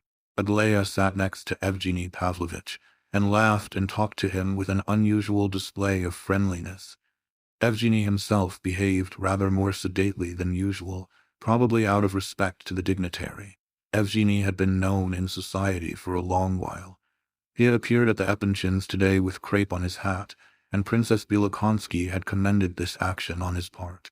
Not every society man would have worn crape for such an uncle. Lizaveta Prokofyevna had liked it also, but was too preoccupied to take much notice. The prince remarked that Aglaia looked attentively at him 2 or 3 times, and seemed to be satisfied with his behavior. Little by little he became very happy indeed. All his late anxieties and apprehensions after his conversation with Lebedev now appeared like so many bad dreams, impossible and even laughable. He did not speak much, only answering such questions as were put to him, and gradually settled down into unbroken silence, listening to what went on, and steeped in perfect satisfaction and contentment. Little by little a sort of inspiration, however, began to stir within him, ready to spring into life at the right moment. When he did begin to speak, it was accidentally, in response to a question, and apparently without any special object. While he feasted his eyes upon Aglaia, as she talked merrily with Evgeny and Prince N, suddenly the old Anglomaniac, who was talking to the dignitary in another corner of the room, apparently telling him a story about something or other. Suddenly, this gentleman pronounced the name of Nikolai Andreevich Pavlushev aloud. The prince quickly turned towards him and listened. The conversation had been on the subject of land and the present disorders, and there must have been something amusing said, for the old man had begun to laugh at his companion's heated expressions. The latter was describing in eloquent words how, in consequence of recent legislation, he was obliged to sell a beautiful estate in the N province, not because he wanted ready money. In fact, he was obliged to sell it at half its value. To avoid another lawsuit about the Pavlushev estate, I ran away, he said. With a few more inheritances of that kind I should soon be ruined. At this point General Eppenshin, noticing how interested Myshkin had become in the conversation, said to him, in a low tone, "That gentleman, Ivan Petrovitch, is a relation of your late friend, Mr. Pavlushev. You wanted to find some of his relations, did you not?" The general, who had been talking to his chief up to this moment, had observed the prince's solitude and silence, and was anxious to draw him into the conversation, and so introduce him again to the notice of some of the important personages. Lev Nikolaevich was a ward of Nikolai Andreevich Pavlushev after the death of his own parents, he remarked, meeting Ivan Petrovitch's eye. "Very happy to meet him, I'm sure," remarked the latter. "I remember Lev Nikolaevich well. When General Eppenshin introduced us just now, I recognized you at once, Prince. You are very little changed, though I saw you last as a child of some 10 or 11 years old. There was something in your features, I suppose, that—" "You saw me as a child," exclaimed the prince with surprise. "Oh, yes, long ago," continued Ivan Petrovitch, "while you were living with my cousin at Zlatoverhof. You don't remember me? No, I dare say you don't. You had some malady at the time, I remember. It was so serious that I was surprised." "No, I remember nothing," said the prince. A few more words of explanation followed, words which were spoken without the smallest excitement by his companion, but which evoked the greatest agitation in the prince, and it was discovered that 2 old ladies to whose care the prince had been left by Pavlushev, and who lived at Zlatoverhof, were also relations of Ivan Petrovich. The latter had no idea and could give no information as to why Pavlushev had taken so great an interest in the little prince, his ward. "In point of fact, I don't think I thought much about it," said the old fellow. He seemed to have a wonderfully good memory, however, for he told the prince all about the two old ladies, Pavlushev's cousins, who had taken care of him, and whom, he declared, he had taken to task for being too severe with the prince as a small, sickly boy, the elder sister at least. The younger had been kind, he recollected. They both now lived in another province, on a small estate left to them by Pavlushev. The prince listened to all this with eyes sparkling with emotion and delight. He declared with unusual warmth that he would never forgive himself for having traveled about in the central provinces during these last 6 months, without having hunted up his two old friends. He declared further that he had intended to go every day, but had always been prevented by circumstances, but that now he would promise himself the pleasure. However far it was, he would find them out. And so Ivan Petrovich really knew Natalia Nikitishna. What a saintly nature was hers. And Martha Nikitishna. Ivan Petrovich must excuse him, but really he was not quite fair on dear old Martha. She was severe, perhaps, but then what else could she be with such a little idiot as he was then? Ha, ha. He really was an idiot then, Ivan Petrovich must know, though he might not believe it. Ha, ha, so he had really seen him there. Good heavens, and was he really and truly and actually a cousin of Pavlushev's?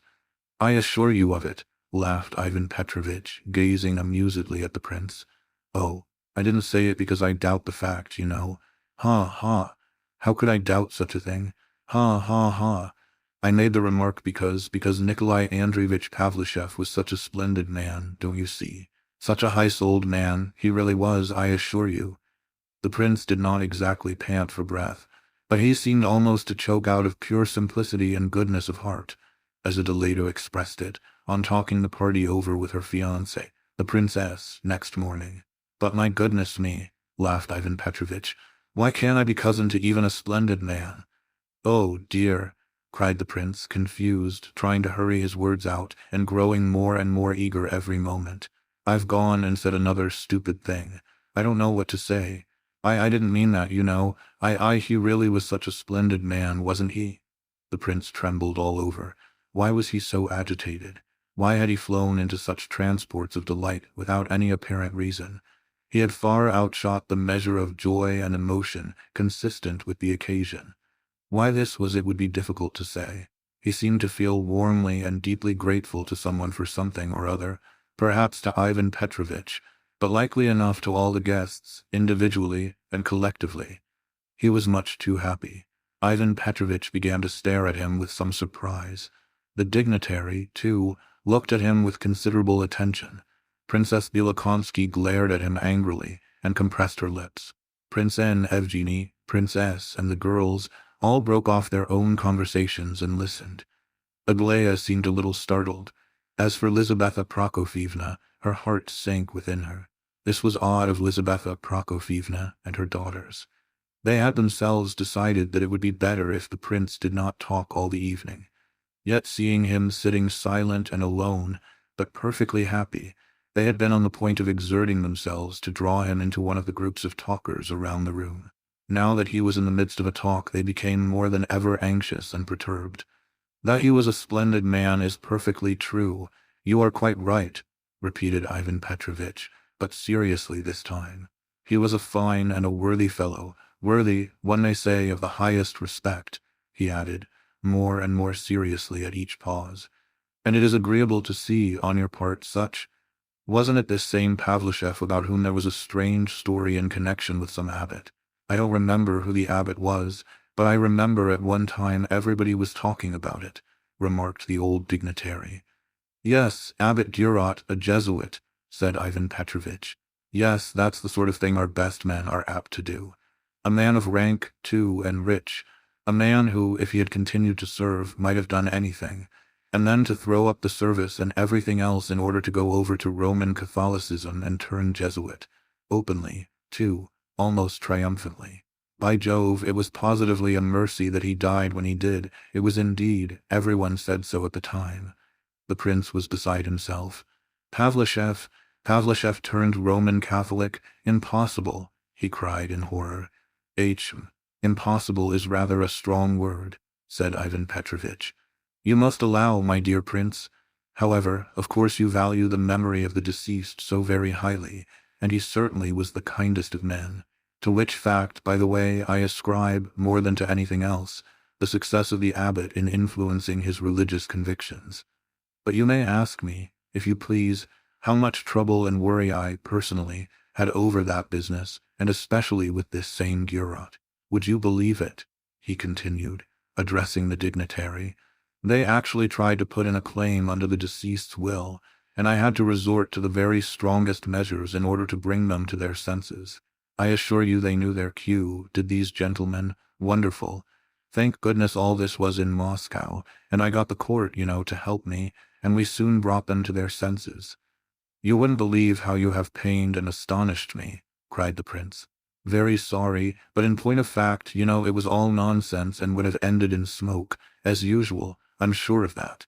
Last year, he turned to the old man again, Countess K. joined some Roman convent abroad. Our people never seem to be able to offer any resistance so soon as they get into the hands of these intriguers, especially abroad. That is all thanks to our lassitude, I think, replied the old man with authority. And then their way of preaching. They have a skillful manner of doing it. And they know how to startle one, too. I got quite a fright myself in '32 in Vienna, I assure you. But I didn't cave into them. I ran away instead. Ha ha.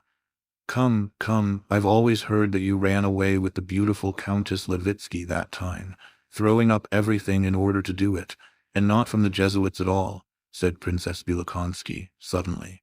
Well, yes, but we call it from the Jesuits, It comes to the same thing, laughed the old fellow, delighted with the pleasant recollection.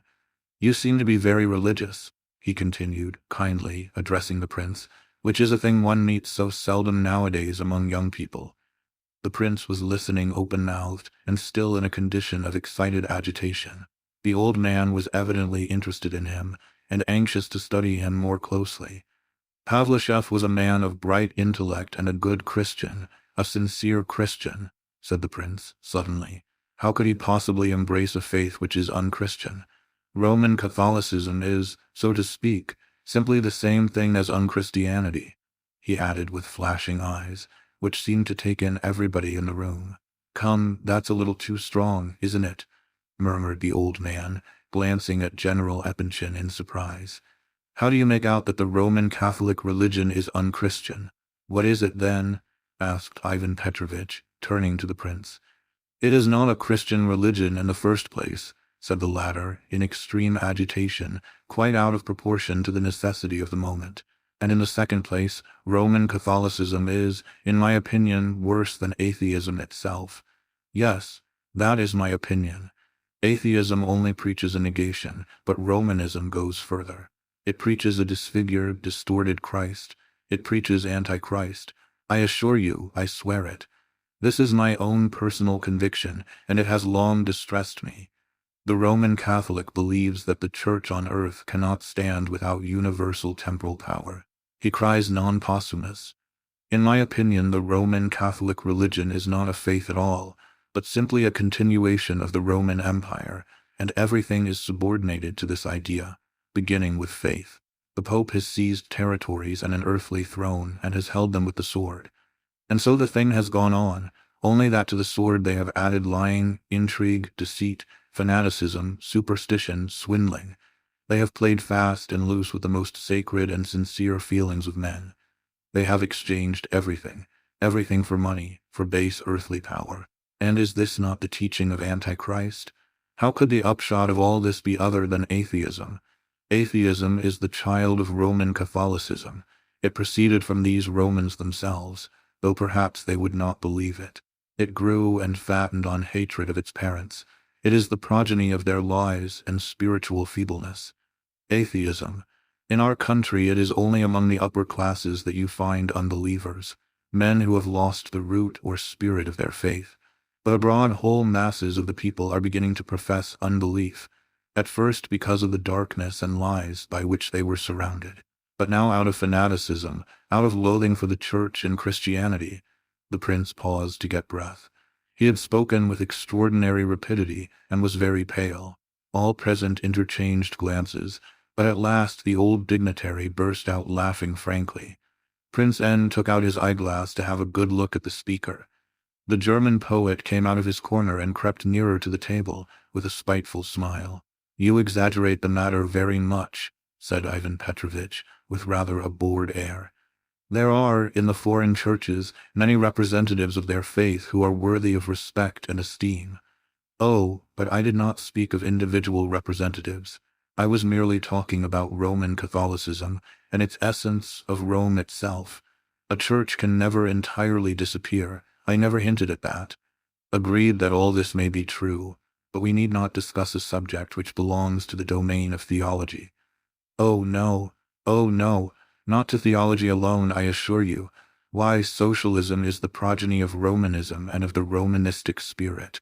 It and its brother atheism proceed from despair and opposition to Catholicism.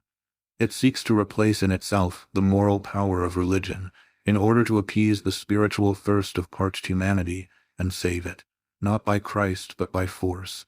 Don't dare to believe in God, don't dare to possess any individuality, any property. Fraternité o la mort, 2,000,000 heads. By their works ye shall know them, we are told. And we must not suppose that all this is harmless and without danger to ourselves. Oh no, we must resist, and quickly. We must let our Christ shine forth upon the Western nations, our Christ whom we have preserved intact, and whom they have never known. Not as slaves, allowing ourselves to be caught by the hooks of the Jesuits, but carrying our Russian civilization to them. We must stand before them, not letting it be said among us that their preaching is skillful, as someone expressed it just now. But excuse me, cried Ivan Petrovitch, considerably disturbed, and looking around uneasily. Your ideas are, of course, most praiseworthy and in the highest degree patriotic, but you exaggerate the matter terribly.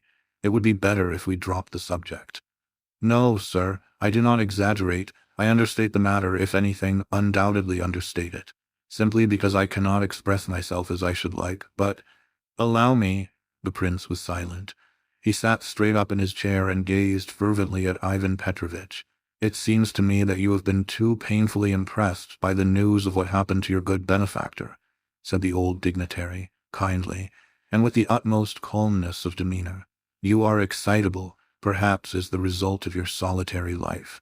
If you would make up your mind to live more among your fellows in society, I am sure, that the world would be glad to welcome you as a remarkable young man, and you would soon find yourself able to look at things more calmly. You would see that all these things are much simpler than you think, and besides, these rare cases come about, in my opinion, from ennui and from satiety. Exactly. That is a true thought, cried the prince. From our ennui, but not from satiety. Oh no, you are wrong there. Say from thirst if you like, the thirst of fever. And please do not suppose that this is so small a matter that we may have a laugh at it and dismiss it. We must be able to foresee our disasters and arm against them. We Russians no sooner arrive at the brink of the water and realize that we are really at the brink, than we are so delighted with the outlook that we plunge and swim to the farthest point we can see. Why is this? You say you are surprised at Pavlicheff's action. You ascribe it to madness, to kindness of heart, and what not, but it is not so. Our Russian intensity not only astonishes ourselves, all Europe wonders at our conduct in such cases. For, if one of us goes over to Roman Catholicism, he is sure to become a Jesuit at once, and a rabid one into the bargain. If one of us becomes an atheist, he must needs begin to insist on the prohibition of faith in God by force, that is, by the sword. Why is this? Why does he then exceed all bounds at once? Because he has found land at last, the fatherland that he sought in vain before. And because his soul is rejoiced to find it, he throws himself upon it and kisses it. Oh, it is not from vanity alone, it is not from feelings of vanity that Russians become atheists and Jesuits, but from spiritual thirst, from anguish of longing for higher things, for dry, firm land, for foothold on a fatherland which they never believed in because they never knew it. It is easier for a Russian to become an atheist than for any other nationality in the world. And not only does a Russian become an atheist, but he actually believes in atheism, just as though he had found a new faith, not perceiving that he has pinned his faith to a negation. Such is our anguish of thirst. Whoso has no country has no God. That is not my own expression. It is the expression of a merchant, one of the old believers, whom I once met while traveling. He did not say exactly these words. I think his expression was, "Whoso forsakes his country forsakes his God." But let these thirsty Russian souls find, like Columbus discoverers, a new world. Let them find the Russian world. Let them search and discover all the gold and treasure that lies hid in the bosom of their own land. Show them the restitution of lost humanity in the future, by Russian thought alone, and by means of the God and of the Christ of our Russian faith, and you will see how mighty and just and wise and good a giant will rise up before the eyes of the astonished and frightened world. Astonished because they expect nothing but the sword from us, because they think they will get nothing out of us but barbarism. This has been the case up to now, and the longer matters go on as they are now proceeding, the more clear will be the truth of what I say. But at this moment, something happened which put a most unexpected end to the orator's speech. All this heated tirade, this outflow of passionate words and ecstatic ideas, which seemed to hustle and tumble over each other as they fell from his lips, bore evidence of some unusually disturbed mental condition in the young fellow who had boiled over in such a remarkable manner, without any apparent reason. Of those who were present, such as knew the prince listened to his outburst in a state of alarm, some with a feeling of mortification. It was so unlike his usual timid self-constraint, so inconsistent with his usual taste and tact, and with his instinctive feeling for the higher proprieties. They could not understand the origin of the outburst. It could not be simply the news of Pavlishev's perversion. By the ladies the prince was regarded as little better than a lunatic, and Princess Bielokonsky admitted afterwards that in another minute she would have bolted.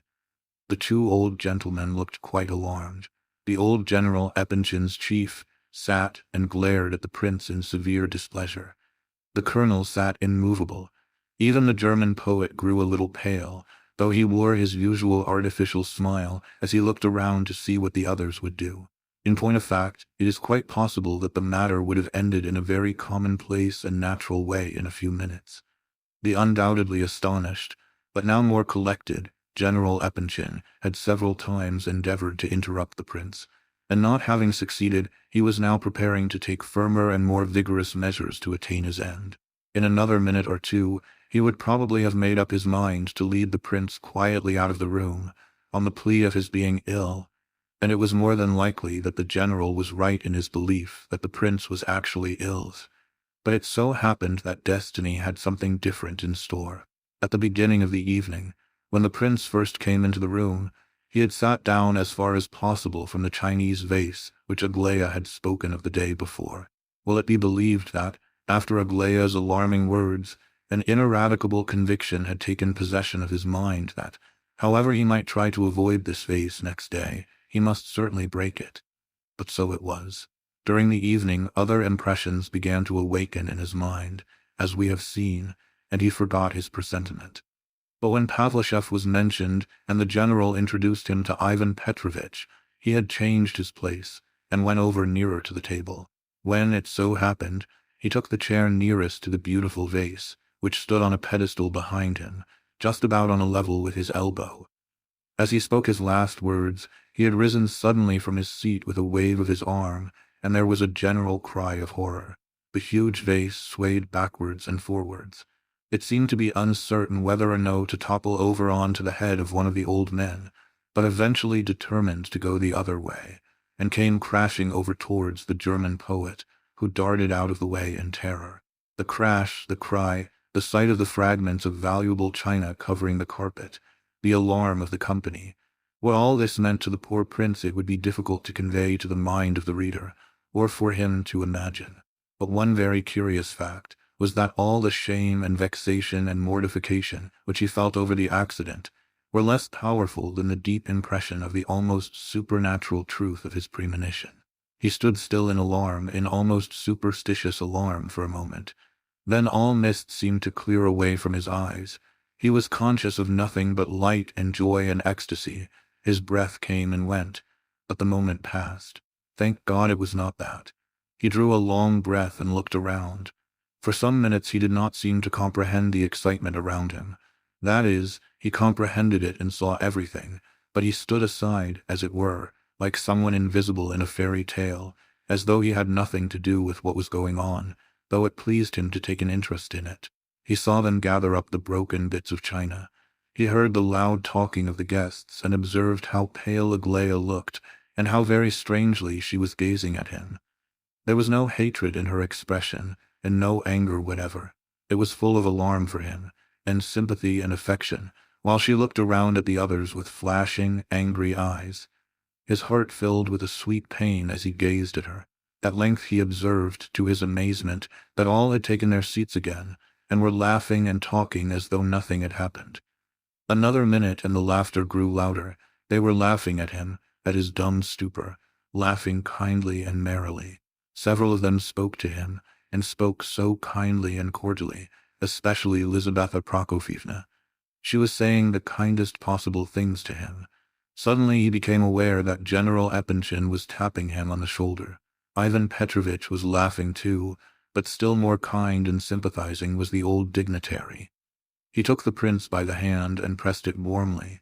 Then he patted it, and quietly urged him to recollect himself, speaking to him exactly as he would have spoken to a little frightened child, which pleased the prince wonderfully, and next seated him beside himself. The prince gazed into his face with pleasure, but still seemed to have no power to speak. His breath failed him. The old man's face pleased him greatly.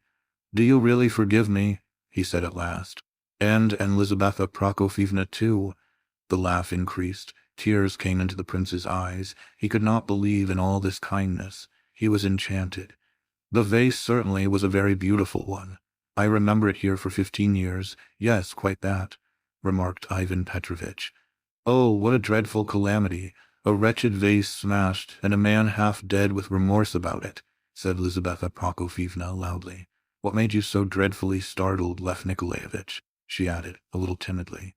"Come, my dear boy, cheer up. You really alarm me, taking the accident so to heart. Do you forgive me all besides the vase, I mean?" said the prince, rising from his seat once more, but the old gentleman caught his hand and drew him down again. He seemed unwilling to let him go. "C'est très curieux et c'est très sérieux," he whispered across the table to Ivan Petrovitch, rather loudly. Probably the prince heard him. "So that I have not offended any of you. You will not believe how happy I am to be able to think so. It is as it should be. As if I could offend anyone here, I should offend you again by even suggesting such a thing. Calm yourself, my dear fellow. You are exaggerating again. You really have no occasion to be so grateful to us. It is a feeling which does you great credit, but an exaggeration for all that. I am not exactly thanking you. I am only feeling a growing admiration for you. It makes me happy to look at you. I dare say I am speaking very foolishly, but I must speak. I must explain, if it be out of nothing better than self-respect." All he said and did was abrupt, confused, feverish. Very likely the words he spoke, as often as not, were not those he wished to say. He seemed to inquire whether he might speak. His eyes lighted on Princess Bilakonski. "All right, my friend, talk away, she remarked. "Only don't lose your breath. You were in such a hurry when you began, and look what you've come to now. Don't be afraid of speaking. All these ladies and gentlemen have seen far stranger people than yourself. You don't astonish them. You are nothing out of the way remarkable, you know. You've done nothing but break a vase and give us all a fright." The prince listened, smiling. "Wasn't it you," he said, suddenly turning to the old gentleman, "who saved the student Porkinoff and a clerk called Shobrin from being sent to Siberia 2 or 3 months since?" The old dignitary blushed a little, and murmured that the prince had better not excite himself further. "And I have heard of you," continued the prince, addressing Ivan Petrovitch, "that when some of your villagers were burned out, you gave them wood to build up their houses again, though they were no longer your serfs and had behaved badly towards you." "Oh, come, you are exaggerating," said Ivan Petrovitch, beaming with satisfaction all the same. He was right, however, in this instance, for the report had reached the prince's ears in an incorrect form. "And you, princess," he went on, addressing Princess Bilakonski, "was it not you who received me in Moscow 6 months since, as kindly as though I had been your own son, in response to a letter from Lizaveta Prokofievna, and gave me one piece of advice, again as to your own son, which I shall never forget. Do you remember? What are you making such a fuss about? Said the old lady with annoyance. You are a good fellow, but very silly. One gives you a halfpenny, and you are as grateful as though one had saved your life. You think this is praiseworthy on your part, but it is not. It is not, indeed. She seemed to be very angry, but suddenly burst out laughing, quite good-humoredly. Lizaveta Prokofievna's face brightened up, too, so did that of General Epanchin. I told you Lev Nikolaevich was a man, if only he would not be in such a hurry, as the princess remarked, said the latter with delight.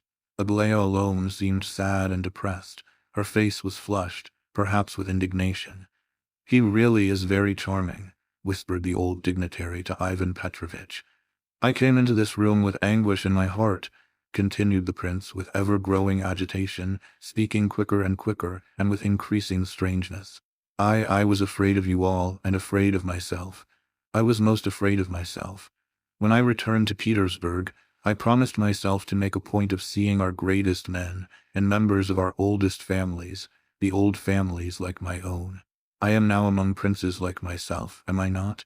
I wished to know you, and it was necessary, very, very necessary. I had always heard so much that was evil said of you all, more evil than good. As to how small and petty were your interests, how absurd your habits, how shallow your education, and so on. There is so much written and said about you. I came here today with anxious curiosity. I wish to see for myself and form my own convictions as to whether it were true that the whole of this upper stratum of Russian society is worthless, has outlived its time, has existed too long, and is only fit to die, and yet is dying with petty, spiteful warring against that which is destined to supersede it, and take its place, hindering the coming men, and knowing not that itself is in a dying condition. I did not fully believe in this view even before, for there never was such a class among us, excepting perhaps at court, by accident, or by uniform. But now there is not even that, is there? It has vanished, has it not? No, not a bit of it, said Ivan Petrovitch with a sarcastic laugh. Good Lord, he's off again, said Princess Bielokonsky impatiently. Lay says Ladyer. He is trembling all over, said the old man in a warning whisper. The prince certainly was beside himself. Well, what have I seen? He continued. I have seen men of graceful simplicity of intellect. I have seen an old man who is not above speaking kindly, and even listening to a boy like myself. I see before me persons who can understand, who can forgive, kind, good Russian hearts, hearts almost as kind and cordial as I met abroad. Imagine how delighted I must have been, and how surprised. Oh, let me express this feeling. I have so often heard, and I have even believed, that in society there was nothing but empty forms, and that reality had vanished. But I now see for myself that this can never be the case here. Among us, it may be the order elsewhere, but not in Russia. Surely you are not all Jesuits and deceivers. I heard Prince N's story just now. Was it not simple-minded, spontaneous humor? Could such words come from the lips of a man who is dead? A man whose heart and talents are dried up? Could dead men and women have treated me so kindly as you have all been treating me today? Is there not material for the future in all this, for hope? Can such people fail to understand? Can such men fall away from reality? Once more let us beg you to be calm, my dear boy. We'll talk of all this another time. I shall do so with the greatest pleasure, for one, said the old dignitary, with a smile. Ivan Petrovitch grunted and twisted round in his chair. General Epanchin moved nervously. The latter's chief had started a conversation with the wife of the dignitary, and took no notice whatever of the prince, but the old lady very often glanced at him, and listened to what he was saying.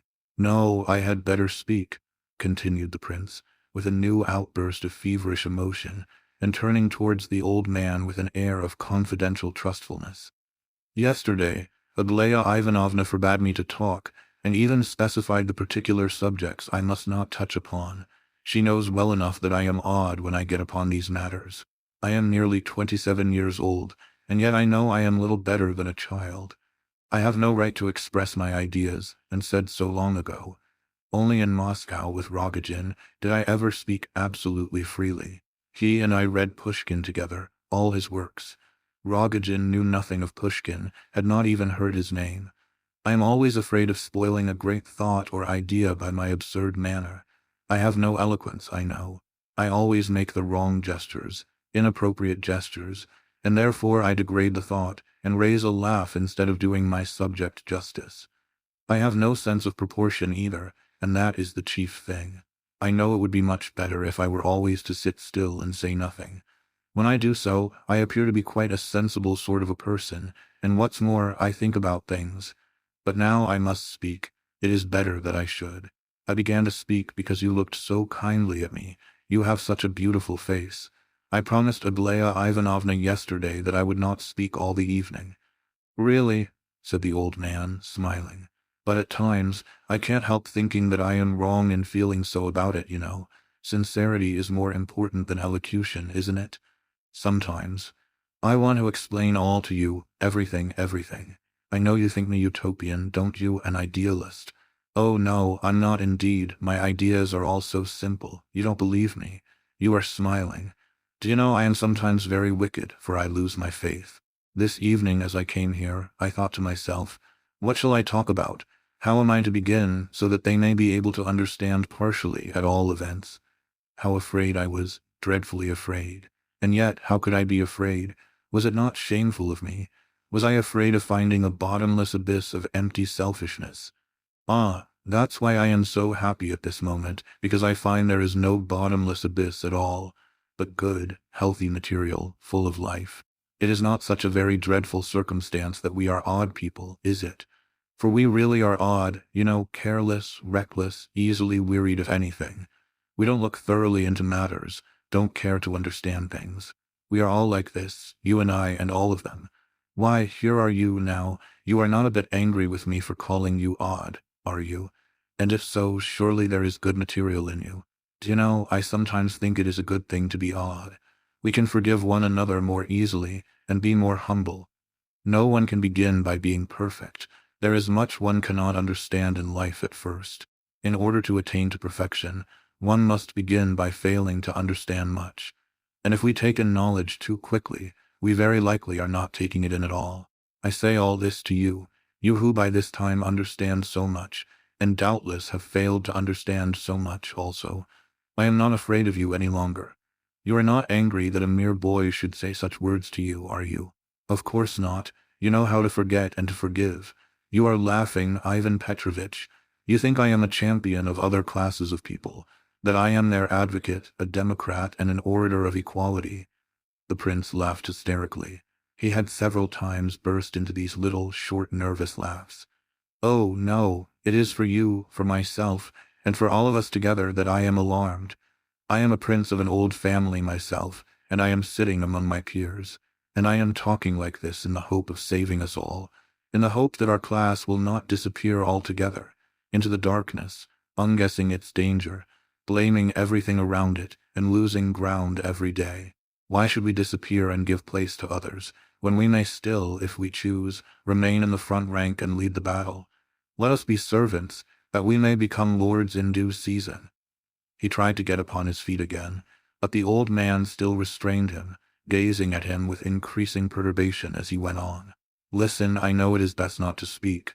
It is best simply to give a good example, simply to begin the work. I have done this, I have begun, and, oh, can anyone be unhappy, really? Oh, what does grief matter? What does misfortune matter, if one knows how to be happy? Do you know, I cannot understand how anyone can pass by a green tree and not feel happy only to look at it. How anyone can talk to a man and not feel happy in loving him. Oh, it is my own fault that I cannot express myself well enough. But there are lovely things at every step I take, things which even the most miserable man must recognize as beautiful. Look at a little child, look at God's day dawn, look at the grass growing, look at the eyes that love you as they gaze back into your eyes. He had risen and was speaking standing up. The old gentleman was looking at him now in unconcealed alarm. Lizaveta Prokofyevna wrung her hands. "Oh, my God!" she cried. She had guessed the state of the case before anyone else. Aglaya rushed quickly up to him, and was just in time to receive him in her arms, and to hear with dread and horror that awful, wild cry as he fell writhing to the ground. There he lay on the carpet, and someone quickly placed a cushion under his head. No one had expected this.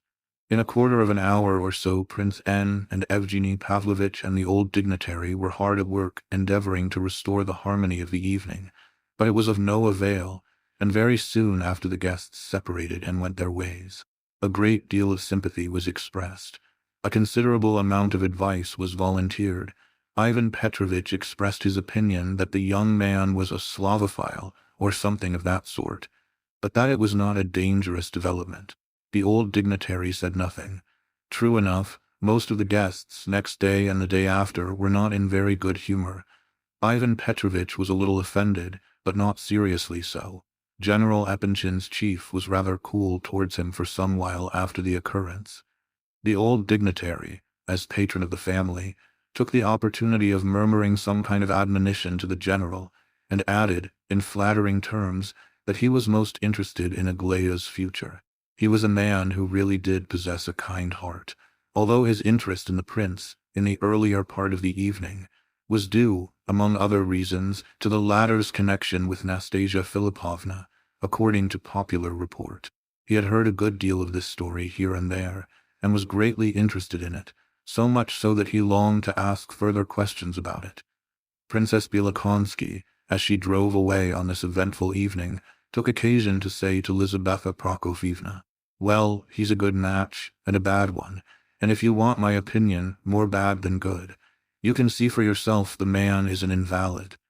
Lizaveta therefore decided that the prince was impossible as a husband for Aglaya, and during the ensuing night she made a vow that never while she lived should he marry Aglaya. With this resolve firmly impressed upon her mind, she awoke next day, but during the morning, after her early lunch, she fell into a condition of remarkable inconsistency. In reply to a very guarded question of her sister's, Aglaya had answered coldly, but exceedingly haughtily, "I have never given him my word at all, nor have I ever counted him as my future husband, never in my life. He is just as little to me as all the rest." Lizaveta Prokofievna suddenly flared up. "I did not expect that of you, Aglaya," she said. "He is an impossible husband for you, I know it, and thank God that we agree upon that point, but I did not expect to hear such words from you. I thought I should hear a very different tone from you. I would have turned out everyone who was in the room last night and kept him. That's the sort of man he is, in my opinion." Here she suddenly paused, afraid of what she had just said, but she little knew how unfair she was to her daughter at that moment. It was all settled in Aglaya's mind. She was only waiting for the hour that would bring the matter to a final climax, and every hint, every careless probing of her wound, did but further lacerate her heart. This same morning dawned for the prince pregnant with no less painful presentiments, which fact his physical state was, of course, quite enough to account for, but he was so indefinably melancholy. His sadness could not attach itself to anything in particular, and this tormented him more than anything else. Of course certain facts stood before him, clear and painful, but his sadness went beyond all that he could remember or imagine. He realized that he was powerless to console himself unaided. Little by little he began to develop the expectation that this day something important, something decisive, was to happen to him. His attack of yesterday had been a slight one. Excepting some little heaviness in the head and pain in the limbs, he did not feel any particular effects. His brain worked all right, though his soul was heavy within him. He rose late, and immediately upon waking remembered all about the previous evening. He also remembered, though not quite so clearly, how, half an hour after his fit, he had been carried home. He soon heard that a messenger from the Epanchins had already been to inquire after him. At 11:30 another arrived, and this pleased him. Vera Lebedev was one of the first to come to see him and offer her services. No sooner did she catch sight of him than she burst into tears, but when he tried to soothe her, she began to laugh. He was quite struck by the girl's deep sympathy for him. He seized her hand and kissed it. Vera flushed crimson.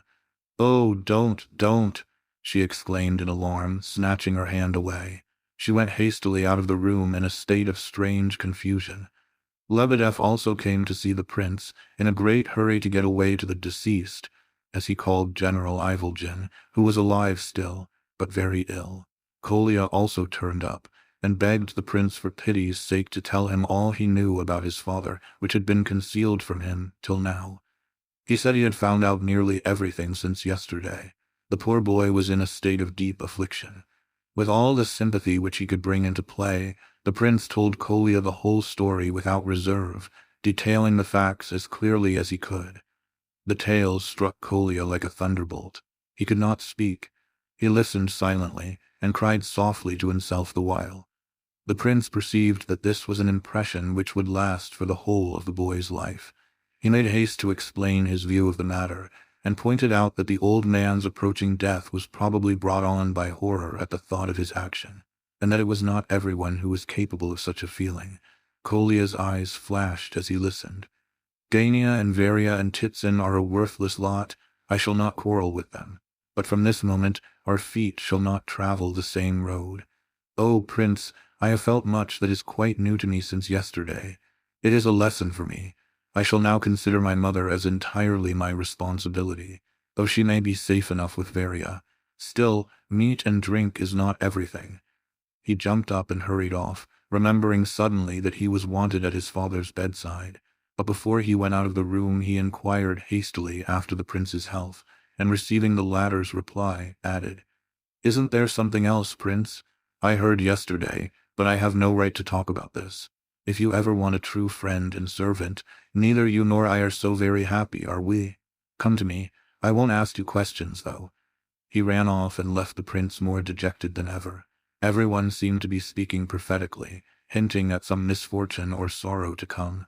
They had all looked at him as though they knew something which he did not know. Lebedev had asked questions, Kolya had hinted, and Vera had shed tears. What was it? At last, with a sigh of annoyance, he said to himself that it was nothing but his own cursed sickly suspicion. His face lighted up with joy when, at about 2 o'clock, he espied the Epanchins coming along to pay him a short visit. Just for a minute. They really had only come for a minute. Lizaveta Prokofyevna had announced, directly after lunch, that they would all take a walk together.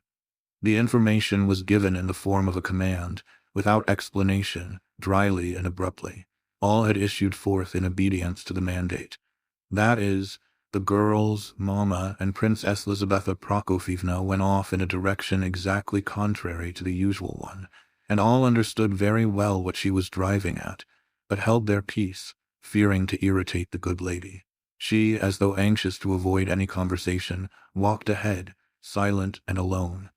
At last, Adelaida remarked that it was no use racing along at such a pace, and that she could not keep up with her mother. "Look here," said Lizaveta Prokofyevna, turning round suddenly. "We are passing his house. Whatever Aglaya may think, and in spite of anything that may happen, he is not a stranger to us, besides which he is ill and in misfortune. I, for one, shall call in and see him. Let anyone follow me who cares to." Of course, every one of them followed her. The prince hastened to apologize very properly for yesterday's mishap with the vase, and for the scene generally. "Oh, that's nothing," replied Lizaveta. "I'm not sorry for the vase, I'm sorry for you. So you can see that there was a scene, can you? Well, it doesn't matter much, for everyone must realize now that it is impossible to be hard on you. Well, au revoir. I advise you to have a walk, and then go to sleep again if you can. Come in as usual if you feel inclined, and be assured, once for all, whatever happens, and whatever may have happened, you shall always remain the friend of the family, mine, at all events. I can answer for myself." In response to this challenge, all the others chimed in and re-echoed Mama's sentiments, and so they took their departure. But in this hasty and kindly designed visit, there was hidden a fund of cruelty which Lizaveta Prokofyevna never dreamed of. In the words "as usual," and again in her added, "mine, at all events," there seemed an ominous knell of some evil to come. The prince began to think of Aglaya. She had certainly given him a wonderful smile, both at coming and again at leave-taking, but had not said a word, not even when the others all professed their friendship for him. She had looked very intently at him, but that was all. Her face had been paler than usual. She looked as though she had slept badly. The prince made up his mind that he would make a point of going there as usual tonight, and looked feverishly at his watch. Vera came in 3 minutes after the Epinchins had left. "Lev Nikolaevich," she said, "Aglaya Ivanovna has just given me a message for you." The prince trembled. "Is it a note?" "No, a verbal message." She had hardly time even for that. "She begs you earnestly not to go out of the house for a single moment all today, until 7 o'clock in the evening. It may have been 9, I didn't quite hear. But why is this? What does it mean? I don't know at all, but she said I was to tell you particularly." "Did she say that?" "Not those very words. She only just had time to whisper as she went by. But by the way she looked at me, I knew it was important. She looked at me in a way that made my heart stop beating." The prince asked a few more questions, and though he learned nothing else, he became more and more agitated. Left alone, he lay down on the sofa and began to think. "Perhaps," he thought, "someone is to be with them until 9 tonight, and she is afraid that I may come and make a fool of myself again, in public." So he spent his time longing for the evening and looking at his watch. But the clearing up of the mystery came long before the evening, and came in the form of a new and agonizing riddle. Half an hour after the Epinchins had gone, Hippolyte arrived, so tired that, almost unconscious, he sank into a chair, and broke into such a fit of coughing that he could not stop. He coughed till the blood came. His eyes glittered, and 2 red spots on his cheeks grew brighter and brighter. The prince murmured something to him, but Hippolyte only signed that he must be left alone for a while, and sat silent. At last he came to himself. "I am off," he said hoarsely, and with difficulty. "Shall I see you home?" asked the prince, rising from his seat, but suddenly stopping short as he remembered Aglaya's prohibition against leaving the house. Hippolyte laughed. "I don't mean that I am going to leave your house," he continued, still gasping and coughing.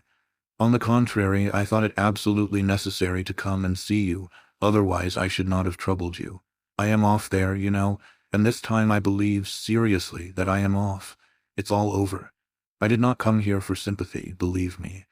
I lay down this morning at 10 o'clock with the intention of not rising again before that time, but I thought it over and rose just once more in order to come here, from which you may deduce that I had some reason for wishing to come. It grieves me to see you so, Hippolyte. Why didn't you send me a message? I would have come up and saved you this trouble. Well, well, enough. You've pitied me, and that's all that good manners exact. I forgot. How are you? I'm all right. Yesterday I was a little. I know, I heard. The china vase caught it. I'm sorry I wasn't there. I've come about something important. In the first place I had the pleasure of seeing Gavrila Ardalionovitch and Aglaya Ivanovna enjoying a rendezvous on the green bench in the park. I was astonished to see what a fool a man can look. I remarked upon the fact to Aglaya Ivanovna when he had gone. I don't think anything ever surprises you, Prince, added Hippolyte, gazing incredulously at the prince's calm demeanor. To be astonished by nothing is a sign, they say, of a great intellect. In my opinion, it would serve equally well as a sign of great foolishness. I am not hinting about you. Pardon me. I am very unfortunate today in my expressions. I knew yesterday that Gavrila Ardalionovitch, began the prince, and paused in evident confusion, though Hippolyte had shown annoyance at his betraying no surprise. You knew it. Come, that's news. But no, perhaps better not tell me. And were you a witness of the meeting? If you were there yourself, you must have known that I was not there. Oh, but you may have been sitting behind the bushes somewhere. However, I am very glad, on your account, of course. I was beginning to be afraid that Mr. Dania might have the preference. May I ask you, Hippolyte, not to talk of this subject, and not to use such expressions? Especially as you know all, eh? You are wrong. I know scarcely anything, and Aglaya Ivanovna is aware that I know nothing. I knew nothing whatever about this meeting. You say there was a meeting. Very well. Let's leave it so. Why, what do you mean? You said you knew, and now suddenly you know nothing. You say, very well, let's leave it so. But I say, don't be so confiding, especially as you know nothing. You are confiding simply because you know nothing. But do you know what these good people have in their minds, Gania and his sister? Perhaps you are suspicious. Well, I'll drop the subject, he added hastily, observing the prince's impatient gesture. But I've come to you on my own business.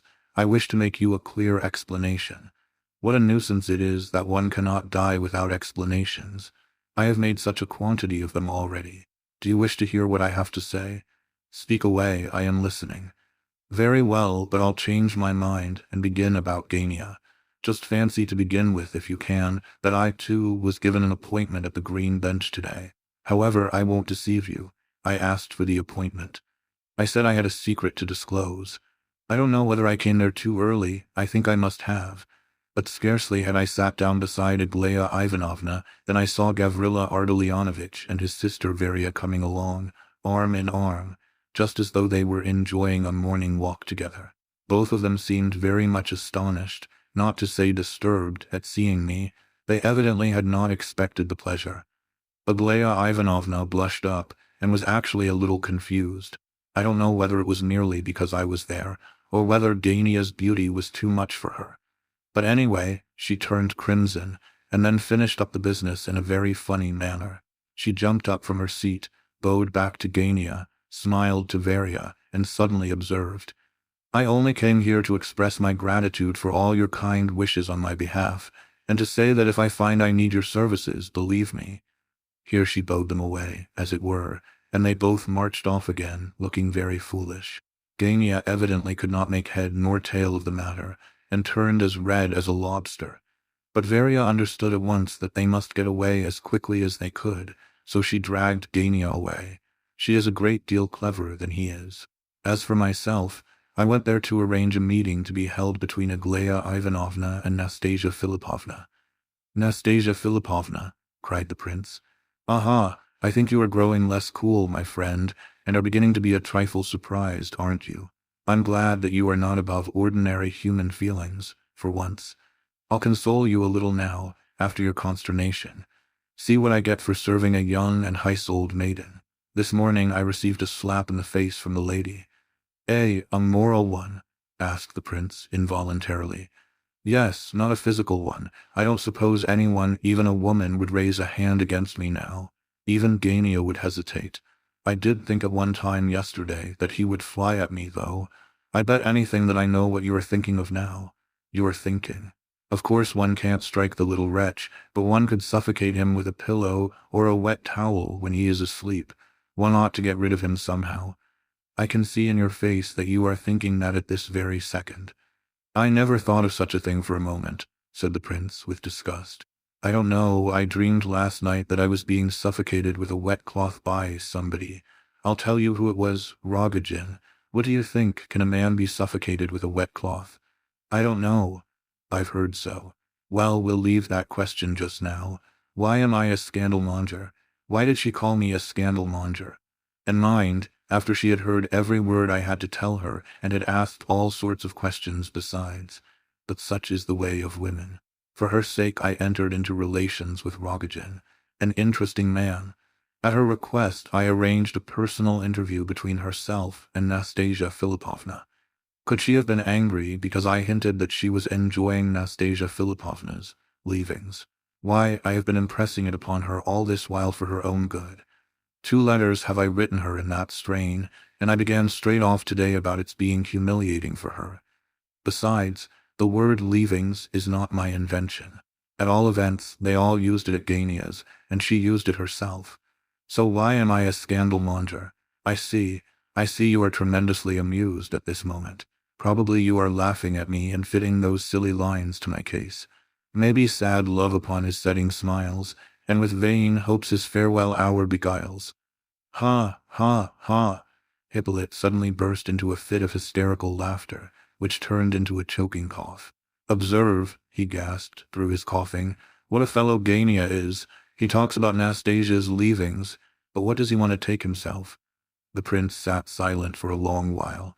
His mind was filled with dread and horror. You spoke of a meeting with Nastasia Filipovna, he said at last, in a low voice. Oh, come!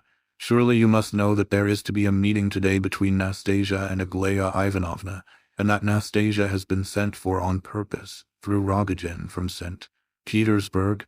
It has been brought about by invitation of Aglaya Ivanovna and my own efforts, and Nastasia is at this moment with Rogojin, not far from here, at Dana Alexeyevna's, that curious friend of hers. And to this questionable house Aglaya Ivanovna is to proceed for a friendly chat with Nastasia Filipovna, and for the settlement of several problems. They are going to play at arithmetic. Didn't you know about it? Word of honor? It's a most improbable story. Oh, very well, if it's improbable, it is, that's all. And yet, where should you have heard it? Though I must say, if a fly crosses the room, it's known all over the place here. However, I've warned you, and you may be grateful to me. Well, au revoir, probably in the next world. One more thing, don't think that I am telling you all this for your sake. Oh dear, no. Do you know that I dedicated my confession to Aglaya Ivanovna? I did, though, and how she took it, ha ha. Oh no, I'm not acting from any high, exalted motives. But though I may have behaved like a cad to you, I have not done her any harm. I don't apologize for my words about leavings and all that. I am atoning for that, you see, by telling you the place and time of the meeting. Goodbye. You had better take your measures, if you are worthy the name of a man. The meeting is fixed for this evening, that's certain. Hippolyte walked towards the door, but the prince called him back and he stopped. Then you think Aglaya Ivanovna herself intends to go to Nastasia Philipovna's tonight? He asked, and bright hectic spots came out on his cheeks and forehead. I don't know absolutely for certain, but in all probability it is so, replied Hippolyte, looking round. Nastasia would hardly go to her, and they can't meet at Dania's with a man nearly dead in the house. It's impossible for that very reason, said the prince. How would she get out if she wished to? You don't know the habits of that house. She could not get away alone to Nastasia Philipovna's. It's all nonsense. Look here, my dear prince, no one jumps out of the window if they can help it. But when there's a fire, the dandiest gentleman or the finest lady in the world will skip out. When the moment comes, and there's nothing else to be done, our young lady will go to Nastasia Philipovna's. Don't they let the young ladies out of the house alone, then? I didn't mean that exactly.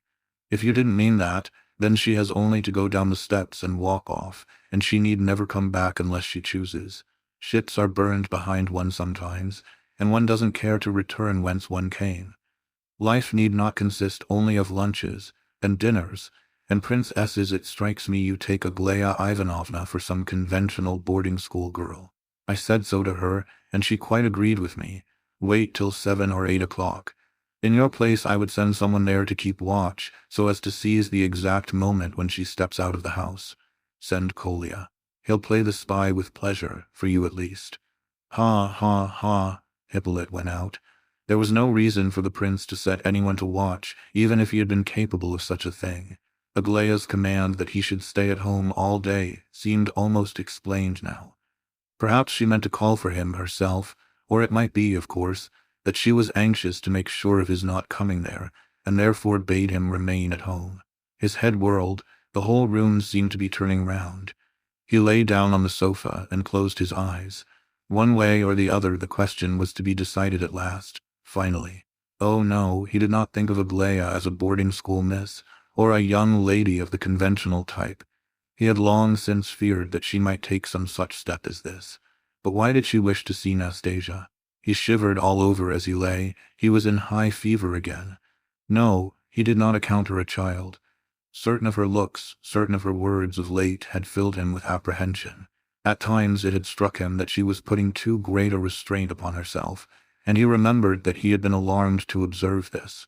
He had tried, all these days, to drive away the heavy thoughts that oppressed him.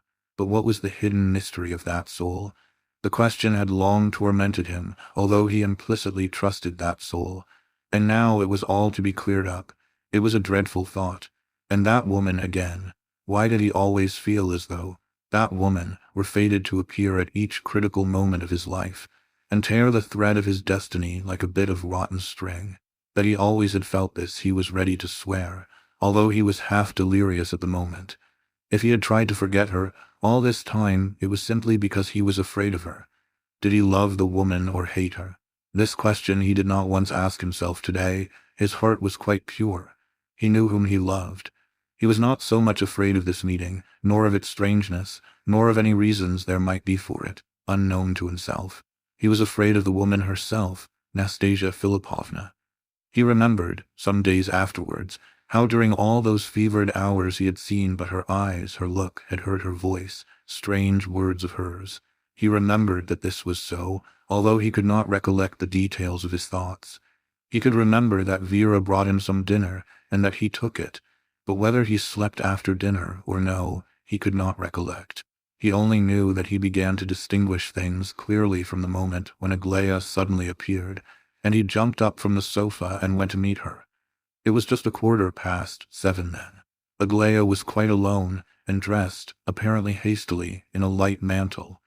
Her face was pale, as it had been in the morning, and her eyes were ablaze with bright but subdued fire. He had never seen that expression in her eyes before. She gazed attentively at him.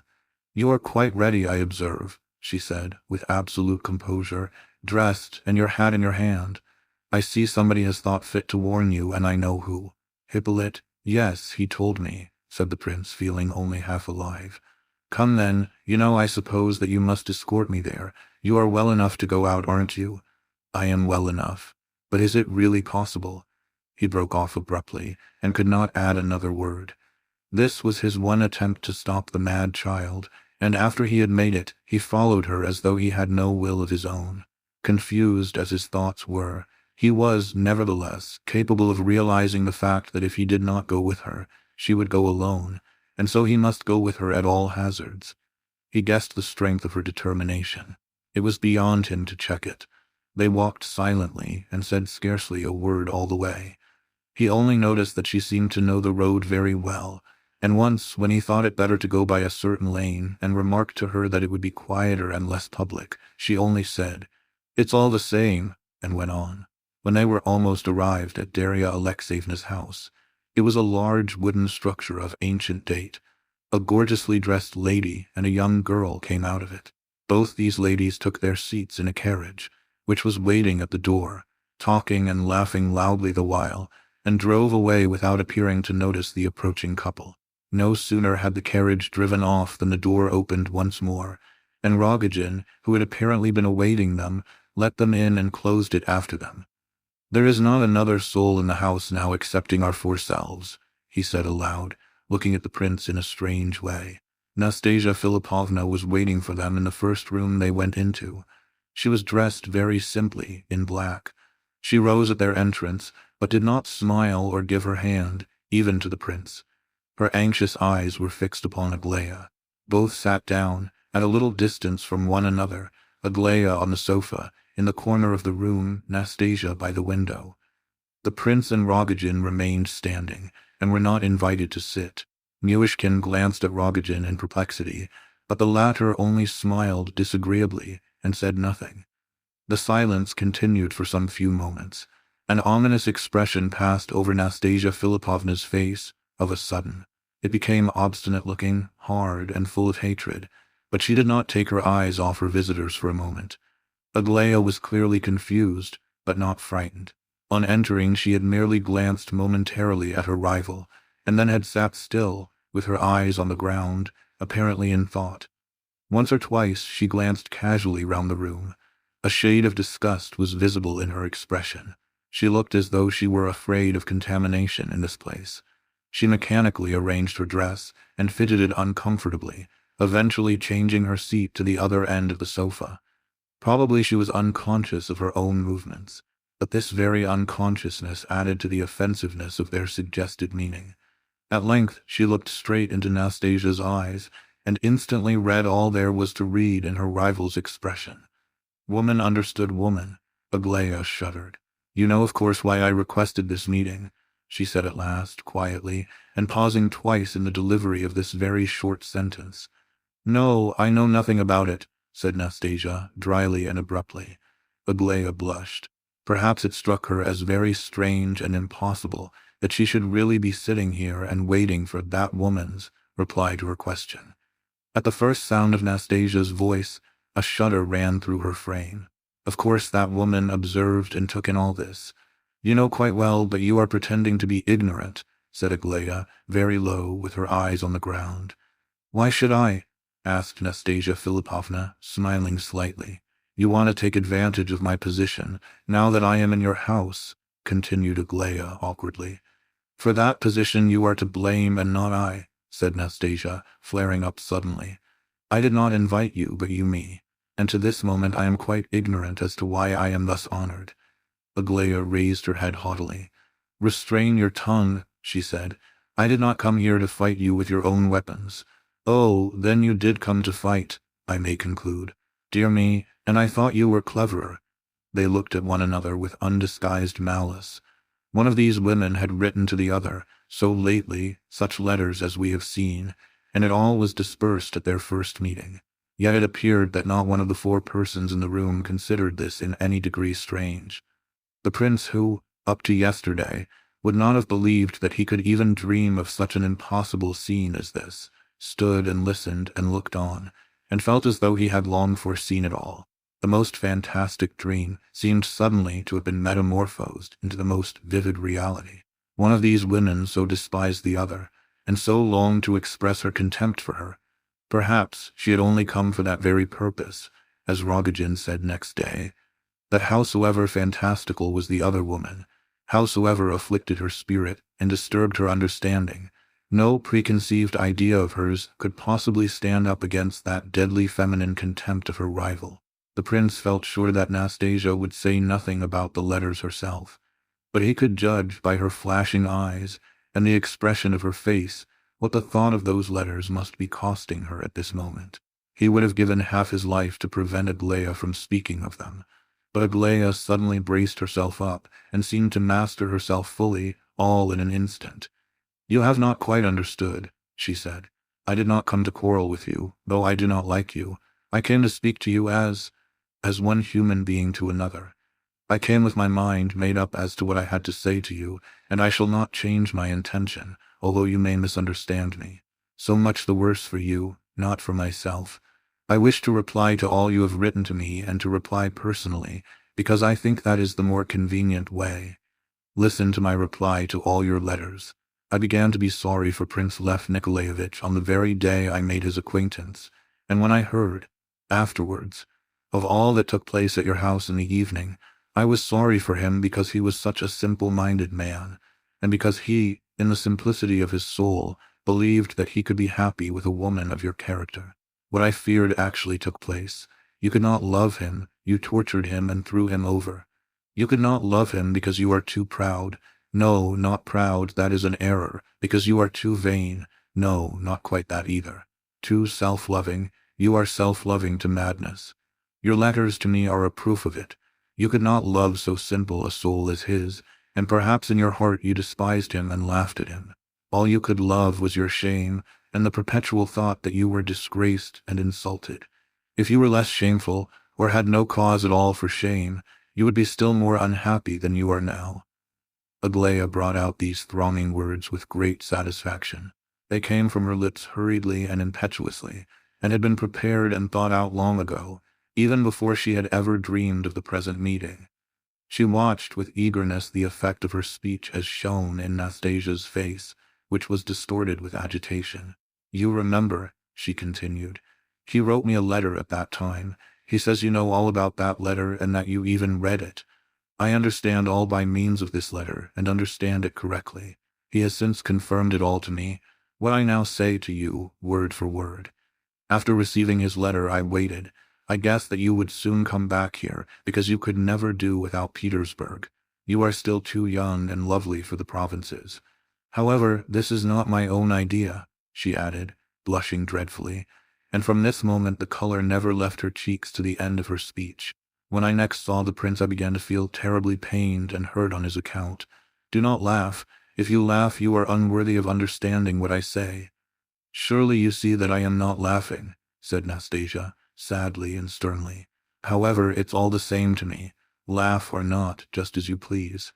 When I asked him about you, he told me that he had long since ceased to love you, that the very recollection of you was a torture to him, but that he was sorry for you, and that when he thought of you his heart was pierced. I ought to tell you that I never in my life met a man anything like him for noble simplicity of mind, and for boundless trustfulness. I guessed that anyone who liked could deceive him, and that he would immediately forgive anyone who did deceive him, and it was for this that I grew to love him." Aglaia paused for a moment, as though suddenly brought up in astonishment that she could have said these words, but at the same time a great pride shone in her eyes, like a defiant assertion that it would not matter to her if this woman laughed in her face for the admission just made. I have told you all now, and of course you understand what I wish of you. Perhaps I do, but tell me yourself, said Nastasia Philipovna quietly. Aglaia flushed up angrily. I wish to find out from you, she said firmly. By what right you dare to meddle with his feelings for me?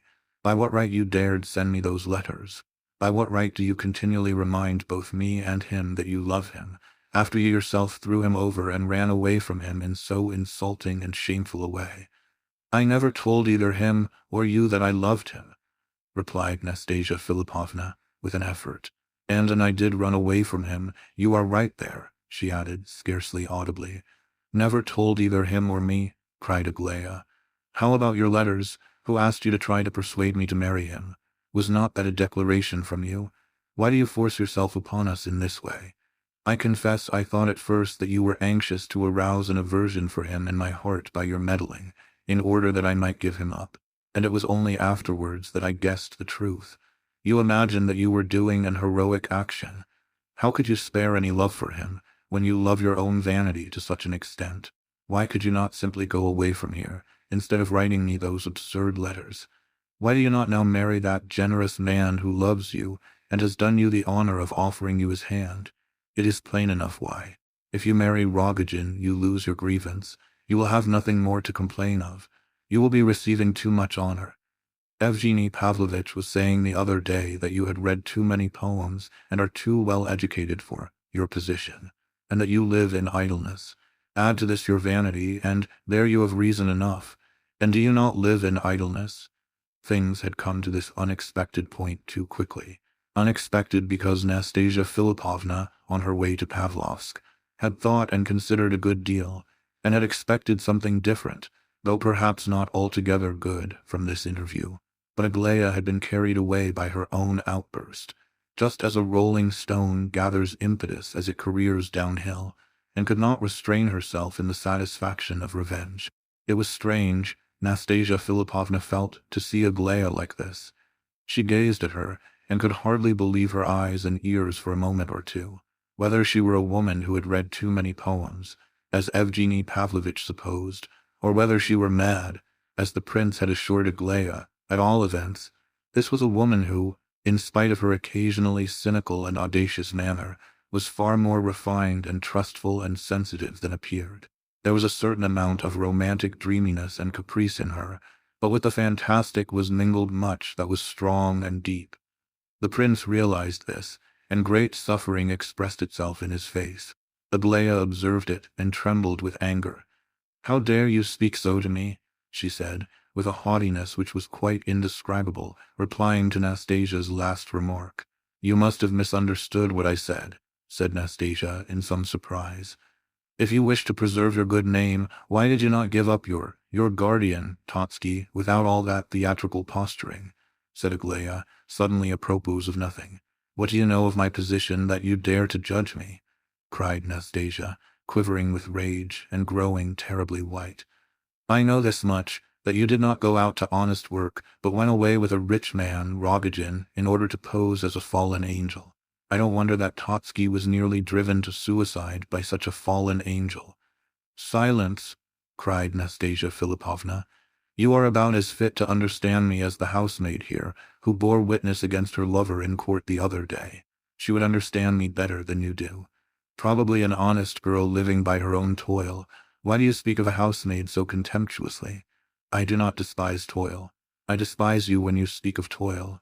If you had cared to be an honest woman, you would have gone out as a laundress." Both had risen, and were gazing at one another with pallid faces. "Aglaia, don't. This is unfair," cried the prince, deeply distressed. Rogojin was not smiling now. He sat and listened with folded arms and lips tight compressed. "There, look at her," cried Nastasia, trembling with passion. "Look at this young lady. And I imagined her an angel. Did you come to me without your governess, Aglaia Ivanovna? Oh, fie, now shall I just tell you why you came here today? Shall I tell you without any embellishments? You came because you were afraid of me." "Afraid of you?" asked Aglaia, beside herself with naive amazement that the other should dare talk to her like this. "Yes, me, of course. Of course you were afraid of me, or you would not have decided to come. You cannot despise one you fear. And to think that I have actually esteemed you up to this very moment. Do you know why you are afraid of me, and what is your object now?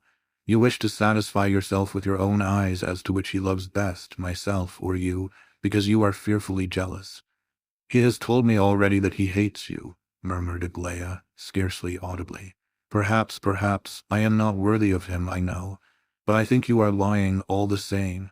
He cannot hate me, and he cannot have said so. I am ready to forgive you, in consideration of your position. But I confess I thought better of you. I thought you were wiser and more beautiful, too. I did indeed. Well, take your treasure. See, he is gazing at you. He can't recollect himself. Take him, but on one condition. Go away at once, this instant. She fell back into a chair and burst into tears. But suddenly some new expression blazed in her eyes. She stared fixedly at Aglaia and rose from her seat. Or would you like me to bid him? Bid him. Do you hear? Command him now at once to throw you up and remain mine forever. Shall I? He will stay, and he will marry me too, and you shall trot home all alone. Shall I say the word? She screamed like a madwoman, scarcely believing herself that she could really pronounce such wild words. Aglaia had made for the door in terror, but she stopped at the threshold and listened. Shall I turn Rogojin off? Ha, you thought I would marry him for your benefit, did you? Why, I'll call out now if you like in your presence, Rogojin, get out, and say to the prince, do you remember what you promised me? Heavens, what a fool I have been to humiliate myself before them. Why, prince, you yourself gave me your word that you would marry me whatever happened, and would never abandon me. You said you loved me and would forgive me all, and rest. Yes, you even said that. I only ran away from you in order to set you free, and now I don't care to let you go again. Why does she treat me so shamefully? I am not a loose woman. Ask Rogojin there. He'll tell you. Will you go again now that she has insulted me before your eyes, too? Turn away from me and lead her away, arm in arm. May you be accursed too, for you were the only one I trusted among them all. Go away, Rogojin, I don't want you, she continued, blind with fury, and forcing the words out with dry lips and distorted features, evidently not believing a single word of her own tirade, but at the same time doing her utmost to prolong the moment of self-deception. The outburst was so terribly violent that the prince thought it would have killed her. There he is, she shrieked again, pointing to the prince and addressing Aglaia. There he is, and if he does not approach me at once and take me and throw you over, then have him for your own. I give him up to you. I don't want him. Both she and Aglaia stood and waited as though in expectation, and both looked at the prince like madwomen. But he, perhaps, did not understand the full force of this challenge. In fact, it is certain he did not. All he could see was the poor despairing face which, as he had said to Aglaia, had pierced his heart forever. He could bear it no longer, and with a look of entreaty mingled with reproach, he addressed Aglaia, pointing to Nastasia the while. How can you? He murmured. She is so unhappy. But he had no time to say another word before Aglaia's terrible look bereft him of speech. In that look was embodied so dreadful a suffering and so deadly a hatred that he gave a cry and flew to her. But it was too late. She could not hold out long enough even to witness his movement in her direction. She had hidden her face in her hands, cried once, "Oh, my God," and rushed out of the room. Rogojin followed her to undo the bolts of the door and let her out into the street. The prince made a rush after her, but he was caught and held back. The distorted, livid face of Nastasia gazed at him reproachfully, and her blue lips whispered. What, would you go to her? She fell senseless into his arms. He raised her, carried her into the room, placed her in an armchair, and stood over her, stupefied. On the table stood a tumbler of water. Rogojin, who now returned, took this and sprinkled a little in her face. She opened her eyes, but for a moment she understood nothing. Suddenly she looked around, shuddered, gave a loud cry, and threw herself in the prince's arms. Mine, she cried. Has the proud young lady gone? Ha, ha, ha, she laughed hysterically. And I had given him up to her. Why did I? Mad. Get away, Rogojin. Ha, ha, ha. Rogojin stared intently at them. Then he took his hat, and without a word left the room. A few moments later, the prince was seated by Nastasia on the sofa, gazing into her eyes and stroking her face and hair as he would a little child's. He laughed when she laughed, and was ready to cry when she cried. He did not speak, but listened to her excited, disconnected chatter, hardly understanding a word of it the while. No sooner did he detect the slightest appearance of complaining, or weeping, or reproaching, than he would smile at her kindly, and begin stroking her hair and her cheeks, soothing and consoling her once more, as if she were a child. A fortnight had passed since the events recorded in the last chapter, and the position of the actors in our story had become so changed that it is almost impossible for us to continue the tale without some few explanations.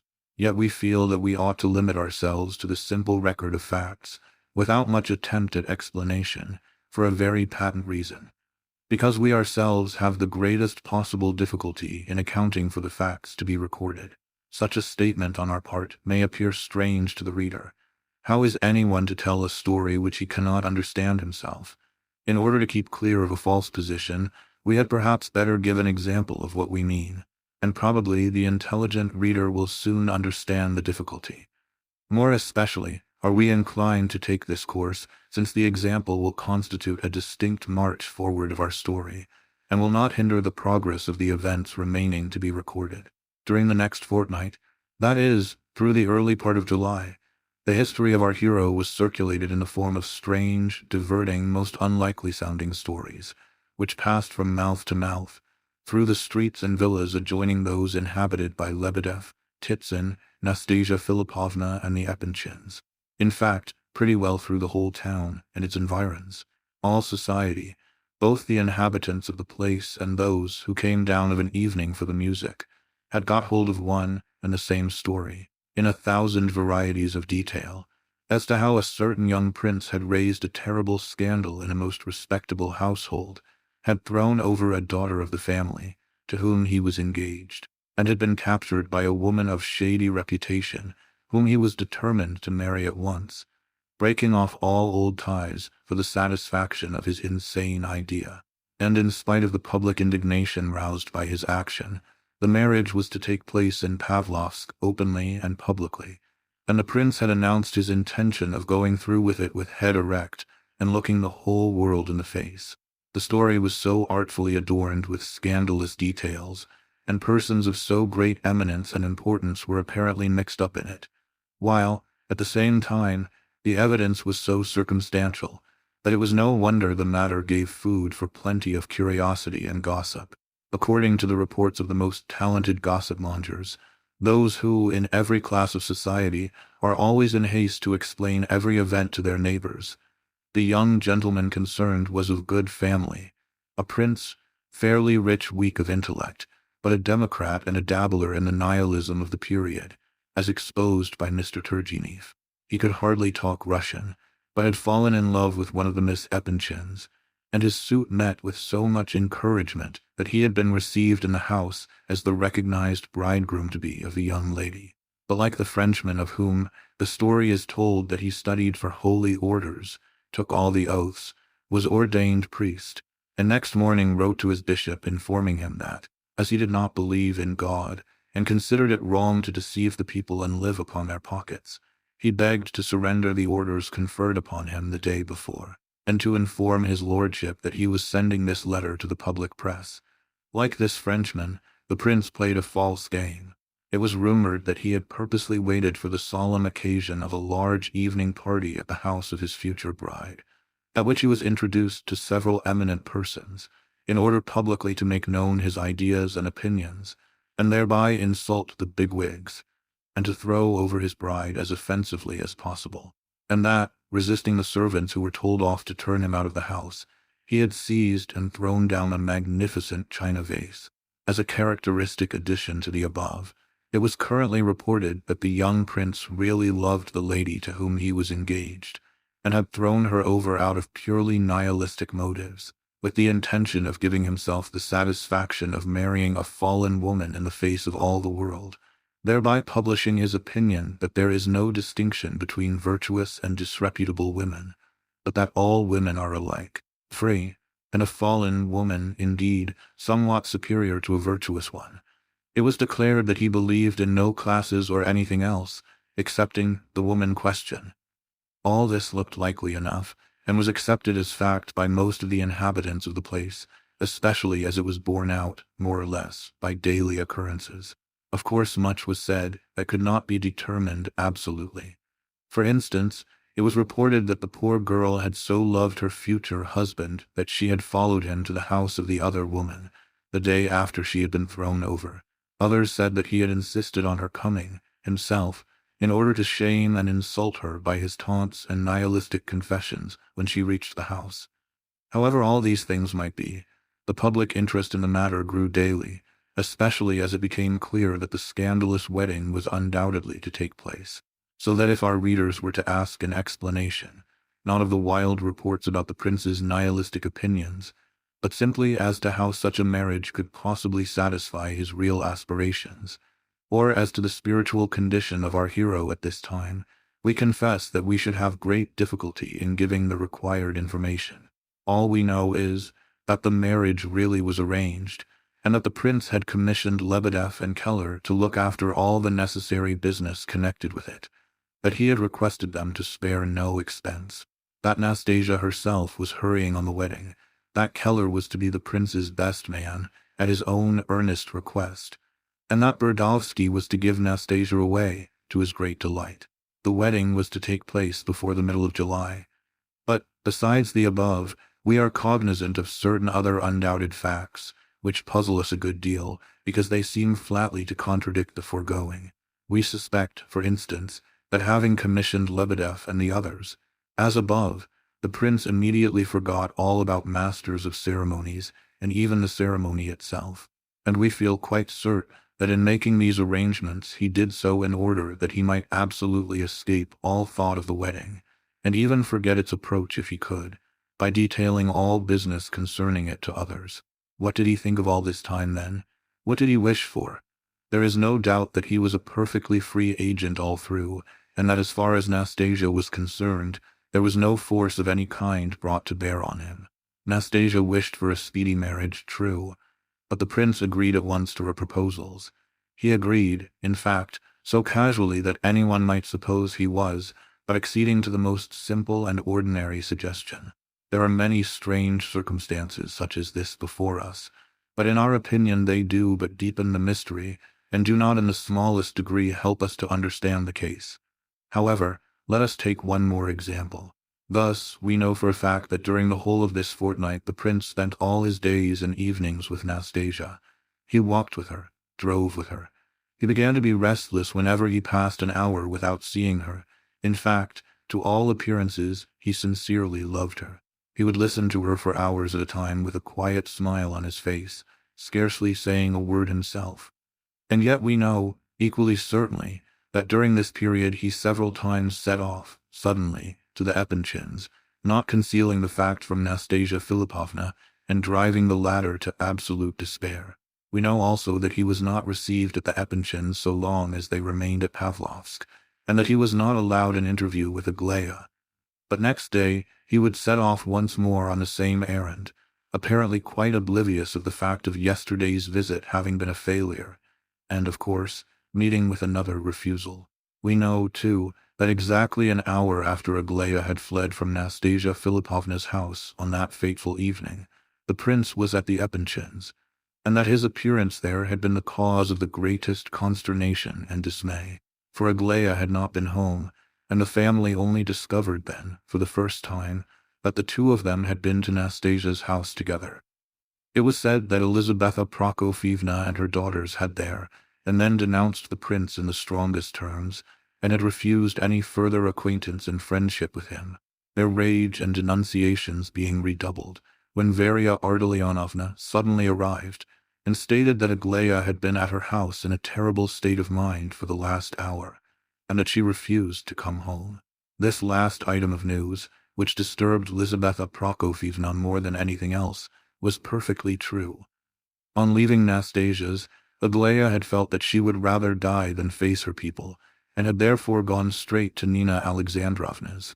On receiving the news, Lizaveta and her daughters and the general all rushed off to Aglaya, followed by Prince Lev Nikolaevich, undeterred by his recent dismissal. But through Varya, he was refused a sight of Aglaya here also. The end of the episode was that, when Aglaya saw her mother and sisters crying over her, and not uttering a word of reproach, she had flung herself into their arms and gone straight home with them. It was said that Gania managed to make a fool of himself even on this occasion, for, finding himself alone with Aglaia for a minute or two when Varia had gone to the Epanchins, he had thought it a fitting opportunity to make a declaration of his love, and on hearing this Aglaia, in spite of her state of mind at the time, had suddenly burst out laughing, and had put a strange question to him.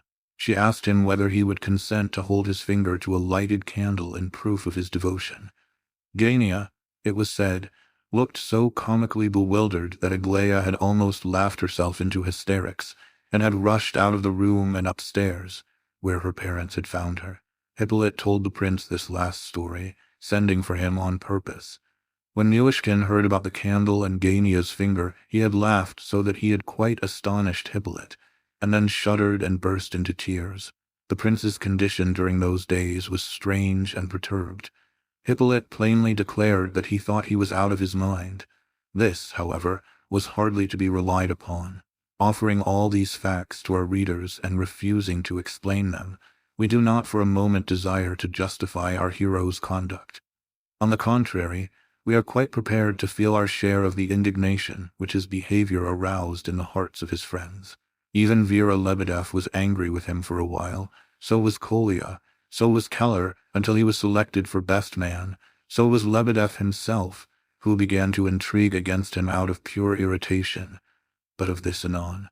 In fact, we are in full accord with certain forcible words spoken to the prince by Evgeny Pavlovitch, quite unceremoniously, during the course of a friendly conversation, 6 or 7 days after the events at Nastasia Philippovna's house.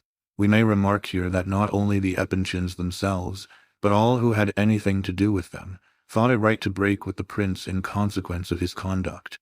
Princess even went so far as to turn away and cut him dead in the street. But Evgeny Pavlovitch was not afraid to compromise himself by paying the prince a visit, and did so, in spite of the fact that he had recommenced to visit at the Epanchins, where he was received with redoubled hospitality and kindness after the temporary estrangement. Evgeny called upon the prince the day after that on which the Epanchins left Pavlovsk. He knew of all the current rumors. In fact, he had probably contributed to them himself. The prince was delighted to see him, and immediately began to speak of the Epanchins, which simple and straightforward opening quite took Evgeny's fancy, so that he melted at once, and plunged in medias res without ceremony. The prince did not know up to this that the Epanchins had left the place. He grew very pale on hearing the news, but a moment later he nodded his head and said thoughtfully, "I knew it was bound to be so." Then he added quickly, "Where have they gone to?" Evgeny meanwhile observed him attentively, and the rapidity of the questions, their simplicity, the prince's candor, and at the same time his evident perplexity and mental agitation, surprised him considerably. However, he told Myshkin all he could, kindly and in detail. The prince hardly knew anything, for this was the first informant from the household whom he had met since the estrangement. Evgeny reported that Aglaia had been really ill, and that for 2 nights she had not slept at all, owing to high fever. That now she was better and out of serious danger, but still in a nervous, hysterical state. "It's a good thing that there is peace in the house, at all events," he continued. "They never utter a hint about the past, not only in Aglaia's presence, but even among themselves. The old people are talking of a trip abroad in the autumn, immediately after Adelaida's wedding. Aglaia received the news in silence. Evgeny himself was very likely going abroad also, so were Princess and his wife, if affairs allowed of it. The general was to stay at home. They were all at their estate of Kolmina now, about 20 miles or so from St. Petersburg. Princess Bielokonsky had not returned to Moscow yet, and was apparently staying on for reasons of her own. Lizaveta Prokofievna had insisted that it was quite impossible to remain in Pavlovsk after what had happened.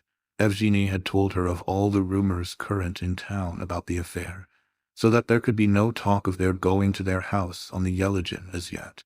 "And in point of fact, Prince," added Evgeny Pavlovitch, "you must allow that they could hardly have stayed here, considering that they knew of all that went on at your place, and in the face of your daily visits to their house, visits which you insisted upon making in spite of their refusal to see you." Yes, quite so," You are quite right. I wish to see Aglaya Ivanovna, you know, said the prince, nodding his head. Oh, my dear fellow, cried Evgeny warmly, with real sorrow in his voice. How could you permit all that to come about as it has? Of course, I know it was all so unexpected. I admit that you only naturally lost your head and could not stop the foolish girl. That was not in your power. I quite see so much. But you really should have understood how seriously she cared for you. She could not bear to share you with another, and you could bring yourself to throw away and shatter such a treasure. Oh, prince.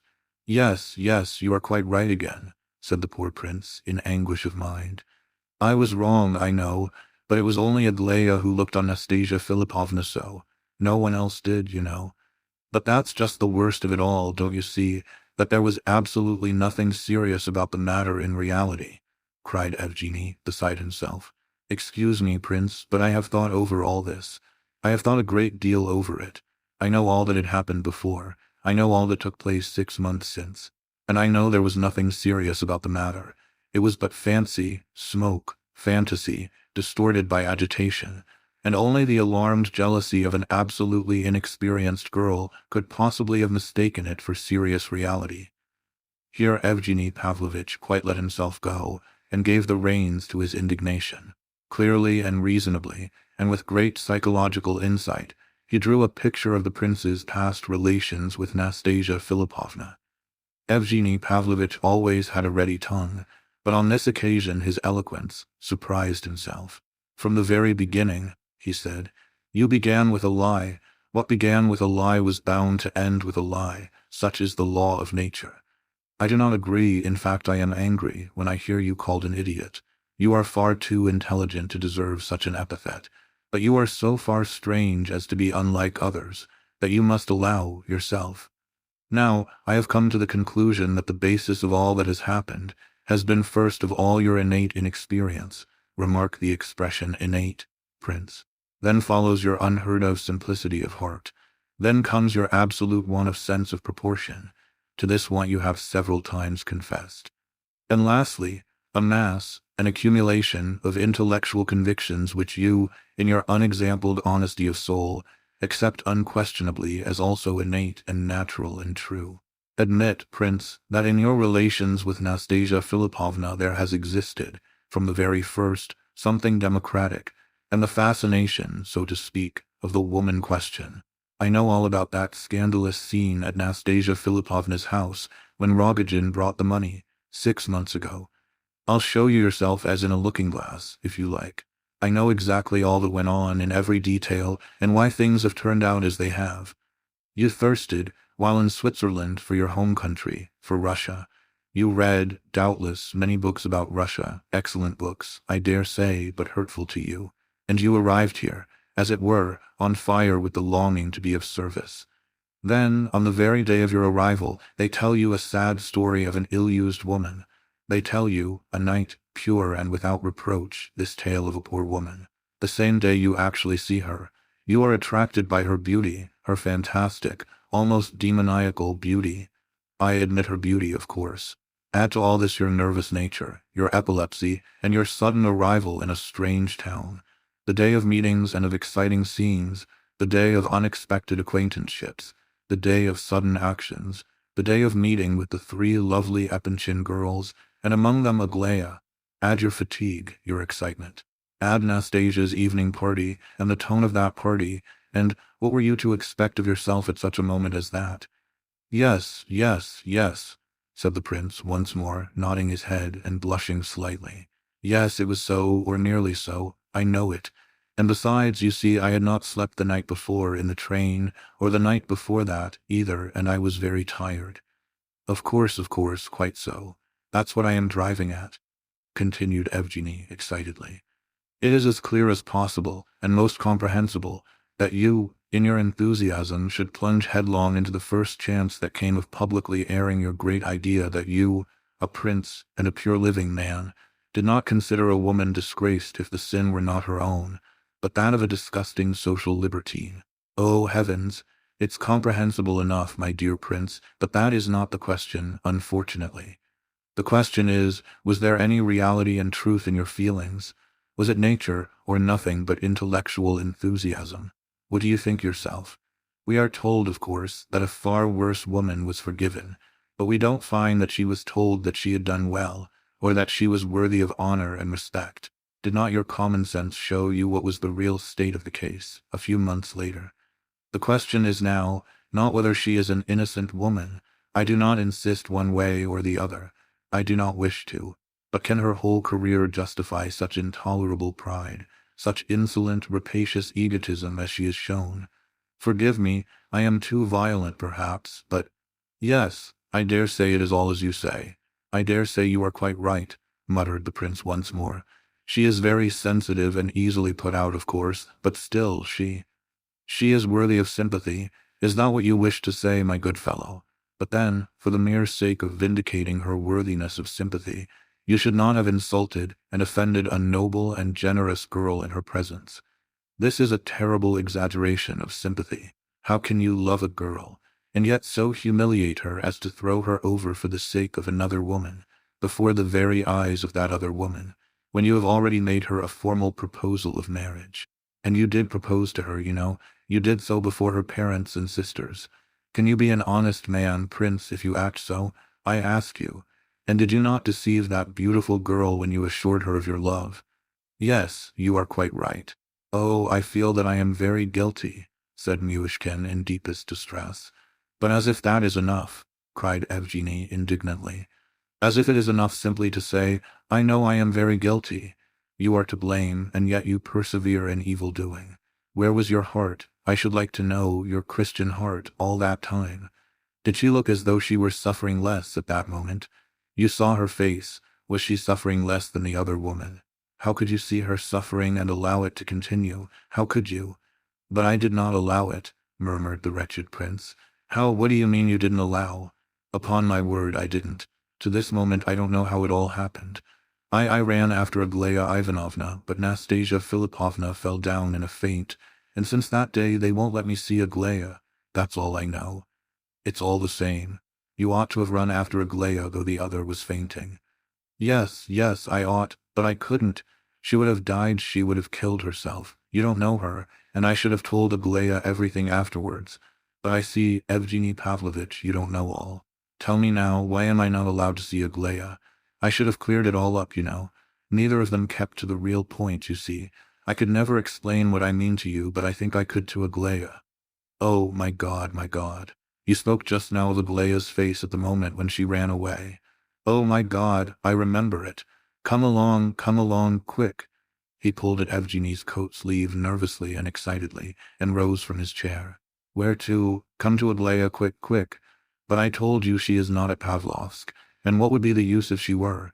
Oh, she'll understand, cried the prince, clasping his hands. She would understand that all this is not the point, not a bit the real point. It is quite foreign to the real question. How can it be foreign? You are going to be married, are you not? Very well, then you are persisting in your course. Are you going to marry her or not? Yes, I shall marry her, yes. Then why is it not the point?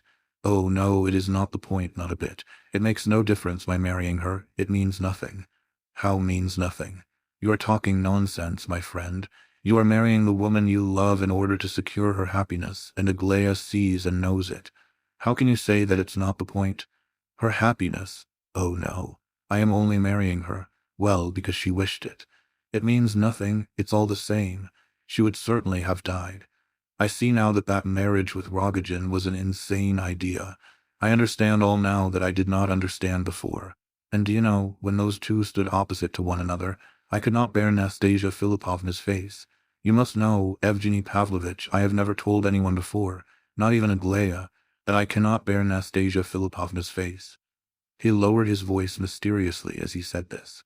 You described that evening at Nastasia Philipovna's, 6 months since, very accurately just now. But there is one thing which you did not mention, and of which you took no account, because you do not know. I mean her face. I looked at her face, you see. Even in the morning when I saw her portrait, I felt that I could not bear to look at it. Now there's Vera Lebedev, for instance, her eyes are quite different, you know. I'm afraid of her face, he added with real alarm. You are afraid of it? Yes, she's mad, he whispered, growing pale. Do you know this for certain? asked Evgeny with the greatest curiosity. Yes, for certain, quite for certain now. I have discovered it absolutely for certain these last few days. What are you doing then? Cried Evgeny in horror. You must be marrying her solely out of fear then. I can't make head or tail of it, Prince. Perhaps you don't even love her. Oh no, I love her with all my soul. Why, she is a child. She's a child now, a real child. Oh, you know nothing about it at all, I see. And are you assured at the same time that you love Aglaia too? Yes, yes, oh yes. How so? Do you want to make out that you love them both? Yes, yes, both. I do. Excuse me, Prince, but think what you are saying. Recollect yourself.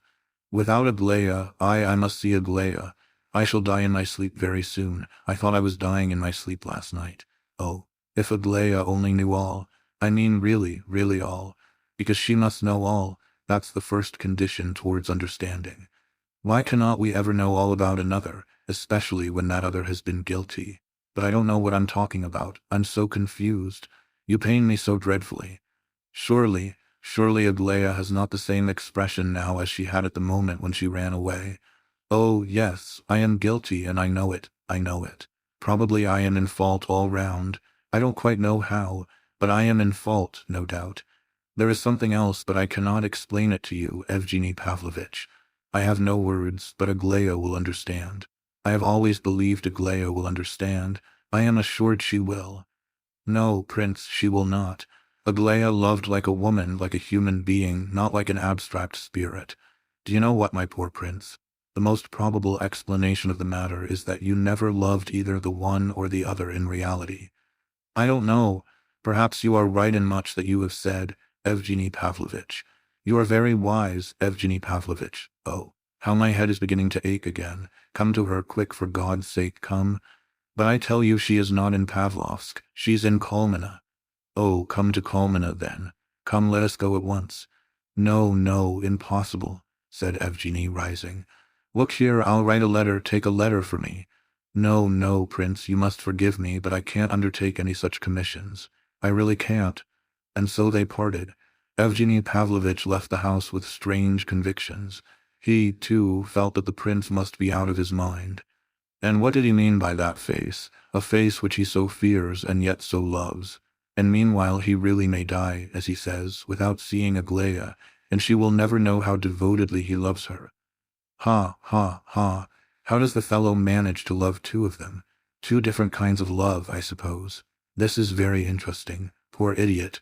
What on earth will become of him now? The prince did not die before his wedding, either by day or night, as he had foretold that he might. Very probably he passed disturbed nights, and was afflicted with bad dreams. But during the daytime, among his fellow men, he seemed as kind as ever, and even contented, only a little thoughtful when alone. The wedding was hurried on. The day was fixed for exactly a week after Evgeny's visit to the prince. In the face of such haste as this, even the prince's best friends, if he had had any, would have felt the hopelessness of any attempt to save the poor madman. Rumor said that in the visit of Evgeny Pavlovitch was to be discerned the influence of Lizaveta Prokofievna and her husband. But if those good souls, in the boundless kindness of their hearts, were desirous of saving the eccentric young fellow from ruin, they were unable to take any stronger measures to attain that end. Neither their position, nor their private inclination, perhaps, and only naturally, would allow them to use any more pronounced means. We have observed before that even some of the prince's nearest neighbors had begun to oppose him. Vera Lebedev's passive disagreement was limited to the shedding of a few solitary tears, to more frequent sitting alone at home, and to a diminished frequency in her visits to the prince's apartments. Kolya was occupied with his father at this time. The old man died during a second stroke, which took place just 8 days after the first. The prince showed great sympathy in the grief of the family, and during the first days of their mourning he was at the house a great deal with Nina Alexandrovna. He went to the funeral, and it was observable that the public assembled in church greeted his arrival and departure with whisperings, and watched him closely. The same thing happened in the park and in the street, wherever he went. He was pointed out when he drove by, and he often overheard the name of Nastasia Philippovna coupled with his own as he passed. People looked out for her at the funeral, too, but she was not there. and another conspicuous absentee was the captain's widow, whom Lebedev had prevented from coming. The funeral service produced a great effect on the prince. He whispered to Lebedev that this was the first time he had ever heard a Russian funeral service since he was a little boy. Observing that he was looking about him uneasily, Lebedev asked him whom he was seeking. "Nothing, I only thought Is it Rogojin? Why is he here?" "Yes, he's in church. I thought I caught sight of his eyes," muttered the prince in confusion. "But what of it? Why is he here?" was he asked. "Oh dear no, why they don't even know him. Anyone can come in, you know. Why do you look so amazed? I often meet him. I've seen him at least 4 times, here at Pavlovsk, within the last week." "I haven't seen him once since that day," the prince murmured. As Nastasia Philippovna had not said a word about having met Rogojin since that day, the prince concluded that the latter had his own reasons for wishing to keep out of sight. All the day of the funeral our hero was in a deeply thoughtful state, while Nastasia Philippovna was particularly merry, both in the daytime and in the evening. Kolya had made it up with the prince before his father's death, and it was he who urged him to make use of Keller and Berdovsky, promising to answer himself for the former's behavior. Nina Alexandrovna and Lebedev tried to persuade him to have the wedding in St. Petersburg, instead of in the public fashion contemplated, down here at Pavlovsk in the height of the season. But the prince only said that Nastasia Philippovna desired to have it so, though he saw well enough what prompted their arguments. The next day Keller came to visit the prince. He was in a high state of delight with the post of honor assigned to him at the wedding. Before entering, he stopped on the threshold, raised his hand as if making a solemn vow, and cried, "I won't drink." Then he went up to the prince, seized both his hands, shook them warmly, and declared that he had at first felt hostile towards the project of this marriage, and had openly said so in the billiard rooms, but that the reason simply was that, with the impatience of a friend, he had hoped to see the prince marry at least a Princess de Rohan or de Chabot, but that now he saw that the prince's way of thinking was 10 times more noble than that of all the rest put together. For he desired neither pomp nor wealth nor honor, but only the truth. The sympathies of exalted personages were well known, and the prince was too highly placed by his education, and so on, not to be in some sense an exalted personage. But all the common herd judged differently. In the town, at the meetings, in the villas, at the band, in the inns and the billiard rooms, the coming event has only to be mentioned, and there are shouts and cries from everybody. I have even heard talk of getting up a charivari under the windows on the wedding night. So if you have need of the pistol of an honest man, prince, I am ready to fire 6 shots even before you rise from your nuptial couch." Keller also advised, in anticipation of the crowd making a rush after the ceremony, that a fire hose should be placed at the entrance to the house. But Lebedev was opposed to this measure, which he said might result in the place being pulled down. "I assure you, Prince, that Lebedev is intriguing against you. He wants to put you under control. Imagine that. To take from you the use of your free will and your money. That is to say, the 2 things that distinguish us from the animals. I have heard it said positively. It is the sober truth." The prince recollected that somebody had told him something of the kind before, and he had, of course, scoffed at it. He only laughed now, and forgot the hint at once. Lebedev really had been busy for some little while, but, as usual, his plans had become too complex to succeed, through sheer excess of ardor. When he came to the prince, the very day before the wedding, to confess, for he always confessed to the persons against whom he intrigued, especially when the plan failed, he informed our hero that he himself was a born Talleyrand, but for some unknown reason had become simple Lebedev. He then proceeded to explain his whole game to the prince, interesting the latter exceedingly. According to Lebedev's account, he had first tried what he could do with General Epanchin. The latter informed him that he wished well to the unfortunate young man, and would gladly do what he could to save him, but that he did not think it would be seemly for him to interfere in this matter. Lizaveta Prokofievna would neither hear nor see him. Princess and Evgeny Pavlovitch only shrugged their shoulders and implied that it was no business of theirs. However, Lebedev had not lost heart, and went off to a clever lawyer, a worthy and respectable man, whom he knew well. This old gentleman informed him that the thing was perfectly feasible if he could get hold of competent witnesses, as to Myshkin's mental incapacity. Then, with the assistance of a few influential persons, he would soon see the matter arranged. Lebedev immediately procured the services of an old doctor, and carried the latter away to Pavlovsk to see the prince, by way of viewing the ground, as it were, and to give him, Lebedev, counsel as to whether the thing was to be done or not. The visit was not to be official, but merely friendly. Myshkin remembered the doctor's visit quite well. He remembered that Lebedev had said that he looked ill and had better see a doctor, and although the prince scouted the idea, Lebedev had turned up almost immediately with his old friend, explaining that they had just met at the bedside of Hippolyte, who was very ill, and that the doctor had something to tell the prince about the sick man. The prince had, of course, at once received him, and had plunged into a conversation about Hippolyte. He had given the doctor an account of Hippolyte's attempted suicide, and had proceeded thereafter to talk of his own malady, of Switzerland, of Schneider, and so on. And so deeply was the old man interested by the prince's conversation and his description of Schneider's system, that he sat on for 2 hours. Myshkin gave him excellent cigars to smoke, and Lebedev, for his part, regaled him with liqueurs brought in by Vera, to whom the doctor, a married man and the father of a family, addressed such compliments that she was filled with indignation. They parted friends, and after leaving the prince, the doctor said to Lebedev, "If all such people were put under restraint, there would be no one left for keepers." Lebedev then, in tragic tones, told of the approaching marriage, whereupon the other nodded his head and replied that, after all, marriages like that were not so rare, that he had heard that the lady was very fascinating and of extraordinary beauty, which was enough to explain the infatuation of a wealthy man. That, further, thanks to the liberality of Totsky and of Rogojin, she possessed, so he had heard, not only money but pearls, diamonds, shawls, and furniture, and consequently she could not be considered a bad match. In brief, it seemed to the doctor that the prince's choice, far from being a sign of foolishness, denoted, on the contrary, a shrewd, calculating, and practical mind.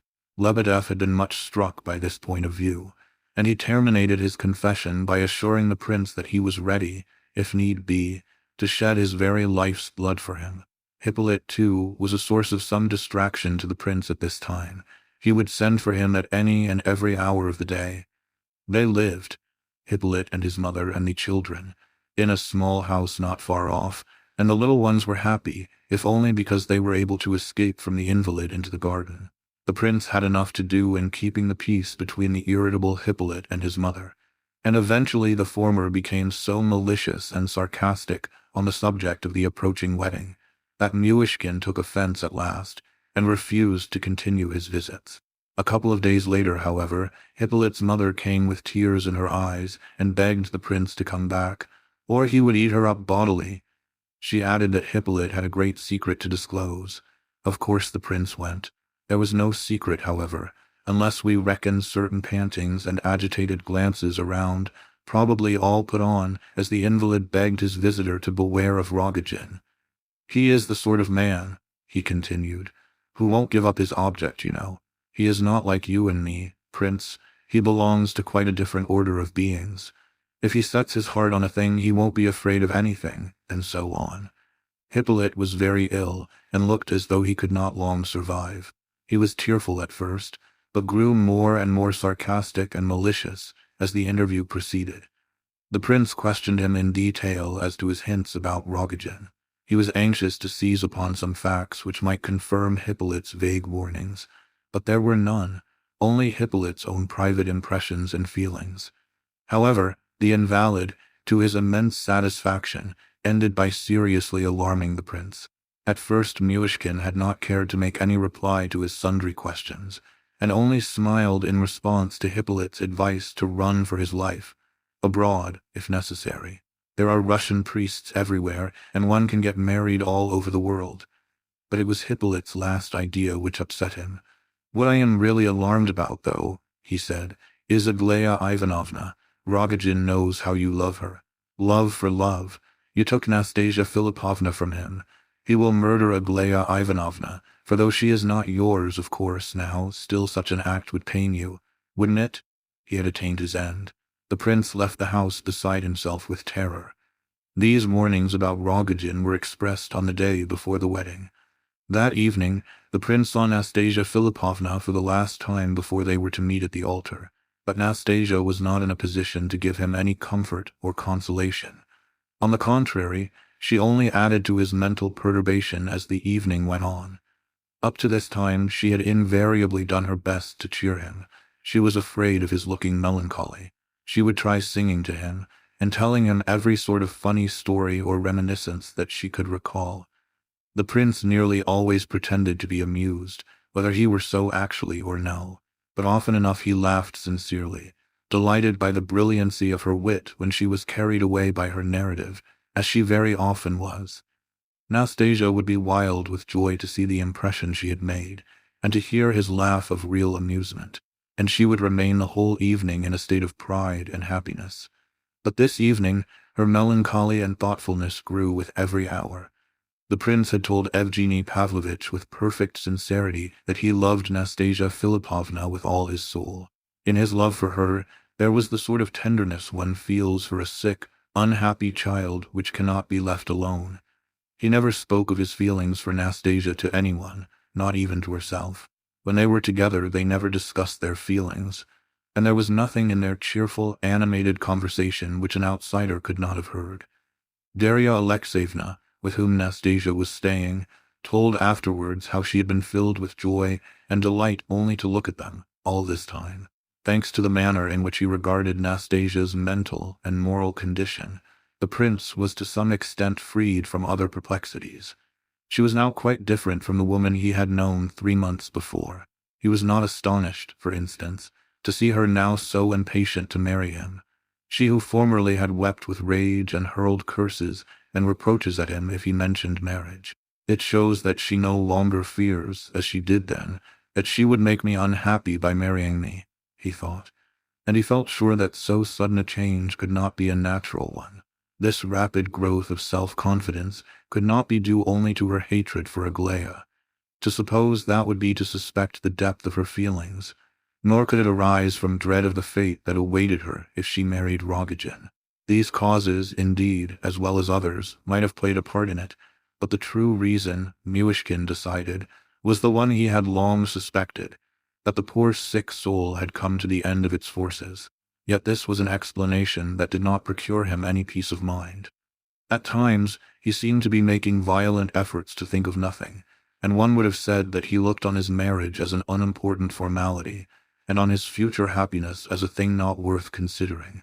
As to conversations such as the one held with Evgeny Pavlovitch, he avoided them as far as possible, feeling that there were certain objections to which he could make no answer.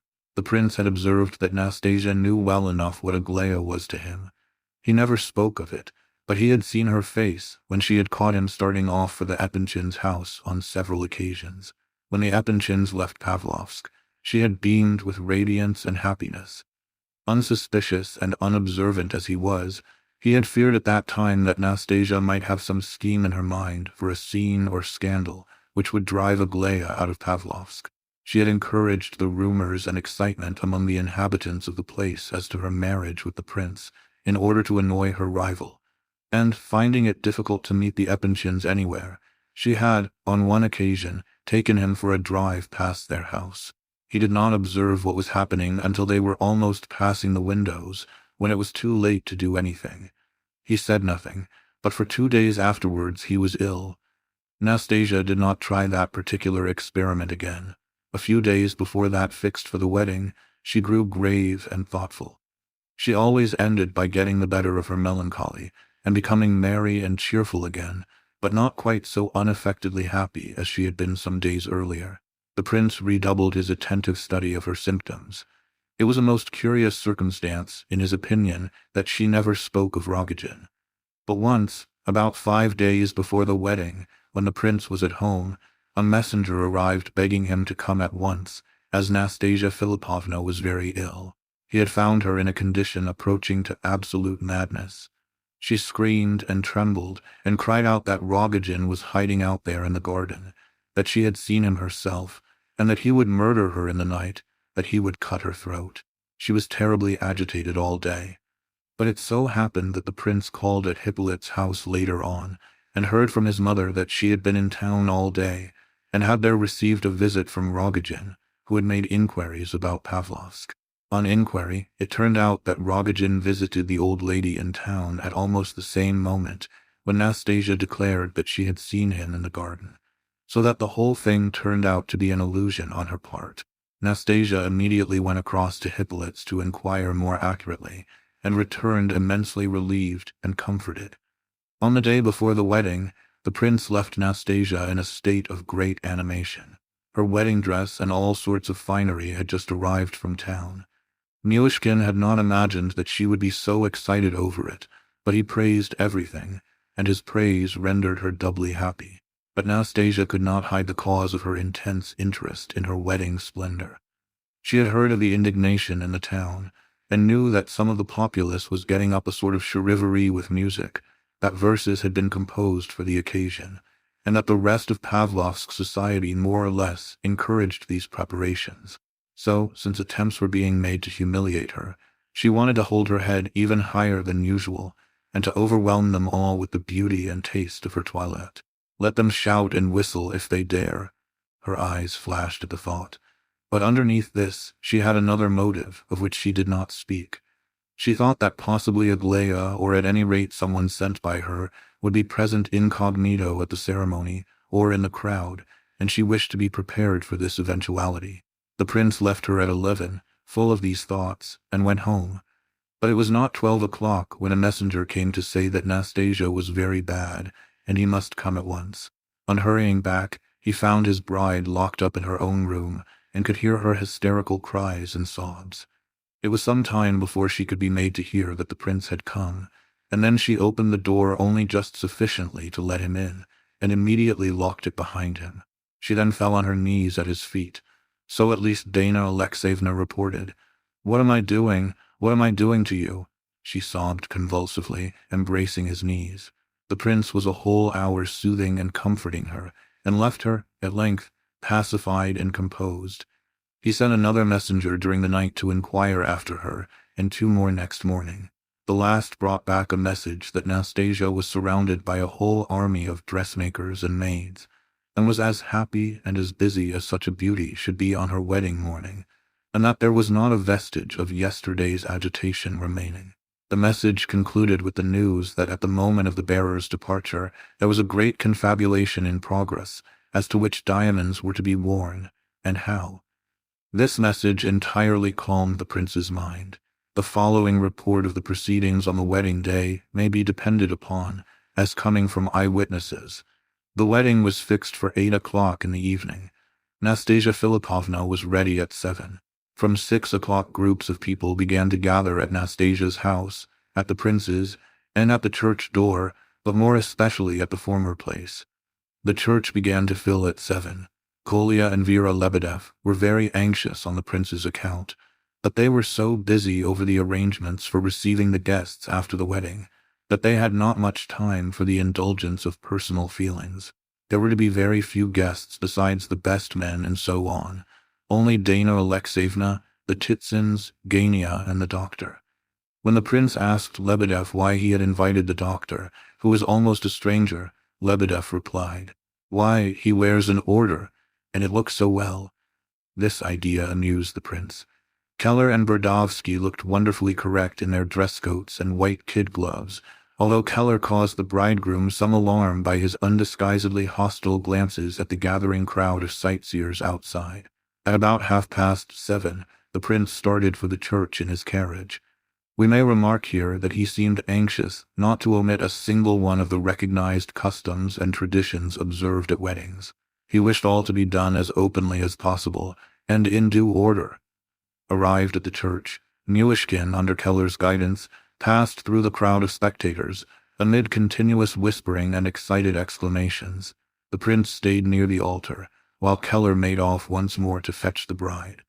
On reaching the gate of Darya Alexeyevna's house, Keller found a far denser crowd than he had encountered at the prince's.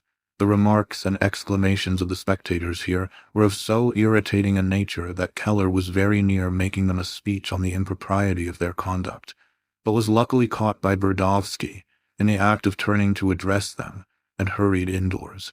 Nastasia Philippovna was ready. She rose from her seat, looked into the glass, and remarked, as Keller told the tale afterwards, that she was as pale as a corpse. She then bent her head reverently before the icon in the corner and left the room. A torrent of voices greeted her appearance at the front door. The crowd whistled, clapped its hands, and laughed and shouted, but in a moment or two isolated voices were distinguishable. "What a beauty!" cried one. "Well, she isn't the first in the world, nor the last," said another. "Marriage covers everything," observed a third.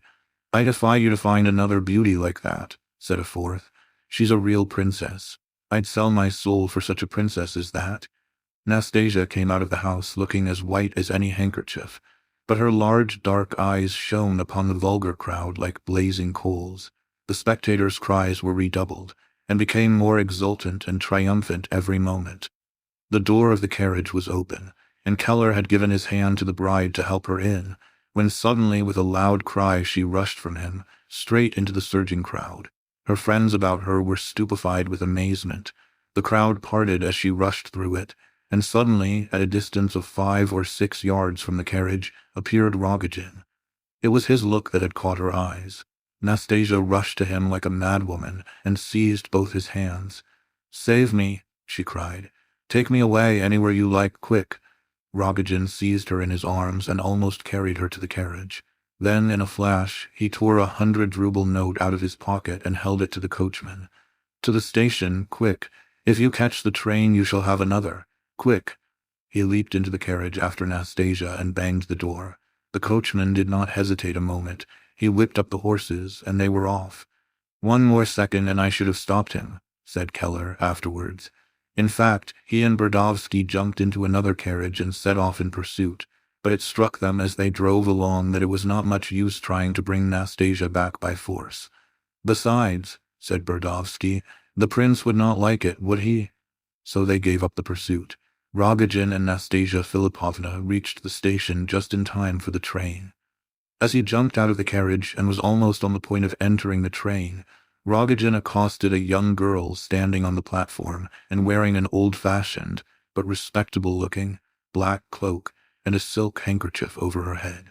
"Take 50 rubles for your cloak," he shouted, holding the money out to the girl. Before the astonished young woman could collect her scattered senses, he pushed the money into her hand, seized the mantle, and threw it and the handkerchief over Nastasia's head and shoulders. The latter's wedding array would have attracted too much attention, and it was not until some time later that the girl understood why her old cloak and kerchief had been bought at such a price. The news of what had happened reached the church with extraordinary rapidity. When Keller arrived, a host of people whom he did not know thronged around to ask him questions. There was much excited talking and shaking of heads, even some laughter. But no one left the church, all being anxious to observe how the now celebrated bridegroom would take the news. He grew very pale upon hearing it, but took it quite quietly. "I was afraid," he muttered, scarcely audibly, "but I hardly thought it would come to this." Then, after a short silence, he added, "However, in her state, it is quite consistent with the natural order of things." Even Keller admitted afterwards that this was extraordinarily philosophical on the prince's part. He left the church quite calm, to all appearances, as many witnesses were found to declare afterwards. He seemed anxious to reach home and be left alone as quickly as possible, but this was not to be. He was accompanied by nearly all the invited guests, and besides this, the house was almost besieged by excited bands of people, who insisted upon being allowed to enter the veranda. The prince heard Keller and Lebedev remonstrating and quarreling with these unknown individuals, and soon went out himself. He approached the disturbers of his peace, requested courteously to be told what was desired. Then, politely putting Lebedev and Keller aside, he addressed an old gentleman who was standing on the veranda steps at the head of the band of would-be guests, and courteously requested him to honor him with a visit. The old fellow was quite taken aback by this, but entered, followed by a few more, who tried to appear at their ease. The rest remained outside, and presently the whole crowd was censuring those who had accepted the invitation. The prince offered seats to his strange visitors, tea was served, and a general conversation sprang up. Everything was done most decorously, to the considerable surprise of the intruders. A few tentative attempts were made to turn the conversation to the events of the day, and a few indiscreet questions were asked. But Myshkin replied to everybody with such simplicity and good humor, and at the same time with so much dignity, and showed such confidence in the good breeding of his guests, that the indiscreet talkers were quickly silenced. By degrees the conversation became almost serious. One gentleman suddenly exclaimed, with great vehemence, "Whatever happens, I shall not sell my property, I shall wait. Enterprise is better than money, and there, sir, you have my whole system of economy if you wish." He addressed the prince, who warmly commended his sentiments, though Lebedev whispered in his ear that this gentleman, who talked so much of his property, had never had either house or home. Nearly an hour passed thus, and when tea was over the visitors seemed to think that it was time to go. As they went out, the doctor and the old gentleman bade Myshkin a warm farewell, and all the rest took their leave with hearty protestations of goodwill, dropping remarks to the effect that it was no use worrying, and that perhaps all would turn out for the best, and so on. Some of the younger intruders would have asked for champagne, but they were checked by the older ones. When all had departed, Keller leaned over to Lebedev and said, "With you and me, there would have been a scene. We should have shouted and fought and called in the police. But he has simply made some new friends, and such friends, too. I know them." Lebedev, who was slightly intoxicated, answered with a sigh, "Things are hidden from the wise and prudent, and revealed unto babes. I have applied those words to him before, but now I add that God has preserved the babe himself from the abyss, he and all his saints." At last, about 10:30, the prince was left alone.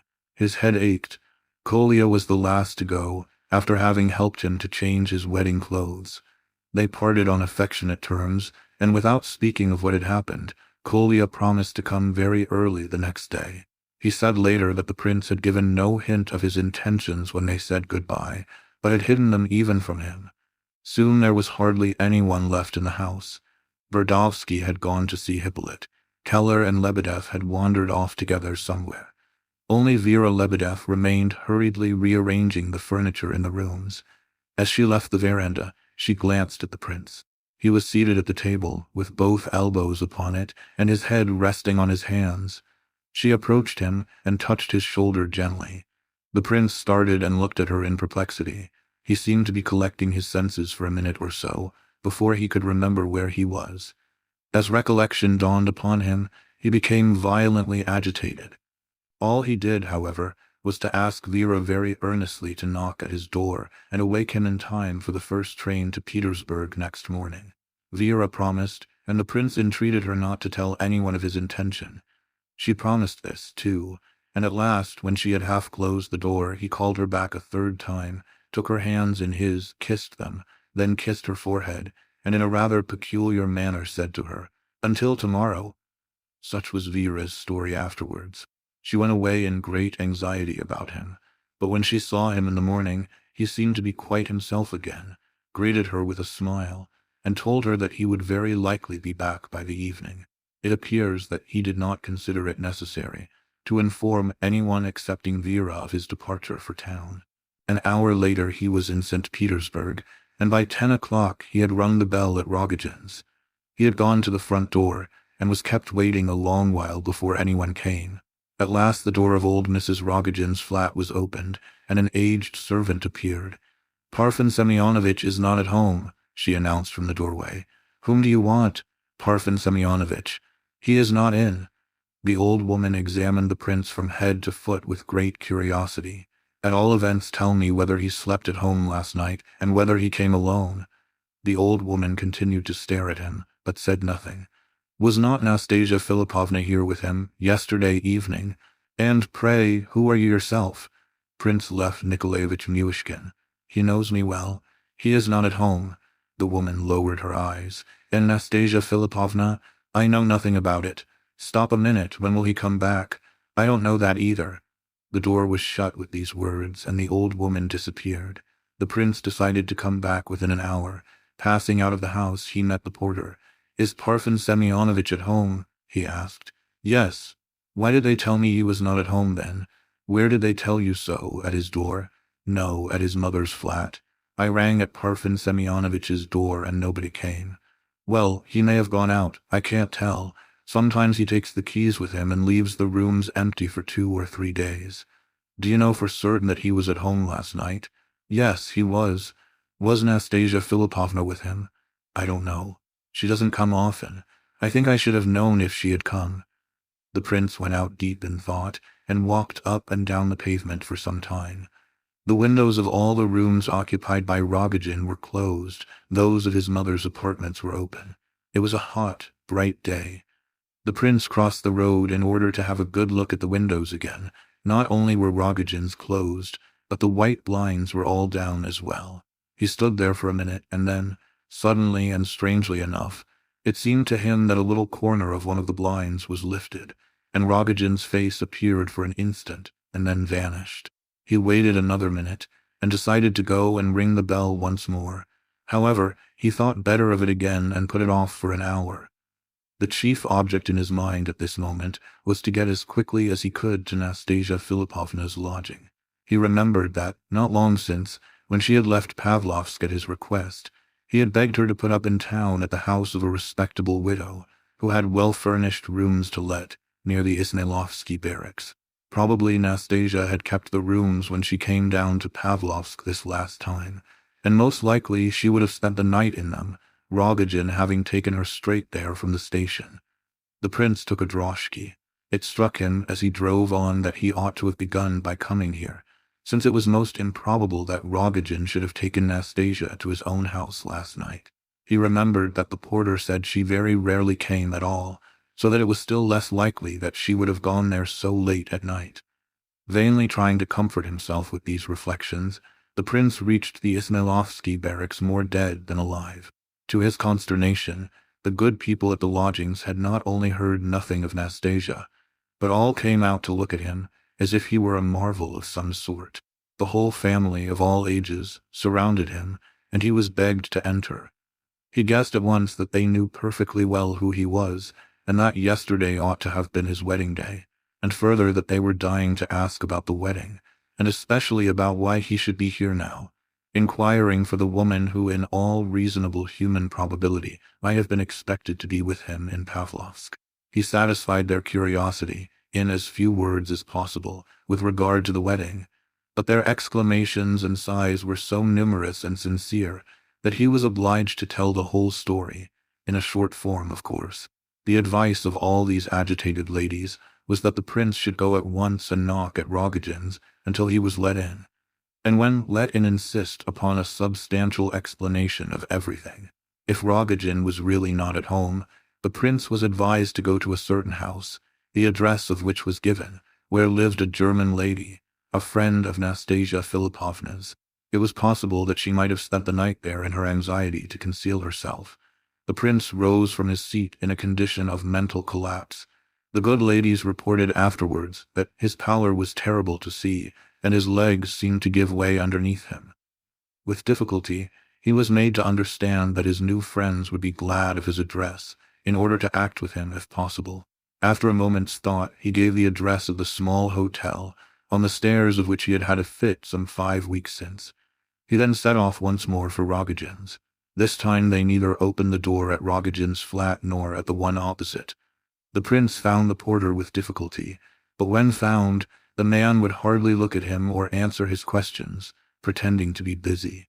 Eventually, however, he was persuaded to reply so far as to state that Rogojin had left the house early in the morning and gone to Pavlovsk, and that he would not return today at all. "I shall wait. He may come back this evening. He may not be home for a week. Then, at all events, he did sleep here, did he? Well, he did sleep here, yes." All this was suspicious and unsatisfactory.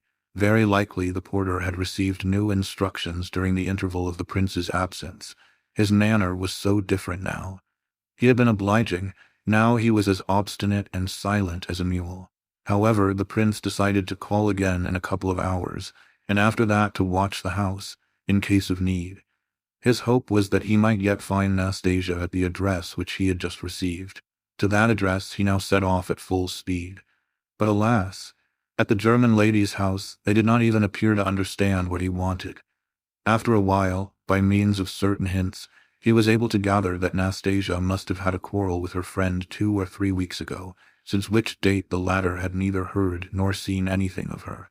He was given to understand that the subject of Nastasia's present whereabouts was not of the slightest interest to her, and that Nastasia might marry all the princes in the world for all she cared. So Myshkin took his leave hurriedly. It struck him now that she might have gone away to Moscow just as she had done the last time, and that Rogojin had perhaps gone after her, or even with her. If only he could find some trace. However, he must take his room at the hotel, and he started off in that direction. Having engaged his room, he was asked by the waiter whether he would take dinner. Replying mechanically in the affirmative, he sat down and waited. But it was not long before it struck him that dining would delay him. Enraged at this idea, he started up, crossed the dark passage, which filled him with horrible impressions and gloomy forebodings, and set out once more for Rogojin's. Rogojin had not returned, and no one came to the door. He rang at the old lady's door opposite, and was informed that Parfen Semyonovitch would not return for 3 days. The curiosity with which the old servant stared at him again impressed the prince disagreeably. He could not find the porter this time at all. As before, he crossed the street and watched the windows from the other side, walking up and down in anguish of soul for half an hour or so in the stifling heat. Nothing stirred. The blinds were motionless. Indeed, the prince began to think that the apparition of Rogojin's face could have been nothing but fancy. Soothed by this thought, he drove off once more to his friends at the Ismailovsky barracks. He was expected there. The mother had already been to 3 or 4 places to look for Nastasia, but had not found a trace of any kind.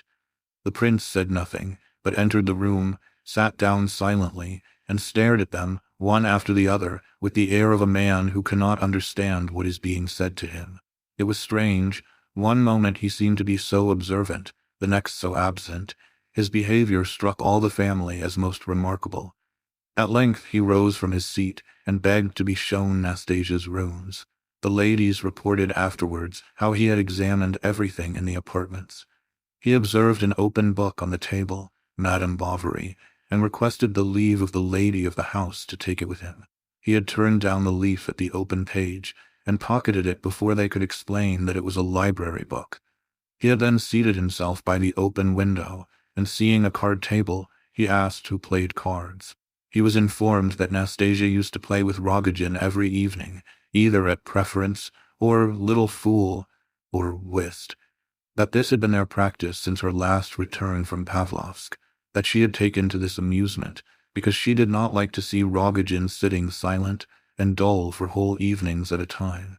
That the day after Nastasia had made a remark to this effect, Rogojin had whipped a pack of cards out of his pocket. Nastasia had laughed, but soon they began playing. The prince asked where were the cards, but was told that Rogojin used to bring a new pack every day, and always carried it away in his pocket. The good ladies recommended the prince to try knocking at Rogojin's once more, not at once, but in the evening. Meanwhile, the mother would go to Pavlovsk to inquire at Dana Alexeyevna's whether anything had been heard of Nastasia there. The prince was to come back at 10 o'clock and meet her, to hear her news and arrange plans for the morrow. In spite of the kindly met consolations of his new friends, the prince walked to his hotel in inexpressible anguish of spirit, through the hot, dusty streets, aimlessly staring at the faces of those who passed him. Arrived at his destination, he determined to rest a while in his room before he started for Rogojin's once more. He sat down, rested his elbows on the table and his head on his hands, and fell to thinking. Heaven knows how long and upon what subjects he thought. He thought of many things, of Vera Lebedev and of her father, of Hippolyte, of Rogojin himself, first at the funeral, then as he had met him in the park, then, suddenly, as they had met in this very passage outside, when Rogojin had watched in the darkness and awaited him with uplifted knife. The prince remembered his enemy's eyes as they had glared at him in the darkness. He shuddered, as a sudden idea struck him.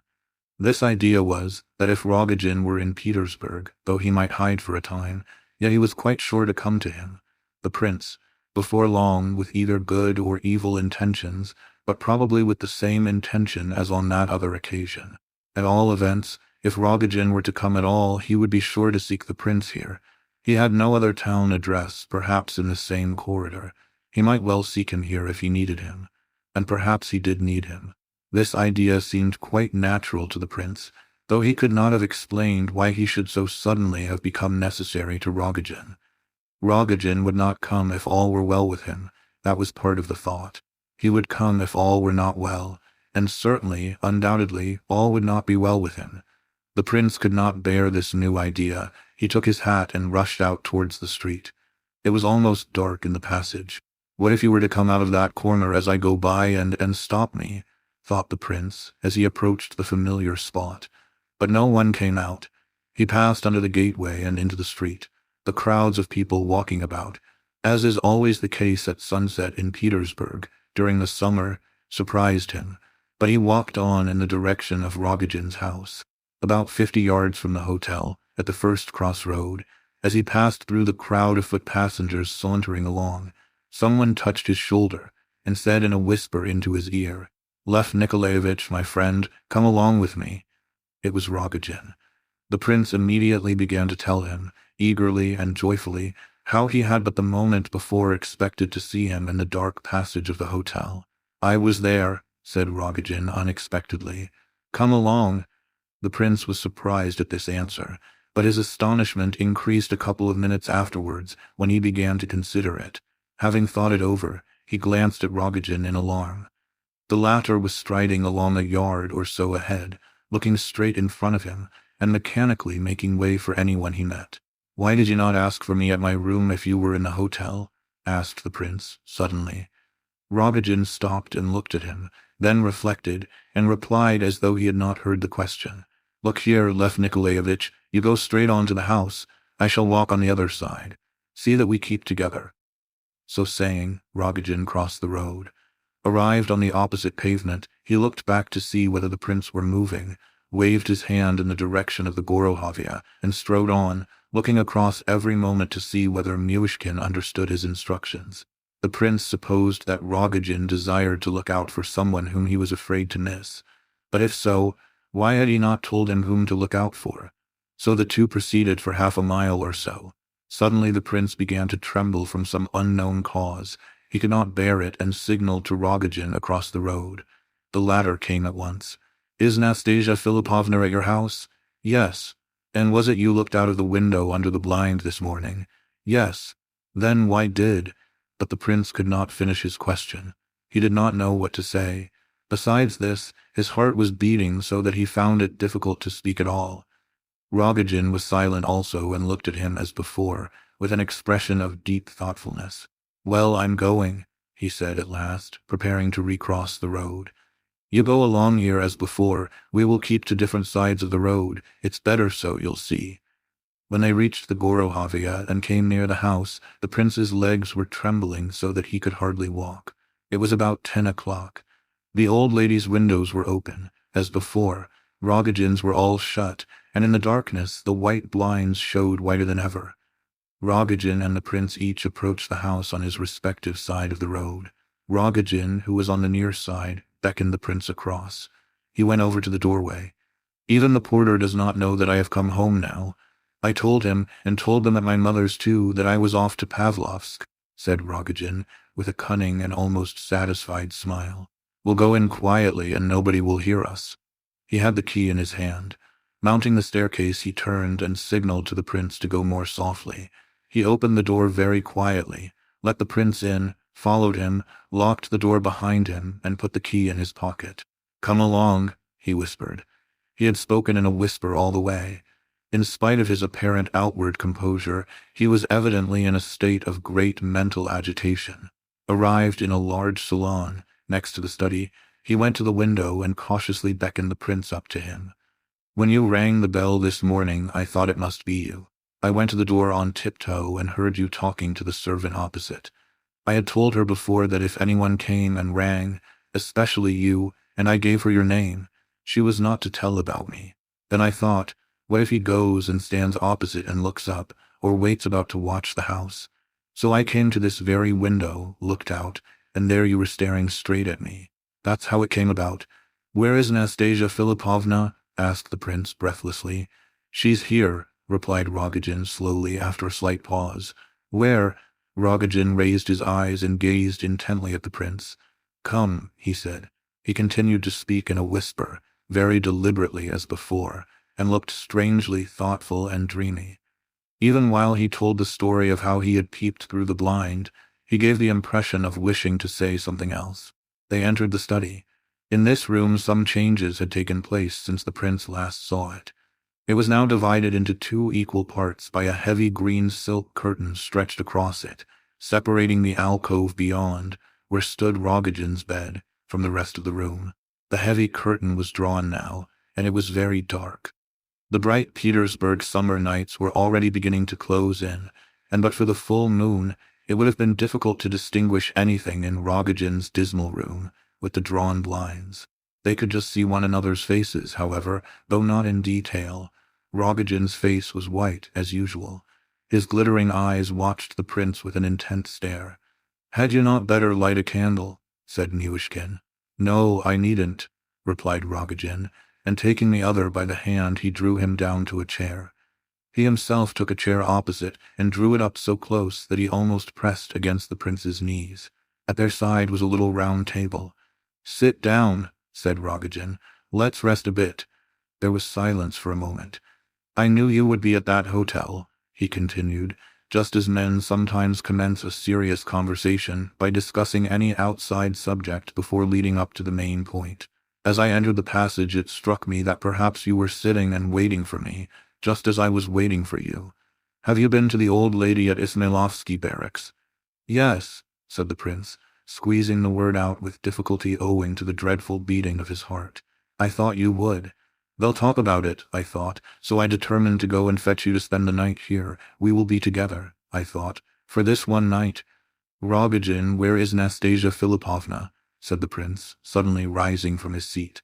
He was quaking in all his limbs, and his words came in a scarcely audible whisper. Rogojin rose also. "There," he whispered, nodding his head towards the curtain. "Asleep," whispered the prince. Rogojin looked intently at him again as before. "Let's go in, but you mustn't. Well, let's go in." He lifted the curtain, paused, and turned to the prince. "Go in," he said, motioning him to pass behind the curtain. Myshkin went in. "It's so dark," he said. "You can see quite enough," muttered Rogojin. "I can just see there's a bed. Go nearer," suggested Rogojin softly. The prince took a step forward, then another, and paused. He stood and stared for a minute or two. Neither of the men spoke a word while at the bedside. The prince's heart beat so loud that its knocking seemed to be distinctly audible in the deathly silence. But now his eyes had become so far accustomed to the darkness that he could distinguish the whole of the bed. Someone was asleep upon it, in an absolutely motionless sleep. Not the slightest movement was perceptible, not the faintest breathing could be heard. The sleeper was covered with a white sheet. The outline of the limbs was hardly distinguishable. He could only just make out that a human being lay outstretched there. All around, on the bed, on a chair beside it, on the floor, were scattered the different portions of a magnificent white silk dress, bits of lace, ribbons, and flowers. On a small table at the bedside glittered a mass of diamonds, torn off and thrown down anyhow. From under a heap of lace at the end of the bed peeped a small white foot, which looked as though it had been chiseled out of marble. It was terribly still. The prince gazed, and felt that the more he gazed, the more deathlike became the silence. Suddenly a fly awoke somewhere, buzzed across the room, and settled on the pillow. The prince shuddered. "Let's go," said Rogojin, touching his shoulder. They left the alcove and sat down in the two chairs they had occupied before, opposite to one another. The prince trembled more and more violently, and never took his questioning eyes off Rogojin's face. "I see you are shuddering, Lev Nikolaevich," said the latter at length, "almost as you did once in Moscow, before your fit. Don't you remember? I don't know what I shall do with you." The prince bent forward to listen, putting all the strain he could muster upon his understanding in order to take in what Rogojin said, and continuing to gaze at the latter's face. "Was it you?" he muttered at last, motioning with his head towards the curtain. "Yes, it was I," whispered Rogojin, looking down. Neither spoke for 5 minutes. "Because, you know," Rogojin recommenced, as though continuing a former sentence, If you were ill now or had a fit or screamed or anything, they might hear it in the yard or even in the street and guess that someone was passing the night in the house. They would all come and knock and want to come in because they know I am not at home. I didn't light a candle for the same reason. When I am not here, for 2 or 3 days at a time, now and then, no one comes in to tidy the house or anything. Those are my orders, so that I want them to not know we are spending the night here. Wait, interrupted the prince. I asked both the porter and the woman whether Nastasia Philippovna had spent last night in the house. So they knew. I know you asked. I told them that she had called in for 10 minutes and then gone straight back to Pavlovsk. No one knows she slept here. Last night we came in just as carefully as you and I did today. I thought as I came along with her that she would not like to creep in so secretly, but I was quite wrong. She whispered and walked on tiptoe. She carried her skirt over her arm so that it shouldn't rustle, and she held up her finger at me on the stairs so that I shouldn't make a noise. It was you she was afraid of. She was mad with terror in the train, and she begged me to bring her to this house. I thought of taking her to her rooms at the Ismailovsky barracks first, but she wouldn't hear of it. She said, "No, not there. He'll find me out at once there. Take me to your own house where you can hide me, and tomorrow we'll set off for Moscow." Then she would go to Orel, she said. When she went to bed, she was still talking about going to Orel. Wait, what do you intend to do now, Parfen? Well, I'm afraid of you. You shudder and tremble so. We'll pass the night here together. There are no other beds besides that one, but I've thought how we'll manage. I'll take the cushions off all the sofas and lay them down on the floor, up against the curtain here, for you and me, so that we shall be together. For if they come in and look about now, they'll find her and carry her away, and they'll be asking me questions, and I shall say I did it, and then they'll take me away too, don't you see? So let her lie close to us, close to you and me. Yes, yes, agreed the prince warmly. So we will not say anything about it or let them take her away. Not for anything, cried the other. No, no, no. So I had decided, my friend, not to give her up to anyone, continued Rogojin. We'll be very quiet. I have only been out of the house 1 hour all day. All the rest of the time I have been with her. I dare say the air is very bad here. It is so hot. Do you find it bad? I don't know, perhaps. By morning it will be. I've covered her with oilcloth, best American oilcloth, and put the sheet over that, and 4 jars of disinfectant on account of the smell, as they did at Moscow, you remember. And she's lying so still. You shall see in the morning when it's light. What, can't you get up? Asked Rogojin, seeing the other was trembling so that he could not rise from his seat. My legs won't move, said the prince. It's fear, I know. When my fear is over, I'll get up. Wait a bit. I'll make the bed, and you can lie down. I'll lie down too, and will listen and watch, for I don't know yet what I shall do. I tell you beforehand, so that you may be ready in case I... Muttering these disconnected words, Rogojin began to make up the beds. It was clear that he had devised these beds long before. Last night he slept on the sofa, but there was no room for 2 on the sofa, and he seemed anxious that he and the prince should be close to one another. Therefore, he now dragged cushions of all sizes and shapes from the sofas, and made a sort of bed of them close by the curtain. He then approached the prince, and gently helped him to rise and led him towards the bed. But the prince could now walk by himself, so that his fear must have passed. For all that, however, he continued to shudder. It's hot weather, you see, continued Rogojin, as he lay down on the cushions beside Myshkin, and naturally there will be a smell. I daren't open the window. My mother has some beautiful flowers in pots. They have a delicious scent. I thought of fetching them in, but that old servant will find out. She's very inquisitive. Yes, she is inquisitive, assented the prince. I thought of buying flowers and putting them all round her, but I was afraid it would make us sad to see her with flowers round her. Look here, said the prince. He was bewildered, and his brain wandered. He seemed to be continually groping for the questions he wished to ask, and then losing them. Listen, tell me, how did you with a knife? That same one. Yes, that same one. Wait a minute, I want to ask you something else, Parfen, all sorts of things. But tell me first, did you intend to kill her before my wedding at the church door with your knife? I don't know whether I did or not, said Rogojin dryly, seeming to be a little astonished at the question and not quite taking it in. Did you never take your knife to Pavlovsk with you? No. As to the knife, he added, this is all I can tell you about it. He was silent for a moment, and then said, "I took it out of the locked drawer this morning about 3, for it was in the early morning all this happened. It has been inside the book ever since.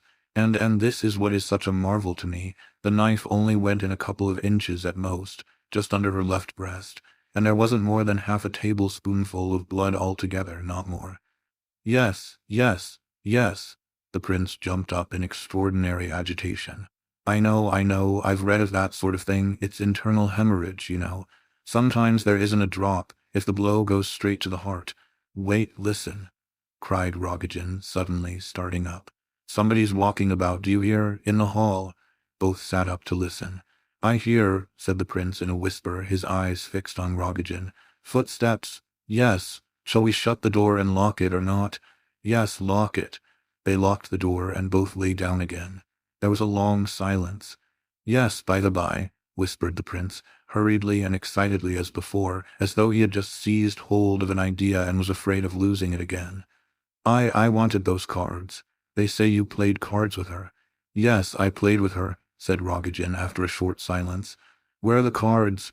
"Here they are," said Rogojin after a still longer pause. He pulled out a pack of cards, wrapped in a bit of paper, from his pocket, and handed them to the prince. The latter took them, with a sort of perplexity. A new, sad, helpless feeling weighed on his heart. He had suddenly realized that not only at this moment, but for a long while, he had not been saying what he wanted to say, had not been acting as he wanted to act, and that these cards which he held in his hand, and which he had been so delighted to have at first, were now of no use, no use. He rose and wrung his hands. Rogojin lay motionless, and seemed neither to hear nor see his movements, but his eyes blazed in the darkness, and were fixed in a wild stare. The prince sat down on a chair, and watched him in alarm. Half an hour went by. Suddenly Rogojin burst into a loud, abrupt laugh, as though he had quite forgotten that they must speak in whispers. "That officer, eh? That young officer, don't you remember that fellow with the band? Eh? Ha ha ha, didn't she whip him smartly, eh?" The prince jumped up from his seat in renewed terror. When Rogojin quieted down, which he did at once, the prince bent over him, sat down beside him, and with painfully beating heart and still more painful breath, watched his face intently. Rogojin never turned his head, and seemed to have forgotten all about him. The prince watched and waited. Time went on, it began to grow light. Rogojin began to wander, muttering disconnectedly. Then he took to shouting and laughing. The prince stretched out a trembling hand, and gently stroked his hair and his cheeks. He could do nothing more. His legs trembled again, and he seemed to have lost the use of them. A new sensation came over him, filling his heart and soul with infinite anguish. Meanwhile the daylight grew full and strong, and at last the prince lay down, as though overcome by despair, and laid his face against the white, motionless face of Rogojin. His tears flowed on to Rogojin's cheek, though he was perhaps not aware of them himself. At all events, when, after many hours, the door was opened and people thronged in, they found the murderer unconscious and in a raging fever. The prince was sitting by him, motionless, and each time that the sick man gave a laugh or a shout, he hastened to pass his own trembling hand over his companion's hair and cheeks, as though trying to soothe and quiet him. But alas, he understood nothing of what was said to him, and recognized none of those who surrounded him. If Schneider himself had arrived then, and seen his former pupil and patient, remembering the prince's condition during the first year in Switzerland, he would have flung up his hands despairingly, and cried, as he did then, "An idiot!" When the widow hurried away to Pavlovsk, she went straight to Darya Alexeyevna's house, and telling all she knew, threw her into a state of great alarm. Both ladies decided to communicate at once with Lebedev, who, as the friend and landlord of the prince, was also much agitated. Vera Lebedev told all she knew, and by Lebedev's advice it was decided that all three should go to Petersburg as quickly as possible, in order to avert what might so easily happen. This is how it came about that at 11 o'clock next morning Rogojin's flat was opened by the police in the presence of Lebedev, the two ladies, and Rogojin's own brother, who lived in the wing. The evidence of the porter went further than anything else towards the success of Lebedev in gaining the assistance of the police. He declared that he had seen Rogojin return to the house last night, accompanied by a friend, and that both had gone upstairs very secretly and cautiously. After this, there was no hesitation about breaking open the door, since it could not be got open in any other way. Rogojin suffered from brain fever for 2 months. When he recovered from the attack, he was at once brought up on trial for murder. He gave full, satisfactory, and direct evidence on every point, and the prince's name was, thanks to this, not brought into the proceedings. Rogojin was very quiet during the progress of the trial. He did not contradict his clever and eloquent counsel, who argued that the brain fever, or inflammation of the brain, was the cause of the crime, clearly proving that this malady had existed long before the murder was perpetrated, and had been brought on by the sufferings of the accused. But Rogojin added no words of his own in confirmation of this view, and as before, he recounted with marvelous exactness the details of his crime. He was convicted, but with extenuating circumstances, and condemned to hard labor in Siberia for 15 years. He heard his sentence grimly, silently, and thoughtfully. His colossal fortune, with the exception of the comparatively small portion wasted in the first wanton period of his inheritance, went to his brother, to the great satisfaction of the latter. The old lady, Rogojin's mother, is still alive, and remembers her favorite son Parfin sometimes, but not clearly. God spared her the knowledge of this dreadful calamity which had overtaken her house. Lebedev, Keller, Gania, Titson, and many other friends of ours continue to live as before. There is scarcely any change in them, so that there is no need to tell of their subsequent doings. Hippolyte died in great agitation, and rather sooner than he expected, about a fortnight after Nastasia Philippovna's death. Kolya was much affected by these events, and drew nearer to his mother in heart and sympathy. Nina Alexandrovna is anxious because he is thoughtful beyond his years, but he will, we think, make a useful and active man. The prince's further fate was more or less decided by Kolya, who selected, out of all the persons he had met during the last 6 or 7 months, Evgeny Pavlovitch as friend and confidant. To him he made over all that he knew as to the events above recorded, and as to the present condition of the prince. He was not far wrong in his choice. Evgeny Pavlovitch took the deepest interest in the fate of the unfortunate idiot, and thanks to his influence, the prince found himself once more with Dr. Schneider in Switzerland. Evgeny Pavlovitch, who went abroad at this time, intending to live a long while on the continent, being, as he often said, quite superfluous in Russia, visits his sick friend at Schneider's every few months. But Dr. Schneider frowns ever more and more and shakes his head. He hints that the brain is fatally injured. He does not as yet declare that his patient is incurable, but he allows himself to express the gravest fears. Evgeny takes this much to heart, and he has a heart, as is proved by the fact that he receives and even answers letters from Kolya. But besides this, another trait in his character has become apparent, and as it is a good trait, we will make haste to reveal it. After each visit to Schneider's establishment, Evgeny Pavlovitch writes another letter, besides that to Kolya, giving the most minute particulars concerning the invalid's condition. In these letters is to be detected, and in each one more than the last, a growing feeling of friendship and sympathy. The individual who corresponds thus with Evgeny Pavlovitch, and who engages so much of his attention and respect, is Vera Lebedev. We have never been able to discover clearly how such relations sprang up. Of course, the root of them was in the events which we have already recorded, and which so filled Vera with grief on the prince's account that she fell seriously ill. But exactly how the acquaintance and friendship came about, we cannot say.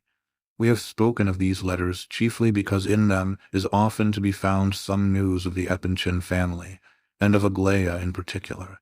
Evgeny Pavlovitch wrote of her from Paris, that after a short and sudden attachment to a certain Polish count, an exile, she had suddenly married him, quite against the wishes of her parents, though they had eventually given their consent through fear of a terrible scandal.